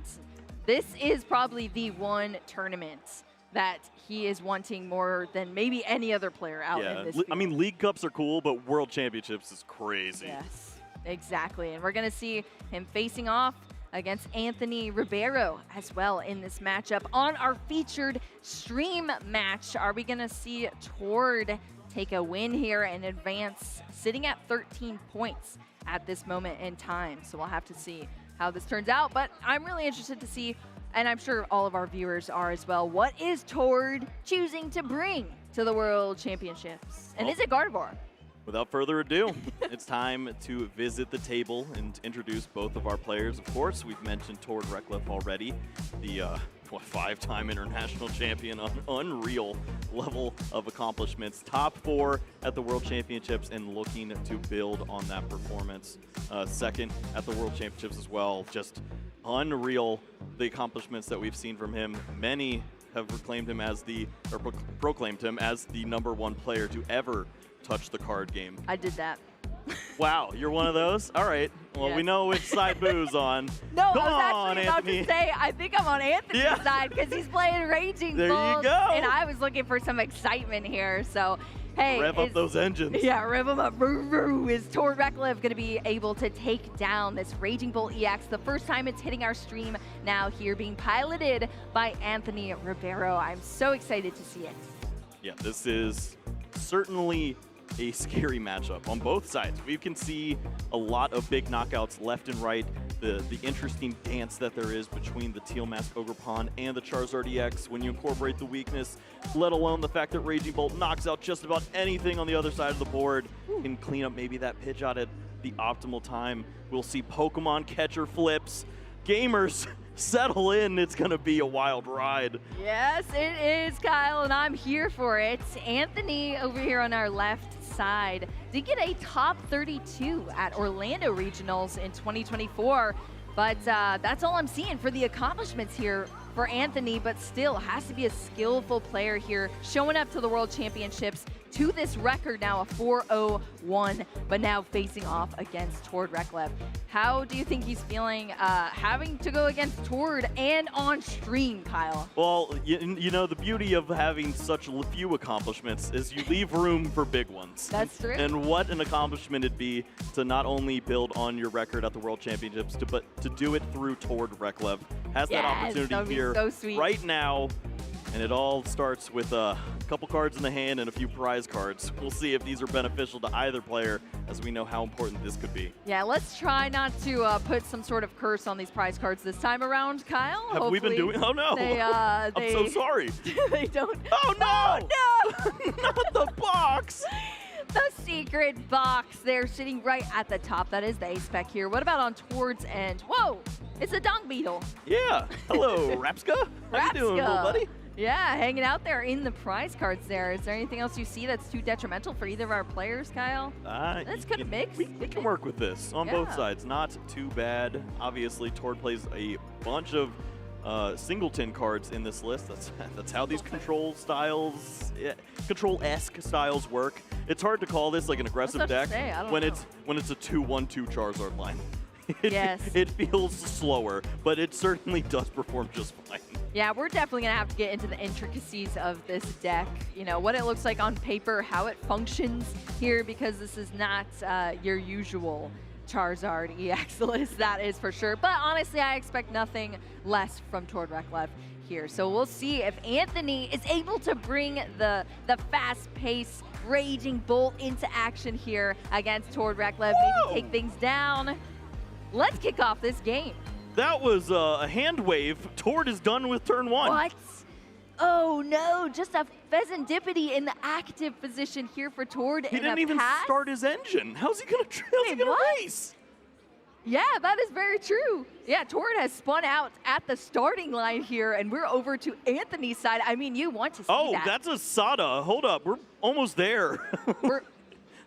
We're there, Kyle? We're almost there? We're almost there. Oh my goodness. Yeah, oh, well, Squawkabilly coming down here. That Raging Bolt, of course, starting in the active position. We've already concealed cards, discarding that grass energy into the discard pile, drawing 2 cards. We're gonna discard this entire hand now to Squawk and seize off that Squawkabilly EX into a fresh set of cards here for Anthony. I'm here? I've made it this far? There's a chance, and we're not seeing the cards lined up on the other side of the table. It's actually a pile of energies and a Pokemon catcher that doesn't do anything. Are you serious? Oh my goodness. Wow. The bling is out though, I'll tell you what, Kyle. I mean, Anthony was pretty close to a turn 1 knockout if the cards were, any of these cards were featured in the last hand. But Squawkabilly had to throw them all away. You lose access to that Sadas, and yeah, you take a risk at that point to not have the turn 1 knockout. But there's a world where you just Sada the 1 card, draw 3, find a Teal Mask, and win the game that way. Yeah, so that is true. Already a little bit of a question mark there as to this opening. But I mean, if this hand here is just tough to work with. I mean, yeah, potentially a little clunky here, but Anthony is having to work through this awkward hand. This is kind of, I guess, maybe sometimes the downfall of this deck. If you don't get that fast-paced start, it could go downhill pretty quickly from here and get a little bit awkward. But that Earthen Vessel going to search out these 2 energy cards here for Anthony now after a quick discard. Yeah, anytime you're thinning your deck out just to fill your hand with energies, you know you're probably in a bad spot. And that is the case. Just take all of them that you can, and hopefully the next draw is something helpful. You hate to see it though, Kyle. This deck has so much potential here. We just needed some of those pieces. especially facing off with just a Pheasantipity EX in the active position from Tord. Now, if Tord has any sort of supporter or top deck something real good, hopefully we can make this deck or hand work on this next turn coming up. But Anthony still going through this turn here. We've discarded quite a lot of resources already. This is how these decks work. They throw a lot away, they get them back with these energy retrievals, but I'll tell you what, this is not usually the sequencing that you see so early in this game. So it was such an expensive hand, and it's gone? Yeah, and now it's just, oh my goodness! Oh, there it goes. It's gone. That is a way to play Pokemon, but you have to do it. Yeah. Throw the cards away with the Burst Roar. Hopefully draw into a cleaner hand for the next turn. Exactly. Maybe Tord does that little hand wave again, you know? Yeah, maybe. We'll have to see. Well, Hisuian Heavy Ball is going to get us somewhere at least here for Tord Reklev now. Or will it? Oh, yeah, because they're all evolutions. not even, yeah, that's, I guess it'll get a Hisuian Heavy Ball into the discard pile, Kyle. I mean, at least Tord performed an action this time. That's true. That's got to feel good. That is very true. Tord, can we flip the script? Can we turn things around maybe here in this game? We're going to have to see something happen here. What is in the hands, Kyle? That is the big question right now. Yeah. We know it's not Buddy Buddy Poffin. Exactly. Or else that would have been played. Nothing playable. Maybe that's the top deck. But no, this could be bad. The dice Perhaps have fallen. Arvin, maybe one of those peppers we've been hearing about. Yeah, we need the salt, we need the pepper, we need everything we can get right now. Arvin is going to come out, so that's going to get us somewhere here for Tord Reklev. That's going to lead us to an item card as well as a tool card, and you see right away this Buddy Buddy Poffin as well as that technical machine being eyed up here to at least start setting up now. So that turn that Anthony potentially could have capitalized on going second with just a Pheasantipity EX in the active is going to start changing real quick here. But the pacing, is it off, Kyle, or can Tord at this point catch up? What do you think? Yeah, there's plenty of time. You expect your opponent to have a turn one knockout in a deck like this, and it just wasn't there. So thankfully, you're here at least playing this game. The problem now is you have a TM evolution, and you still don't even have an energy to evolve. And even if you wanted to evolve, Pidgeotto's in the prize cards. Oh, no. Oh, how did this happen here, Kyle? We were saying, oh, we can work with these prize cards. Now it's getting a little bit more awkward here, but Tord already knows that there, having had a look at the prize cards off that Hisuian Heavy Ball. But yeah, as we said, at least we have some Pokemon out here. Now we're over onto Anthony's side of the field. We're going to see that Teal Mask Ogerpon hit the bench here, and it's going to start working right away, or should I say dancing right away, It is dancing right now, and it's inviting the professor over too. There's plenty of energies to go around here, multiple of those Raging Bolts too, so energies will be flying left and right. This is going to be quite the board state. And you can't flip the script from the discard pile. That is very true. Good point, good point. Well, we have several Teal Mask Ogerpon EX out now. Let's talk a little bit about this deck, I guess, Kyle, since we haven't seen it on the stream yet. We've talked a little bit about how it functions. It's, basic Pokemon that hit very hard. They discard the energy here, and then you retrieve those energy back and just try to keep up that pace. But is there anything else you want to mention as far as the strategy that Anthony should be pursuing in this match against Tord's Charizard EX? Very interesting Charizard EX list. No, you pretty much hit the nail on the head. That's exactly what you're looking for. You take these knockouts when you can. Sure, it does line up for the Charizard EX to make its way into the mix, but if you have those grass energies on the Teal Mask Ogerpon, you have the potential to immediately return that knockout. It only takes the 3 energies against that fully loaded Charizard EX to deal 360 damage and return the favor. So if you have these grass guys, maybe some superior energy retrieval along the way, as we saw plenty of energies tossed by the wayside. Yeah. I'm feeling pretty comfortable as Anthony. Exactly. Teal Mask Ogerpon is a major proponent of this deck, as you see. It accelerates the energy with that Teal Dance. Draws you an extra card as well. And then it has an amazing Myriad Leaf Shower move and the grass typing that plays so well into these dark Pokemon that we see in our format here, especially if we have a lot of Roaring Moons running around too.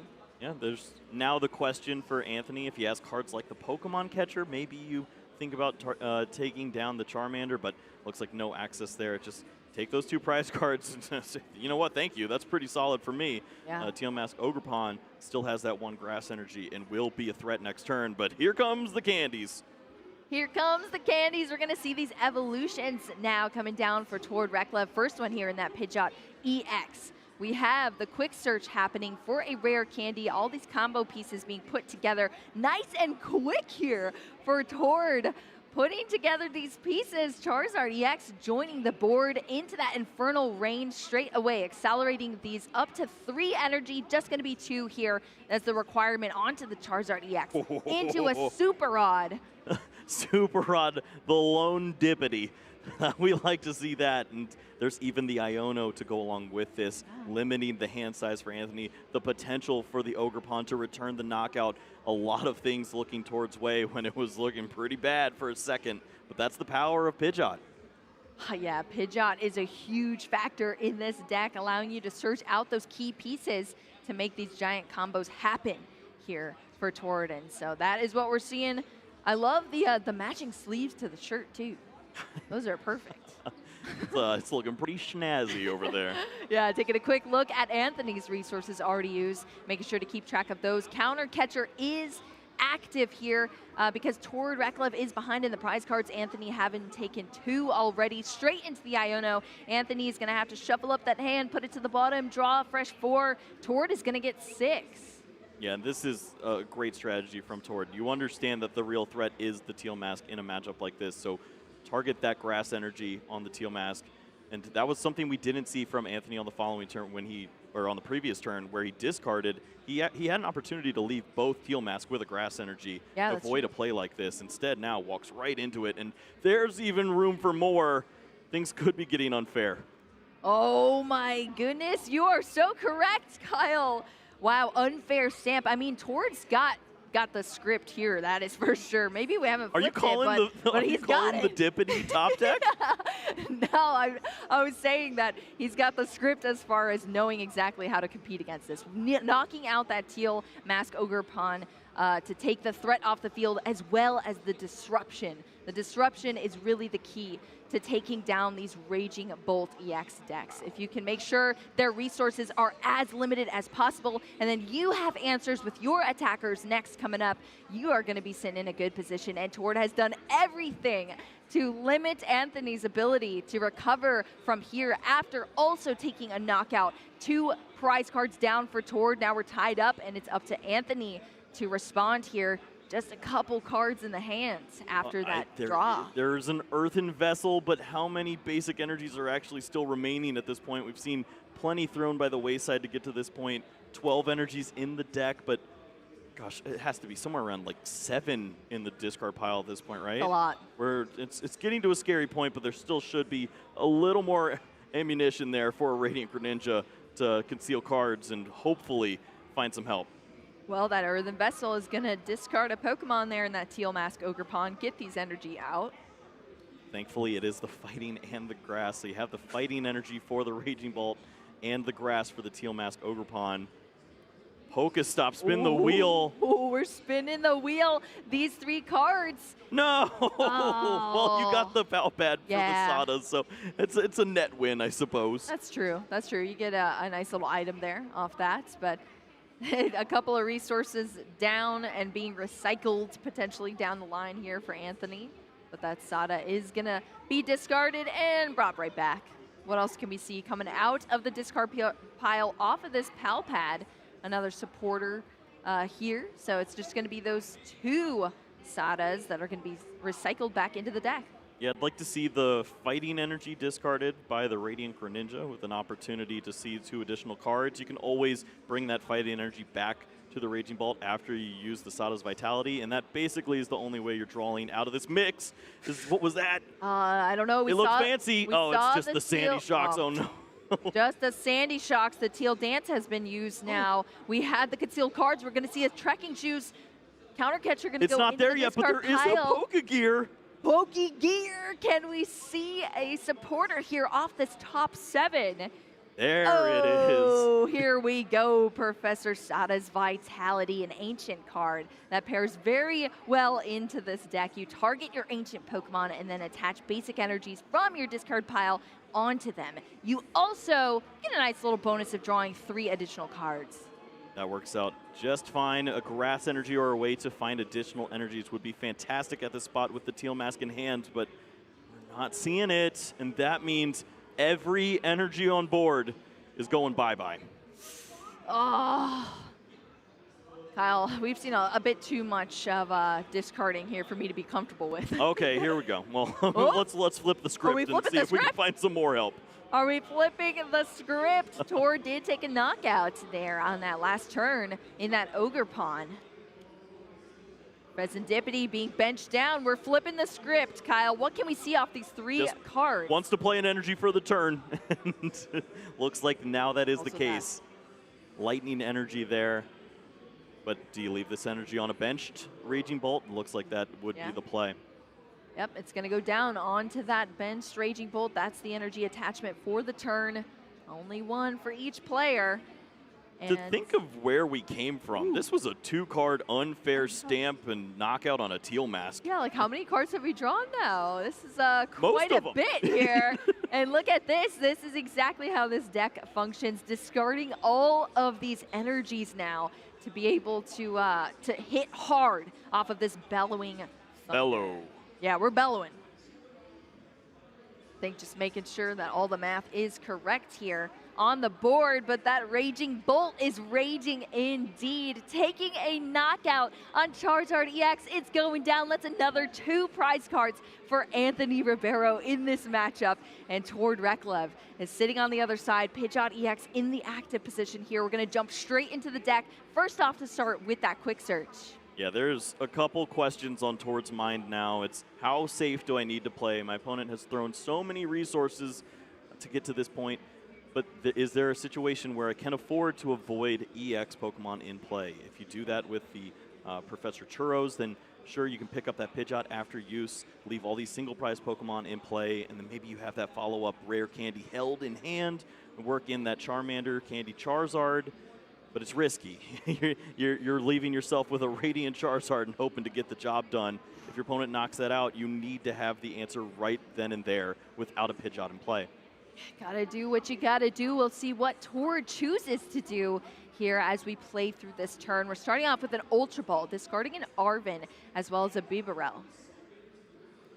It starts with that Charmander. Of course, if you have the Radiant Charizard and the Charmander at the same time, your opponent has to pick one of them to knock out. The other one has the potential to close out the game, whether it be Boss's Orders, Prime Catcher, Rare Candy Charizard. All these things can lead to 2 more prize cards on the next turn.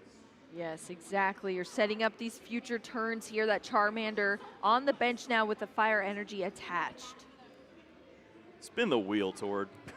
Spin. Oh my No, goodness. no, don't. Stop. Do not Could you do imagine this, Kyle. just rips rare candy? Oh, well, we are going to see that Professor's Turo there from Tord Reklev. Get that Pokemon out of there. And now we're over to Anthony once again. So where'd all those Pokemon go that I wanted to know. knock out? This is nearly as cool. Yeah, we're just sitting with some very low HP Pokemon here right now, and that Radiant Charizard as well. Oh, So- look at the size of the deck at this point. What is that, 3 cards? What? It is dangerous. If you use I Turo, you could lose. Wow. I mean, I'm not that surprised. We've seen so many discards in this game, so I'm not super surprised. But Anthony definitely needs to be careful here. Yeah, that's 3 cards, That's 3 Kyle. cards. That is 3 cards. You can't use Turo unless you have a way to refill the deck. What?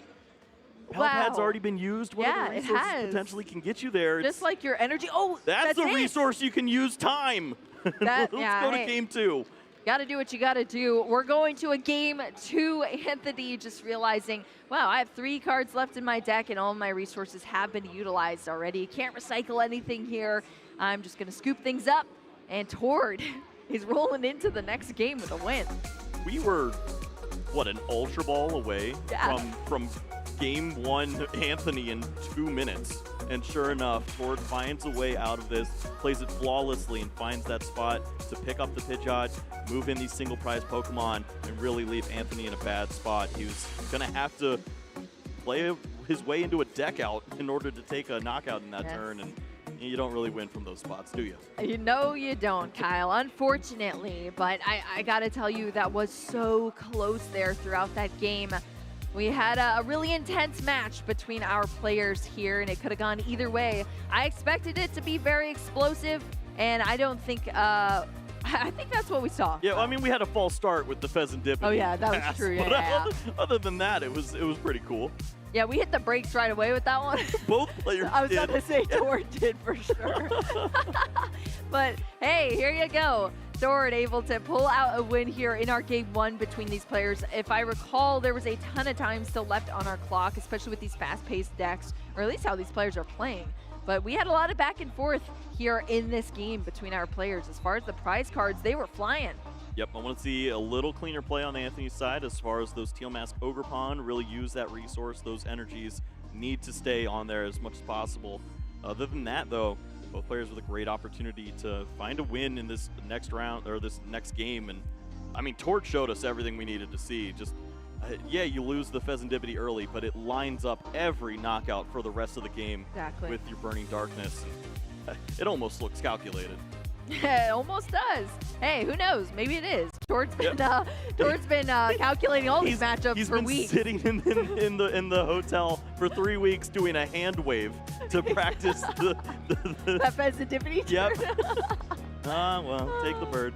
Take the bird. Hey, we're going to take the win there in that game. Anthony, I'm hoping to see some recovery here. As you said, Kyle, maybe a little bit difference in the sequencing. I feel like we've talked about how linear this deck can be, but it does have a lot of sequencing that you have to nail in order to get the full potential of what this deck is. Yeah, drawing the right cards in the right order is the name of the game, and this is not it. This is really tough. Yeah, that's not a great start. You don't see anything like a squawkability to help out in this spot. And, oh, well, I suppose there was a pass the turn. We're just going in. I love just the look of this board right now. We have the Relor on the active position here for Tord.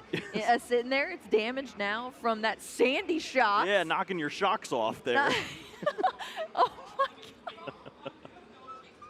I can't recover from that one. Oh, I got it, Boo. Don't worry. Here comes the TM Evolution and Buddy Buddy Poffin. Oh, here we go.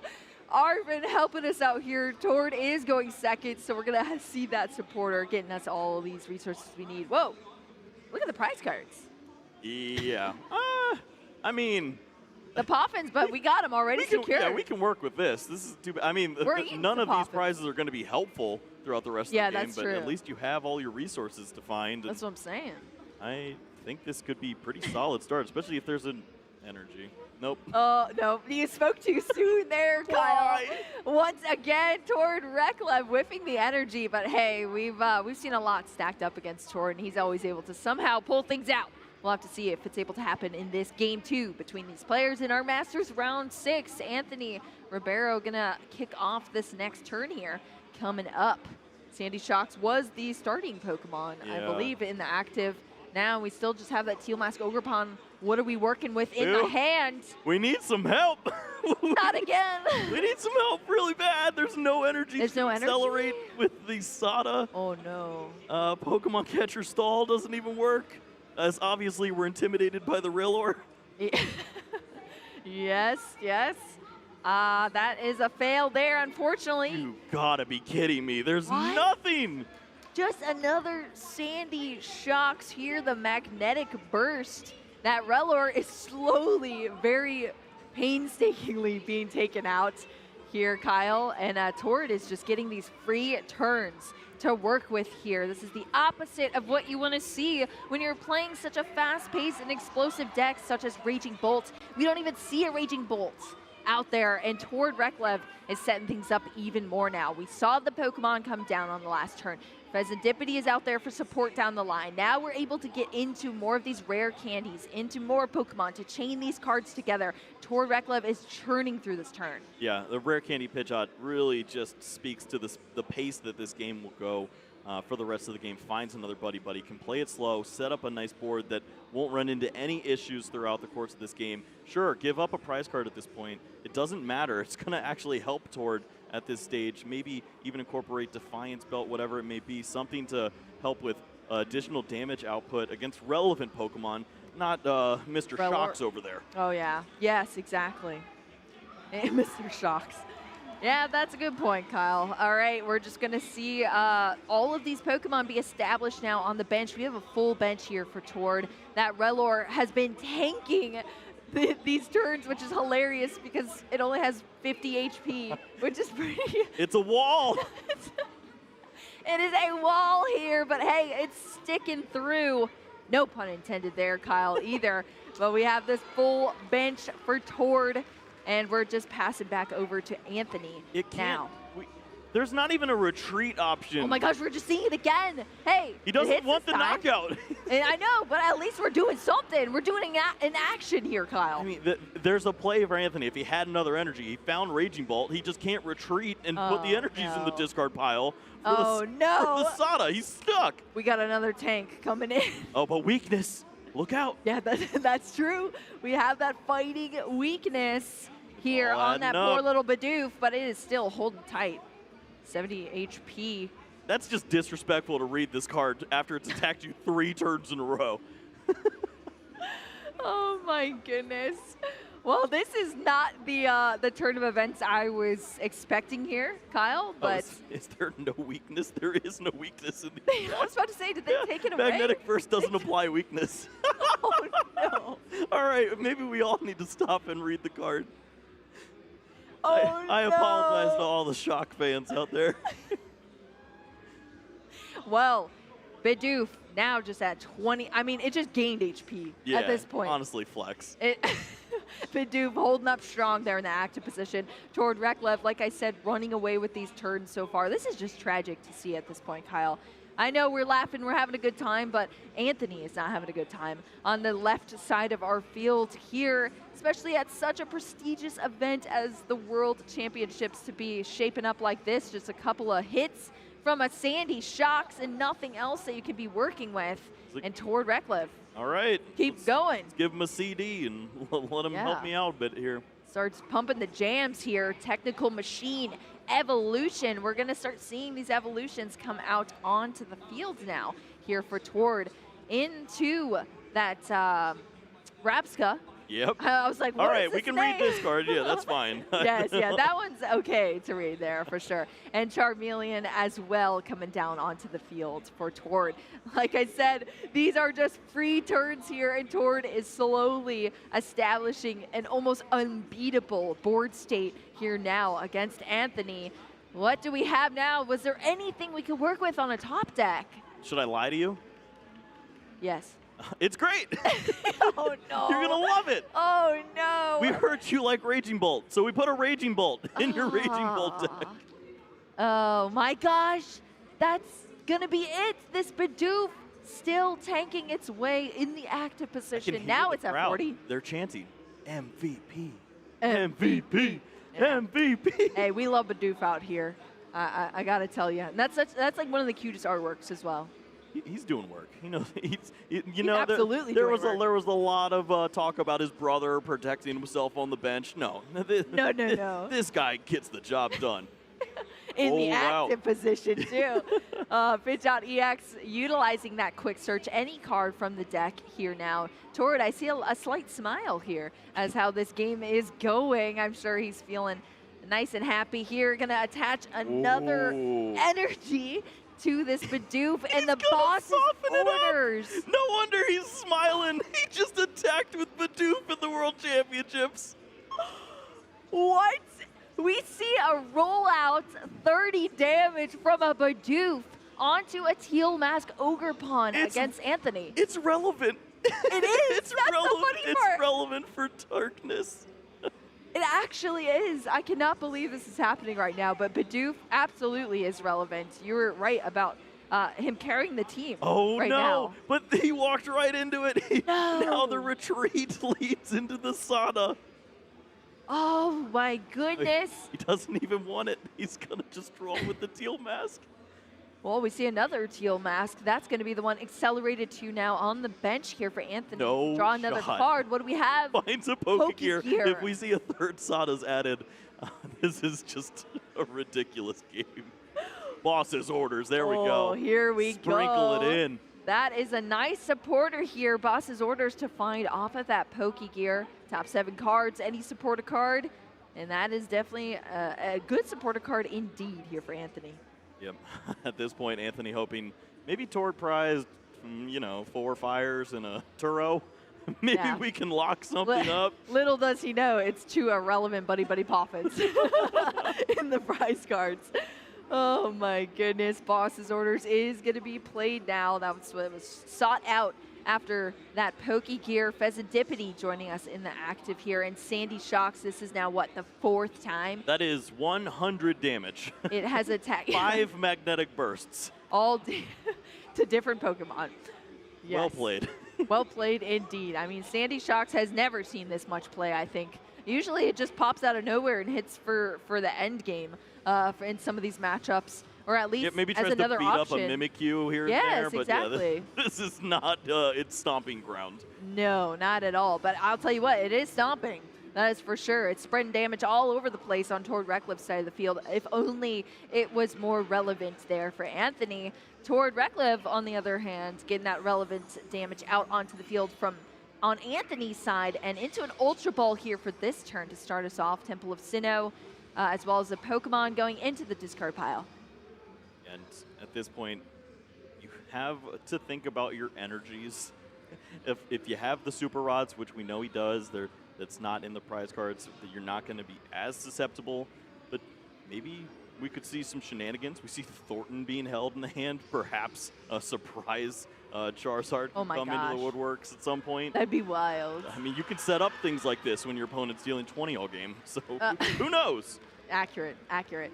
I gotta say, when I was wanting a Raging Bolt matchup, I was hoping it was not gonna turn out like this. But hey, that Bidoof is now evolved into a Bibarel. And we're gonna see this Industrious Incisors here for Tord Recklif, drawing into 1 card up to 5 in the hand. Yep, no rush. Yeah, we're cruising. Just, We've slowed things down here.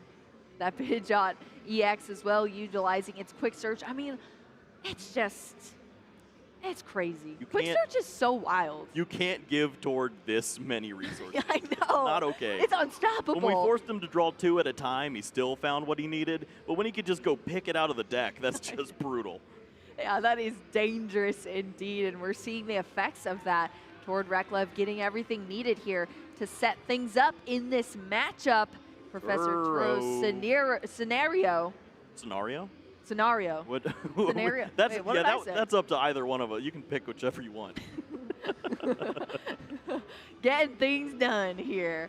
Palpad also being utilized here from Tord. Didn't see the supporters that were chosen off of that, but they're being put back into the deck now. I'm going to assume that Turo was one of those. Yes. In a game like this where your opponent is just grasping at straws, hoping to lock you in the active spot, you want to make sure you have that resource as many Stall times them as you out. need. Exactly. Make sure you put those obstacles in their way, and Tord has been doing that here, even if those obstacles looked like Bidoof and Aurelor. And now we're going to see a lot of switching here happening. Yep. This was available last turn, but instead the energy retrieval was used. Professor Turo to find 3 additional cards. Can they help? No, it's some energies in another. It's Sada. I was about to say. I'm getting my professors mixed up. Oh, yeah. The ancient and the future here, but we're on the ancient Professor Sada's Vitality to draw some cards. Raging Bolt being benched now with an energy attachment as well for the turn. Are you going to hurt me? Power Gem? Power Gem? What is this? Looks like they're discussing, they're discussing the Power Gem. All right, you knocked me out. Thank you. I've been trying to get rid of this Pokemon for a while. I need those energies back. Oh my goodness. Yep, that is going to be surprisingly our very first knockout of this game 2 between these players. Those ones.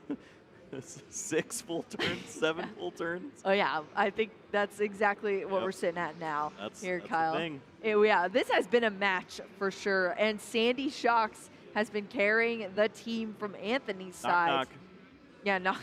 Counter catcher at your door. I know, exactly. Just when you take a prize card, you unlock so much there for Tord Reklev now. Just having a free counter catcher because he's currently behind in the prize cards. Instantly promoting that Raging Bolt EX into the active position here now. Defiance Band coming down onto that Charmeleon here for Tord. Also being unlocked. You can't make it much easier than this at this point. The single prize taken in combination with the Defiance Band leads to knockout on the active Pokemon. Take those initial prize cards and it gets scary from here. We see the Super Rod to add back in those additional resources. Love to see fire energies here as you kind of need to pull those back out of the deck with Charizard. Yes, that is very true. Luminion going back into the deck with some energies here for Tord, being shuffled back up. We've already used that Flip the Script because of that knockout on the last turn as well, also being activated. I mean, there's so many cards in this deck that play so well once you're a little bit behind the curve. You get behind the curve for a second, but then you actually take control of the match with all of these pieces that come together in a seamless way for you to line up your strategies. Yep, a false sense of security typically on the other side of the board. And it looked a lot more believable in the opening game, but the game 2, that was a forced prize card, and here comes the pain. Charizard EX ready to go. The pain from the infernal rain, Kyle, making it rain some fire energy here now from this Charizard EX ability, accelerating these energy down. It's taken so many turns, but we are here now with this Charizard EX, and it is ginormous. Yep. 330 hit points, as well as a Defiance Band attached to it. Lots of damage it's doing, and it is, now this is a wall. It is, yeah. Uh-oh. Uh-oh, that's 2 prize cards down. Raging Bolt, it was only there for 1 turn. Now it is wiped off the field. Here, Sandy Shocks joining us once again in the active position. It's like, oh, you're putting me back to work? Coach, I've been waiting for this moment. I promise the 7th one will be much better than the 6th. We're using some of our teal dance here, both being utilized already from Anthony to draw into some additional cards. Nest Ball as well, going through the deck here to search out a basic Pokemon. Yep, there's not too many surprises from this point. No energy switch potential to work in a surprise knockout by the Teal Mask Ogerpon. So we'll see all of this coming, and sure will Tord, as he knows that, he can just target those guys down with boss's orders. Exactly. Lines up pretty well. 210, sign me up. I know, it's so unfortunate here. I mean, you have so much support. You're hoping for those big initial turns, but then once you get into the late game, then you're like, wish I had a little more HP on my field here. But hey, at least the Pheasantipity is coming out. It is also 210, but it's flipping the script, drawing some cards here for Anthony. At this point, we need anything that we can get to try to rescue this right now. But what are we working with here for the turn, Kyle? Yeah, you try to pick apart this board state and find a weakness on Tord's side where you can potentially remove a relevant Pokemon, but also take knockouts and keep energies on your board, and you just can't do all these things at once. It's not going to happen. So deal with the threats that you have in front of you. 2 energies from the Teal Mask, 2 energies from Sada, and 1 energy for your attachment for turn. It deals with the Pokemon here, but that is asking so much every single turn, and we still haven't seen the unfair stamp, I believe. Yeah. We haven't seen a ton of disruption because there really was nothing to disrupt. Yeah. Nothing's happened. Exactly. So all of those disruption items for Tord are still at his availability, able to be accessed from this deck and utilized against Anthony in the worst way possible coming up. But hey, at least we got that Professor Sada's Vitality here, got those energies accelerated, and here we see a counter attack coming from Anthony's side of the field onto that Charizard EX. We saw it in the last game. A clean hit here, taking out that Charizard EX despite its giant wall of HP. And now Tord's back at it again. Yep, there's another counter catcher in the hand. It's 4 to 3 prize cards. It's like Tord knows the script exactly how it plays. You can't beat this. There's the unfair stamp, the counter catcher, the Radiant Charizard to go along with this. It is a dangerous place to play Pokemon. Yes, I would say so. Indeed. Here, Tord has all the pieces after that Arven searching out a tool card, an item card and a tool card. A slight debate here from Tord if you target down maybe the draw engine or the teal mask that was. Oh yeah, look at that. I agree with this play wholeheartedly. Yeah. Do not let Anthony see 3 cards for free.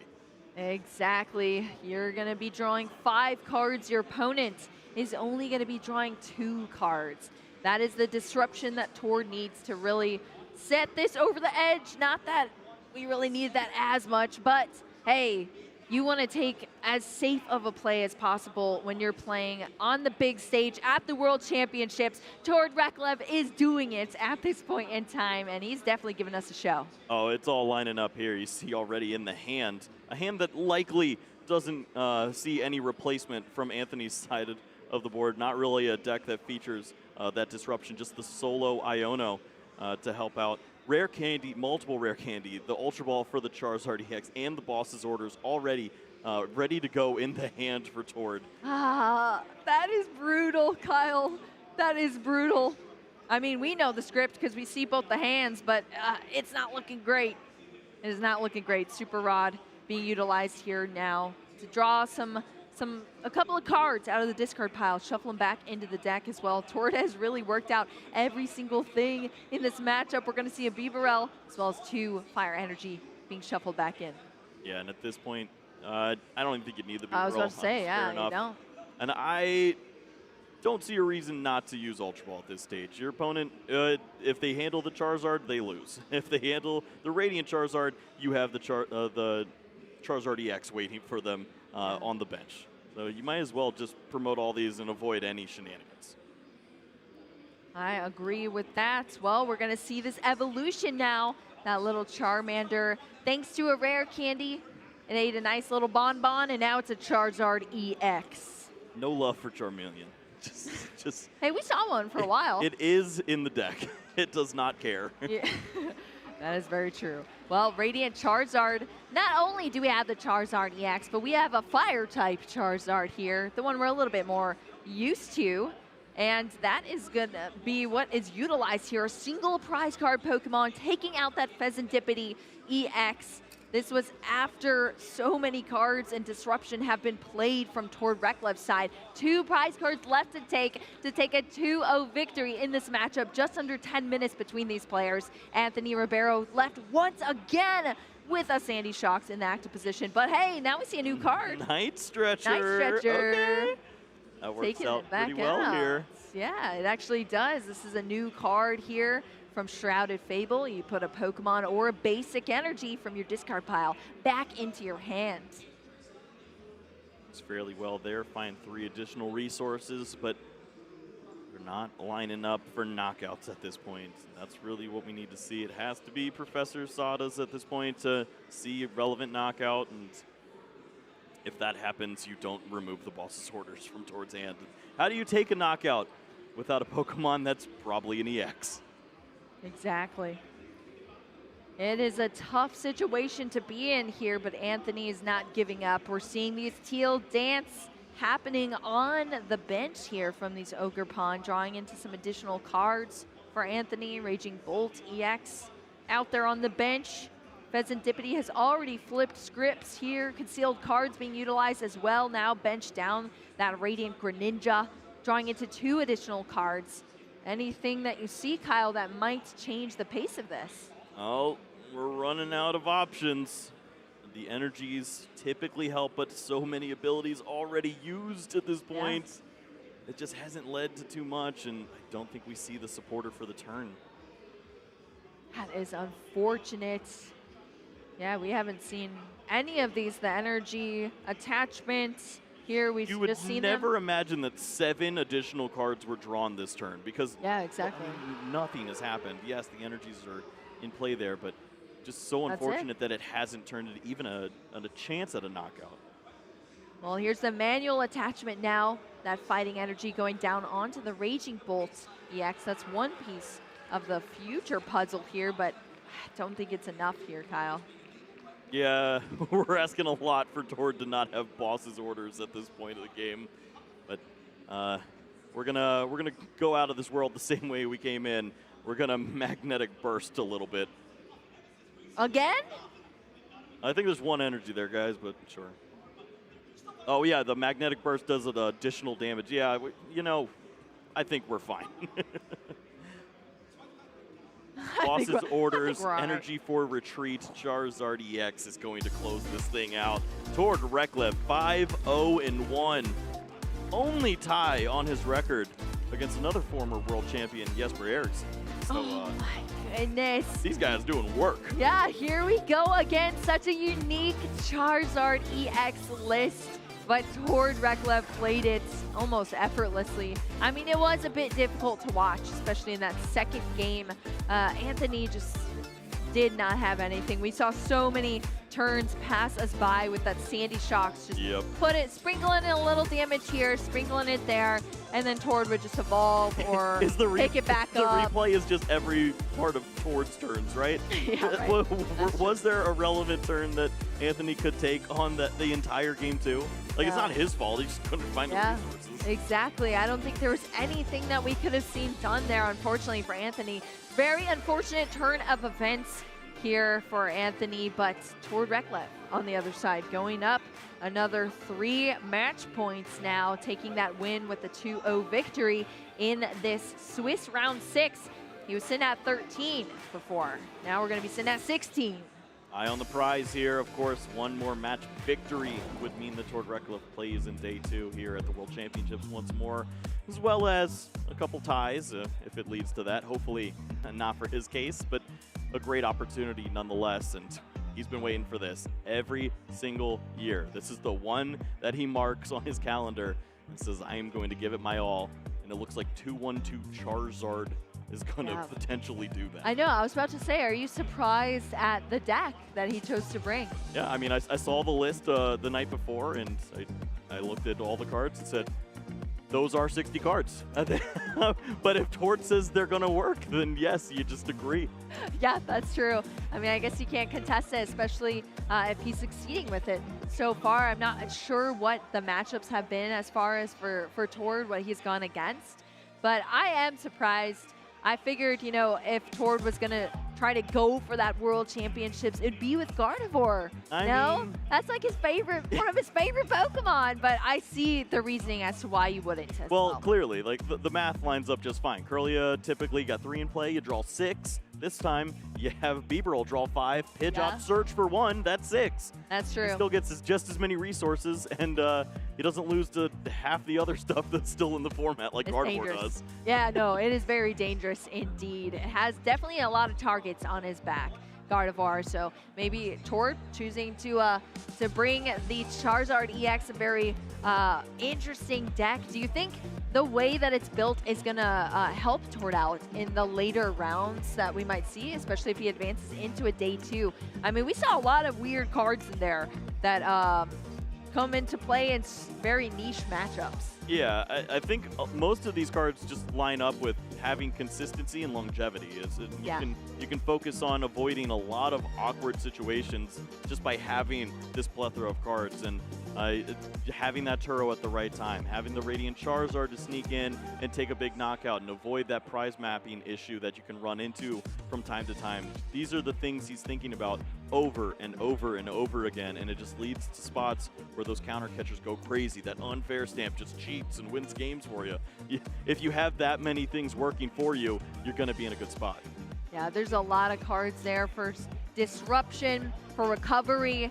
We have the support Pokemon that were set up and ready to go for the later turns of the game, and Tord may have cracked the code here with this list. We'll have to see. I'm excited to see how he's feeling after that match. But before we talk to him, let's take a quick look back at that match. Maybe you missed it. We'll take you through the highlights right now. I wish we had a little bit more to show you here, but this was our first game between our players where things were at least going a little bit better for Anthony. Yeah, this was almost turn one, and unfortunately did not come to fruition for Anthony. Had to throw away everything with the Squawkabilly, and was not able to find the right resources after Tord opened the game with draw pass, and we see what it leads to in a spot like this. You have a very pivotal moment with the Professor Churro, pick up that 2 prize Pokemon and leave your opponent in a spot where there is no right answer. Exactly. This was our game 2 between these players where we saw the Sandy Shocks doing so much damage here, but it was all spread out across the boards for Anthony, and then there just wasn't much recovery here. Tord at least was able to take things down, remove those threats there off the board. Anthony was able to respond and knock out this Charizard EX in this matchup, despite so much that was against him, but just didn't have the recovery in the end. Tord Reklev was able to take things down with this Radiant Charizard, and then into that next turn to end things out. There it is, the fist bump locking things in. 5-0-1 for Tord Reklev here at the World Championships. Yeah, we see a smile on his face as he takes a 2-0 victory. Let's hear how Tord Reklev is feeling. Ross, I'm going to take it down to you. Thank you very much. Yes, don't know if you've heard this one before, but I'm here with your stream match winner, Tord Reklev. 5-0-1, pretty close to day 2. How's your day going? So far, so good. Hit a lot of very fortunate matchups, I will say. I've not hit a Regidrago yet, so we'll see how long that streak can go. That's definitely one of the harder ones today. How do you feel about Regidrago? Is it an awkward matchup or is it a bad matchup? So that's, I've spent all summer testing against it. And that's why the green guy, the Rabska and Rellor, is in the deck right now. Found that to be the most effective tech into that matchup. Blocks all the options they have to, really mess up your board. Even like Manaphy, blocking Kyurem is not really enough. They still get multi-prizes with the Phantom Dive from Dragapult, so the Rabska helps out quite a bit, I feel like. Yeah, it's not a card I think many decks are playing in the arena today, but I think it's working out quite nicely for you, or, will against Regidrago. But I want to talk about your Charizard deck, because Charizard was not necessarily the top choice coming in. How long have you been set on Charizard, and why do you think it's to play this weekend? So, I wasn't really set on Charizard, but I was set on Pitchit. I just want to quick search at walls. That was the plan going in. And now we're here and we're using quick search. So, it feels great, feels amazing. Charizard just happens to be the best, anti-aggressive answer out there. And Pitchit usually likes to have a lot of time, so if your opponent is going really fast, then Pitchit is not that great, but then Charizard is really good again. So they make a pretty good combo, I think.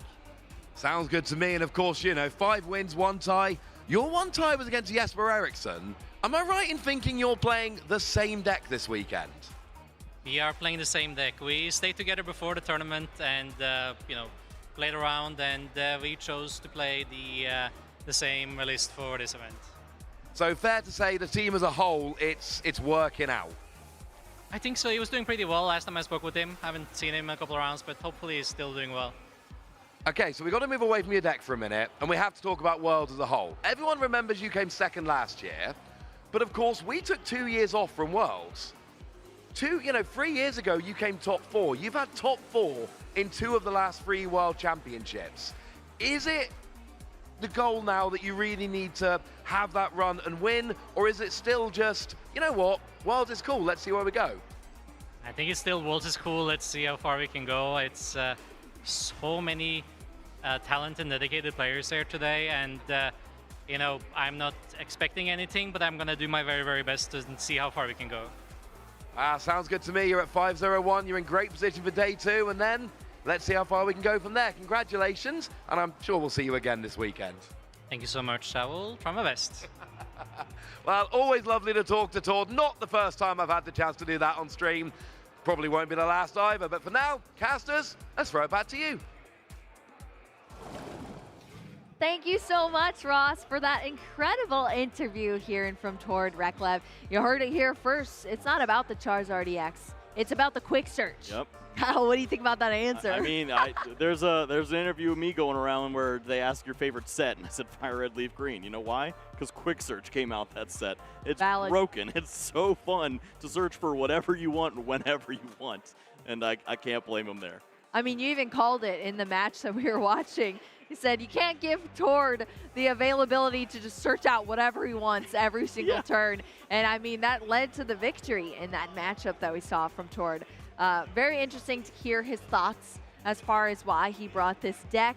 I just love how humble Tord always is as far as, not getting my hopes up, but I'm going to do everything in my power to take things as far as I can go. Because, I mean, it's in him. It is in him. After, of course, taking that second place at the World Championships. That must have hurt, huh, Kyle? Yeah, I mean, obviously making it to the final stage, having that opportunity, that meant everything to him, but was just a little bit short. The cards didn't line up for him there.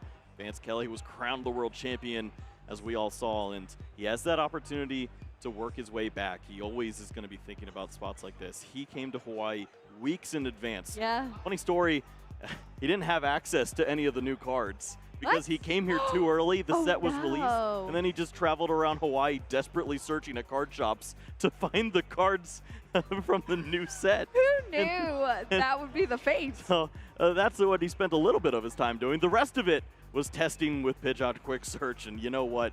Charizard seems to be a pretty fair partner. Yes, I loved that explanation of sort of the balance between the two. How, okay, if you go against a fast-paced deck, maybe this strategy works better. And it's almost like you're sort of trying to control how your opponent is playing. Yeah. And I feel like we did see a lot of that. It almost felt like Tord playing against Tord in a lot of that matchup that we saw against Anthony in that game. And I think all of that that just playing matchups in the hotel room is kind of shaping up to be like that. You're calculating all of this stuff in your head. If I do this, they're most likely going to do this. And then you have an answer already prepared, like turns ahead. Yeah, you could almost see the shock on Tord's face when the knockout was taken there. He just knew it's just not the right play in that situation. Yeah. But Anthony's thinking, well, what can I do? I need to take prize cards, but that's exactly what Tord was waiting for. In that spot, you almost have to just wait. Draw, draw, draw, put energies on the board, and hopefully find a turn where you drop the Pokemon catcher onto the Pidgeot, take a knockout there, and be the first person to take a 2-prize knockout in that game. But there just wasn't enough time for Anthony, and slowly but surely, he saw his fate on the wall. Yeah, would you have said, Kyle, it was a Sandy shock? Yeah, I was shocked. Oh, well, that was an awesome matchup to watch there. We've seen it now towards deck, what he's piloting. Unfortunately, we didn't see as much counter aggression from that Raging Bolt. Hopefully it gets another chance to shine on our stream stage and show its full potential as far as the deck that it can be, because woo, it can be dangerous, that is for sure. Yeah, this was not the prime showing of the best example, and no fault to Anthony, just the cards didn't fall in the right order, but when it does work, I mean, they're very, 75% of the time, I'd say, that turn one should lead into a knockout. Pheasantipti's gone, and Anthony's up game one. And I think Tord understood that as he passed the turnover. I shouldn't be here, but thanks for the opportunity. Yeah, exactly. I mean, you got to take what you can get, I suppose, at that point, especially at an event like the World Championships. Well, Kyle, let's talk a little bit about the formats. Okay. Is this what you're expecting going into the World Championships? Is this a format you even like to see? Would you like to play in it? Would you invite new people to get involved with Pokemon based on the decks they have seen so far on our stream?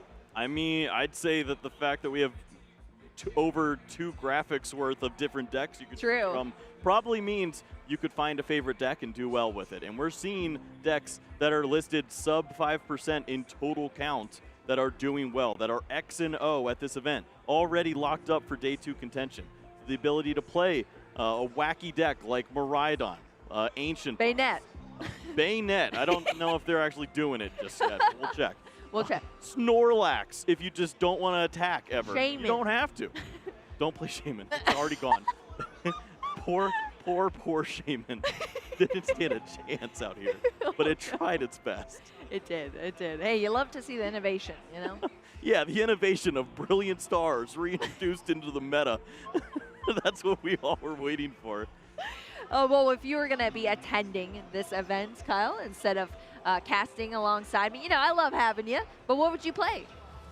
It's tough. I said Charizard was likely going to be the winner here. I said Charizard and Gardevoir were my two big picks. I think that there's something to Charizard right now, so I would likely be a quick search gamer. Quick search gamer, What about you? Quick search gamer? Huh? You just going to pedal to the metal and go, go, go? I'd be playing Shaman. What do you mean? you and Cawthon been cooking? Yo, I am Ross Cawthon's #1 fan, okay? There you go. I don't think he knows that, but and now he probably does. Are you Pidgeotto Trainer 22? Oh my gosh. Oh, Kyle. I've seen you on the ladder. Oh my goodness. That's actually why I put the Iron Thorns there as my pick. It was an ode to Ross Cawthon from go. NAIC. That is funny. Well, Kyle, I'm happy to hear about your deck choice. I want to hear a little bit more about you, though. We got a nice little interview. Kyle's about to be embarrassed. Let's check it out.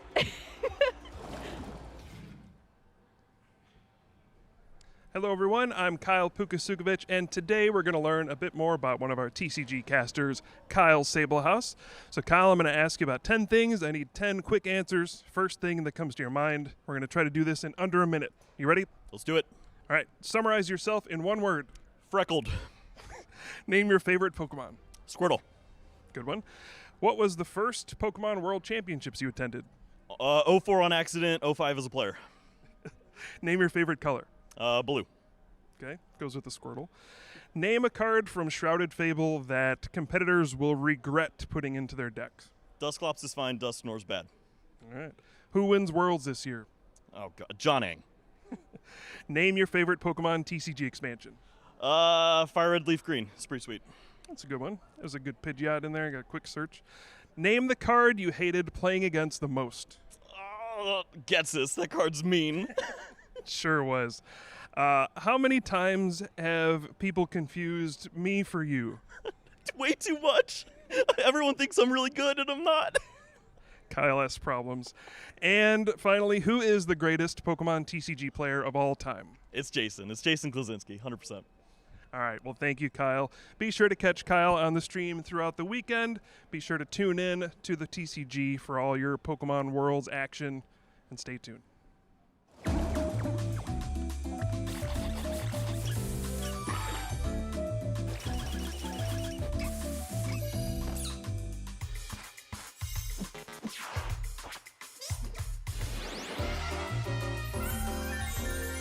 The 2024 Pokémon World Championships event will be showcasing the best Pokémon TCG players and matches all weekend.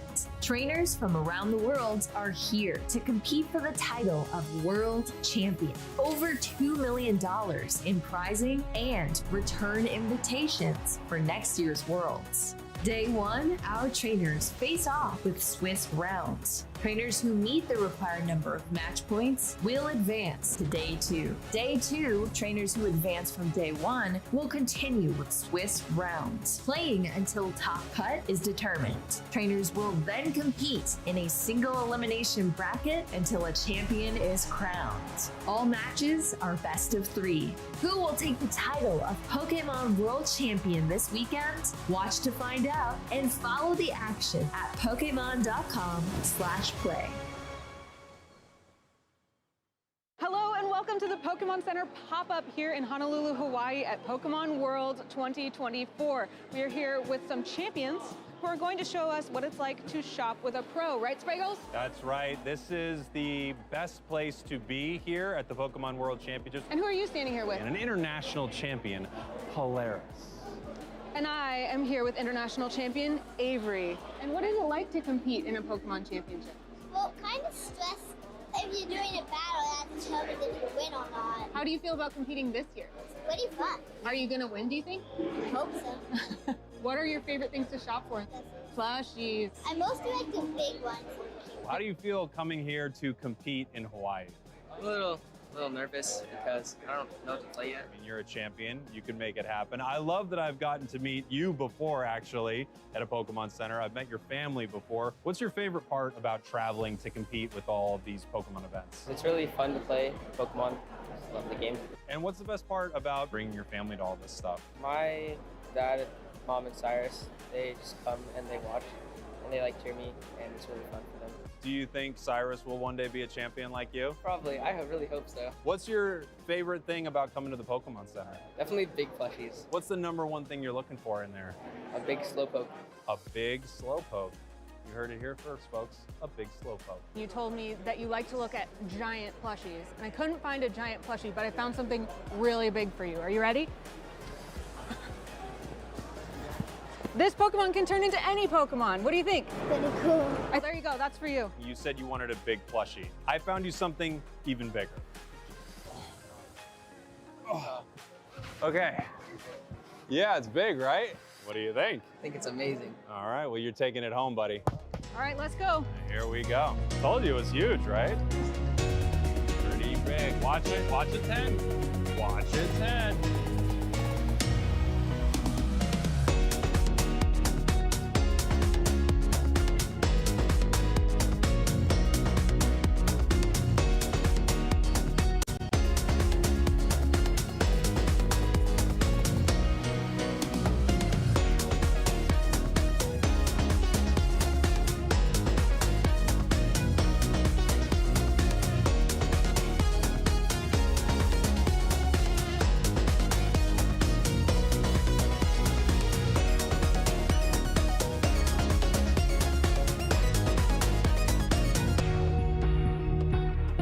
I think the toughest thing will be getting it in your carry-on, but once it's on the plane, like, you're good to go.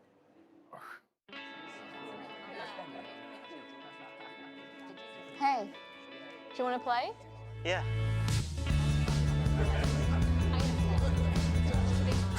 Nice. One shot? Wait, that card, yeah.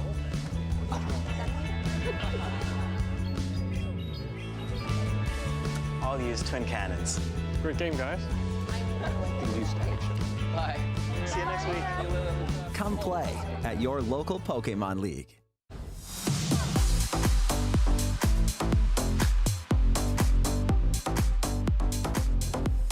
At least a couple of times a day, every day leading up to a tournament. Don't not excessively, because you still have to maintain that work-life balance. But if you want to do good at these tournaments, you can't do good if you're not practicing.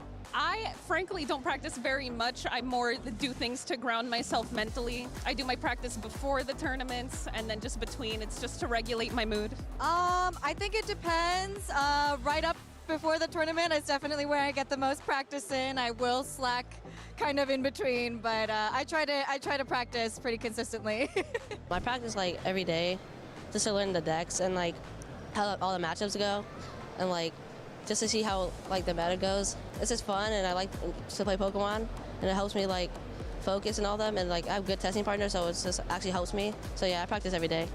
In between tournaments, literally every day, and I literally do viewer battles on stream, so we practice like that too.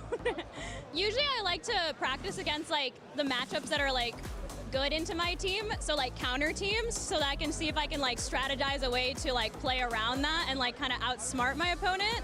I think those are my main ways of practicing, and then of course just reps. Just getting as many battles in as I can. Hello again, I'm Anna Prosser here with Evolutions Cosplay and Sarah. Evolutions Cosplay, who are you cosplaying today? Today I am cosplaying as Vaporeon from Pokemon, of course. Yeah, and I heard you say Princess Vaporeon. Yeah, I wanted to do more cottagecore, but it ended up looking more princess, and I really wanted to try to use local prints here on the island. So today I have this nice ulu print, or the breadfruit, because not only has it an island feel, but also kind of reminds me of water ripples. That's so cool, and you are local to Hawaii, right? Yep, born and raised. Can we see the tail? It looks right here. And Sarah, you are cosplaying as a cosplay handler. Can we see the back of your shirt? Amazing, amazing. And how does that partnership work? Well, we are sisters, so she puts up with a lot of things. So while I'm the crafting and making all my Evolution cosplays, she's there as my support. I wouldn't be able to do this without her, not only behind the scenes, but when we're at conventions and events like this. Do you go to a lot of conventions and events? Oh yes, since coming back from lockdown, we've had so many conventions and events. I've been able to do more cosplays and continue to do all the Evolution cosplays that I love. Is it fun to be here with people that definitely recognize what you're cosplaying in a dress like this?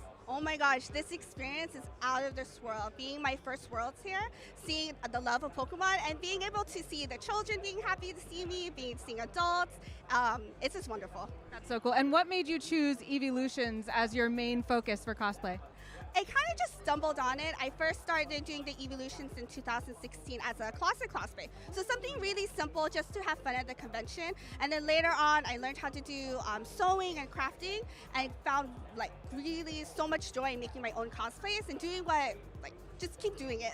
Absolutely. I mean, you know, Eevee is my favorite, so I think that's a great theme. Thank you so much for taking the time to chat with us today. Yeah, thank you so much. And thanks, Sarah. And now back to the Pokemon World Championship.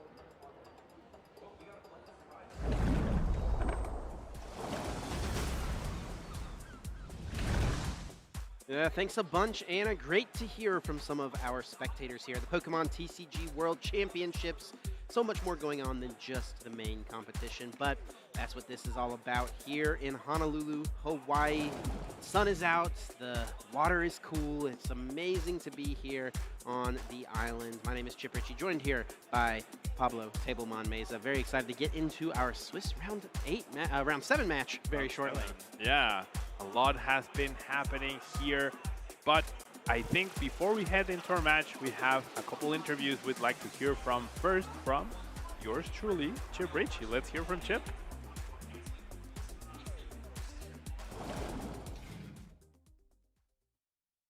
Hello, everyone. I'm Kyle Pukasukovic, and today we're going to learn a bit more about one of our TCG casters, Chip Ritchie. Chip, I'm going to ask you about 10 things. I need 10 answers, quick hits. You know, first thing that comes to your mind. You ready, Chip? Let's do it. All right. First one. Summarize yourself in one word. Fun. Okay, good one. Name your favorite Pokemon. Charizard. Classic. What was the first Pokemon World Championships you attended? 2017 in Anaheim. Okay. Name your favorite color. Orange. Interesting. Goes with the Charizard, kind of. Name a card from Shrouded Fable that Worlds competitors will regret putting into their deck. Regret putting in Petrant EX, maybe? Petrant EX? Fair enough. Who wins Worlds this year? Azul Garcia Griego. Safe pick, all right. Name your favorite Pokemon TCG expansion. Ooh, Roaring Skies. Good one, yep. Name the card you hated playing against the most. Vileplume, Ancient Origins, probably. Trevenant XY is close second, probably. Okay, yeah, you like playing your items. What is your favorite retro deck that you own? LBS, Lugia Blastoise Steelix from the 2006 Worlds format. It's a classic. And who is the greatest Pokemon TCG player of all time? Tord Reklev. There you have it. All right, thanks, Chip. I think we've learned a little bit more about you. And be sure to tune into the stream and watch Chip casting throughout the weekend. Yeah, fun to do those little interviews with Kyle yesterday, a little preview and learning a little bit more about us, the casters. Now, let me ask you, Chip, all right? I'm going to question you a bit further than I already Kyle. got questions. I know, but this is going on a deeper level so people get to know you, all right? So tell us about why Roaring Skies. I feel like I have an inkling, but I think the public would also like to know. Yeah, so I mean, Roaring Skies featured Mega Rayquaza EX and also Shaman EX, two of my favorite cards of all time. I pretty much exclusively played Mega Rayquaza through the 2017 season. I played a couple other decks here and there, but yeah, it was pretty much all about Mega Ray for me. I got my first tournament win with a Mega Rayquaza deck. It was a grassroots event, and then I got my first regionals top 8 with a Mega Rayquaza deck. And then I ended up playing it to the 2017 World Championships as well. Didn't do the best of that World. You know, we don't got to talk about it. Maybe wasn't the best play for the metagame, but it's what I had played all season. I felt like I had to stick with it. But yeah, Roaring Skies was such a great set. Those two cards headlining it, of course. And I have to say, I think that full art Shaman EX from Roaring Skies is just one of the best full arts of all time. It's so simple, but also so iconic. I agree. I love Shaman EX, and I'm gonna tell you, at that World Championships, I was really scared of Mega Ray. Like my whole I was hoping to play some of you Gardevoir. I know, but like my whole debate the night before with my team was like, do we play Pseudo Voodoo or not? Just because it was such a bad matchup against poor Gardevoir. Yeah, I would have liked to have hit a few more of those. I played against a few too many Garbodor decks, which I felt okay against. I knew it was a bad matchup, but I at least had a game plan. I had Mallow in my deck with a couple of Field Blowers, so the idea was I could play a slower game. They can't do too much if you don't play any items. Right. That was my idea, but I played against Mehdi Hafi in round number 1, a very good player from France, and he was able to beat me pretty handily with his Drampa Garbodor deck, and my tournament kind of spiraled shortly after that. That's rough. I'm sorry to hear that. Now, let's talk about Vileplume. Why do you not like playing against Vileplume? Yeah, so the Vileplume is an interesting answer for me, because actually my very first competitive deck contained that Vileplume card. Wow. Back when Ancient Origins came out. Was right around when I started playing.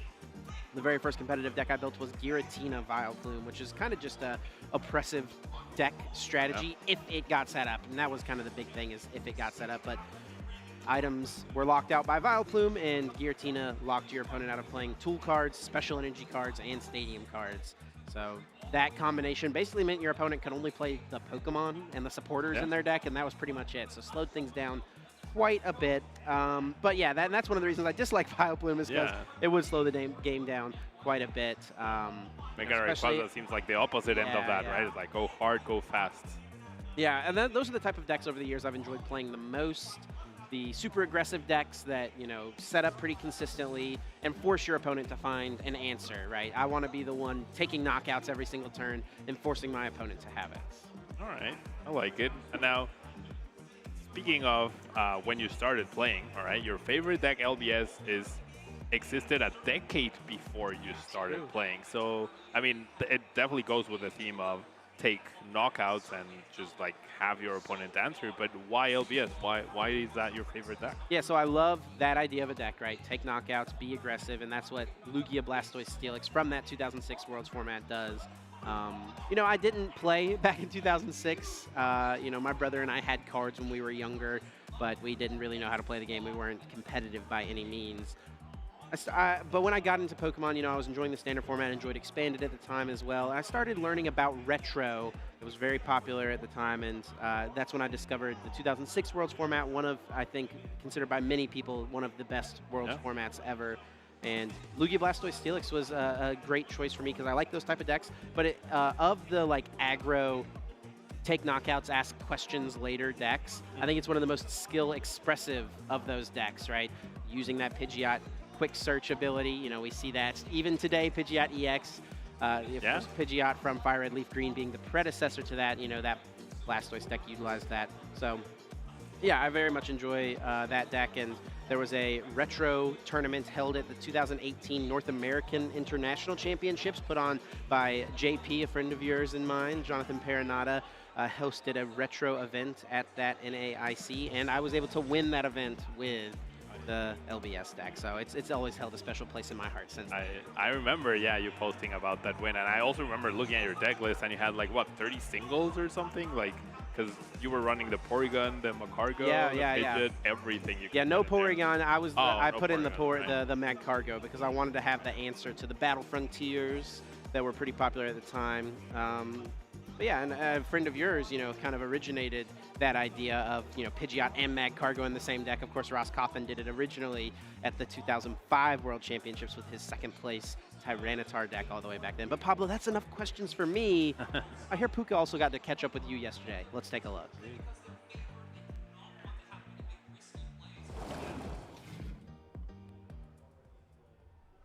Hello everyone, I'm Kyle Puka Sukovic, and today we're going to learn a bit more about one of our TCG casters, Pablo Meza. So Pablo, I'm going to ask you about 10 things. I need 10 answers. I'm going to try to keep it under a minute. Do the first thing that comes to your mind. You ready? Ready. Okay, first one. Summarize yourself in one word. Competitive. Okay, good one. Name your favorite Pokemon. Nidoqueen. I see. What was the first Pokemon World Championships you attended? 2004. That's where I met you. Name your favorite color. Blue. Okay. Name a card from Shrouded Fable that Worlds competitors will regret putting in their deck. Kyurem. That's a good one. Who wins Worlds this year? Tord Redcliffe. All right, safe pick. Name your favorite Pokemon TCG expansion. Roaring Skies. Oh, okay. Name a card you hated playing against the most. Seismitoad EX. Okay. I thought you might have said Marnie, but okay. What is a deck you regretted playing at the World Championships over the last 20 years? Giratina V-Star by far. And who is the greatest Pokemon TCG player of all time? Jason Klasinski, no questions asked. There you have it. All right, thanks, Pablo. We've learned a little bit more about you, and be sure to watch the stream throughout the weekend to catch Pablo casting. Thanks.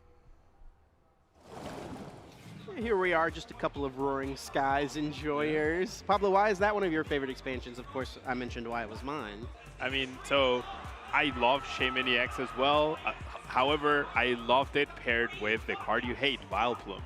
All right, because I had that successful run at the OCIC where I almost became champion there, and I definitely get emotionally attached to the Pokemon and the cards that I do well with, and like Shaman EX made that deck. It was the reason why you could evolve into that Vileplume on turn 1, lock your opponent out of basically the game, and then just use the Decidueye to pink, like very skillfully. I felt like your damage management. So Shaman EX, yeah, Shaman EX is a big memory for me, and that's the set. Yeah, such an iconic and impactful card from that era.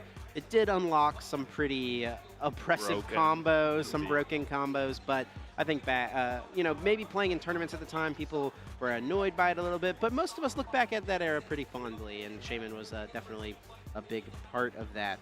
Now, we did disagree on something there. That very last question that Puka asked us, I said Tord Reklev was the best player of all time. You said Jason Klasinski, but I also noticed you picked Tord as a player to win the World Championships. Is that what's holding him back in your mind from being the best player of all time, no questions asked? I would say so. He obviously has accolades that we all wish we had half that, right? But Worlds is the big one, right? Like, talking about the absolute best in the history of whatever it is, this is the tournament to decide, right? The tournament that most players put the most effort into, the tournament that you're guaranteed to be playing against the absolute best of the best. And the game is growing, the game is definitely in a very different era, but to me, having played against both players at World Championships, all right, both are amazing. However, I still feel like that title is the one thing missing for Tord. If he had won it last season, then all his, right? But he came up short, and I do feel like it could have been within his grasp if time had been a little bit more better managed or something. So I feel like, and that's something that I feel like Jason excelled at as well. Yeah, both very well known for the time management aspect of the Pokemon TCG. Now, you mentioned that your very first World Championships was all the way back in 2004, and Kyle asked you what your least favorite deck was that you ever played to the World Championships. You were pretty emphatic about that Giratina V-Star play from last season. Why was that? What was so wrong with that deck? So, I mean, I had a horrible experience playing it. I used a Beast-Seeking way more than I actually used Colruy's Experiment the whole time. And Giratina experience, right? Yeah, and I just kept questioning, like, why am I playing this deck? I also chose not to play Water Energy, so I limited my own options. So it was just like a disaster. I'm gonna blame the heat, the weather, but generally it was like the worst deck choice, a really terrible deck list. Bad Pablo for that year. Yeah. Real quick, what about a favorite deck that you've played to Worlds? Nidoqueen, absolutely Nidoqueen. It's 2005. My highest placement, 2005, my highest placement. It was a dream run, and coming up one court short of becoming the world champion. Like, that's on me. That's not on the deck. It's 100% on me. So for those who don't know, Pablo, of course, finished 3rd place at the World Championships back in 2005, using the exact same deck that his friend Jeremy Marin used to win the event. Had a pretty good matchup against Roscoff in the finals. So yeah, if you had been able to beat Jeremy in that mirror match, it was definitely a pretty good matchup for you there in the finals. Well, my friends, I'm happy to have you on the desk with me now at this World Championship and moving forward. And speaking of the World Championships, let's get back dialed into our tournament here at hand. Let's take a look at the notable matches heading into Swiss Round 7 here. Things are coming down to the wire. These players need to lock up 6 wins to guarantee a spot into day 2, but that is not all they need. We're thinking, you know, you're going to need a pretty strong record here to make it into top 8. So our 2 players on stream this matchup, a couple of Americans, Jesse Parker up against Cal Connor, both at 6-0, both locked up for day 2, but every single win counts. Yeah, unlike previous Worlds tournaments, it's not like you get enough wins for day 2 and then you quite literally stop playing in the tournament. Now we're having those records from day 1 carry over onto day 2. We have 3 more rounds to play for tomorrow. So every single match point that you get today, beyond those 6 wins, gets you closer to that coveted top 8. And I feel like at the World Championships, making top 8 is such a powerful achievement. It's something that you'll be remembered for a long time. Yeah, lots of very notable names here on this list. We see Kaiwin Kababe, of course, a senior division world champion from back in 2013. He's sitting at 6-0. Diego Casiraga, a friend of yours, I know, sitting at 5-0-1, a defending world champion from back in 2017. So many great names on this list. I see James Cox there, who got top 4 at the World Championships in London in 2022. These are players who have put themselves in a great spot thus far, but there is still a lot of tournament to be played. Let's take a look at the standings here at this point in the event, which players are sitting atop them.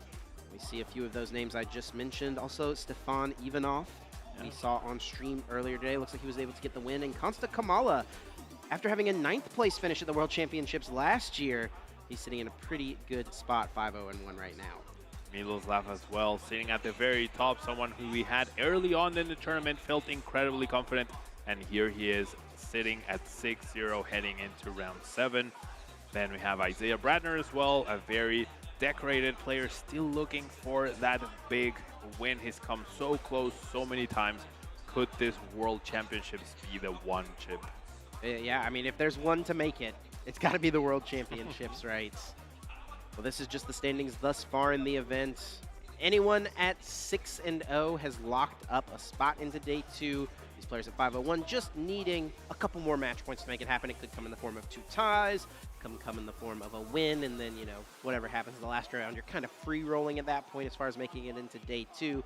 But like you mentioned, different from previous year's World Championships, your record from day 1 will carry over into day number 2. We're going to be having 12 rounds of Swiss in total, I believe. Is that right? Yep. And 11. 12?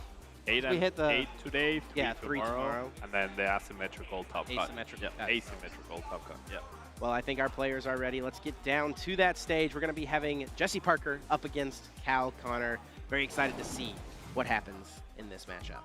Yeah, both players who have had very strong seasons, right? Jesse Parker winning the regional. He won the first regional of the season. No, he got second. He got second to right. Andrew Estrada. Yes. Right. Yes. He got second. But it was place. very close. It was like close. Down to the last card type of game. Very strong season. And we also have Calvin Connor, who has been having fantastic results as well, focusing mostly on Snorlax, but now coming in with the God of War EX deck versus Miraidon, which on paper should favor Jesse Parker a decent amount, I would say. On paper, this matchup is definitely very favored for Jesse Parker. But you can do some interesting things as the Gardevoir player, you know, attacking with Gardevoir, for instance. It's got a lot of HP. It's pretty difficult for the Miraidon player to deal with, and you can also utilize that Monkey Dory in order to move some extra damage counters over to your opponent's side of the field to maybe pick up some multi-prize turns potentially. Now, interestingly enough, there's no Raichu V in Jesse Parker's deck list. Therefore, there's actually no way to effectively deal with that Gardevoir EX that you mentioned. That could be an important strategy for this match. Yeah, Jesse's list is pretty what you would expect from a Rhydon deck. Pretty turbo, pretty built towards going for the Iron Hands EX, which is really going to be the main card in this matchup for Jesse, using that Ampu very much in order to take additional prize cards. Cal, that's why he's going to want to stick that Gardevoir into the active spot more than likely. A couple of interesting cards to note for Cal does have mainly that Klefki, whose ability will turn off basic Pokemon's abilities. Cal wins the flip and goes first. That could slow Jesse Parker down quite a bit. And it's a card easily accessible through Body Buddy Puffin, right? Which there's 4 copies of, along with Nestvolt, along with Artisan as well. So plenty of options to get that into play, and all of a sudden you're shutting down Jesse's double Squawk, the Mew, the Fezandipity, and even Miraidon EX itself to get any Lightning Pokemon in play, especially that Iron Hands EX, which is so threatening for Calvin. Yeah, this list from Calvin is looking pretty similar to the list that Stefan Ivanov used at NAIC to get second place. It does look like he's got Unfair Stamp as opposed to the Hyper Aroma that Stefan played. Also a pair of Technical Machine Devolution, perhaps prepping for those Charizard EX decks out in the field. That was a card that kind of emerged after NAIC as being a great way for Gardevoir to just shore up that matchup that otherwise could have been tough, that Technical Machine Devolution. Now both decks having like opposite themes, if you will. Calvin able to recycle a lot of the energy that he finds, playing the minimal amount necessary because he can just continually get them back, whereas Jesse's playing a 16 lightning energy to make sure those electric generators, which are the whole reason why Miraidon is good or viable, continually hit for 2 energies ideally. Let's take a look at these prize cards going out. A Technical Machine Evolution for Cal being prized could be annoying. That's a pretty important card to get your board rolling. Over on Jesse's side, 1 Electric Generator. That Iron Bundle is a nice way to potentially push that Gardevoir out of the active spot, but it is one of those bottom few prizes. Really, I don't think there's anything too bad. Cal may have a hard time getting set up without 1 less Arven with 1 less TM Evo in his deck. Now that Earthen Vessel, there are only 2 copies, and getting those energies quickly in the discard pile is very crucial, right? So there's only 2 copies, one of which is not accessible, so that can come into play, but I think we're getting our match started, and Calvin has the potentially best possible starter Pokemon in the active spot. Yeah, it is indeed the Klefki in the active spot. Pretty nice to open up your best starter in this matchup. Mischievous Lock, shutting down the abilities of all of your opponent's basic Pokemon. And also has Technical Machine Evolution in the hand. If Cal can piece together a board of a few Ralts, we could pretty quickly see a Gardevoir EX coming into play. Now, funnily enough, he also has Radiant Greninja as his only way to potentially draw cards this turn, but it is also shut down by that Mischievous Lock from the Klefki. So you help yourself, you also hurt yourself a little bit, but I think the trade-off is really good for Jesse, and with the Iron Bundle being prized, it's gonna be...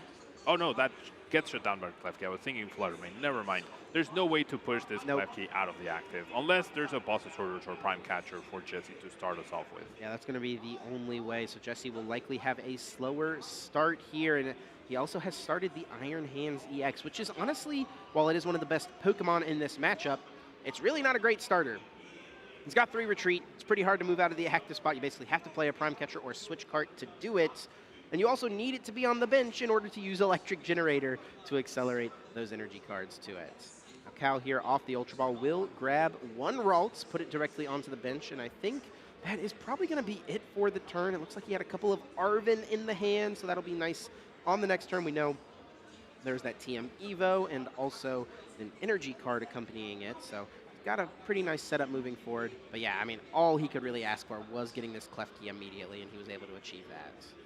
Now, I do wonder who won the coin flip and who chose to go first, because there's a very interesting dynamic. If Calvin gets to go first, then he can't use Technical Machine Evolution to evolve into Kirlias, and Jesse, if he manages a turn 1 Iron Hands EX, can potentially get 2 free turns of Ampere very much before Calvin can do anything about it. However, by allowing Calvin to go first, he can search for that Klefki to completely shut down Jesse. So, interesting dynamic here. We'll have to see what Jesse can piece here. Obviously, sees Calvin's underwhelming-ish start, but that Klefki is just so strong.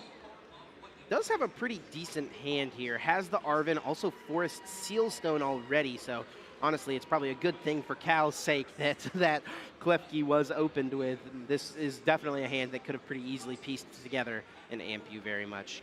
Jesse here will take a moment to check the prize cards, see exactly which Pokemon are available to him, which ones are not. It does look like a switch card is prized. He does play 2 copies of the card. Now here off of this Arven, normally we'd see players immediately grabbing a Nest Ball to go get Miraidon to Tandem Unit, throw a bunch of basic Pokemon in play. Not an option because of the Klefki here. What is Jesse going to grab off of Arven here, Pablo? I mean, I still think you perhaps go for the Nest Ball, and maybe you have an option to piece something with the Force Seal Stone, like you got a Raikou, and then, no, you can't get Prime Catcher and Squawk at the same time, so I guess you just start slowly prepping for something. You know your opponents also didn't get like the most fantastic start either, right? And you have the switch card, or the Arven for a switch card next turn potentially to start pressuring with the Raikou. Maybe that's the path I would consider here, as we see the Raikou getting pushed to the back of the deck. Does have a boss for potentially next turn. Yeah, I think Arven is well in the hand, so that could even find Prime Catcher next turn. Just take a knockout with the Raikou. Not something that Cal could probably respond to super quickly, especially based on the single route start he's had thus far.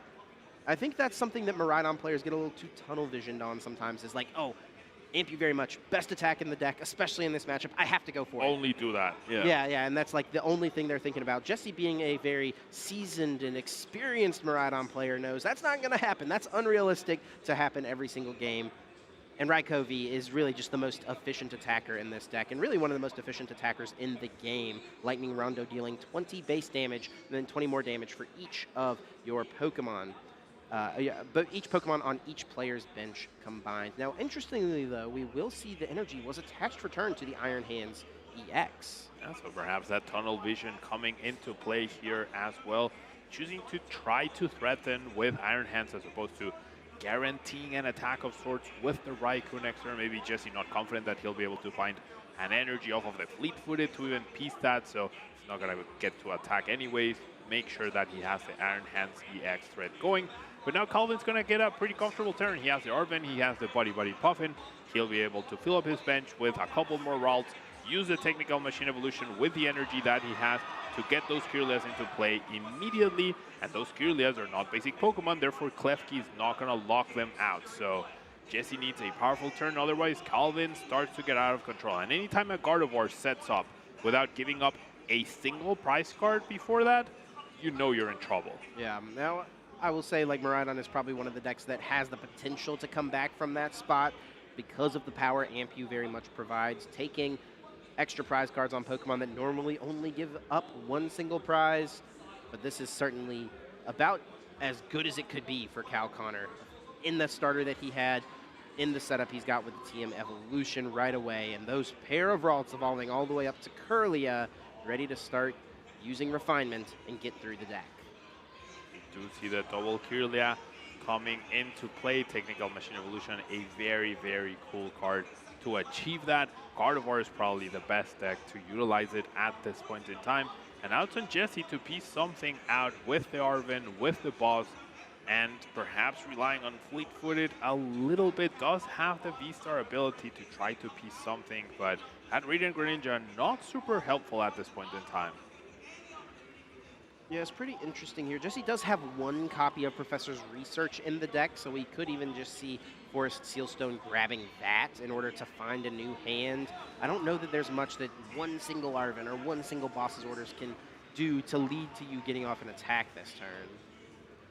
Yeah, you don't even have any good abilities to use, right? If you use boss and then V-Star for Miraidon, then you're just filling up your bench, but you don't have an energy attachment, you don't have electric generators, you definitely don't have a way to switch out, so it'll be interesting to see what Jesse tries to piece here with the Force Seal Stone. I could not quite catch what he grabbed. Might have been that researcher, might have been a Pokemon? Yeah, not quite sure. We'll have to see what he goes with here.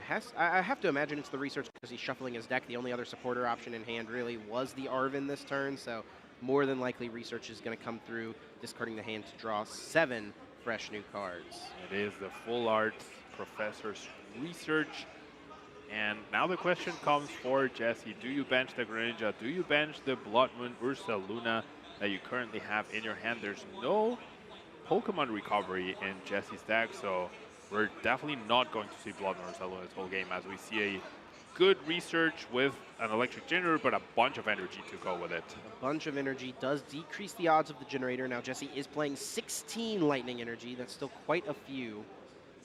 Town Store is going to be utilized here in order to find any Pokemon tool card from the deck and put it into hand. A nice way to thin before utilizing that electric generator. Actually playing a second copy of Force Sealstone. You don't see that too often from these Miraidon players. Jesse really valuing the consistency option of the Star Alchemy v Star Power. Seeing how much he can thin before using this electric generator, very, very smart. And he's going to be able to do a lot. He did find the Prime Catcher, so he's going to be able to unlock himself from that Mischievous Lock. We'll be able to potentially target down Akirlia, and if he gets a double hit off of Electric Generator, we will see an Ampu very much, so that research could completely turn things around here from Jesse for a very underwhelming turn to a very powerful one. Yeah, can he pull off the Ampu very much this turn? He can. He has Rescue Board, he has Prime Catcher, okay, yeah. And therefore it comes down to the 2 lightning energy from Electric Generator. I think you'd be happy getting an attack off, right, with Arm Press, but there is the possibility. Did draw 3 energies. There's another one in play. There's one prize that leaves 11 lightning energy left in the deck as we see the Prime Catcher. Yeah, here it comes. We'll see if he's able to get a pair of lightning energy here. He's gonna go for that concealed cards first, drawing 2 cards. One of them was a lightning energy at least, and the other being a nest ball. And this is, you know, an interesting argument, right? Do you go for the concealed cards or do you go for the generator? And we see kind of both sides of the coin with the 2 cards that Jesse drew, right? He drew an energy card, which decreases his odds of generator, but he also drew nest ball, which lets him thin another card out of the deck. However, funnily enough, only 1 lightning energy hit. We didn't see the nest ball get played before the electric generator. Yeah. So, yeah, I'd love to ask Jesse, how does he reason? How does he plan out his electric generator? It's only 1 energy hit, so we can still see an Arm Press from that Iron Hands. It's also still very worth it to take down one of your opponent's Kirlias, right, out of the 2 that he has. But obviously, Ampu very much would have been a much more powerful play at this point in time. Yeah, an Arm Press going to be the choice here over going for something like the Lightning Rondo. You could have powered up that Raikou V if you wanted to, but yeah, Iron Hands being a great attacker here. It's got more HP thanks to the Bravery Charm, and it's also able to receive another energy card next turn to go for Ampu very much, because it's pretty unlikely Cal's going to be able to deal with it from here. 1 prize card for Jesse, but that's A-okay. And the big reason why Calvin will have trouble dealing with his Iron Hands at this point in time is that there's currently no Psychic Energy in the discard pile, and obviously Refinement is a very powerful ability, but right now we can only use it once, right? We need to first establish more Kirlias, so Calvin's setup all of a sudden got really, really threatened, and that research was really fantastic for Jesse as he was able to hit that single copy of Prime Catcher, completely changed the game, and that's how powerful ace picks are, don't you think, Chip? Yeah, absolutely, and you can see why Prime Catcher is often considered to be one of the most powerful. And speaking of powerful ace specs, Cal is going to flip the coin here, grabbing Unfair Stamp almost immediately off of the Arven. I was going to ask you, Pablo, you know, if you're sitting in Cal's shoes at this point, you're staring down an Iron Hands EX. It's got 280 HP thanks to the Bravery Charm. This is what you are scared of as a Gardevoir player, but Cal is so experienced. What's going through his mind right now? How does he respond to this potential threat on Jesse's side of the board? I think at this point in time, he's looking for Psychic Energies on a Gardevoir EX. A Gardevoir EX has so much HP that it's not threatened at all by the Iron Hands EX, so that's one way you can mitigate the incoming damage that could happen at this point in time. However, with only 1 Refinement, with no energies in the discard pile other than the potential 1 from the Klefki retreating, it's gonna be a big ask for him to pull this off. Now, Unfair Stamp is super powerful, just like Prime Catcher, but it is 5 random cards, right? And if things don't work out, then a single energy, which Jesse plays a ton of, will put you in even deeper trouble. Yeah, I think Cal is going to have to Refinement into specifically 2 Psychic Energy cards here, or Earthen Vessel if he wants to pull off the attack. It is going to be the refinements. He's got Ultra Ball in his hand, so if he draws those energies, he could discard them, go get that Gardevoir EX. Debating what to discard. It looks like it will be Screamtail hitting that discard pile. Drawing 2. Does he find Earthen Vessel? He does find 2 energy cards. Wow. But one of them is the Darkness energy. This actually could still lead to an attack with Gardevoir EX here. Yeah, you attach the Darkness from hand. Now, it will mean Calvin will need to discard something impactful, whether it's the boss or the Iono, both of which are very powerful cards. Iono to help his hand that's not so good next turn, or do you give up on the 1 copy of Boss's Orders that you have? But you do have double counter catcher available, so I would reckon the boss is likely the answer, and we're about to see that Miracle Force. Yeah, indeed, it will be the Gardevoir EX. Cal is really debating on that extra card to discard here. You can tell it's a tough choice. He's going to even just bench the Ralts here. Not before using the town store. I don't think he's got any tool cards left. We know 1 TM Evo is prized. Oh no, he put a TM Evo back in the deck? I thought he had grabbed both of them out, but yeah, we'll regardless find that, and that will be the perfect card to discard now with the Ultra Ball. So the Boss's Orders and Iono are both options moving forward. That's actually really, really good. Now, the one problem here with this board, I will say, you know, Cal is going to get to pull off the attack here. He doesn't have any Curlias left in play. No backup Curlias. And, I mean, I'm guessing Calvin doesn't know it, and if I were playing against Miraidon, I would always expect there to be a Raichu threat. But unfortunately for Jesse, there's no Raichu, and we talked about this in the beginning, right? There's no way to deal with that high HP of Gardevoir EX, so this is the perfect response for Calvin. And you can see how thin the margins are in the World Championships, right? Jesse barely getting out of the awkward hand with that Prime Catcher, the single copy, and then Calvin having the perfect refinement. Anything else different by either of these players, we could be speaking about a completely different game. 190 damage, hit into that Iron Hands EX. Jesse with just 2 cards in hand at the moment due to Cal's unfair stamp. Will draw 1 to start the turn here shortly. But it does look like there's a discussion happening at the table between the players and the judges. Not exactly sure what's happening here. Try to get word. Could just be, you know, some minor thing. Just judges making sure everything is all good to go. I didn't notice anything. Did you, Pablo? I think I did not. No, I did not notice anything. I mean, the only thing I'm noticing is this TM Devo that just needs to hit the foul. But other than that, game seems pretty clean to me so far. Don't see anything else that would merit a pause, but we'll get information about what's going on as soon as we can. Yep. Yeah, it looks like a head judge is being brought to the table, actually. Potentially a discussion around pace of play or something like that. Yeah.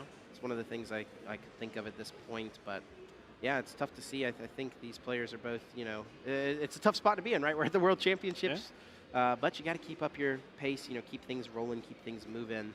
Didn't really notice anything too bad at this point, but yeah, the judges are on top of it, and we'll see exactly what ends up happening. Now, it is important to note how both of these players are 6-0, right? So they are guaranteed to be playing tomorrow, and obviously they've gotten to this point by playing very meticulously, making the absolute perfect plays up to this point, perhaps getting a little lucky as well, right? Which is what you need to do well at these fantastic tournaments.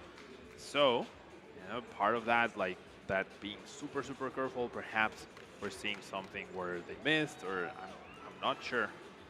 Jesse seems pretty relaxed, so probably something happened on the other end of the table. Yeah, because there's also his opponent. Yeah, Jesse even yawning. You know, he's ready to go take a nap. It looks like. You know, he's just been pummeling through people with iron hands all day. You know. Yeah, Jesse's chilling. He's like, I did well at the very first tournament of the season, and with Miraidon, right, hitting some generators. Now you just need to do it again at the World Championships to close out the season. Seems like a nice homage to the deck that he started off the season so strong. Yeah, definitely. I mean, he's played a few different decks throughout the year, but Miraidon is definitely what he saw the most success with. I mean, a top 8 run and a 2nd place run at the first 2 regionals of the year to kick things off. I think at the championship point leaderboards at the start of the season, Jesse was sitting at like 3rd or 2nd in North America for quite some time. Because he had a lot of local events on his resume as well. You know, it did fall off a little bit there at the end of the season, but still had a really respectable run, of course, throughout the year, and decided to stick with something he knew for the World Championships, which you've got to absolutely respect. I mean, that's what we were talking about earlier, right? The 2017 World Championships. I had played the Mega Rayquaza deck throughout most of the year. didn't seem like Mega Ray was the best for that World Championships, but it's what I had stuck with. It's what I knew. Chose to play it. Jesse has done the exact same thing, and it has paid off excellently thus far, 6-0 to start. I really think what you're talking about is very important because I think a lot of players fixate so much on the meta and the meta call and the right 60 for the tournament, whereas your own confidence influences so much of your tournament run. The confidence that you're going to be making the right decision. You're going to be maximizing your chances. And even if you're unfavored in a 40-60 matchup, right, there is still a 40% chance that you win on paper. And then if you make better decisions than your opponents, if you know your deck in and out and you really maximizing your percentages, perhaps surprising your opponent a little bit with your deck choice, be your inclusions, right? All of that can completely swing a game to your favor. So there is a lot of merit in just choosing the deck that gives you the most confidence as opposed to, oh, it's the right pick for that tournament, so based on that metagame spread. Yeah, it doesn't matter how good of a play the deck is for a tournament if you don't know how to play it, right? Yeah, or you don't hit the right matchups, right? Yeah, it's definitely a part of it. The matchups are a big deal. But, I mean, we're even seeing here, right, Jesse Parker sits down across from Gardevoir. Should be a good matchup for Miraidon on paper. Things don't always turn out to be the case. I mean, I think Cal is sitting in a pretty decent spot at this point. I think Jesse has taken a prize card, right, so he's up 5-6. You know, Cal's getting a hit in here where we are at this point in the game. But, yeah, we'll get word shortly on exactly what the discussion is. Both of these players having locked up a spot into day 2, definitely feeling good. With the 12 Swiss rounds, Pablo, that we're going to have, what record are you thinking players are going to need in order to feel pretty confident that they are at least getting to the asymmetrical cut that we're going to have? Wait, is it 11 or 12? 11. 11. Right? 11, yeah. Okay, yeah. So, I mean, I'm guessing 911 should guarantee. That would be crazy right? if it didn't. I mean, that could be the asymmetrical card. Like, I'm not entirely sure. It could be that 9-2 is the asymmetrical, but I also think that now that we have the asymmetrical card, we might see less IDs in the last round, either to avoid the asymmetrical card or to just, like, make your matchup better. I don't know. It's just, since this is the first tournament, honestly, it's hard to predict exactly what's going to happen tomorrow. It's actually very exciting to see. Yeah, it's going to be interesting to watch what happens. And this is the same format that we're going to be using moving forward at regional championships throughout the year and internationals as well. So a lot of adjustments are going to have to be made. You know, things are pretty different from what we've done for the last, I don't know, how long has this tournament structure been in place? Like, 10 years, something like that? Might be more, yeah. So, I mean, quite a change. You know, I'd love to see Pokemon's always willing to change things up. It's going to be quite the mix-up, and we'll see, if it positively or negatively affects things. It's seeming like players aren't too upset about it at this point. It looks like judges are, speaking to the players, getting word about exactly what went down. Cal rocking back and forth, Jesse listening intently, getting ready to draw for turn here shortly. Now, this game has been exciting so far, Chip. There's the prime catcher draw. There's the perfect refinement, right? Now it's now on Jesse's side. He doesn't have a Raichu to answer this potential Gardevoir yet. The Iron Bundle is prized. We also saw the generator. If Jesse hits a second energy off of that generator, we could be speaking of a 2-2-2 prize game, right? With a boss and then the bundle eventually unlocked. The bundle would have been unlocked from the prize cards. So we could be speaking of a very different game. So you can see how these margins are so small that I'm not sure how Jesse responds at this point in time. Yeah, it's probably going to have to be Iron Hands, and then pick up a one prize KO somewhere along the way. Something that's actually kind of sneaky that I think we could potentially see would be a Pheasantipity attack, right? Targeting down something on the bench. Can't imagine Cal is thinking too heavily about putting Manaphy into play. So maybe Pheasantipity cleans up that one odd prize in order to get around a Gardevoir, something like that. Yeah, could be. Getting 3 energies, though, onto it could be a little tricky. There's no way Pheasantipity becomes a lightning-type Pokemon for a second, right? no to allow it to. Right. Yeah. Does play a couple double turbo energy, so makes it a little bit easier. Looks like play has commenced here. We're getting back into the game. Jesse drawing for turn and immediately utilizing the town store. It does look like a 2-prize penalty has been awarded, so Jesse will need to take 2 fewer prizes in order to win this game, and that changes things pretty massively, to be honest. And amp you very much this turn into a 1-prize KO on literally anything with literally any of Jesse's attackers means Jesse wins this game.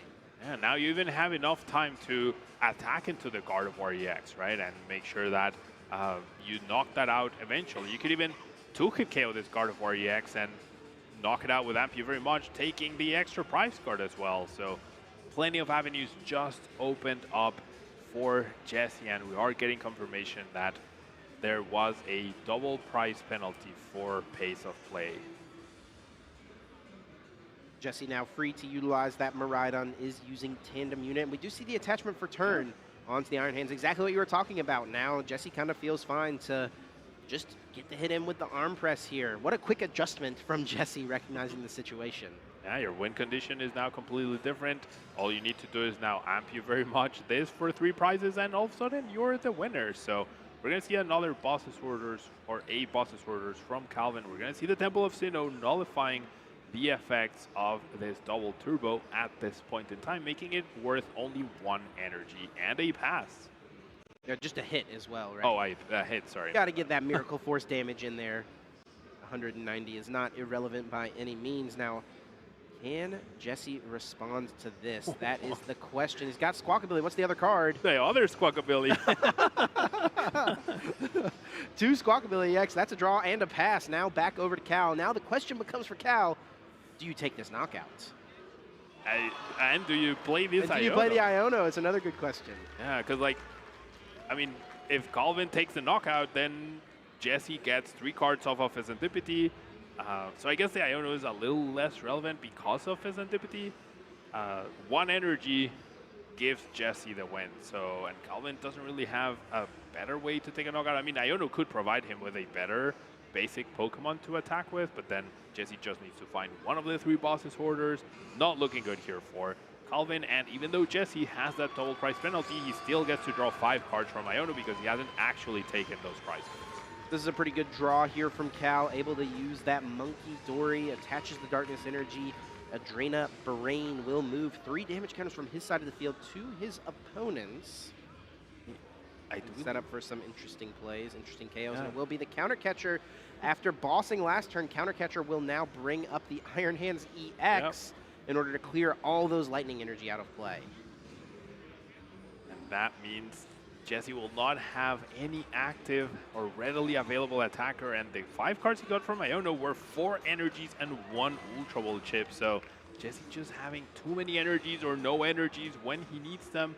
And I think it's going to come down to this, like, flip the script. Yeah, Pheasant DPTX could come in super handy at this point in time.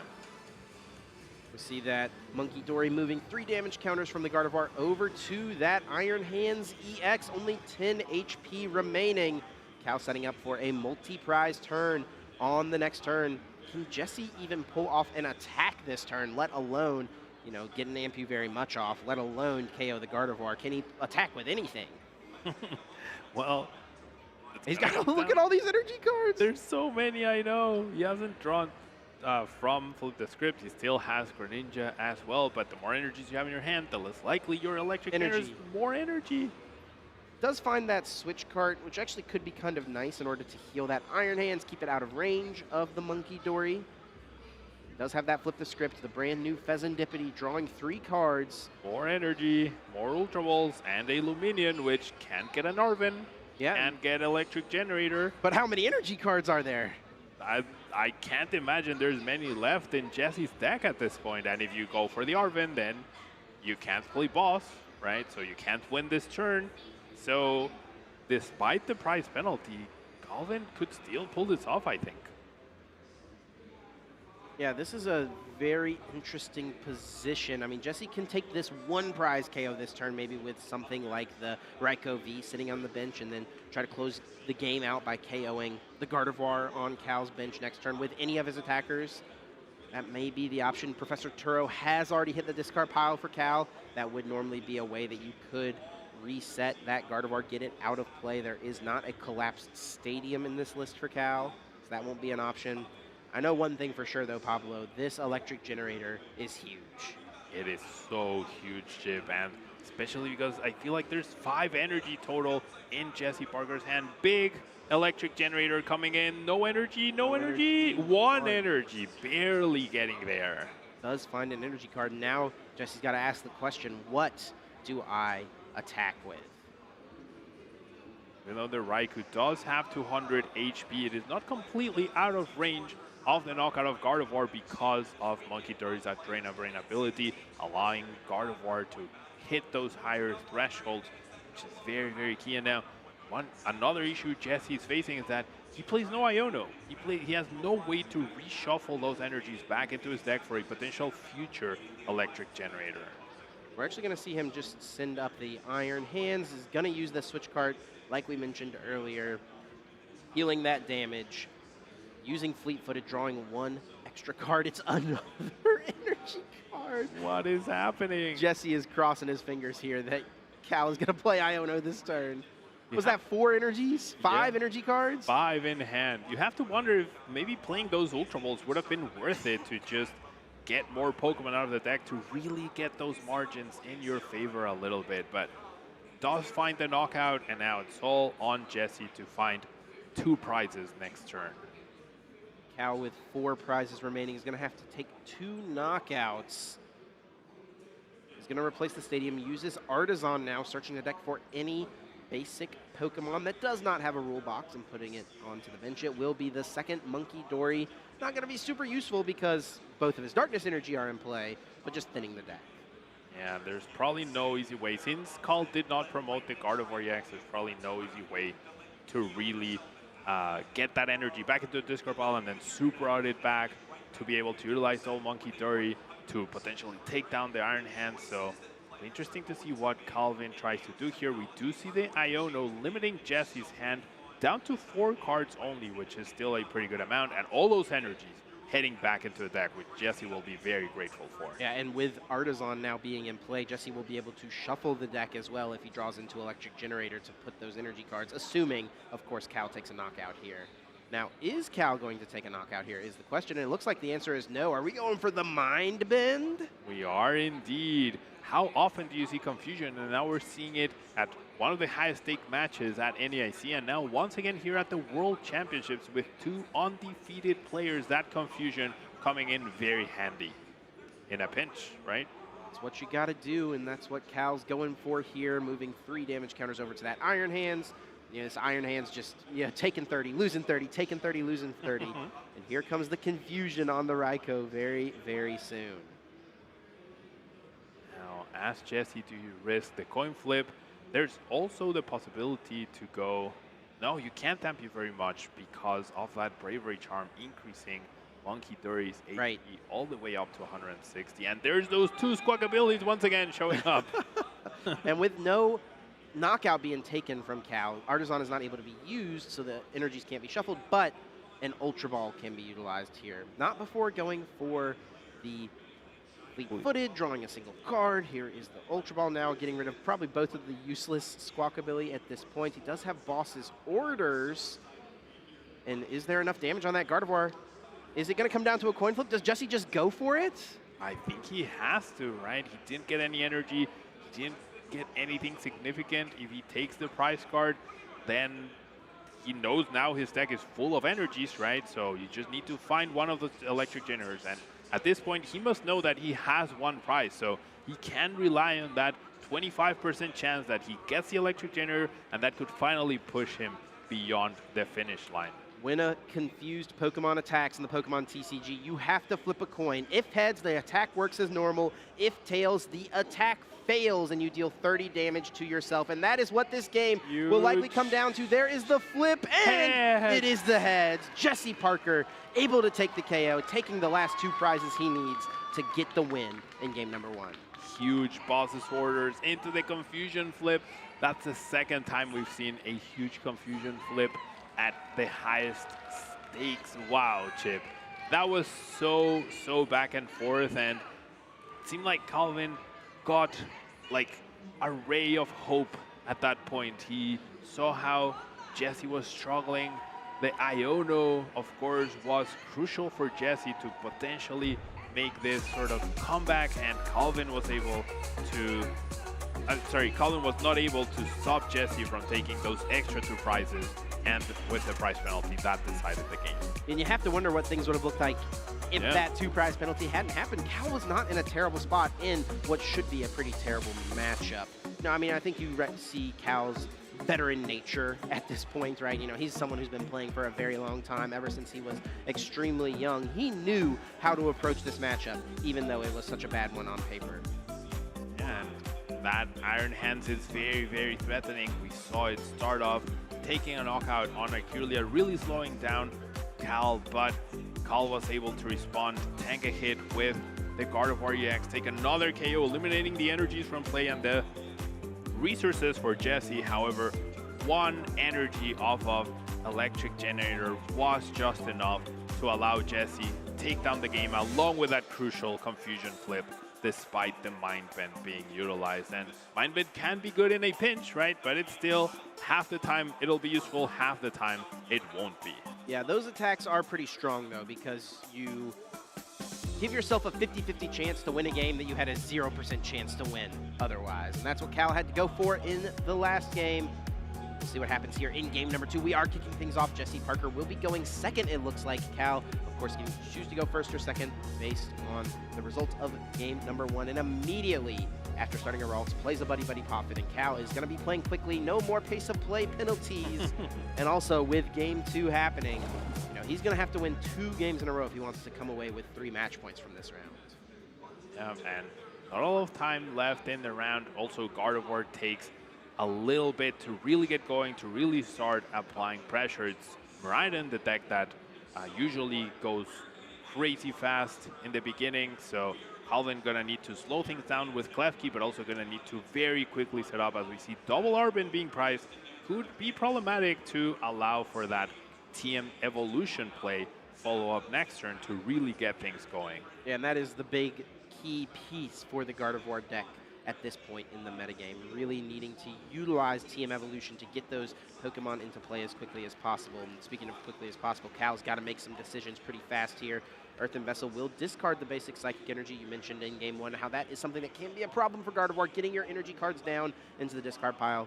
Cal's able to do that just now, get 1 down, get 2 more to hand, giving himself plenty of options to move forward.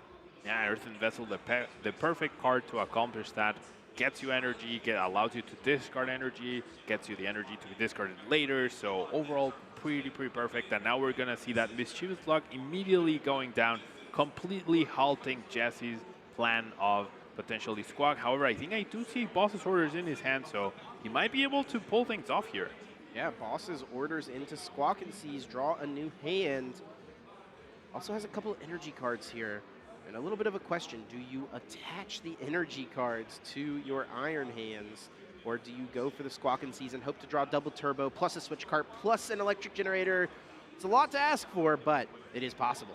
It's a lot to ask for, especially because you've already exhausted your supporter option, right? You can't Arven for potentially the electric generator and a Force Seal Stone to help you get those cards. Now, very underwhelming draw here for Jesse. No real follow-up. Does have the Mew potentially to help him draw 1 extra card, I do believe, maybe 2 this turn if he ends up benching everything and attaching all the tool cards. But with Mew, a second Iron Hands, and the Zapdos in play, there's no room for Raikou. There's no room for Miraidon. There's no V Pokemon to make use of the 2 copies of Force Seal Stone. So that restart ability from you is really going to have to put in the work here. Not even choosing to attach. Yeah, holding off, maybe waiting to see what the draw is before any decision is made. It will be an Arven as the hit, so that does open things up for the next turn with the pair of energy cards being found. Now, where does the attachment go? That is the question, and it looks like Iron Hands EX will be receiving that energy pass now over to Cal. What does he find? It looks like it's just going to be an attach to the Ralts and a pass. That's it. Oh my, very underwhelming start here for Calvin. Those 2 Arvens being priced, definitely getting in the way of Calvin's setup, and nothing accomplished. So now Jesse, I mean, he doesn't want to go slow, but he definitely has the opportunity to seize the advantage here. Looking through, checking some prize cards, it looks like this Arven, of course, grabbing any Pokemon tool card. any item card, adding them to the hands. Looking at the prizes for Jesse, there's nothing too bad. You know, in some matchups, prizing your Blood Moon or Saluna would be pretty terrible, but this is not one that Blood Moon comes into play that often. The Pheasantipity being prized could limit some draw power, but something that he may be able to take early on. And he's looking like he's eyeing up the Electric Generator and the Rescue Board. If he gets a 2-energy hit here, we're going to see an Ampu very much take out this Klefki. I think he might only need 1 energy, right? Because Does he have the double turbo? I think he top decked the double turbo energy. Oh, wow. I believe so. Yeah, we could see Jesse beat the aggressor. I'm not entirely sure, Chip. Yeah, there it is. Yeah, that was a top deck. 1 energy is all Jesse Parker needs to take 2 prize cards. 5 cards from the top. Does he see a basic lightning energy? There is the double hit. 2 energy being able to be placed into play on his lightning Pokemon however he would like. Cal knows what's coming here. With 2 energy being put on one on the other, he knows double turbo is waiting, and it will be an Ampu very much. And this is why the matchup can be so tough for Gardevoir. If you stumble at all in the early game, it's just too much to overcome. It's too much to fight back. Will Cal be able to find a path back into this game? He's going to need a lot of help from the top of his deck. He's not anywhere close to getting a Gardevoir EX set up. He did top deck an Ultra Ball, so he will be able to refinement. He can try to stall a little bit of time against the other Iron Hands EX thanks to that counter catcher. Does have Unfirst Stamp in his hand, so will be able to see other cards. Can't afford to conserve that Super Odd Research, just has to get a Kirlia, has to get the Unfirst Stamp, has to make something happen. It's not impossible, right? It's definitely not impossible. That Iron Hands gets stuck in the active for a long time, then perhaps the Screamtail sniping on the bench, something along those lines could happen. So Calvin not completely out of the game, but definitely against the ropes. And, I mean, Jesse's only going to get a couple of cards to work with here. Now, he does have the Mew EX on the bench, so we could see the cards being drawn, thinned out of the hand, restart to draw a couple. And he does have a few outs here. Any Arven, any Prime Catcher, right? Well, any Prime Catcher. He's just got 1. But he's got ways to move this Pokemon from the active spot and just continue this onslaught now. Cal will play the Buddy Buddy Poffin, finding 2 Pokemon with 70 HP or less, putting them directly onto the bench, grabbing a pair of 70 HP Ralts. Does Cal have Technical Machine Evolution and an energy card? That is what he's looking for to close off this turn. If he does, then he probably wouldn't want to be shuffling right there because time is also of the essence. We're going to see that refinement. Does hit the energy, does have the Technical Machine Evolution. There wow. we go. Massive opportunity here for Cal. What does Jesse have off the 2 cards? If this successfully buys Cal a turn, I mean, this is what he needs in order to fight back in this game. Otherwise, it could be a quick one in Jesse Parker's favor. Both players are going 0 to 100 each turn, Chip. We think it's underwhelming for Jesse, turns things around. We think it's underwhelming for Calvin, turn things around, right? What is Jesse holding in his 2-card hand to try to keep up with this? I mean, if he can retreat, if he can get this Iron Hands back onto the bench and amp you very much once again, he's going to be in a very commanding position. Radiant Greninja brought down from the Nest Ball. Sealed cards is an option here, drawing a couple more cards, just digging a little bit more. There is always the risk that you draw into your Kirlias. You know, I've seen Tord Reklev, when he's played Gardevoir in the past, actually hold off on playing his supporter for turn in order to guarantee that he can grab the Kirlias out of the deck with TM Evolution. But in this case, it works out just fine for Cal. 3 Kirlias in play. And what does Jesse have? It looks like there is an Arven. An Arven, an Electric Generator, and a Boss's Order. So pretty much the perfect 3 cards to close out this game. You first grab your switch card off of your Arven, you thin your deck, you get another Iron Hands powered up as well whilst it's on the bench, and then you have the game-winning boss in your hand to just amp you very much for a 3rd consecutive turn. The plan is set for Jesse, but you have to expect against Gardevoir, your hand rarely stays the same every turn, right? Because they do play 4 Iono and that Unfirst Stamp. Seen the Unfair Stamp, the Iono definitely still an option. It will be the switch card being found. Jesse is also going to be hoping for some hits here off the Electric Generator in his hand. If he can get a couple of energy cards into play onto the Iron Hands, then it prevents Cal from going for this exact same play once again. Now, one nice thing for Jesse as well here is that he already has the Iron Bundle in play. That could be a way Cal could try to play around the Iron Hands Ampu very much as possible. It's going to put a lot more pressure on Cal. He may actually have to put 2 Gardevoir EX in play. 2 Gardevoir EX would perfectly play around the Iron Bundle play that you mentioned, Chip, so probably going to be his goal. Could even do it through the second copy of Technical Evolution, but big electric generator here as well for Jesse to have almost game on board, right? Go. Does hit 2 energies. Now there's 2 Iron Hands almost fully powered up. Still hasn't used the restart ability either, which will provide Jesse with more cards. And this time around, the Prime Catcher has not been utilized. Therefore, any Arven, even if Jesse's hand gets affected, could win him the game. Now, one minor thing here. I think I would have liked to see Jesse put an energy card onto the Zapdos here. It does have 2 retreats, so it's got a potential to be stuck in the active. And he actually has drawn an energy now off of the Mew. Let's see if he'll attach it to Zapdos. No, it's actually just going right onto the Iron Hands.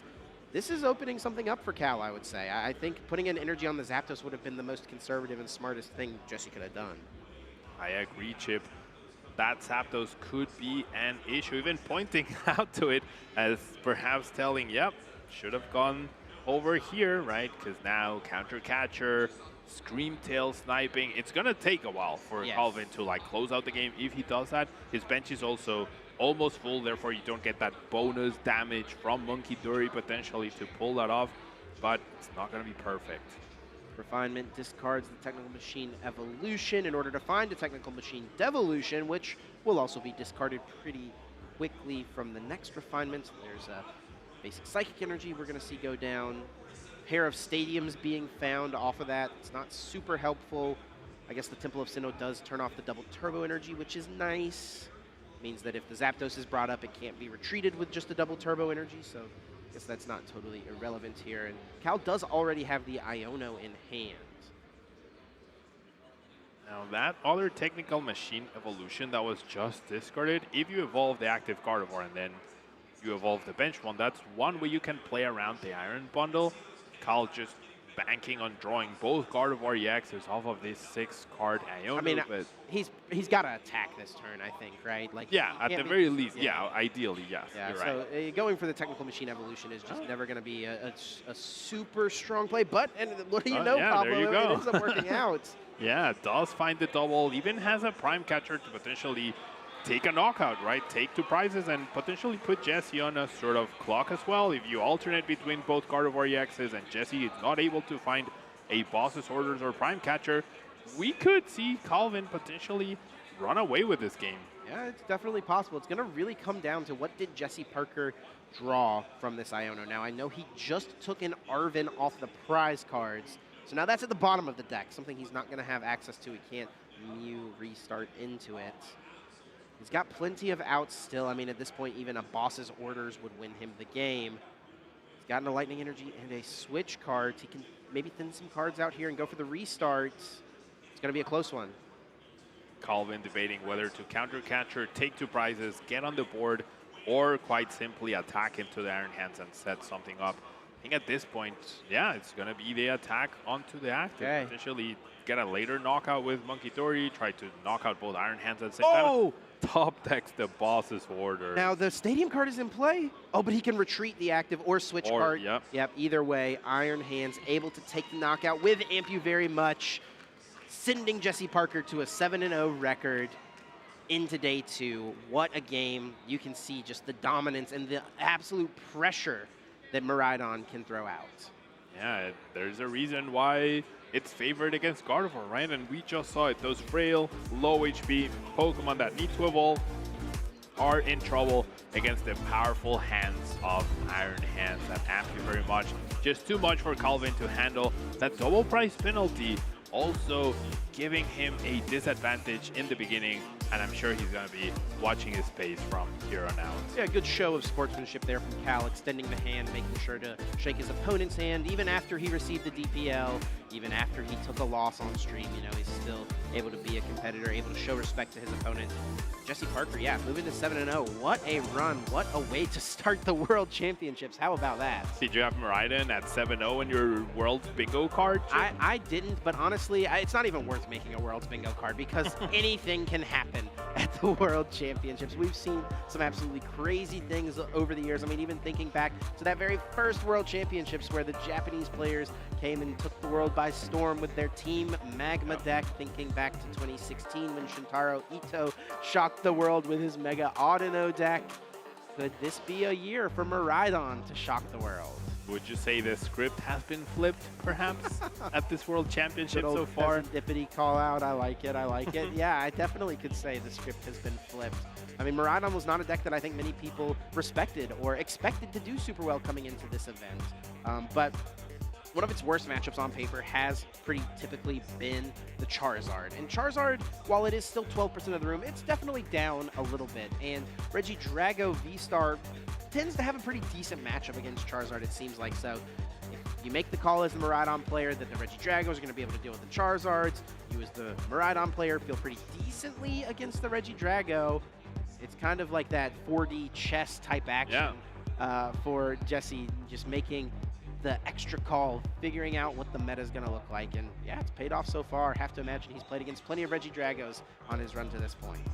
I generally think that if you're going to have a successful Worlds run, it's a combination of your skill, your deck building, and also that little bit of luck that comes with hitting the matchups that you were mentioning. So, I mean, a quarter of the people here are playing Regidrago. Miraidon tends to have a decent matchup, so 1 out of every 4 rounds on average, you're gonna be having some fun, right? And then you have Gardevoir, and then you have Lugia, right? Those are 3 of the 4 most popular decks, right? I fancy my chances with Miraidon. Yeah, I mean, and we see that many other players were thinking that way. Stefan Ivanov being one of them, who we saw on stream earlier, playing a deck that is pretty typical for what you would expect from Stefan to play in the Miraidon, usually playing more meticulous decks, Miraidon being known to be quite the aggressor. Well, let's take a look at a recap of that game, exactly what went down in this matchup. Iron Hands being the starter for Jesse in game number 1, and Cal was able to have a pretty strong start by sending up that Klefki right away, started it in his opening hand,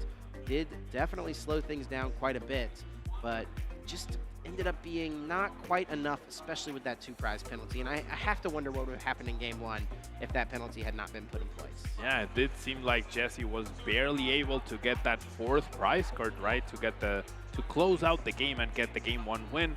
But if he had needed to get 2 more prize cards with very little energy in play, it would have been quite tough. However, game 2 was a completely different story. We saw the early amp you very much onto that annoying Klefki, completely unlocking him and having the double Iron Hands to just take down that Monkey Dory and eventually the game. Yeah, that coin flip was massive in game number 1. A tails probably means Jesse loses that game. A heads means he's able to get the win. And in game number 2, Cal did everything he could to fight back from a slow start, but it didn't quite matter. Ampu very much punches Jesse to a 7-0 record. And speaking of Jesse, he's down at the stage with Kyle Sukovic. Let's hear from our winner. All right, thank you, Chip. And yes, I'm here with our winner of the previous round, Jesse Parker, who's now 7-0 at the World Championships, locked into day 2. How's it feel? Feels incredible, especially after last year in Japan. I started off 5-1, pretty strong. Then I lost 2 back-to-back to miss day 2. So I'm really psyched. This season's been going really well for me, and day 2ing Worlds is just like the perfect cap to this season for me so far. And of course, the structure is different this year, so you will carry that record over, which is a nice bonus. I want to ask you about your deck choice a little bit. Of course, you started the season off hot with Miraidon, got a 2nd place finish, another top 8 at a regional, and then you know, maybe switched some decks throughout the season. What brought you back to what found you success early in the season? Yeah, I mean, early in the season, it was just a really good pick. It was really fast, consistent, which is like my style of deck. Felt like it was in a really good spot early on in the season, but then Charizard started to creep back up, and it became like 30% of the meta, so I took like a 6-month break from Miraidon. But now Charizard's down to being like a 15% meta share deck, so I feel like I could take a bad matchup to that as long as I can like have a good shot against the rest of the field, and it feels like it's back on top as being one of the best decks. Yeah, it's just funny how the beginning of the season Miraidon was good, and then right at the end of the season end with Miraidon. So yeah, that's what kind of led me to it. It's just got really good matchups against Regidrago, Gardevoir, Lugia. You know, it's weak to lightning, really fast deck. So yeah, those 3 decks are a big percentage of the meta today. So yeah, absolutely. It's been a great call. Are there any big additions from Shrouded Fable that made you go back to this deck, or was it mostly just the metagame shift? Yeah, it was a combination of the metagame shift, and then Pheasantipity EX is just a really broken card for big basic turbo decks. I mean, Miraidon plays it, Raging Bolt plays it, Reggie Drago. I played against a Turbo Moon today that played it, Turbo Roaring Moon. Just gives you that +3, so after you get hand disrupted with Iono or Unfair Stamp, you can draw up to 3 with Mew EX, draw 3 with Pheasantipity, draw 2 with Greninja. That's 8 cards without even playing a supporter. So yeah, Pheasantipity, really good card. You can attack with it too, so pretty good. Yeah. Yeah, that's been a big one we've seen. Now, you named some of the decks that you're happy matchups against. Are there any things you're trying to dodge as you go through the tournament? Yeah, as I mentioned before, Charizard's not very fun to play against. Saw Torrid's on it. I'm not really surprised by that, but they have a really interesting build. It did get a little bit better, though, because a lot of Charizards are playing like Pheasantipity in place of Bibarel. I don't think they are. I'm not really sure, but Pheasantipity is just another 2-prize liability you can take down, so if you can get 2 with an Iron Hands, KO Rotom, KO Pheasantipity, that's 6 prizes right there. So I feel like I have a game plan against it. It's just going to be hard. I'm going to need to be drawing pretty hot. Yeah, that's all you need. All right, and now that you're 7-0, I don't know if you've had any time to let it sink in yet, but I mean, what are your aspirations here for the rest of the event? Yeah, so my goal this Worlds was just a day 2 Worlds, so anything after that is just a bonus. I guess getting in the money would be pretty cool. Top 32 would be nice. Plus 5K would go a long way. So, but yeah, you know, if I win, that'd be great. Yeah, winning would be really cool. So, you know, that'd be awesome. Yeah, you have at least one fan out there. My sister. Yeah. All right. Anybody you want to say hi to, give any shout outs, say thank you to, anything like that before we let you go? Yes, so my sister Deanna, who came to Worlds with me, thank you for coming, Deanna. My friends who I test with, JW Creewall, Andrew Mahone, Riley Holbert, Michael Zealy, my sponsor Rose Poke, Brian sitting over there. He helps me out a lot with finances and getting me to tournaments, which is really cool. And then my family and my mom and my dad, they support me doing this, so it's really cool. Yeah. That's awesome. Sounds like you got a great support system. All right, well, congratulations again, Jesse. Best of luck the rest of the tournament. And casters, we're going to send it back to you. Thanks a bunch, Puka. Yeah, great to hear from the winner, Jesse Parker, after an incredible start here at Worlds, 7-0. You know, I think he's achieved his goal of day 2 Worlds at a minimum here, and setting his aspirations a little higher now. I mean, I want to tell Jesse that he has 2 fans. Myself included. And his sister, yeah. Yeah, exactly. Yes, yeah. Love to see the support system as well. You know, sister out there in the crowd, mom and dad at home. You know, shout out a great testing group as well. Very well-known players, well-respected players in the community. And it's just, you know, one of the great parts of our game, being able to, you know, have the support from your family, but then also, you know, all the friends you meet along the way that you get to work with, you get to travel with, and you form these lifelong bonds with that go so much farther than just the Pokemon trading card game. Yeah, for sure. The camaraderie, you can see it all over the place, right? It's what makes this game absolutely fantastic, whether it's the card game, the video game, Unite or Go, you can see that all over, and it's what Pokemon is all about, right? Yeah, it definitely is. Well, we've been following our tournament throughout the weekend, but we've also been keeping up with a fun little side tournament, our top 8 ace specs in the format, arguing for which one deserves to be the best. We're going to continue that on here, Pablo. It's going to be the final match of the top 8, Legacy Energy versus Secret Box. I'll allow you to take your pick. Which card do you want to fight for? I would like to be on Legacy Energy. Wow, that's so interesting because you hate Lugia V-Star. I do hate Lugia V-Star to an extent, but I recognize how powerful Legacy Energy is, and even though I hate it, yeah, it is one of the best decks right now. Yeah. Okay, you got 30 seconds. Go ahead. Legacy Energy, let's hear it. All right, Legacy Energy. How do you win a game? Take 6 prizes. Legacy Energy means you take 1 less prize, your opponent takes 1 less prize card when they knock you out. That already in itself is amazing. And then you also get a bonus Rainbow Energy effect as well. Like, that energy alone put Lugia back on the map. As much as I hate admitting it, Lugia is a top deck purely because of Legacy Energy. Okay, that's perfect timing. That was your 30 seconds, and now it is my time and Secret Box's time. And speaking of Secret Box's time, I do think it's a card that its time is yet to come. You know, it is solid right now, but there is so much potential because it does so much. It's such a great combo enabler. You have to discard 3 cards from your hand in order to utilize it.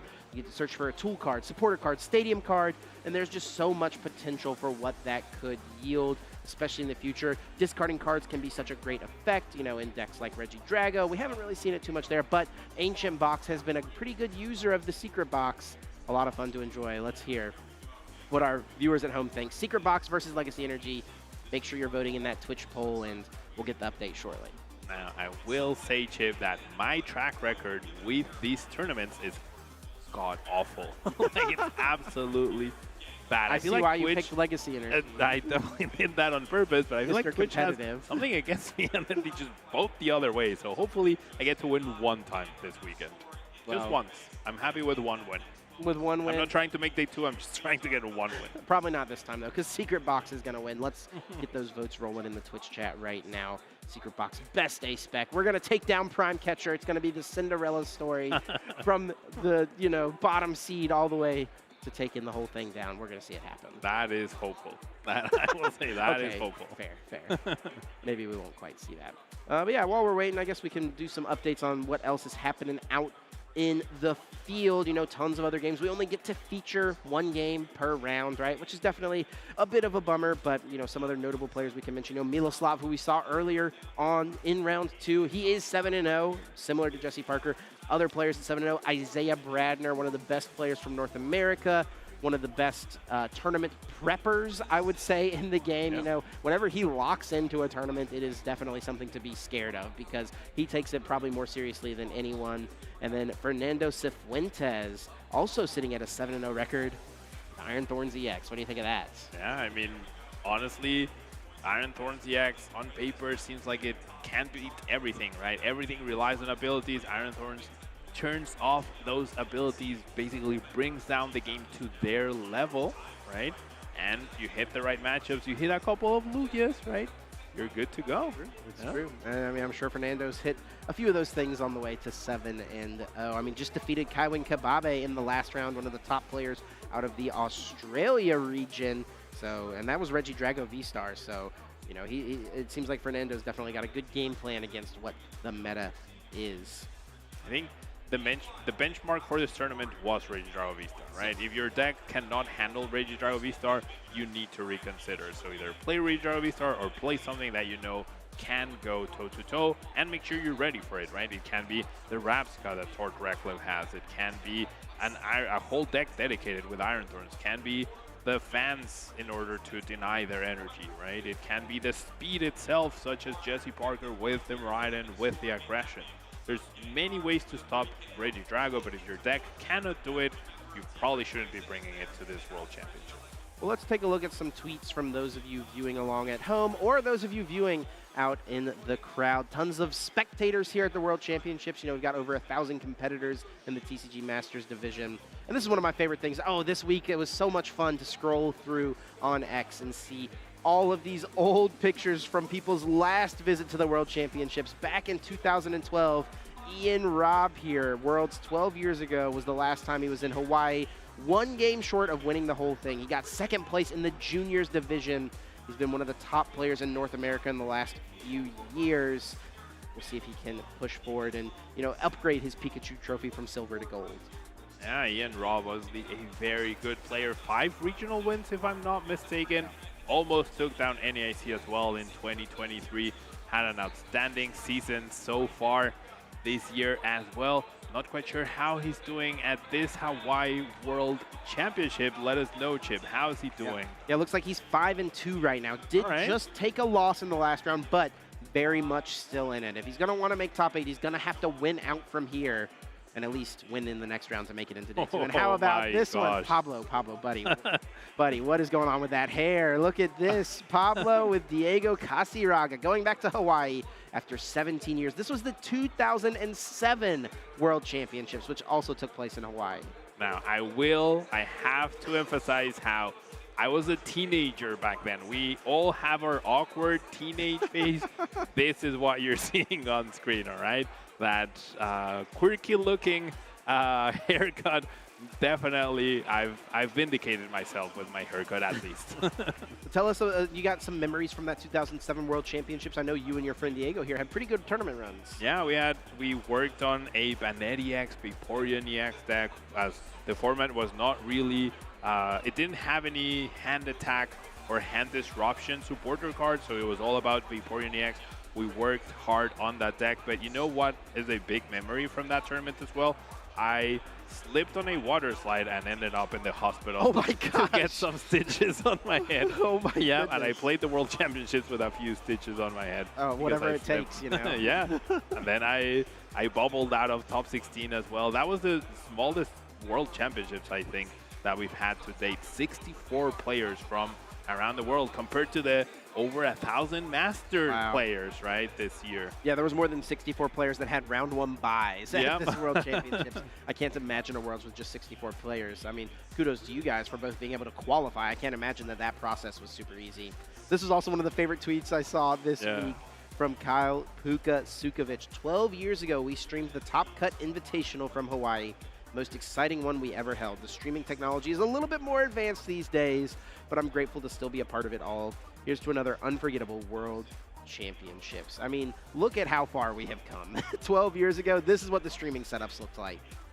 And we really do have a lot to thank for to Kyle Sukovic, right? He really pushed through for streaming to happen, and now look at what we have and where you and I are. So big props to Kyle back there. And yeah, I mean, I remember watching that Invitational live at the event. It was really, really good.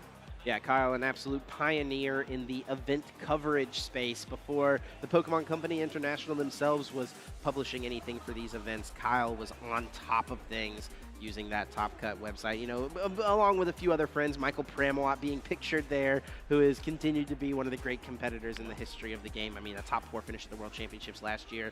And that's what we're talking about, right, with lifelong bonds, right? It goes beyond just the Pokemon trading card game. You know, these guys came together, worked on something they were really passionate about, and they're both still enjoying it all these years later. I mean, I'm sure you can call many of your Pokemon friends lifelong friends, right? I definitely, people I've met over 20 years ago that are here competing at the World Championships, some of my best friends in my whole life. And yeah, I mean, that's the magic of Pokemon, really. It really is. Well, let's see the reveal, Pablo. Secret Box versus Legacy Energy. Is Pablo going to get a win? Arguing for the Legacy Energy. Oh, yeah. wow. Finally. I mean, let's be real. I agree. I chose the buy, essentially.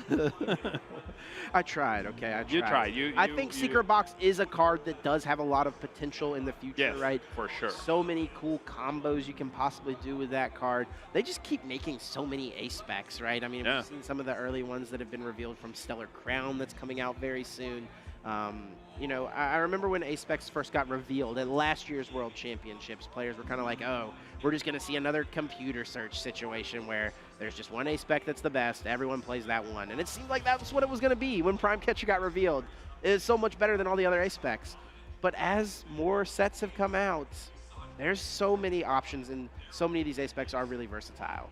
I mean, I will say, Legacy Energy is the more glamorous A-Spec, but at this World Championships, we are seeing Secret Box do really well so far as well. So I wouldn't be surprised if we see like an even distribution from like the top 32 between Legacy Energy and Secret Box. So slowly but surely, Secret Box gaining ground. Yeah, definitely. I mean, Legacy Energy does have the benefit of being included in those Iron Thorns decks at this point as well. It's mostly just the Lugias, right? Like you said, it really put Lugia back on the map after a time frame where Lugia was really not doing that well. But yeah, that being able to attack with Iron Hands EX, one of the most broken attackers in the game, turns out it's pretty good when you're pairing it with one of the most powerful abilities in the game, Summoning Star, one of the most powerful other abilities in the game in the Primal Turbo. Yeah, Lugia is just kind of not fair, man, sometimes. It really feels like it's not fair. And it's been out for over 2 years now, or a little under 2 years now.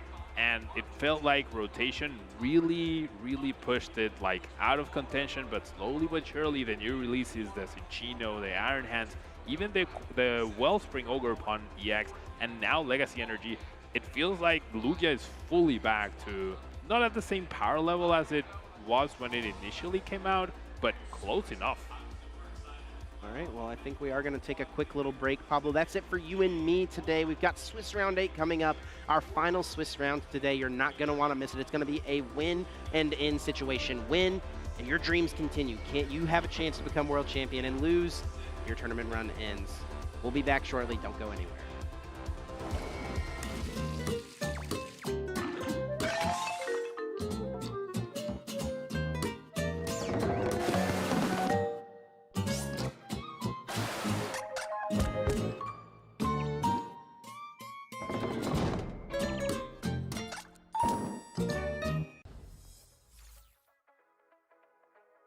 I started playing competitively in 2010, back when I was in juniors. When I first picked up Pokemon, I picked up the video game, and I was really interested in that. And I was looking around for like Pokemon leagues and stuff like that. And I found the card game through that and liked that a little bit more, so that's kind of how I picked that up. My favorite Pokemon artwork is going to have to be the alternate art Giratina V-Star. Giratina V-Star has a very special place in my heart, and I think that card looks really cool. My favorite competitive deck that I've used has got to be also Giratina V-Star, the Lost Zone variant. I won Portland Regionals with it back in January, and that was my first major event win. So yeah, really enjoy that deck. My motivation to keep competing is got to be, I'm a very competitive person, so I'm always trying to accomplish the next best thing. I think there's a lot more for me to accomplish in my career. But really what keeps me going is just the preparation process with all of my friends, my testing group. That whole process of like building a deck, preparing for a tournament, and then, being able to congratulate each other when we succeed is just like so special to me. I have to say, if there's a player I look up to, it's got to be Isaiah Bradner. He's been my best friend for a long time in this game. We've worked together for a long time. We used to compete against each other back in the younger divisions, and we've seen our own rifle success together. And I'm just glad that he's there with me every step of the way. Looking to meet up with other Pokemon fans and make some new friends? Well, I know the place for you. Come with me to my first ever Pokemon League. I started by heading over to Pokemon.com/play and put in my location. All these game stores with different leagues popped up to choose from. While I haven't played the trading card game too much before, I wanted to check it out and learn a little more. So I picked a local game store not too far from my house with a league this weekend. Let's go! Once I got to the shop on Saturday, I wasn't really sure what to expect, but I met Professor Brandon right away, who got me all checked in. I was super nervous, but everyone was so nice. Another player even helped me with my deck, and then I grabbed a playmat and some dice, sitting down for my first match. I played for a few rounds. All in all, it was a great day. Big shout out to all of my new friends who encouraged me to come back. I'm so glad I went. It was super easy to join, and I honestly can't wait for the next one. Hope to see you there too.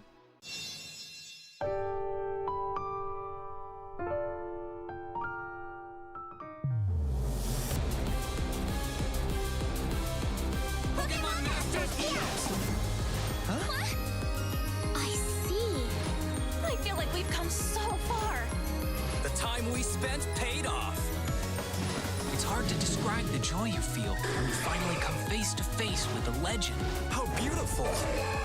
No way we're losing. We're going to surpass you. Our first step in the morning is the most important part of the day. I feel like I've taken a step forward. I see. You've gotten stronger. That goes for you as well. 1, 2. Now you'll face me. Let's have some fun then. This is our chance. How's my chance? What's this? Here we go. A chance for victory.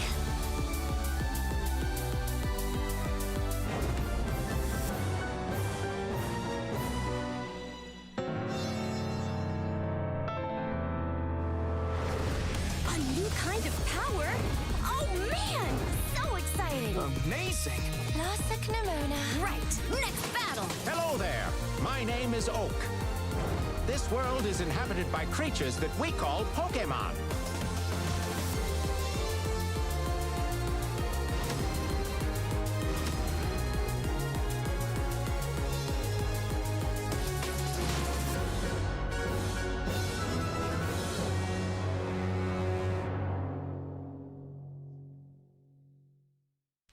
Let's go!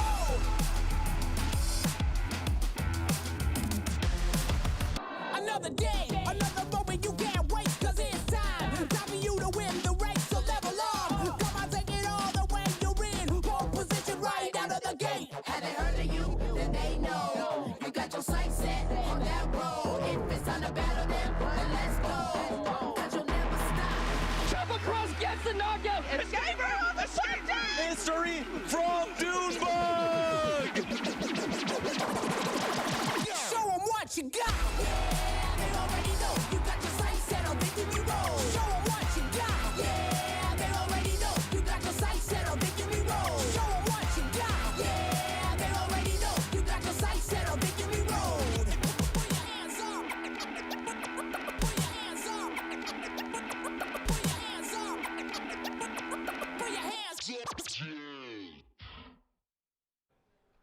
Hello, everyone. I'm Kyle Pukasukovic, and today we're going to learn a bit more about one of our TCG casters, Shea Burton.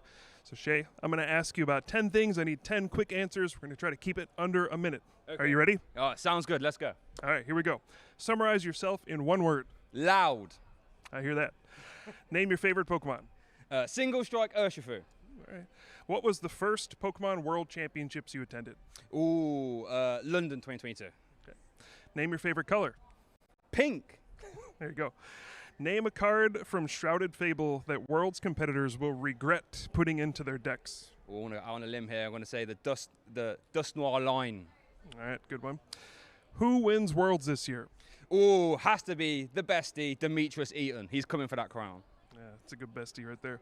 Name your favorite Pokemon TCG expansion. Ooh, Boundaries Crossed. That was where I first started. Nice. Name the card you hated playing against the most. Oh, this is easy. I traveled all the way to America to play for the first time, and I played about 6 Spirit Tomb, and I was playing Mew VMAX. I was not a happy geezer at that event. Fair enough. What is your favorite Pokemon TCG card that you own? Ooh, Rainbow Rare Mew VMAX. And finally, who is the greatest Pokemon TCG player of all time? Can't believe you're stitching me up here. I'm going to say it's got to be Tord Reklev, isn't it? The man is just a consistent machine at the highest levels. All right, fair enough. Well, thank you, Shea, for your time. Be sure to catch him on the stream throughout the weekend. Stay tuned, everybody. Thank you.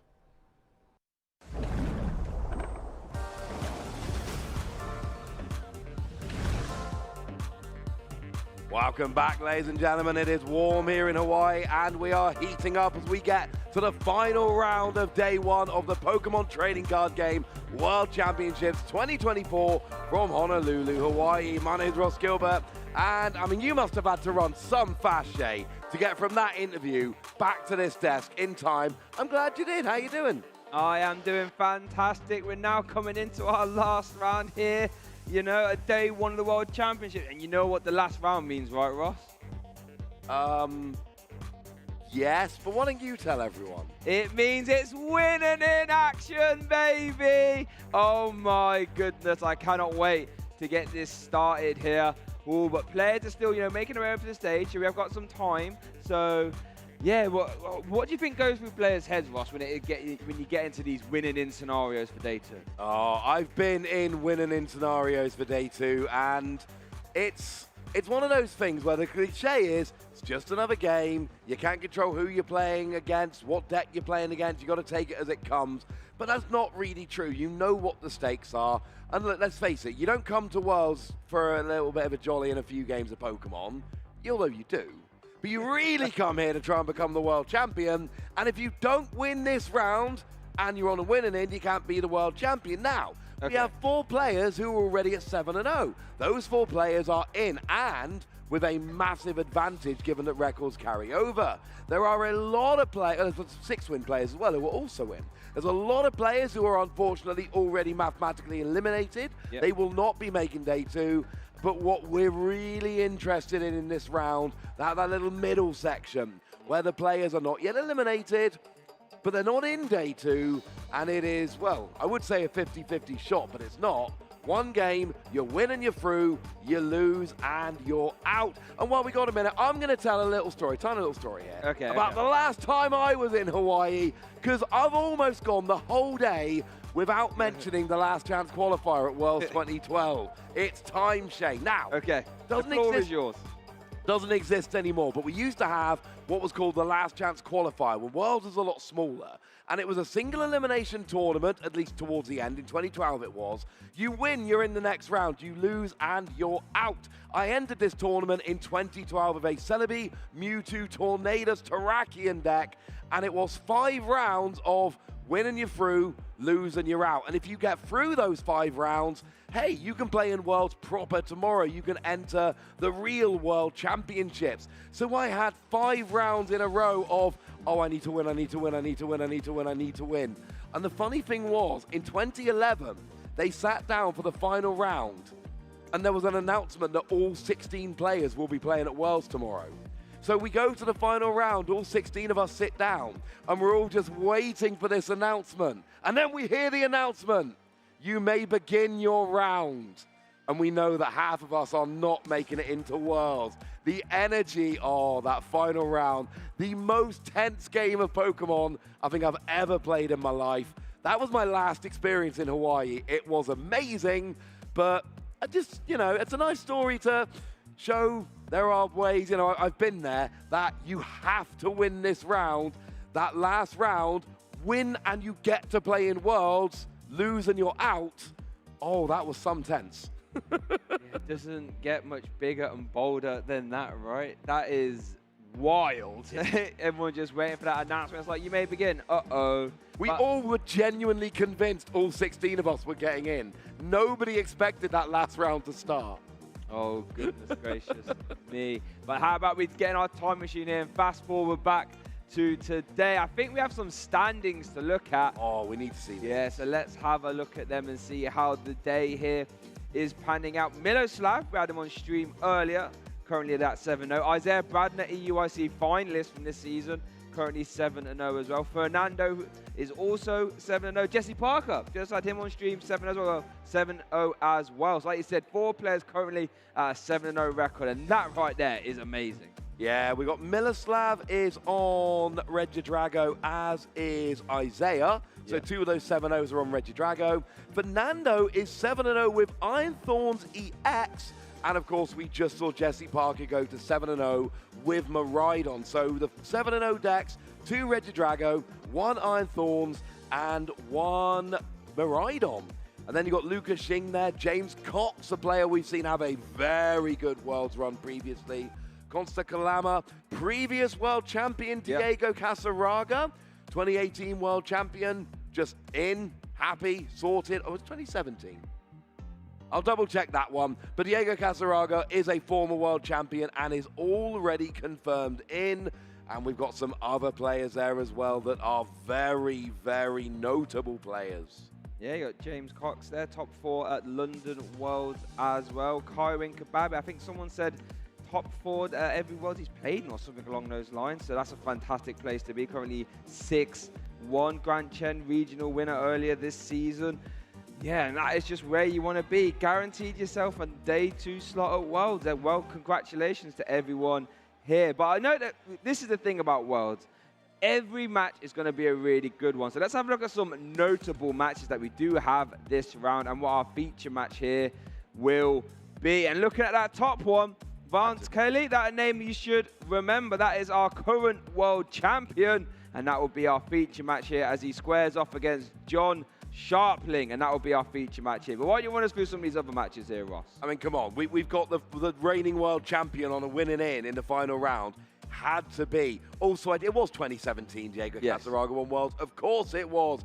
I'm looking there. Robin Schultz, former World Champion, on a winning in. Azul Garcia Griego, one of the top players in the world right now. Tord Reklev, not yet in day 2, has to play Kazuki Kamagawa in order to get that slot. Yeah, and we got William Avado as well. Had a fantastic season. Going to try and get himself into that day 2. And Jose Morero versus Owen Cameron as well. What a matchup that's going to be. Goodness gracious. Robin Schultz there all the way as well, that at the bottom. You know, great stuff against Chris Franco. Robin Schultz, again, world champion as well. Yeah, we've got former world champions in. We've got former world champions on a winning in. One of those is the current reigning world champion Vance Kelly. So let's head down to the stage and we'll see if he can get back to day 2 of the World Championships. We've never had back-to-back world champions. We've had Jason Kaczynski winning 3 times, but you know, took a year or 2 off between the wins. Could we see it this weekend? That would be a massive way to etch your name in the history books and be the first person to ever do that. Love to see it. John Sharpling, however, Ross, is going to be trying his hardest to make sure that doesn't happen as he wants to secure himself a spot in day 2 as well. But this is what it's all about. The current world champion trying to get himself a slot in day 2, winning in action. This is going to be a good game. Yeah, and it's quite nice having a couple of UK casters with a UK player on a winning in against the current reigning world champion. And I think deck choice here is very interesting. Last year, Vance won with Mew VMAX, a very powerful top-level deck everyone was expecting. and then comes back this year with Regidrago, a very powerful top-level deck that everyone is expecting. Vance is not going for these out-of-the-box picks. Vance is basically saying, you know what? I'm a really good player. So I'm going to take what I think is the best deck in the format. It's not a surprise. I'm just very, very, very good at this game, and I think I can play these decks better than everyone else in the field. And let's face it, it worked last year. That's the thing, right? Sometimes you don't want to be fighting your deck every round. Just play the best deck and say, right, I trust my skills. I'm going to navigate this deck to the best of my ability and put myself in a fantastic position to win. And like you said, worked perfectly well last year. So how about you just run it back, as we are going to consult the prize cards there. Monkey Dory in the prizes, 1 Volt and a Curlier, 2 Curliers, I should say, goodness. Over on Vance's side of the board there, we do see the Halucha, the 1 copy of Hisuian Guja V-Star, and 1 Regidrago as well. I do not like having 2 Curlier prize. That is the engine. We have 1 route and 2 Curlier prize. And, you know, in the early turn for this Gardevoir deck, what do you want to do? You want to get your routes out, you want to evolve them into Curlier, and then you want to draw an obscene amount of cards. That's how Gardevoir works. Not having access to them in the early game is going to be, I think, to put it euphemistically, less than ideal. I think less than ideal is a fantastic way of putting it. And I think, John, actually, we're looking at a couple times as well, so Vance will have a couple extra cards to start the game. But we do see the fist bump. Here we go, Ross. Our Swiss round 8 feature match here is starting. Winning in action. The winner will find themselves in day 2, and it is Vance Kelly, our current world champion, kicking us off. Starting with a Mew in the active, and how fitting is that after winning with Mew last year? Not a Mew deck, of course, and there is a Flutter main in the active for Jonathan, which is actually going to turn off Mew's ability, mean that there will be no restarting, at least not for a moment. At least for now. So Vance is going to kick his turn off there with an Ultra Ball, going to discard the Dragapult EX and one of those very old Super Rods there. Love to see that. And as well, going to consult the prizes there. Halucha and Hisuian Guja V-Star are currently in the prizes. They will not be able to be seen anytime soon. Vance does not play Hisuian Heavy Ball, so that Halucha will be staying there for the time being. Yeah, absolutely it will. Of course, it's worth noting Fluttermane only turns off abilities of active Pokemon. Yep. And Mew does have free retreat. Yep. So as soon as Vance is able to bench another Pokemon, we'll be able to retreat the Mew and use restart. It's only turned off while it's in the active. So we see your standard turn 1 search here, having a look what's available, what's prized, what do I have access to as I go through the rest of the game. Not Hisuian Gudra, but most other things. And it is, of course, Teal Mask Gogapon coming out straight away. That is, you're going to draw cards and you're going to get energy on the board. Yep, fantastic card here. Get involved nice and early on, as we are going to see that Teal Mask Gogapon taken. And looks like popped on the bench as well, as Vance is going to shuffle up. Now, this is one of the interesting matchups, I feel, the Regidrago into the Gardevoir. You know, a lot of people say that Regidrago is slightly favored. I'd say it's a little bit more even, but that Shrouded Fable edition of that Cure plus cancelling clone combo can be devastating. Yeah, if you can take out multiple Curlier and Routes pieces, now especially with a couple of them prized, there is a scenario here where Vance is able to actually use Kyurem to take out both of the Curlier with 2 prized, and boom, that's it. No more engine, no more Gardevoir, no more winning. And actually, you look at Vance's turn here, you got the Teal Mask Gogapon with an energy. You got your Regidrago with the energy. Oh, and an energy switch, so now there's 2 energy. So next turn, V-Star, attack for turn, boom! Ready to go and get the attack roll in. And that would be terrifying. Puts it in the active as well, because, you know, Gardevoir traditionally isn't a deck that can apply turn 1 pressure, so... And then, like you said, we'll be able to use Restart here. Going to draw 1 extra card. Energy Switch, not a bad one to have. Oh, got Canceling Cologne in the hand, but probably going to have to use Iono to get rid of it. Yes. Next turn, because we're going to need to draw some cards. But this is where it gets interesting, because Jonathan knows this matchup, right? No one's surprised by Regidrago. Everyone knows what that card does. So you're thinking, he only needs V-Star and an energy next turn. I have got to protect my bench. I have got to get my Manaphy. It's not prized, but you have to prioritize it. You cannot end this turn without Manaphy down, and if you do, there's a very easy punish for Vance there if he can use that Kyurem attack. Yeah, you're right. That is going to have to prioritize that, especially when you've only got access to 2 Curlier. They are both in deck, so if Jonathan does opt to use a TM Evolution, we'll be able to get them both into play. But yeah, that is a terrifying place to be as you realize that you do have 2 copies of Curlier prize. And whilst Jonathan was going through his deck there, I don't know if you saw, eagle-eyed viewers, does play the 1 copy of Neutralization Zone, which is being played to really have a try and swing back the Regidrago matchup, which traditionally doesn't play many stadiums. If you can stick that down, that can really put in the finest of work. As Jonathan does conclude the first Buddy Puffin, we're grabbing 2 Volts and is going to play a second, just trying to debate what to take there. Look like Manafield's getting moved to the front. That seems rather safe to me. And I wonder what that other one will be. Because when you've only got 2 Curlier, do you really want to start putting down multiple Volts? That could give a sign to Vance saying, hold on, why are you not getting out more Volts, but it does take a third? Now, here's the thing. What's that? Cancelling Cologne's in hand. Yeah. There is a scenario here where Vance plays Cancelling Cologne, and it's a bit of a combo. We're not there yet.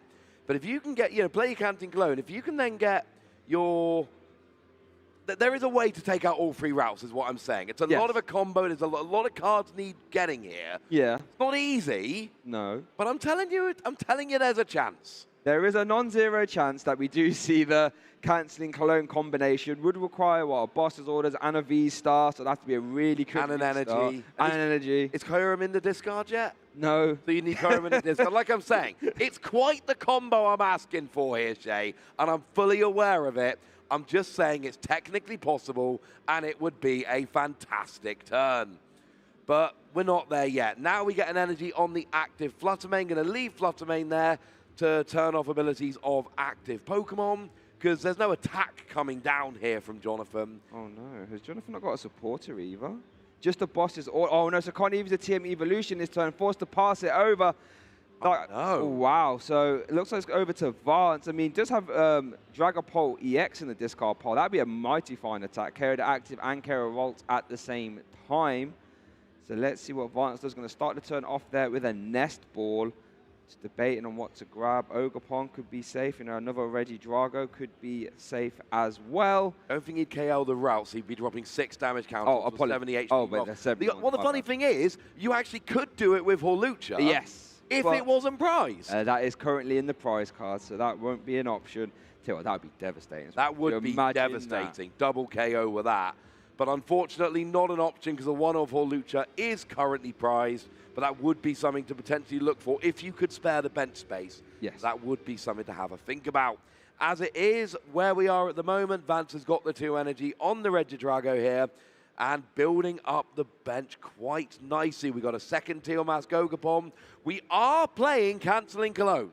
I'm just saying, Cancelling Cologne has been played.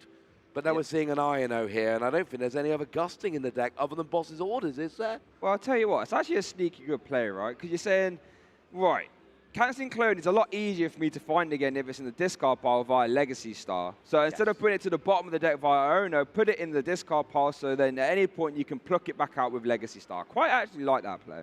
No, I don't mind that at all. Like you say, it just makes it easier to actually get hold of. So we see Radiant Charizard being discarded with an Earthen Vessel here. Going to search out a couple of energy.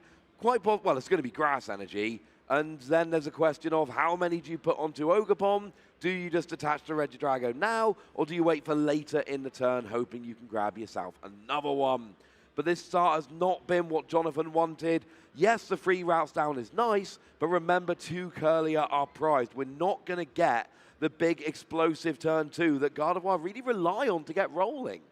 Yeah, and hasn't got any energy in the discard pile either, I believe. We are going to see a Teal Dance activation. Draws into the Regidrago V-Star off the Teal Dance. Is there energy switch in hand? Doesn't look like it.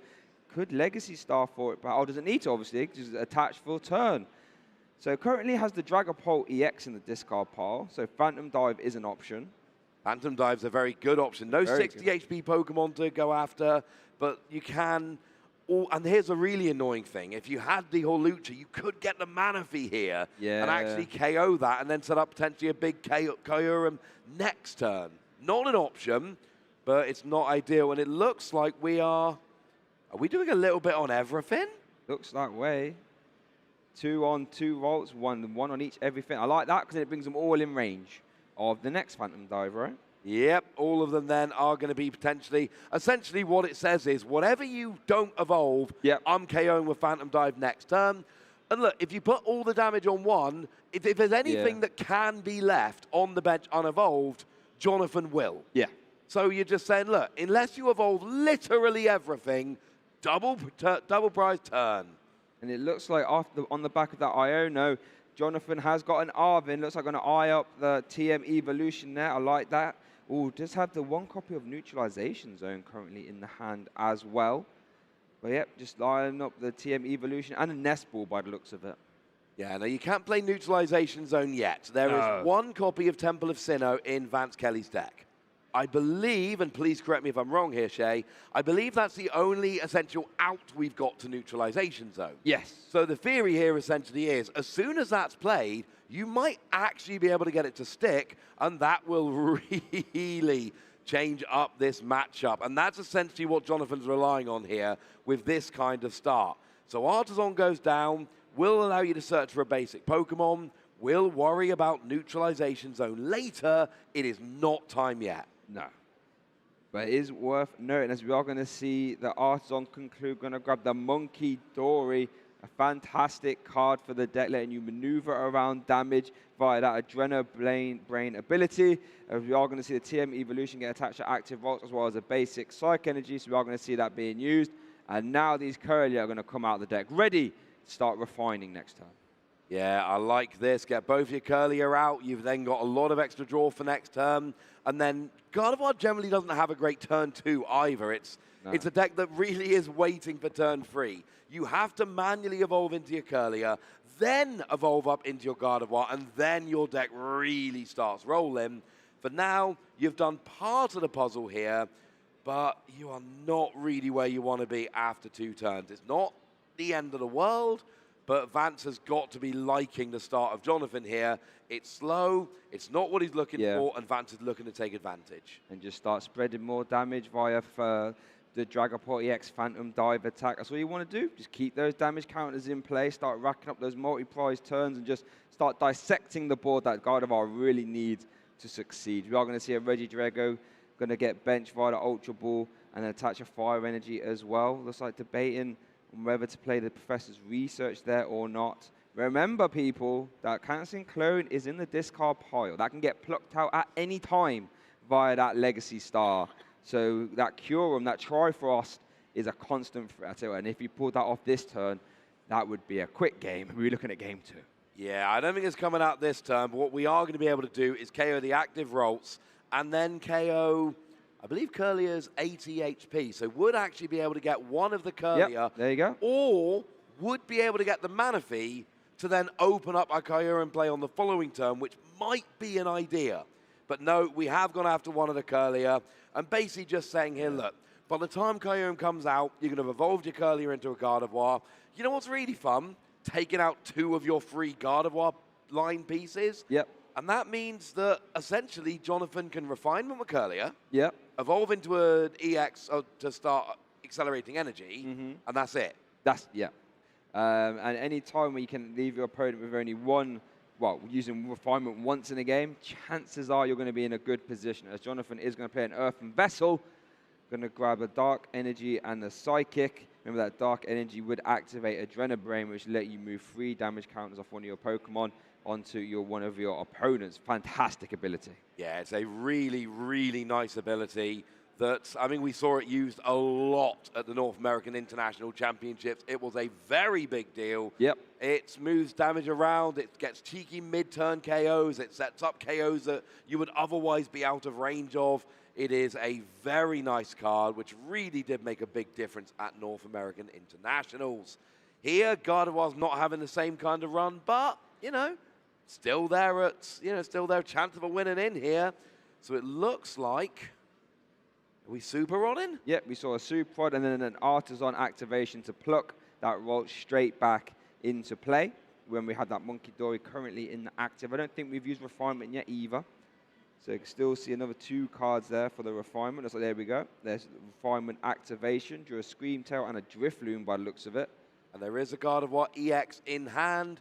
So this really needs to be the turn where you evolve up into Gardevoir EX, start accelerating energy and attacking with something like a Screamtail or a Drifloon, for instance. You need something like that to really start rolling. And then you want your opponent to play Temple of Sinnoh, you replace it with Neutralization Zone, and then you start going from there. And there is a chance that that can get Jonathan over the line. For now, we're actually attacking with Monkey Dory, Mind Bend, 60 damage, plus Confusion. And I know our crew backstage are going to be happy because they like getting the Confusion animation going on this brilliant new overlay we've got on the stream. And we might still be seeing a retreat here, but it looks like, no, we are going to see that Mind Bend, 60 damage and Confuse. Watch for the animation. We're going to see some Confusion. There it is. There we go. That is a confused Reggie Drago V-Star. In case you don't know, if you are confused, if you want to attack, you have to flip a coin. If tails, the attack fails, and you take 30 damage as well. Yeah, not ideal, and it basically means, because Vance doesn't have another attacking threat right now, so it's basically Jonathan's way of going, you can switch to the bench and then come back active, and if you do, good on you, use your attack like normal. Otherwise, you've got a 50% chance of doing 30 damage to yourself next turn rather than actually attacking. So do you want to waste resources, or do you want to have 50% chance of your attack failing? Because they're your two options right now. Yep, and that is where the cheeky little Monkey Dory can, really start impacting games, that Mind Bend, nice little bit of chip damage, 60s, is not insignificant, but yeah, can really buy yourself a turn back, and that is fantastic. And sometimes that's all you need in the Pokemon TCG, is just one turn of your opponent missing, as we are going to see a Till Dance activation on the back of an Earthen Vessel, and that finds a Nest Ball. And yeah, but like I said, sometimes all you need is just one turn of your opponent missing, and that can get you straight back into this game. Yeah, one more turn to set up, attach energy, evolve your Pokemon, get some damage on the board. It can make all the world of difference. So, Regidrago's in the active. It's confused. There is a second Regidrago on the bench now. Yeah. We've got a second energy on there. Do we have an energy switch? I'm not sure. I don't think so. It looks like it was 2 copies of Professor's Research and then a Teal Mask Ogerpon. So that is the hand right now. There is 1 copy of Switch in Vance's deck. That'd be really good if you could find that in combination with Energy Switch as well. Looks like we are going to grab a Pheasantipity EX. Yeah, we love that flip the script ability. Lets you draw 3 cards if one of your Pokemon was KO'd last turn. Of course, it wasn't. We just saw the confusion and the damage, but it's there for future turns when KOs do come down. And we do see an A-Spec there. Yeah, so we see the Prime Catcher off the back of that research. That is really good. We do see the Teal Mask Ogerpon as Prime Catcher does get played into Manaphy. Oh, cancelling clones in the discard pile, so Legacy Star. You can maybe block it back. Is Kyurem in the discard pile? Oh, wait, that pile? would be game, right? Because it would KO the Manaphy, the Ralts, and the Monkey Dory. Yep, that would be 3 prize cards. I think you want to count again there, Shay. I think there might be 4 prize cards. If it is, are we using Kyurem? Oh, no, it's not 4 prize cards. Gardevoir survives. Okay, fine. But do we have Kyurem? No, we need to get Kyurem in the discard pile first. You are correct. I was getting a bit ahead of myself there. I was going to say, we don't have Kyurem in the discard pile yet, and I don't think we hit it off of Legacy stuff. No, I think we saw some... No, it wasn't in there. We saw some Ultra Balls at the very least. So let's have a look. So there's the cancelling clone. Didn't quite see what the other card was that he took off the Legacy Star. And that Routes has no damage on, so it's not going to get KO'd by a, if you're copying Dragapulse attack. No, not quite. You do need Kyurem here. It's currently not in the hand, so can't get Ultra Balled away. Do you have an energy switch? We have a switch. Now Prime Catcher. I think it looks like he's trying to work out exactly what was taken off the Legacy Star, perhaps. I didn't quite see it. We know that Cancelling Cologne was one of them, because that was definitely a discard pile, now it's in the hand. And it might actually have just gone for Prime. It looks like we might have got Prime Catcher back. Oh, I see, yes. Yeah, I think you're right. That's what's happened there. We do see a Temple of Sinnoh getting put there. So that's going to reset the confusion, which is fantastic. But it doesn't look like we got Kyurem. Kyurem for 3 prizes, you're right, would end the game there, would KO everything but the Gardevoir. Annoyingly, there's only going to be 1 prize taken here, it looks like. You KO the Manaphy, and then 6 damage counters can go. So it looks like we're getting 1 on Gardevoir and 5 on Routes. Yes. So there we go. That Prime Catcher coming in super close there just to reset that confusion. You don't really want to be having to flip coins, especially, imagine that, flipping confusion coins and a win in for day 2. Well, it's not what you want to do. But Vance still in a very commanding position here. And if you're John, I'm not really sure what we do here. I mean, you have to evolve into a Gardevoir. Because if that Routes is a Routes or it is a Curlier at the end of this turn, then Vance can use Prime Catcher to bring up your Monkey Dory, KO Monkey Dory, and Route/Curlier, and then that is the game. Now, here comes Neutralization Zone. This is what we were waiting for here. This is what Jonathan is going to try and use in the end game here to flip this matchup a little bit. New stadium that we've got here, an Spec stadium. And what it does is it prevents all damage done to Pokemon that don't have a rule box by attacks from your opponent's Pokemon EX and Pokemon V. Problem is, there's a 2-prize Gardevoir on the bench. 2-prize Gardevoir, and it doesn't prevent damage counter spread either. So, unfortunately, that would still work. We do see the Adrenabrain ability there, going to move damage onto Regidrago. And we're going to see another Mind Bend. What can Vance do? There's Kyurem, funnily enough. But could be a little bit too late. We see a Boss's Orders, Prime Catcher, Energy Spirits, a ton of options here. What we need is a way to KO the Gardevoir. We got Prime Catcher. So is Giratina V-Star in, I believe, is that in the discard? Is that available? I think it might be, but Gardevoir has a fresh 310 HP right now, so that's outside of range of the Lost Impact. And now the Ralts is kind of, well, I say it's not immune. It can get Dragapult EX attacked, but it cannot obviously be taking damage because that's that neutralization zone. I'm going to see Boss's Orders onto the Gardevoir EX. We're going to see a switch. So there goes that confusion. Vance done a fantastic job of getting around that confusion. And let's have a look at the discard pile. I think, was the Giratina in discard or was it in hand? I think it might be in hand, actually. I don't know if it really matters, because what we're going to see here is we're going to see an attack onto the Gardevoir, KO the Routes, you put the other 4 onto the Monkey Dory, putting it at 5 or 50 damage remaining, and then next turn you use Dragapult EX's Phantom Dive attack, KO the Monkey Dory, and the neutralization zone is somewhat ironically, I'm going to say it, neutralized. Yeah. I went there. I'm proud of myself. But this is the problem. It's come through in the game where Vance is too late. It's too late in the game. Vance has too many options. You can KO Gardevoir to win, or you can KO Monkey Dory using Phantom Dive. And actually, next turn, it's going to do both. Yes. So Vance is in a very good position here. I don't think there's really any way back at this stage for Jonathan. Neutralization Zone is a great tool, but you need it to come down at the right time. And the problem is, Vance was just too close to winning the game and has too many options.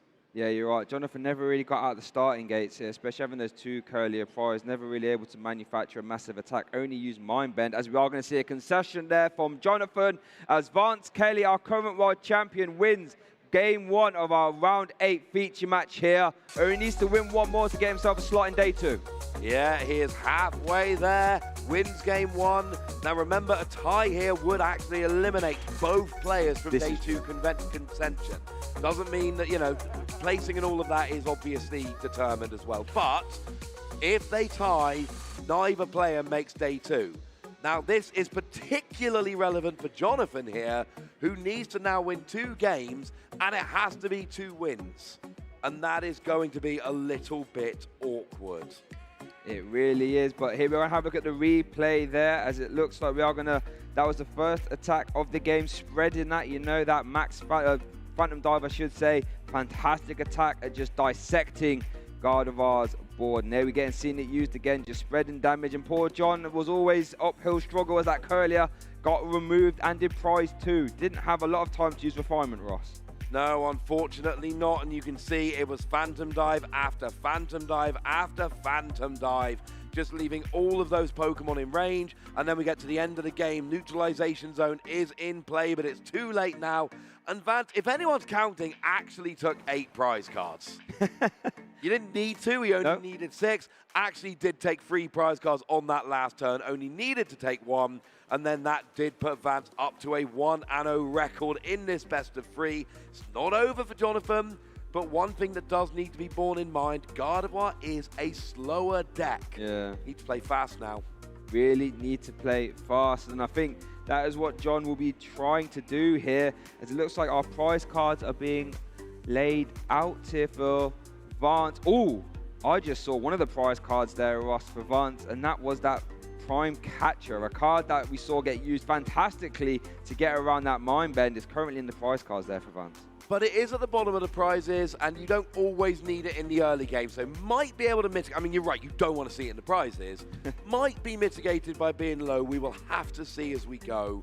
But yeah, not a card. You never want your one of a spec to be in the prizes. No. Like, you're only allowed to play one in your entire deck. Yeah. Just like Radiant Pokemon. Having it prized is, frankly, well, less than ideal. Bit sad, you could say, as it looks like Jonathan did have a mulligan, so Vance will start the game at least with one more card in the hand as well. But it looks like both players are set up now, so our game 2 will be starting there. Here we do see both players flip over to active, and here we go.